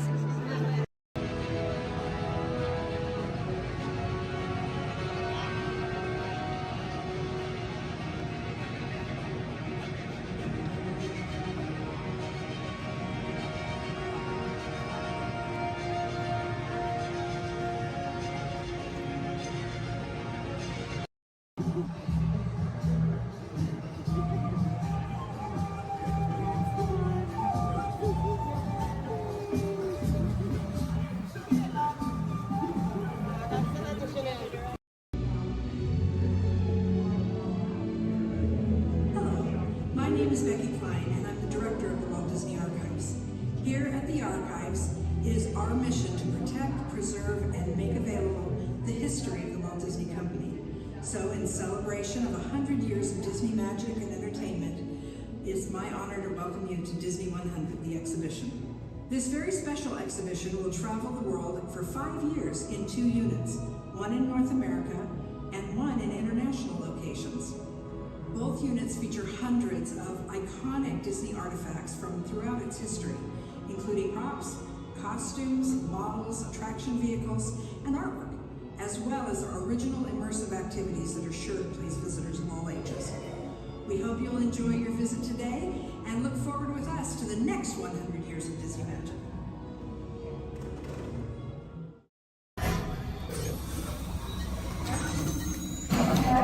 Engineers. Automatic repair engaged.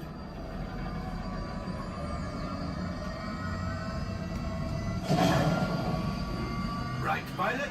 Push the flashing button to take off. Pilot on the left. Move your stick to fly right and left. I was just about to say that. Pilot on the right. Pull back on the stick to fly out. And push forward to fly down. Oh, watch it. Jupiter's flying this thing look in the air. Weapons are online. Left pilot, hit the booster. Now let's go get that coaxial. Right pilot, make the jump to light speed.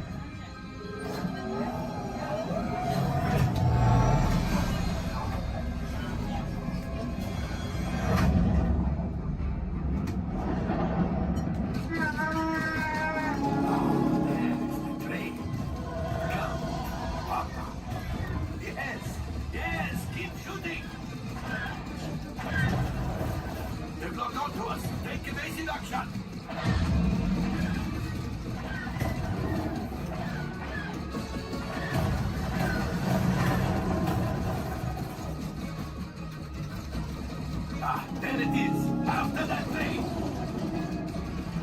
Gunners, fire the harpoon! Excellent! Now, gunners, shoot the cargo free! Left pilot, brakes! Well, my friends, that could have been much worse. Okay, it's much worse.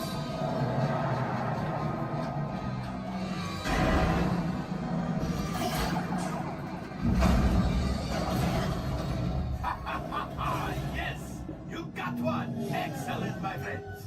Now power up the ship. Well, I grabbed the old axiom. You see,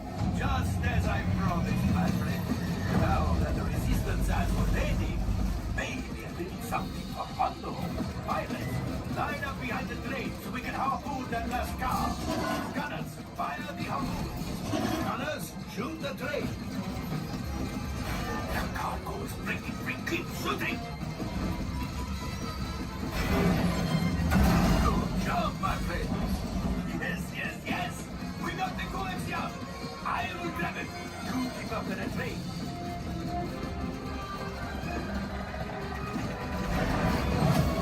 God, oh, that's ridiculous! Things are getting too hot! We need to get out of here! Yes, a distraction! Fire the missiles at the train! Hey!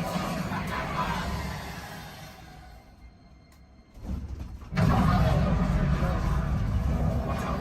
The Star Destroyer is collapsing! Left pilot, hit the boosters! Boost! On full! We made it! I don't believe it, but we made it! Now, let's get out of here!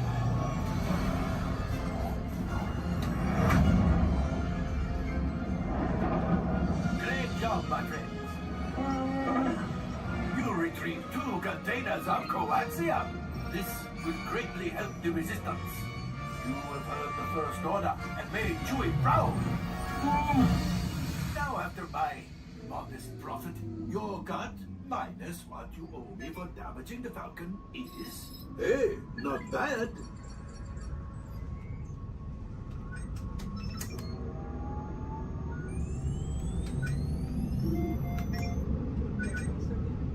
R5, damage report. Engine failure. All right. Hyperdrive leak. That is not too good. Multiple hull ruptures. Well, it could be worse. All right, I'm making an executive decision. Everybody out. Go on, get out.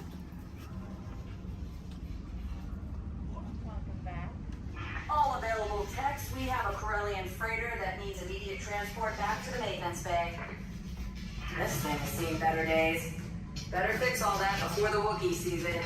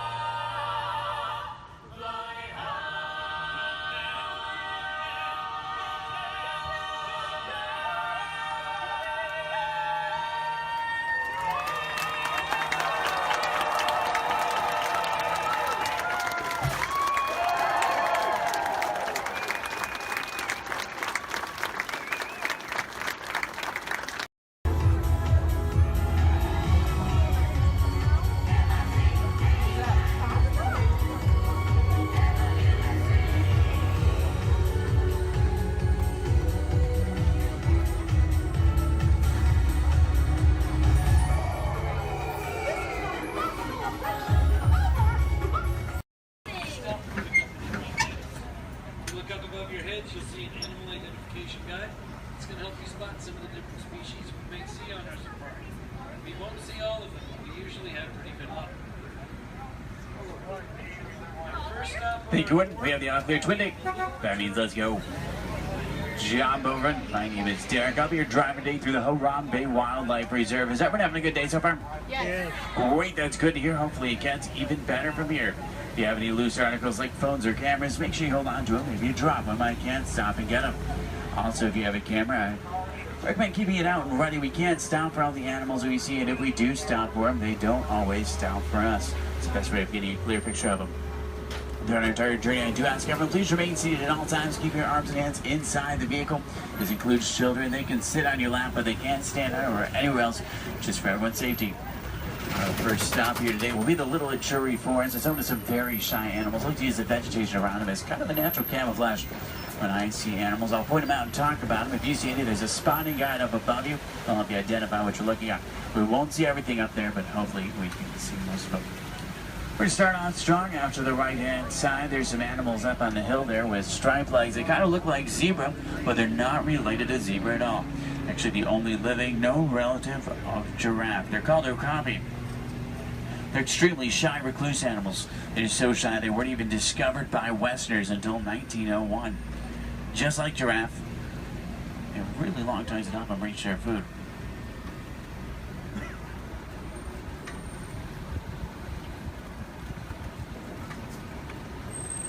Watering holes like the one out to the left are essential in forests like these. Animals will stay close to them, that way they have a source to drink from.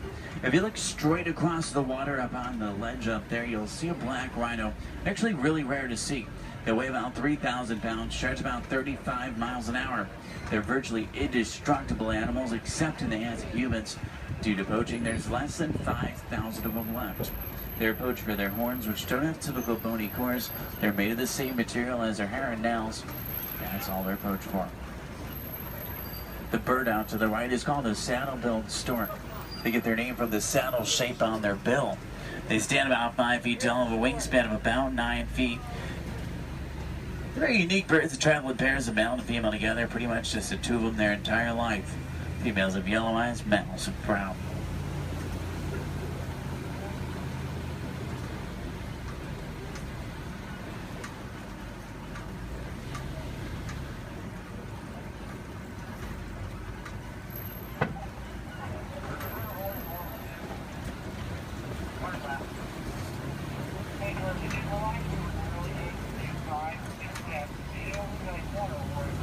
To the left, you'll see some tannish animals. They're called greater kudu.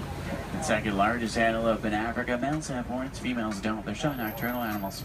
Next to them are bongo. They're known as the ghosts of the forest because they're so shy and timid.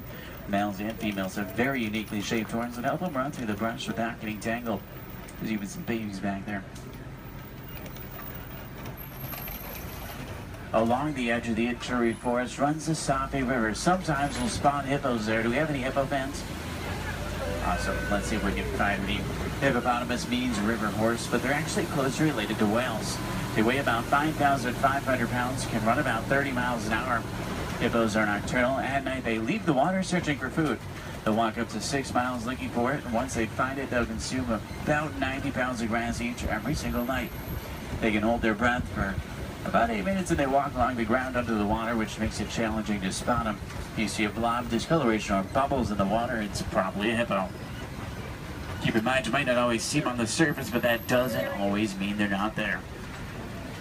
A group of hippo together is called a bloop. There's 2 in the water out to the right, you can kind of see, and there's quite a bit more in the water out to the left behind that island there.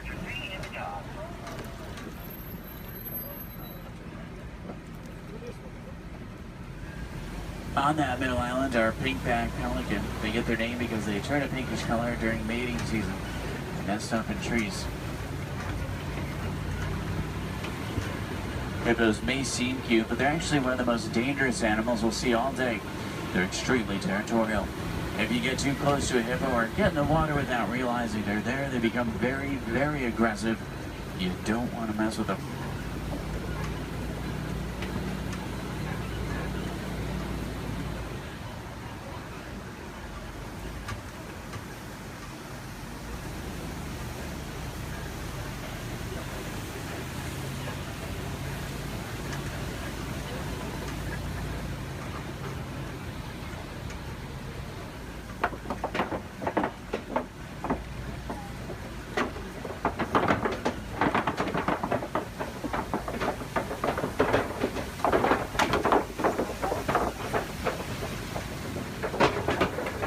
we have any favorite animals we're looking for today? Giraffe fans? Maybe a few. There's babies out on the reserve. What about elephants? Some elephant fans. Any lion fans? Lions are my favorite. Don't tell the other animals, though they get kind of jealous. I'm sure we're looking for some more. Let's head over toward this map. It's an entirely different ecosystem. A great place to start looking for some of our favorites. Now on the right up here, we're going to see a baobab tree. We'll see them all throughout the reserve. They're also known as upside-down trees because they look like they're upside down. They do really well in droughts. They store water in their trunks and go about 9 months of the year without leaves, which helps to conserve water. Because of this, they can live to be thousands of years old. We're entering the African savanna we're all working hard to conserve. Search is home to millions of animals. Every year is a roaming grave searching for food. It does work like a big circle here. The elephants, they're the bulldozers.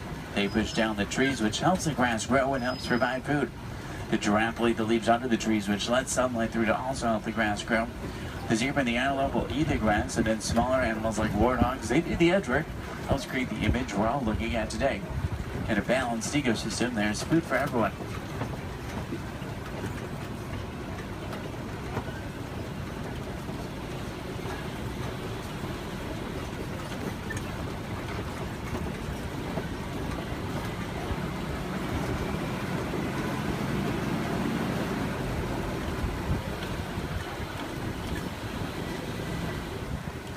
You look under the big tree out to the left, kind of in the grass there, you'll see painted dogs. They're also known as wild dogs. They're not your typical dog, though. They're actually the most successful hunters in Africa. They're more successful at hunting than the big cats, including lions. They rally before they hunt. They'll hunt in the morning and the evening. They follow their prey until it drops them exhausted. And once they get it, they consume 1/3 of their body weight in just one sitting.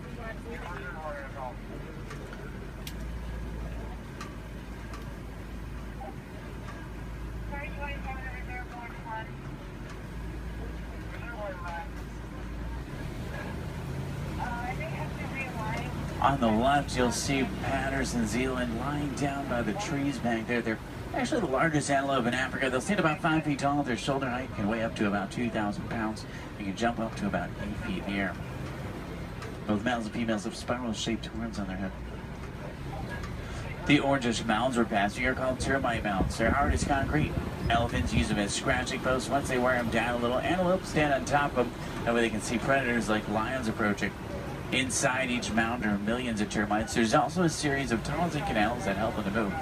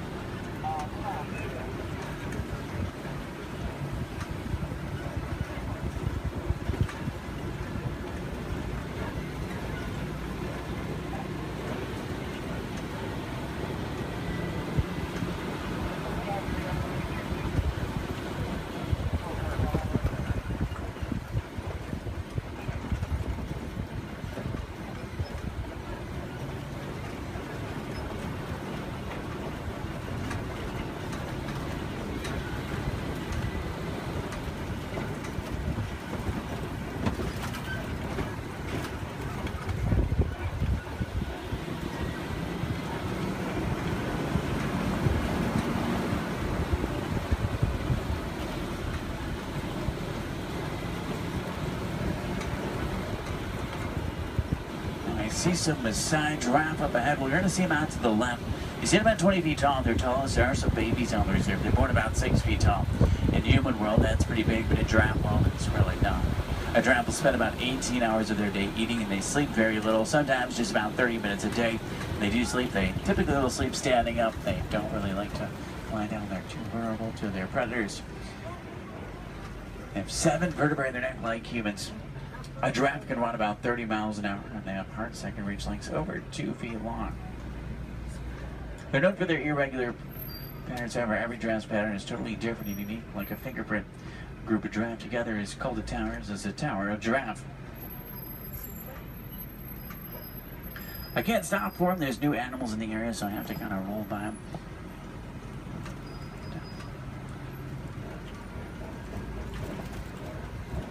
I see a lot of downed trees up here as well. That's normally a pretty good sign. There's elephants nearby. Elephants are extremely social creatures as well. Except for adult males, though. Adult males tend to be very solitary. They really like to be alone or with only other males. They weigh about 12,000 pounds. Adult females weigh about 8,000, and each elephant consumes up to 300 pounds of food every single day. When you think about their eating, it's mostly grass and leaves, so that's pretty impressive. Start heading towards elephant country. I know the road that will take us there. It's a short drive. We should be there pretty quickly. Maybe we can see one along the way. Left and up, you'll see some mandrills. They're the largest, most colorful monkey in Africa. Males weigh about 100 pounds. Females weigh about 30. Males will be much larger, much more colorful. The leader of the group of monkeys, which is called a troop. To the right-hand side is an African elephant. That's a male. He's alone and larger, which is what gives it away. Trying to get a better view of him. Uh-oh. The road I was going to take is closed. I know a different way. There's an old rickety bridge. I haven't been there in a while. What do you say? Should we go for it? Yeah. Let's do it. We're going to see some more elephants, right? If you're not an African, easy way to tell you're looking at an African elephant is from their ears, which look like the shape of Africa. And they flap their ears. That's how they regulate their body temperature.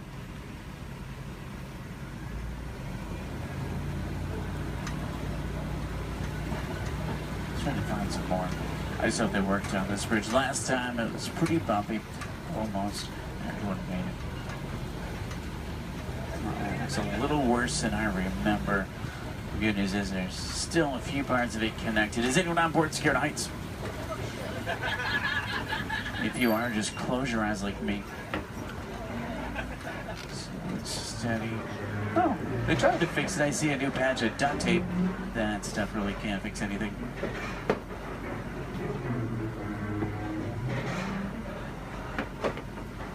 Well, I'm safe. About half of you are. Did everyone make it across with me this time? Yeah. Great, let's try to find some elephants, make it worth the trip. Now you see tusk marks in the clay up here. Elephants will break it off and eat it. It gives them minerals they don't get in their regular diet. It's like a vitamin for them. I think it's pretty cool. For all the moms on board, this fact will be much scarier than that bridge. Female elephants are pregnant for 22 months. I know, that's a long time. Now, young elephants have the second longest childhood to humans, about 15 years. There are young elephants on the reserve. It's really hard to tell how old they are, though. They grow fairly quickly.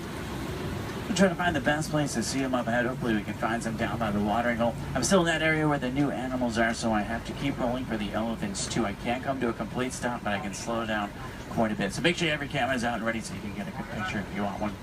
In the meantime, I'm going to try and tune into a local Harambe radio station. I can normally get a pretty strong signal here. That way we can listen to some music while we look for elephants.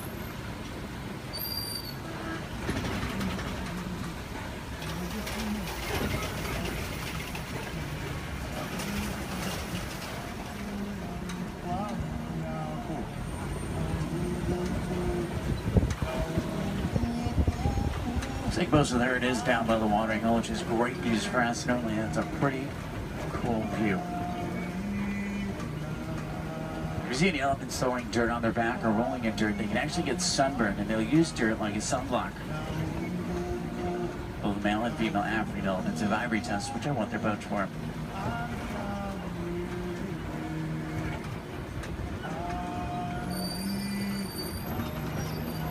Their trunks might not seem strong, but they're going to be up to 100,000 muscles in just their trunk. It's actually really powerful.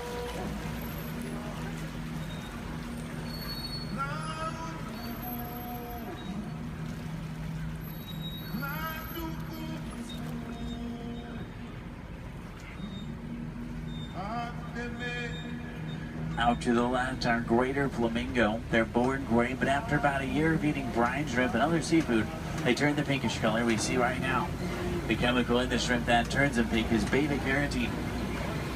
Does anyone know you call a group of flamingo together? It's called the flamboyants. It's pretty funny. They're also known as a stand. I guess flock is just too simple for a flamingo.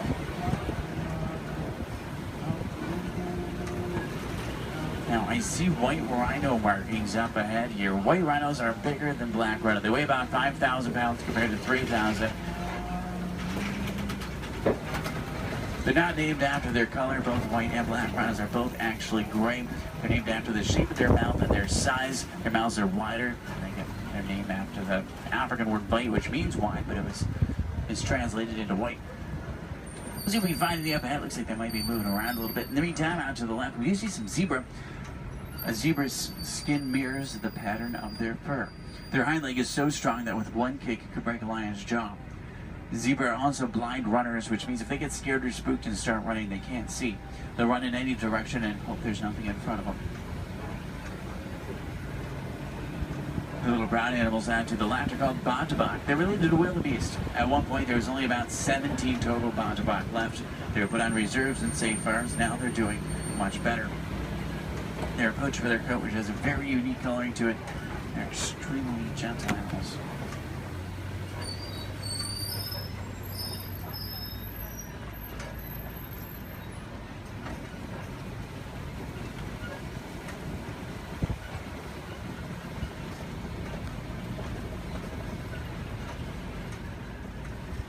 See some spots on the side of the hill here. If you look out to the left and backwards, you might be able to see them.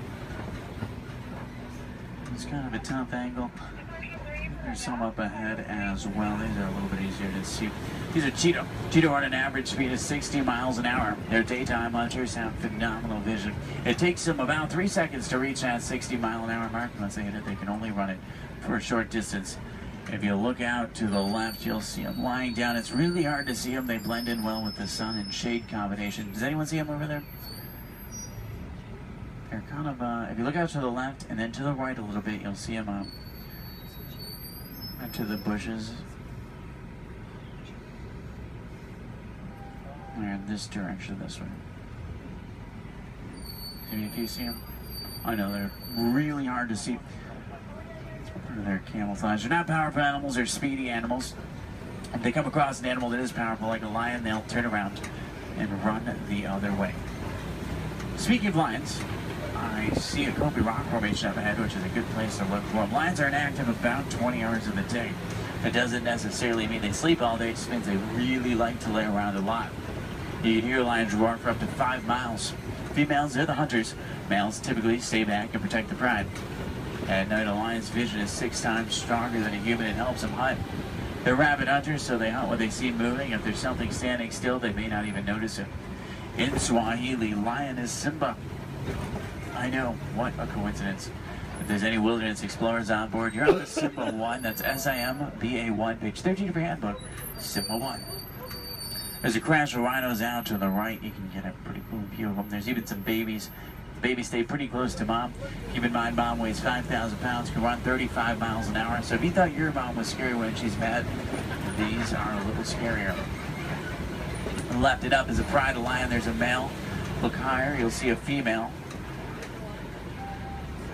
She's way up on top of the rocks up there. Extremely graceful animals, but they're also very powerful. You get that sense when you're around them.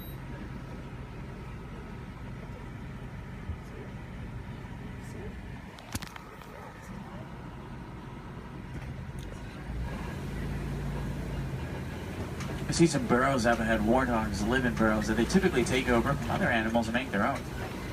Sleep with their tusks out to protect themselves. The males do actually have warts in the side of their head, so it's not as literal as it sounds. They may seem harmless, but they can run 35 miles an hour, and their tusks are razor sharp, so you don't want to get in their way.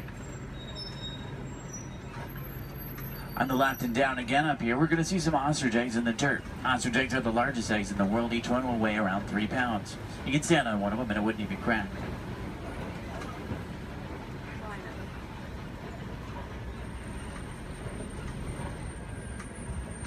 If you're wondering what Disney does or what we can do to protect some of the animals we've seen today, the Disney Conservation Fund has been doing research for a long time. And a good example of something we've learned is elephants in Africa migrate quite a bit.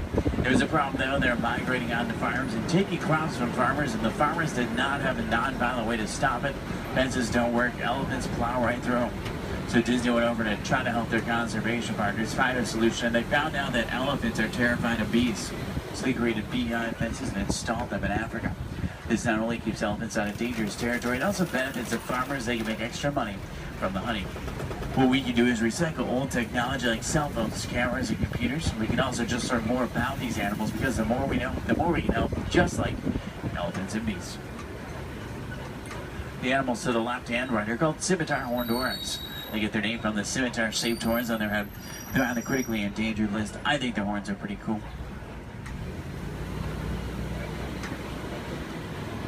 If you have any questions about anything we've seen today or anything I can help you with for the rest of your day, feel free to let me know. I would be more than happy to help. In the meantime, we're going to start to make our way back towards Harambe Village. Once we get back, if you're looking for more fun things to do, I recommend the Pangati Forest Trail. You can see gorillas, baby gorillas, naked mole rats, hissing cockroaches, underwater hippos, meerkats, and more. About a 15-minute hike, but you'll get some great pictures and make some great memories. At the end of Harambe on the right is the Festival of Lion King. It's one of the most popular shows at Disney. By far one of my favorites. It's worth the trip. Make sure you drink plenty of water today, otherwise the heat can sneak up on you. Did everyone enjoy the safari? Yeah. Great, that's good to hear. Now the best thing is no two safaris are ever the same. Whether it be a different driver, different animals, or the same animals closer, it's always unique.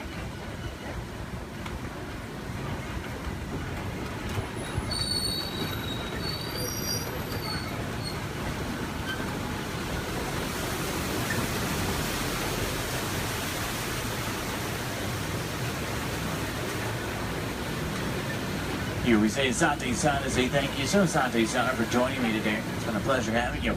If you enjoyed it, my name is Derek. If you didn't, names really aren't that important. Hopefully you did. I think we saw some pretty cool animals. Hopefully everyone got to see some of their favorites. If you're looking for tigers today, check out Asia. Sometimes we'll spot them on the Maharaja Trail. If you're looking for crocodiles, head over to Dinoland. You may be able to spot them there. The American crocodile. Sometimes you'll see them there.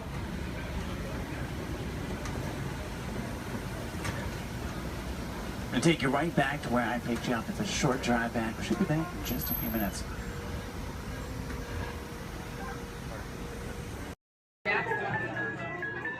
You are the passengers in the Ocean Common Elevator, about to ascend into your very own episode of the Twilight Zone.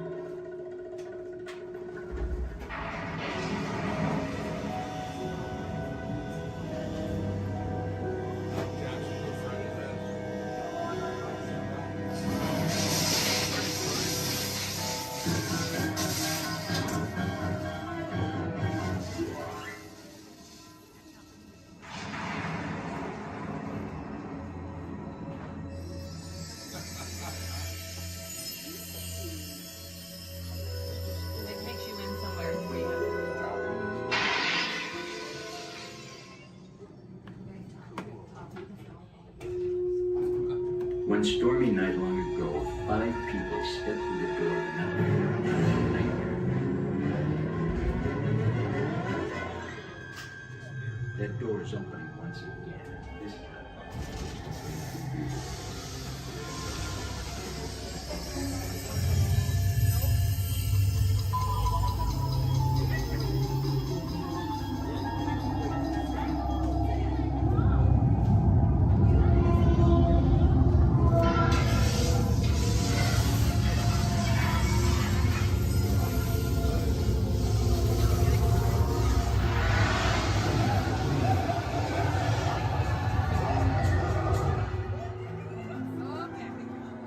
You are about to discover what lies beyond the 5th dimension, beyond the deepest, darkest corner of the imagination, in the Tower of Terror.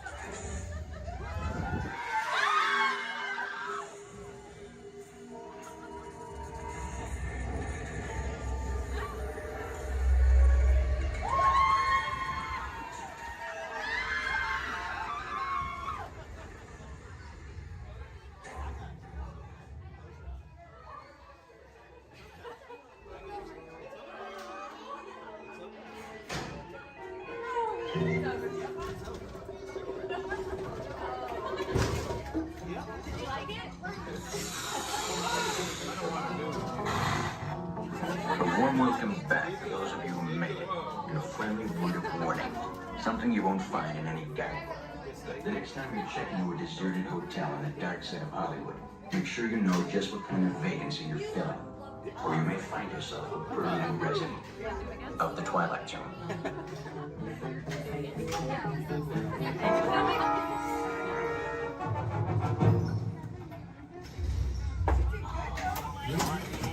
Welcome back, everyone. She's a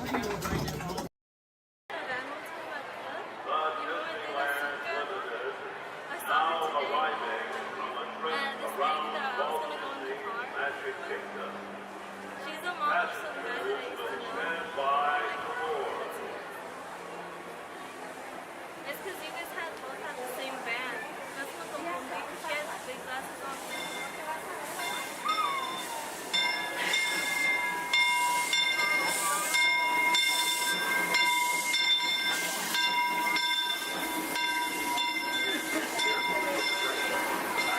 We'd like to thank those of you who've been with me for the Grand Circle Tour of Disneyland.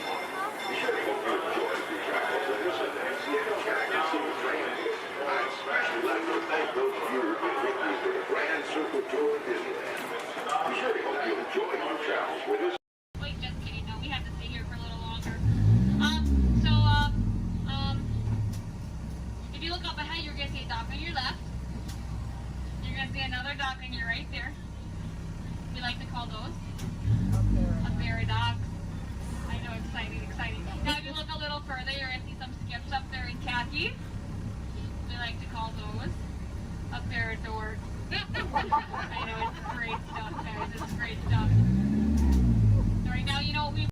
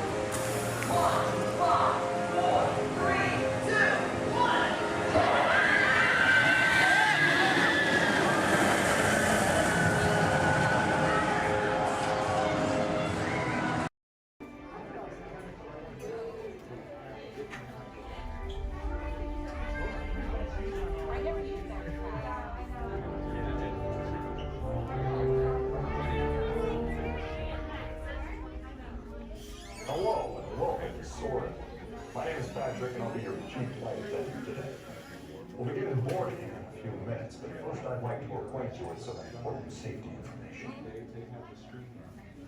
When the doors to your flight open, please take a seat and store all carry-on items in the under-seat compartment.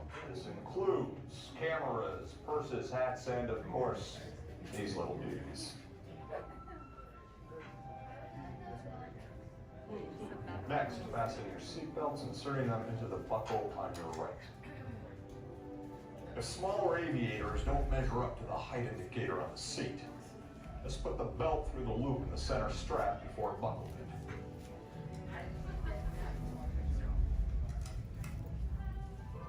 Nice work, pal. Soon you will be airborne. So if you or your little aviators have a fear of flying or of heights, you might want to wait for your party to arrive.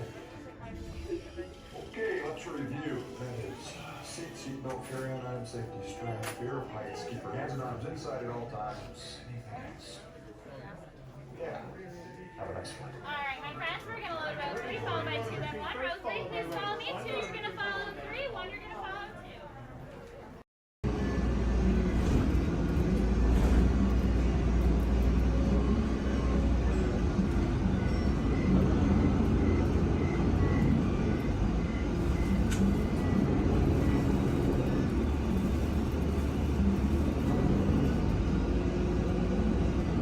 This is Disney's Orleans French Quarter Resort. Watch your head and step as you disembark, and take small children by the hand. Thanks for riding with us, and welcome home. Really, I just love to come down. For any reason.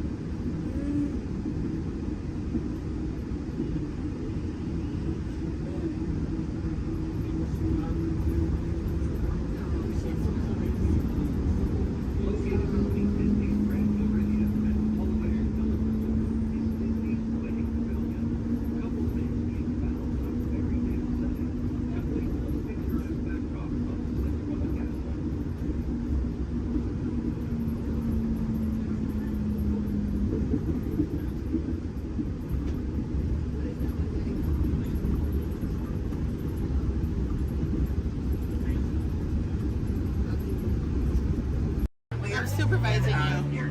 Now everyone pick up your favorite hand and wave goodbye to those people on that dock. Bye. Goodbye. Yeah, you're never gonna see them again. Pretty short. But you don't know them, so why would you see them again, right? Unless that was your family up there, then you know what? You're welcome. I just got you a 10-minute break from them. You probably need it. You've been at Disney World all day with them. But now let's see. Is this anyone's first time on the Jungle Cruise? Can I see a raise of hands? Perfect. Me too. Is this anyone returning to the Jungle Cruise? Can I see a raise of hands? Perfect. I can't wait to be a sore disappointment for all of you and exchange a lot of awkward eye contact has already started. How beautiful. But hello everybody, welcome in. My name is Skipper Kevin. First name Skipper, last name Kevin. I'm going to be your best friend, guidance counselor, dance instructor, tour guide, dragon slayer. If you don't laugh at my jokes, I'm going to be your swimming instructor. I said that just for you. I said that just for you because I knew you were going to interrupt me. Yeah, thank you so much. I really do appreciate it. Wow. But now here we are in the Amazon rainforest. If you look over to your left-hand side, you're going to see what I like to call an inspiration ball. I call it that because the longer you stare into it, the more it's going to inspire you to go.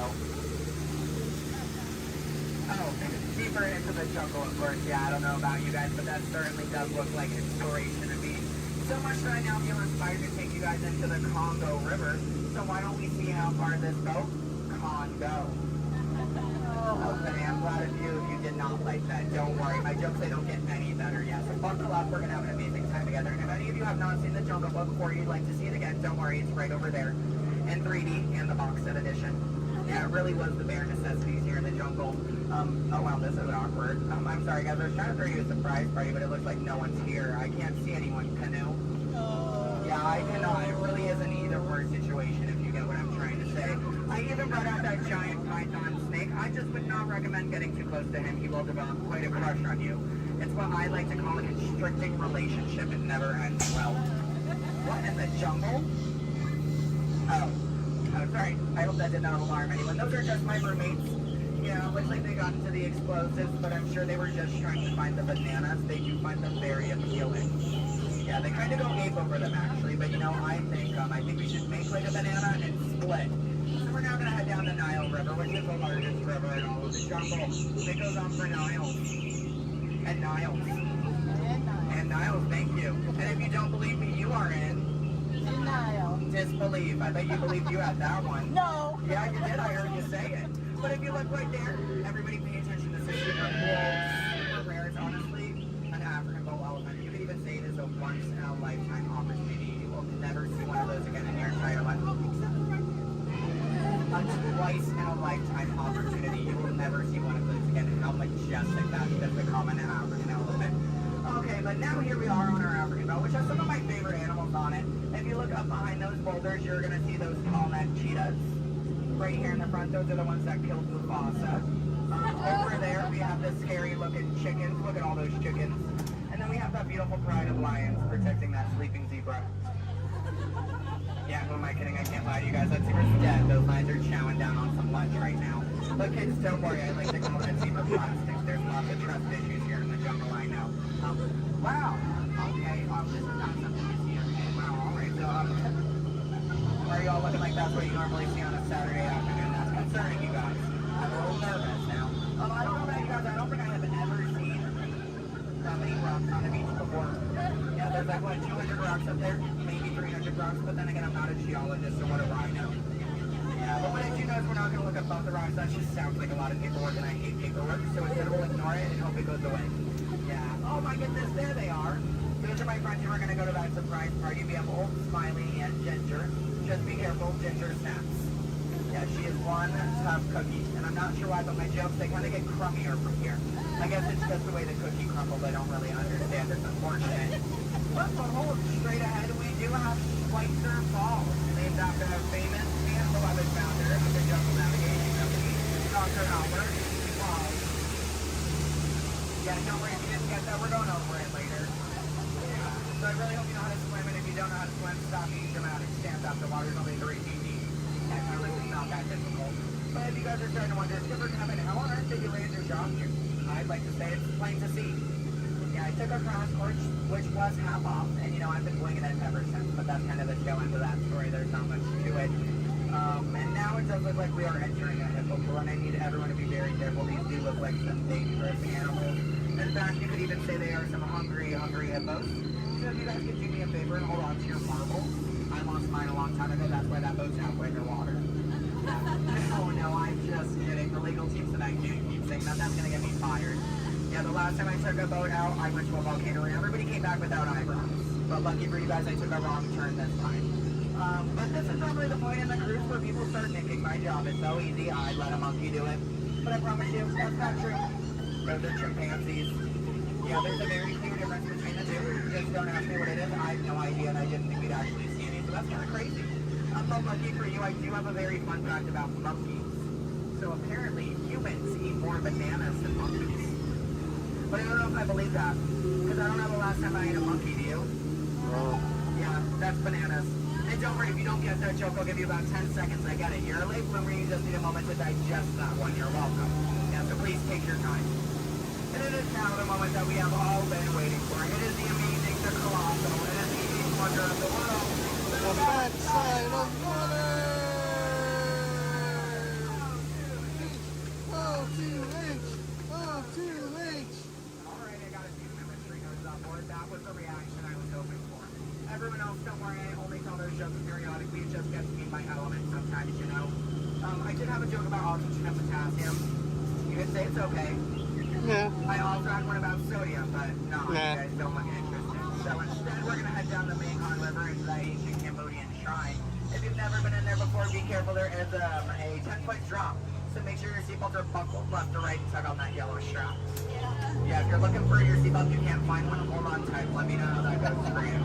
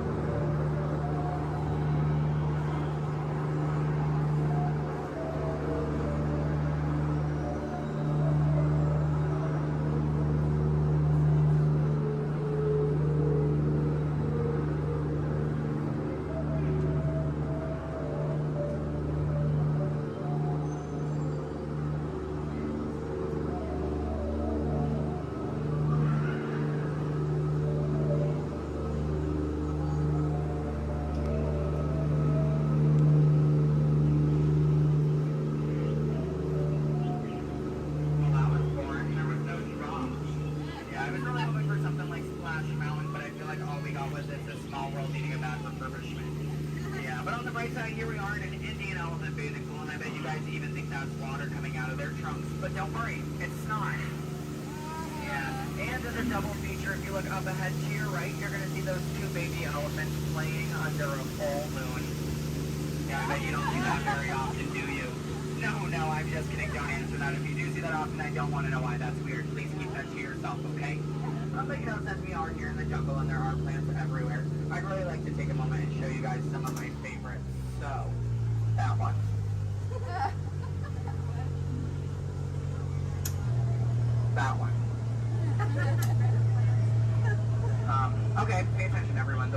there with the green leaves.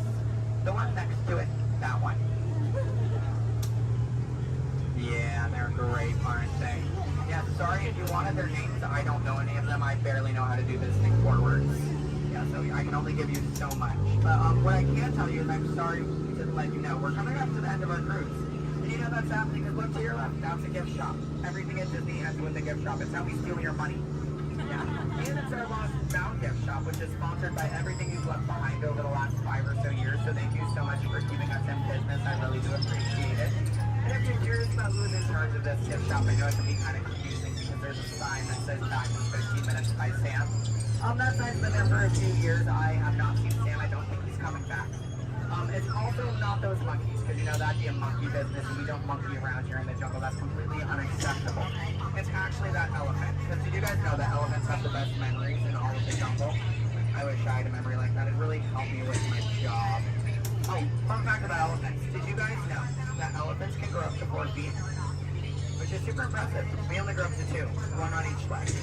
And if you don't get that, look at your legs, look at theirs, you're going to see an extra pair. If you see any more than 2 legs on yourself, go to a doctor immediately. Yeah, that's not normal, okay? And then if you're looking in that gift shop and you see anything you like, you might notice we have a whole bunch of hats in all different shapes and sizes. Once you get off the ride, just ask one of us skippers about it because, you know, we're really great at capsizing. It's something I think we've honestly perfected. But what I can tell you is that if you did enjoy your time here today, my name is Skipper Kevin. I'm trying to give you my full name. And I do spell it a little weird, so I'm going to go ahead and spell it out for you. It is spelled H-E-L-P space M-E. Do it that way, you will, okay? If you did not enjoy your time here today, then you know what? That's unfortunate for you. You willingly got in my boat and wasted 10 minutes of your own time. My name is still Skipper Kevin. Thank you for leaving. And I think I would go one step farther to say that out of all of my cruises today, you've been the most recent. No, I'm just kidding. I'm just kidding. You've actually been outstanding. Especially those of you who just awkwardly stared at me for 10 minutes. It's been mutually awkward. Yeah, I'm not a robot plot twist. I'm not an animatronic. I can move my feet off the floor, and I can hear and see everything you haven't done since you sat down. And you know what? That makes us like a family. Because I take my own family after 10 minutes of quality time together. Look at that. She's even giving me a heart. This is why I have attachment issues. You're going to get out of my boat in about 2 minutes, and it's going to make me cry. You need to leave, is what I'm going to say. So in just a moment, you're going to be outstanding on that dock. Yeah, it really is great. Oh, and while we're looking over at the dock, let's do a little bit of a dock orientation. Everybody on this side, this is where we're going to be getting out. So if any of your rebels are hanging out of the boat right now, leave them there, stay comfortable. But when we get over there, you might want to pull it in the boat because that dock is really hard to replace. Yeah, your elbow, I can send you to an urgent care lab dock. I don't have a contact card for it. I don't know how to replace it. But you're going to see those 2 docks in between the boat. I like to call them a paradox. Yeah. The 2 skippers, they're paradorks. Yeah, they really are adorkable, aren't they? And you can tell them I said that. They're going to hate it, but I love it. Yeah, and thank you for saying I'm so funny. You're really inflating my ego as we speak. Yeah. I'm getting some compliments from you. She's falling in love with me. She's stealing my jokes. He's recording me. This is like a reality TV show. I'm better than the Kardashians. Yeah. Oh my goodness. And what do you do? What's your story? Do you walk across the country? Yeah. You do? That's I have insane. metal spreads. Do you? Yeah. What kind of metal? Golden ones, silver. Do you sell them? No, I just wear them. You just, but, so have you not won any? No. You haven't, yeah, you're not wearing any, so I kind of just, yeah. When you get one, are you just going to wear it all the time? Yep. Oh, are you going to name it?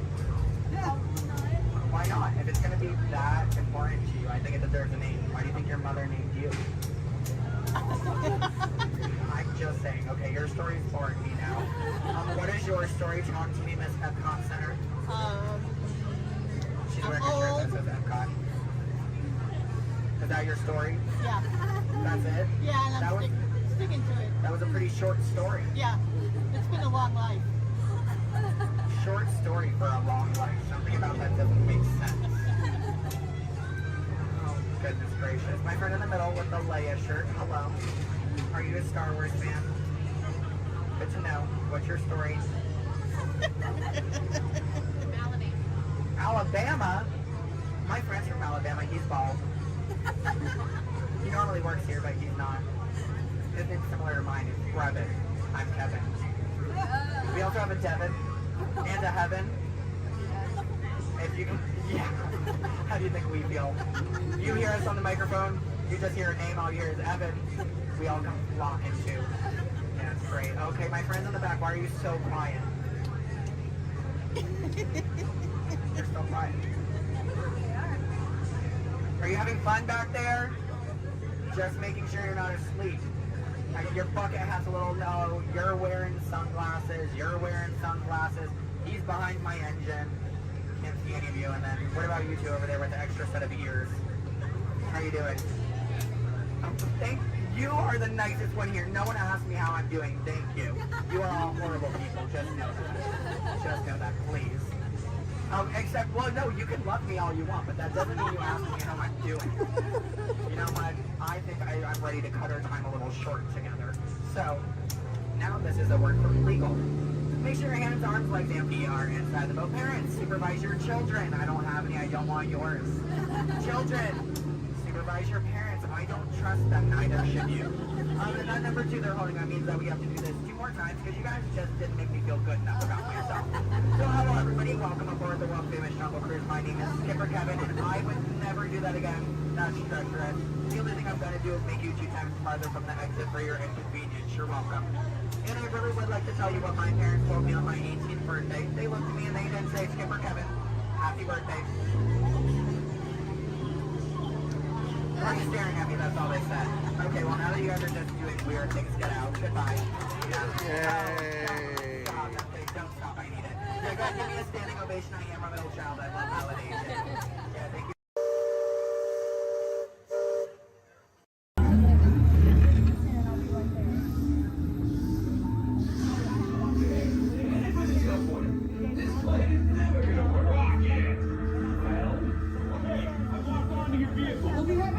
Nothing to worry about. Unless we cannot stop this unusually large man.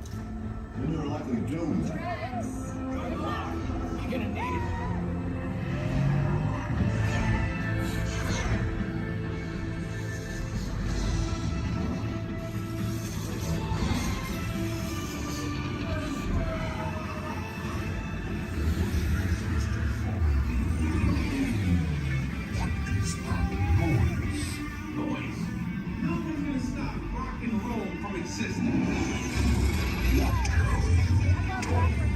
What have we done?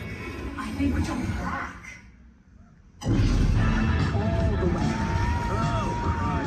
We've got the big bang. Let's see, Skipper. You gotta get that generator. It's the only way back.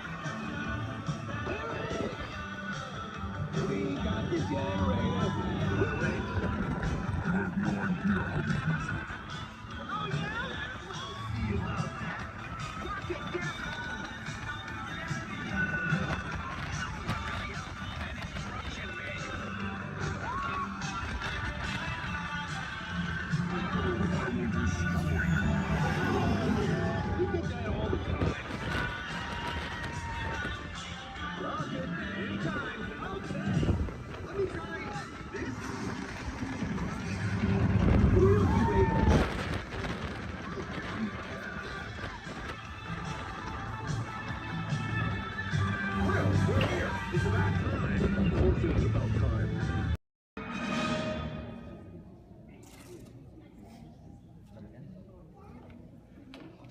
Hi, and welcome to the universe of energy.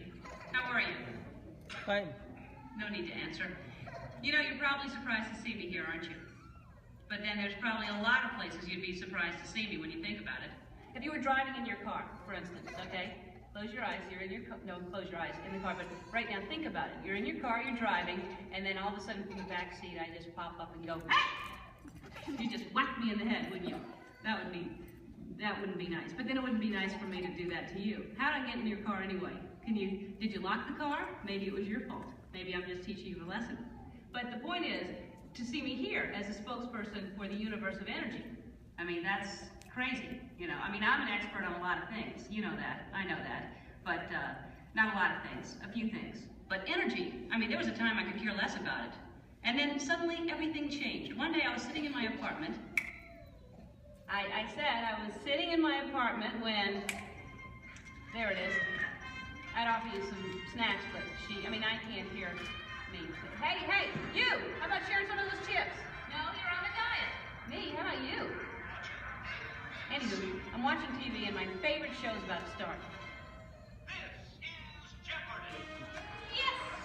I told you it was my favorite show. Who is it? And of course, no one locks their doors in New York. Hey, it's your neighbor, Bill Nye the Science Guy. Hey, Bill Nye the Science Guy, it's Ellen,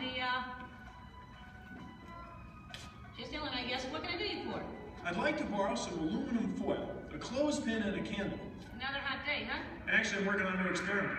Take whatever you need. I don't want to miss any of the game. What are you watching? Jeopardy. Yes.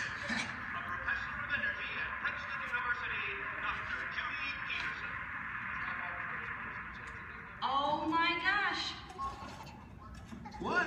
It's my old college roommate, Judy Peterson. She was such a smarty pants know-it-all. I had the best nickname for her, though.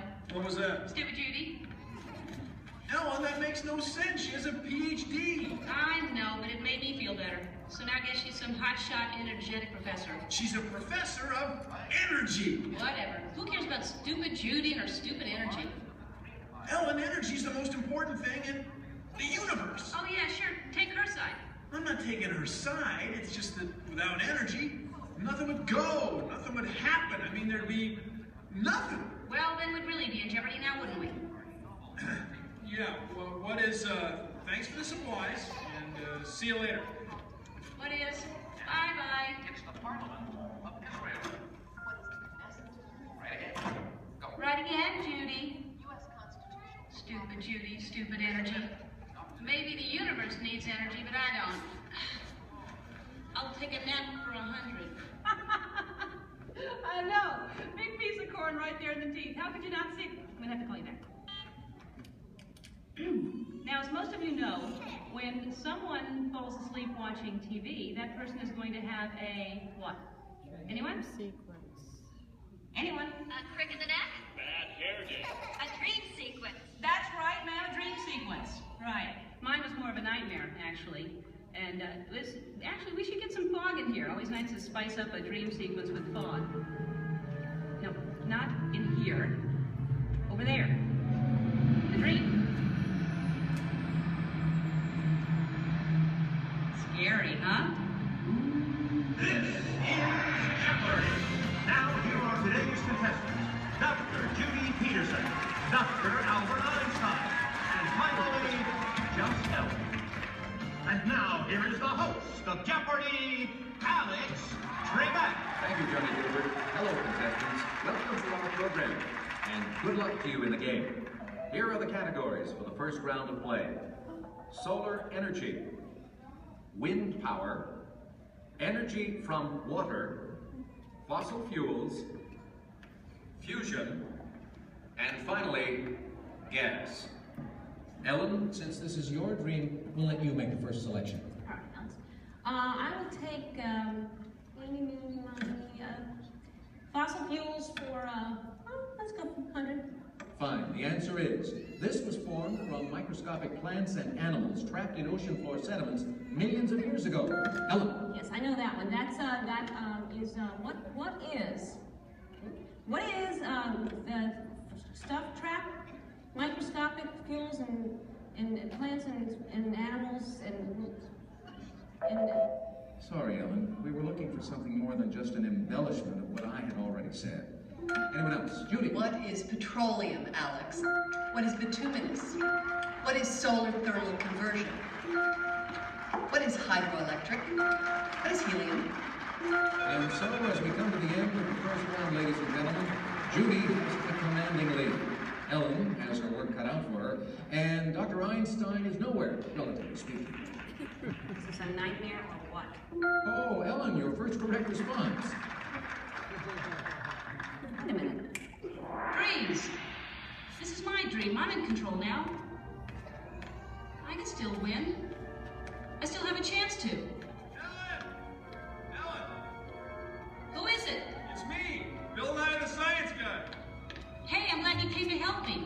Actually, I came to see Einstein. Wow, you're getting clobbered. Yeah, this Nightmare Jeopardy version's a lot harder than the home version. Can you help me? Sure, but first we have to go back. Back stage? No. Way back, like many billion years ago. Okay, but can we stop at a mini mart or something to get some snacks? Because I have a tendency to get hungry after a couple billion years. No can do. Time's wasted. Come on. Wait, it's not even over. It gets really weird from here. Now some person I don't even know reminds me there's no eating, drinking, smoking, or flash photography allowed in my dream. There is no eating, drinking, smoking, or flash photography allowed in Ellen's dream. And she forgot something. And no videotaping, okay? And those of you who are just walking in right now, you're late. Where have you been? I love your hair. No, not you. No, I mean, it's all right, but that's cute, yeah. Anyway, so you're not completely lost. Here's a recap of what has been going on. I'm Ellen. Hi. I love Jeopardy. I used to not care about energy at all until I had a nightmare that I was on Jeopardy and all the categories were about energy. Oh, don't I know it's scary. So my neighbor, Bill Nye, stepped in to help me out. Bill Nye, the science guy. You know him? Anyway, so he comes in to help me out. That's what's going on. Got it? Good. If you don't, then that's your problem because you're late. And you think about that next time.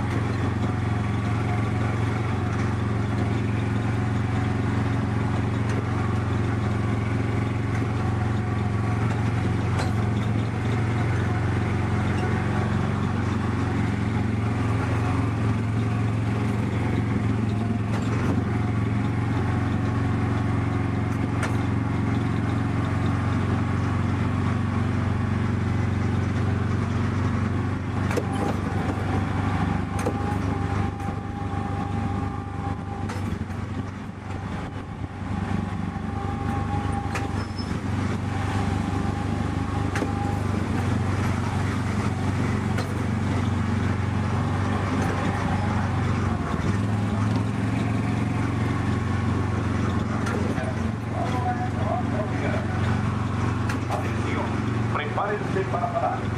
Se están acercando a la zona de desembarque. Por favor, reduzcan la velocidad y mantengan una distancia mínima de un largo de auto entre su vehículo y el de adelante. Para parar su auto, quiten el pie del pedal. Gracias.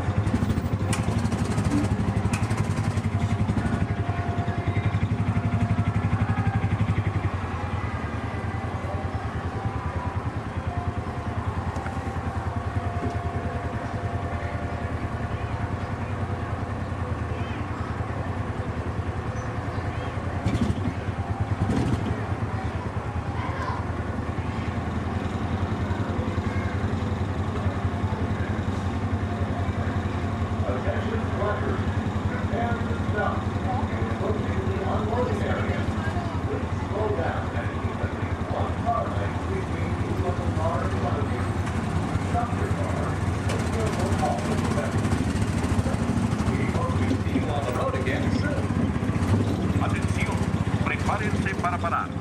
Se están acercando a la zona de desembarque.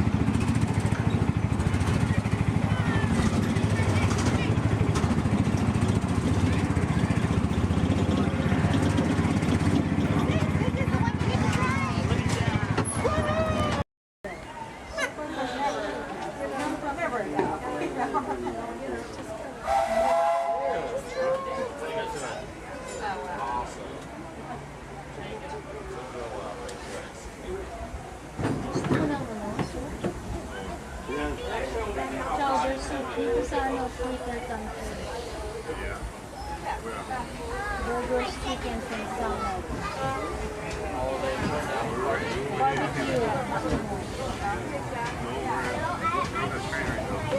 Hello, folks. Welcome aboard the Disneyland Railroad. We're now embarking on a grand circle tour of the Magic Kingdom, with stops at New Orleans Square, Mickey's Toontown, and Tomorrowland, followed by a visit to the Grand Canyon and Tiny World. We got a lot of traveling ahead of us, so remember, for a safe trip, you need to stay seated, keeping your hands, arms, feet, and legs inside the train. And please, watch your shoes. Bienvenidos a bordo del Disneyland Railroad. Para su seguridad, permanezca sentado y tenga las manos, brazos, pies y piernas dentro del tren. Y cuídense. Gracias.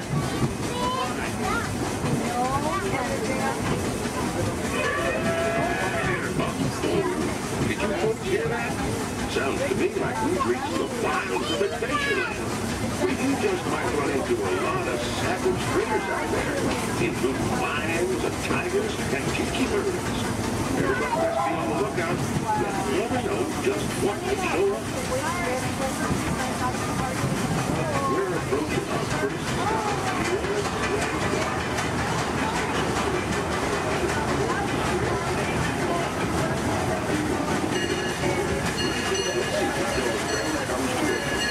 Watch your step, don't get lost. Have a good time in the frontier, you hear?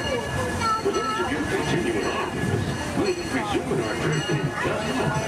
This is New Orleans Square. Take a drink.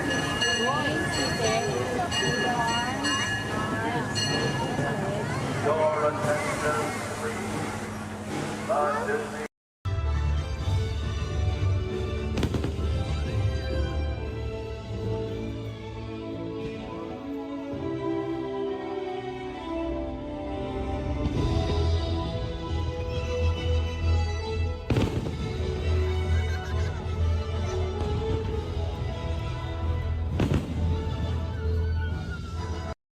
Thank you.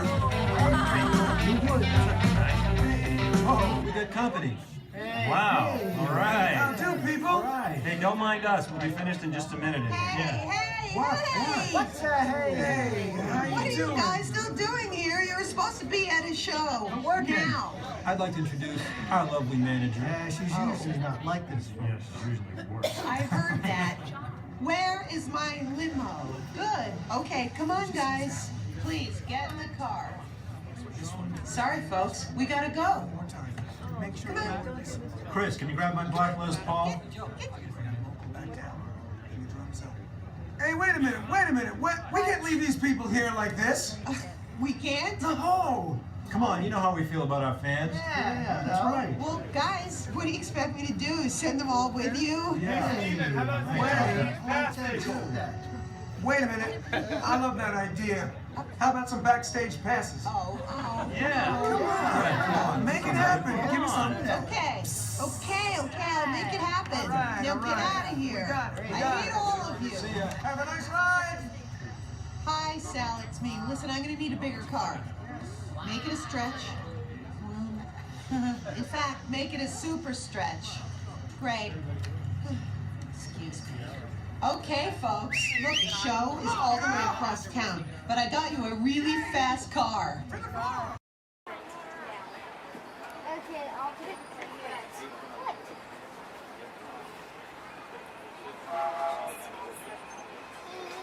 Okay, look at Mama when you say cheese. Josh. Oh my gosh, dude. This train could probably take us to the roller coasters. Maybe. But it always seems up. So Scott just got done with his deadline. To those who just joined us, welcome aboard the Disneyland Railroad. To ensure a safe ride, remember to stay seated with your hands, arms, feet, and legs inside the train. And please, watch your kids. Para su seguridad, permanezca sentado y mantenga las manos, brazos, pies y piernas dentro del tren y cuide a los pequeños. Gracias. We're now entering Splash Mountain, where every day is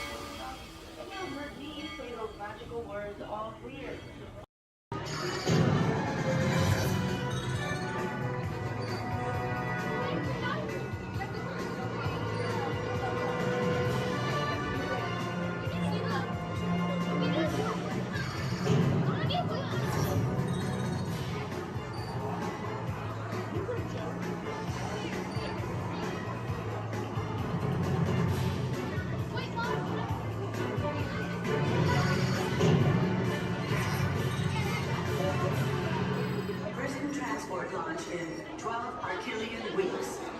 Hold on, people. Zed here. Glad you made it to the Blackfire Florida Tourist here with us today. New MIT recruits. Warning. Warning. Warning.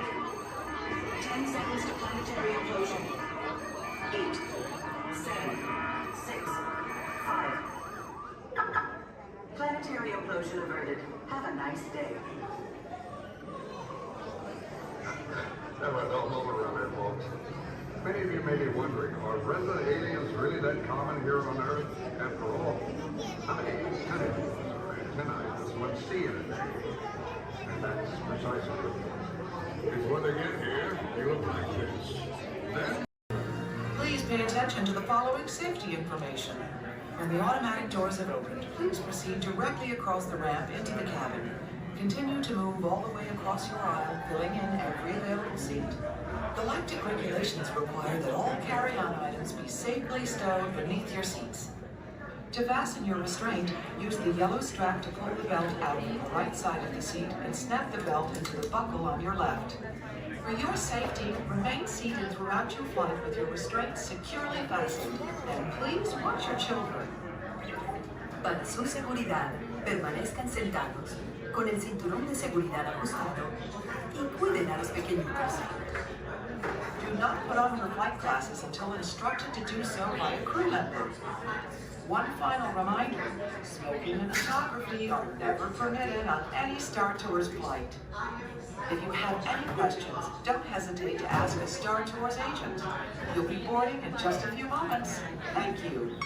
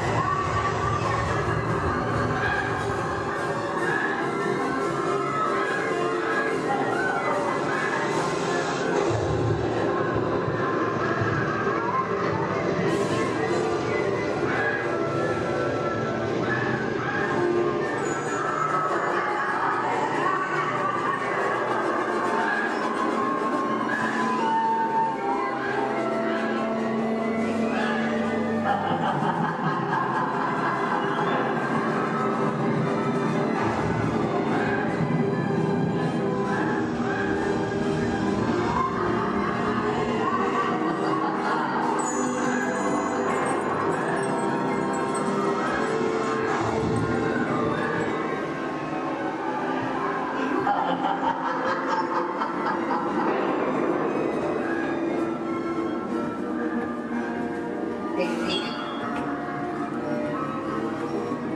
Make it smooth.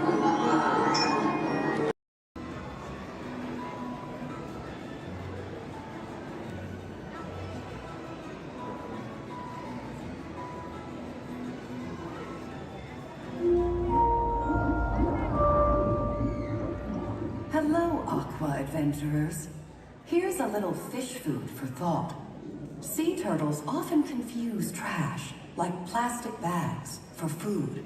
But you can make a positive impact by recycling and limiting the use of single-use plastics.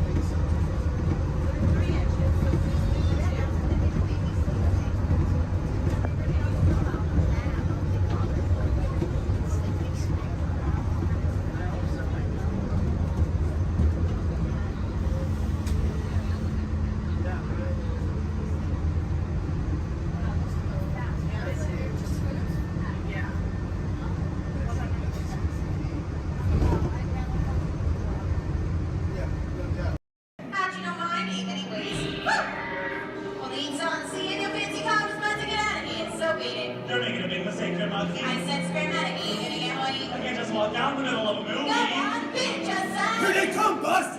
Get out your grinders! I'm gonna go by Mr. Osborne.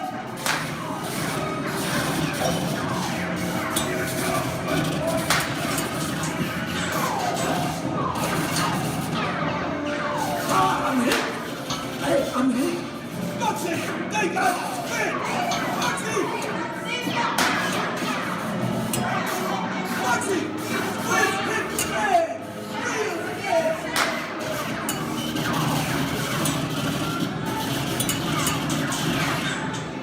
Hey, everybody, just sit tight. Run the red lights against the law, and I would never break the law. Hey, watch this. No more red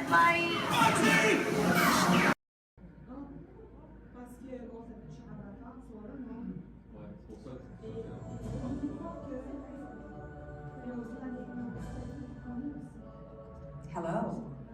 I'm Dr. Marsh, director of the Dino Institute, and I hope you enjoyed those quaint exhibits in the old wing. That's how dinosaurs have been presented to the public since the study of fossils began over 150 years ago. Today, that bare bones approach is about to become extinct. In a perfect blending of science and technology, the Dino Institute has created the Time Rover, an amazing vehicle that will literally transport you to the age of the dinosaurs. How? That's proprietary. But the result is a breathtaking journey through a prehistoric world where you will witness the most spectacular creatures to ever walk the earth. In a moment, you'll be going live to our control center for a comprehensive safety briefing, and then it's on to the tour that will convince you forever that the future is truly in the past.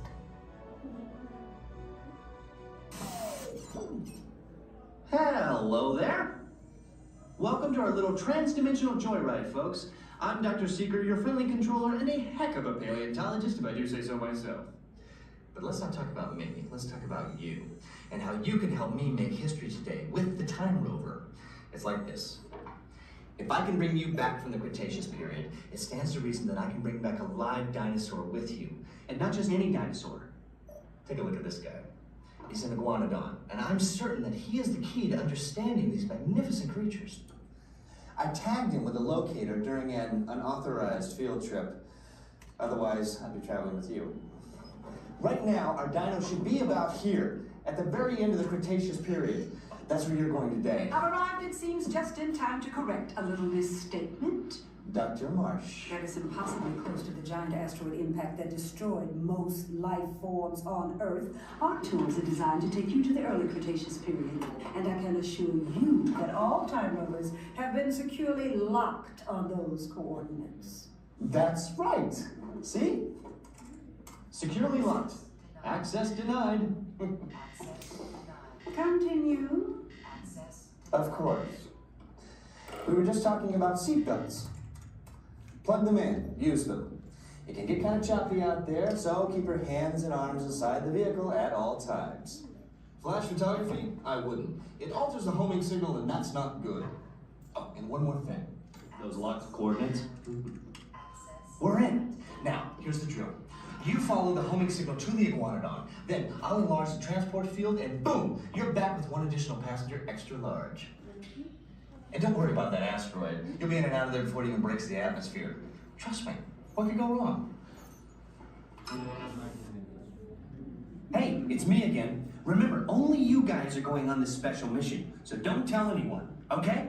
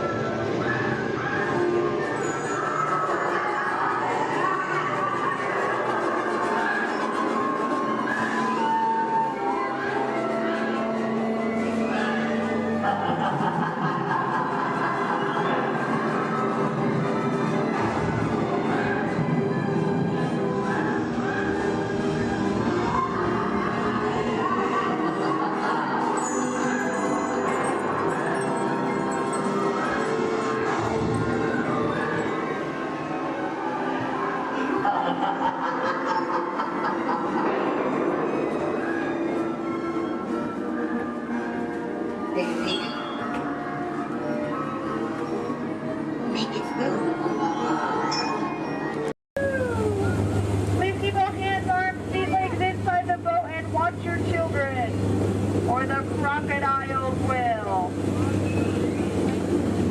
So who came to see some danger today?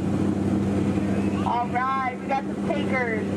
It's right there, big white letters. Good thing I can read. You might have missed all sights of danger. Oh, look at this to the right. You'll see our first sighting of wildlife here in the jungle. Right there's a prime example of why some wildlife destroy their children at birth. We're now approaching ancient Cambodian shrines built by ancient Cambodian Shriners. This place is loaded with crocodiles. Speaking of crocodiles, to the left you'll see a Bengal tiger, known to jump over 25 feet, but don't worry, they're like 15 feet away, he should jump right over us. Watch out for Ginger, Ginger snaps. She's one tough cookie.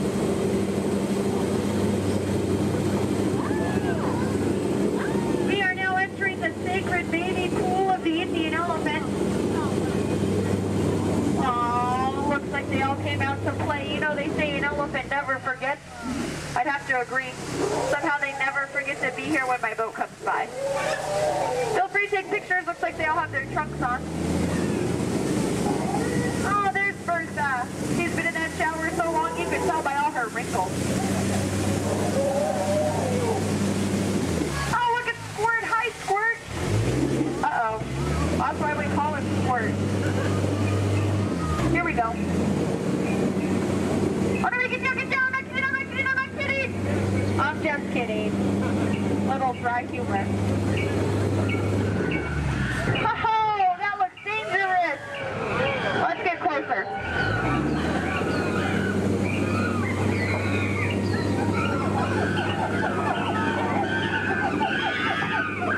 Looks like the gorilla took over this camp. Look what they did to that truck. Unbelievable. They left the lights on. What a shame. Uh-oh. The monkey has a gun. Let's get out of here. Woo!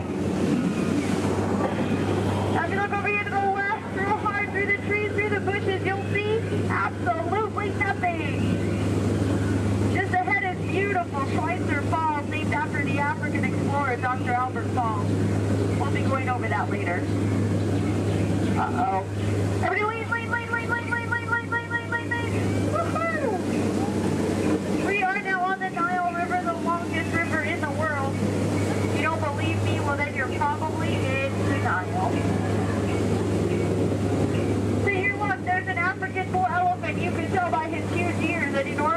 every tusk.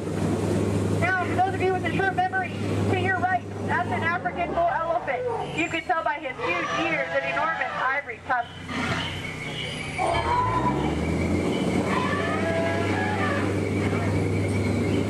We are now in the African belt where the hand of man has never set foot. Aww, look at the pride of lions protecting the sleeping zebra. That's how zebras sleep, on their sides, eyes open, surrounded by lions. He looks dead tired. We'll let him rest in peace.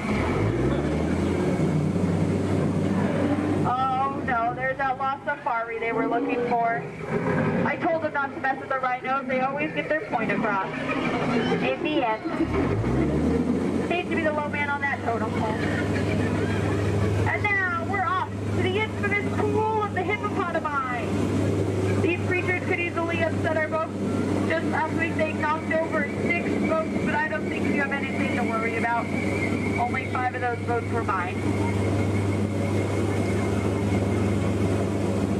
Uh-oh, this doesn't look good. Oh no, these two are charging, coming here, I'm gonna scare them away! Look at that. Scared stiff. We are now entering headhunter territory. The terrible place to be headed. To your right, you'll see some native arts and crafts. Art's the one on top. Oh, looks like they're celebrating something here. I'll see if I can translate for you. Nope. Oh no, we're being attacked by one party. Everyone get down, all get us out of here. Watch out for spears. Spears, spears, spears, spears, spears, spears. Spears, spears, spears, spears, spears, spears, spears. Ooh, that was fun to hear those spears flying by. And now the moment you've all been waiting for, the amazing, incredible, the backside of water. Woohoo! Get excited! Now if you look back, you can see the side of water.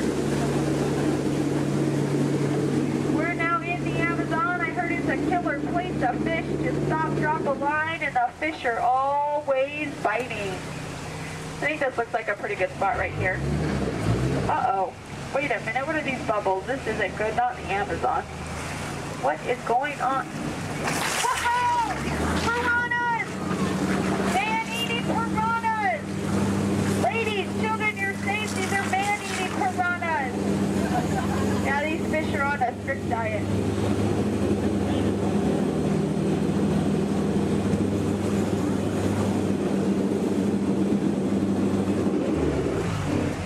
Here's Trader Sam. He's our head salesman here in the jungle.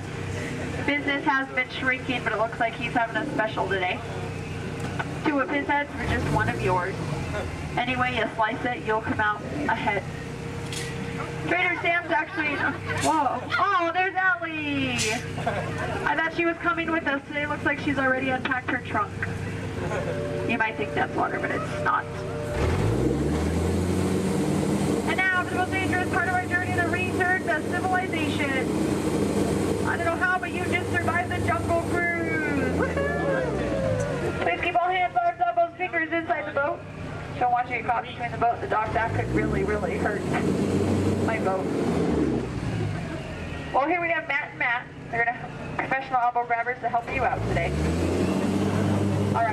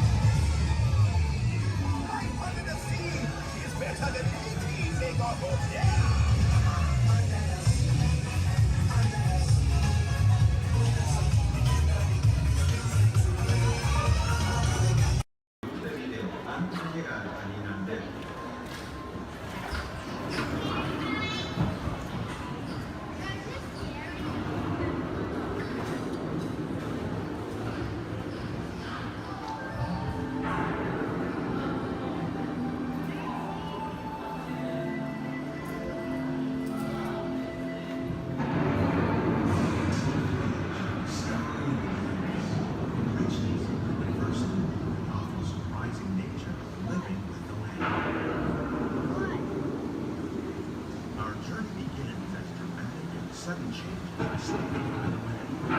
Ocean still remains simple, climate, and destructive to us, but to nature, it's a very beginning of the cycle of life.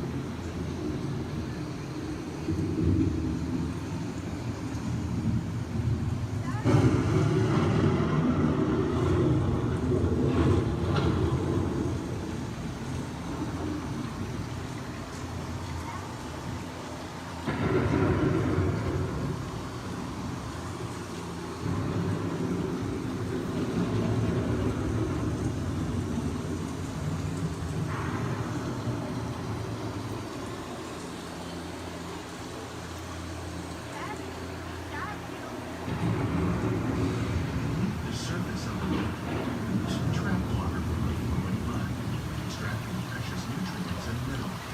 These elements, when combined with sunlight, create the diverse living systems of our planet.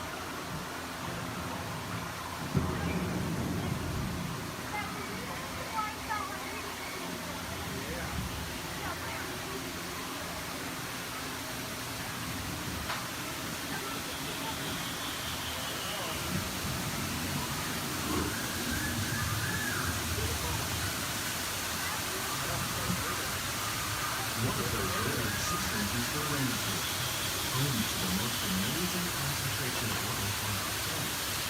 These dense and beautiful forests cover only a tiny portion of the Earth's surface, but they contain more than half of its planet and atmosphere. Rainforests are also extremely rich in providing living systems, providing oxygen, food, medicine, and other forms essential to our lives.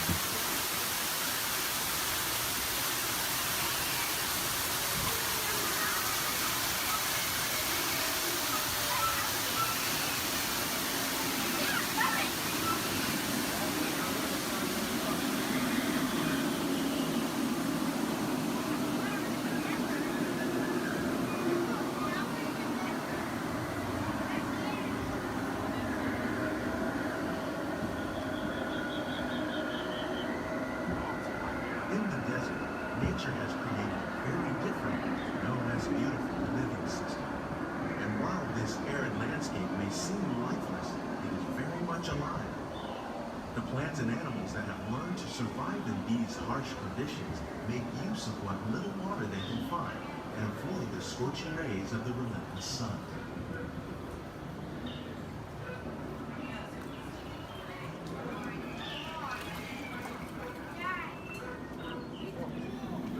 The American prairie once appeared as desolate as the desert, but over time, rainwater and nutrients gradually penetrated the hard surface of this land. Even the hooves of the muddy buffalo helped create the rich soil that one day become home to the American farm.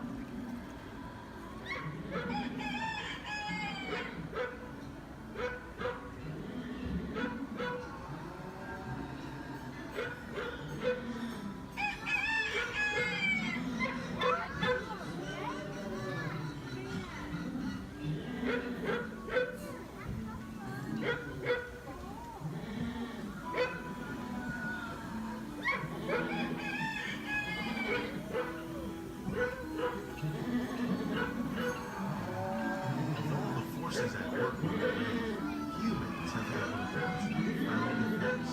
The need to produce food for a growing world led to the enormous use and sometimes overuse of the land. In our search for more efficient ways to grow food, we often fail to realize the impact of our methods.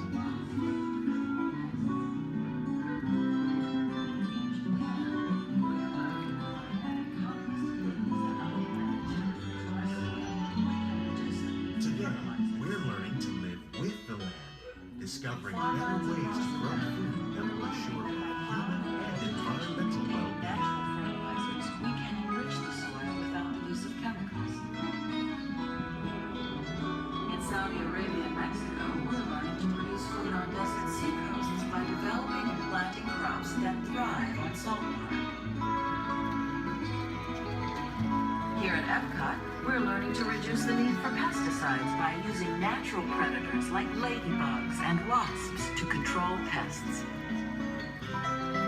In Japan, We're learning that by adding composted leaves and other plant material to our soil, we can reduce the need for fertilizers.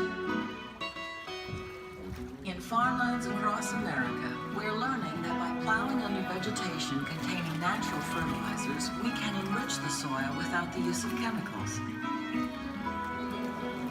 In Saudi Arabia and Mexico, we're learning to produce food on desert seacoasts by developing and planting crops that thrive on salt.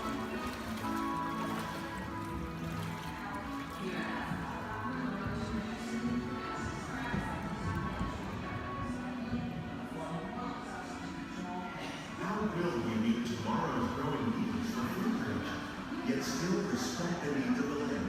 Some of the answers are being discovered just ahead. To help us maintain these carefully controlled ecosystems, and for your safety, please remain seated in your boat at all times.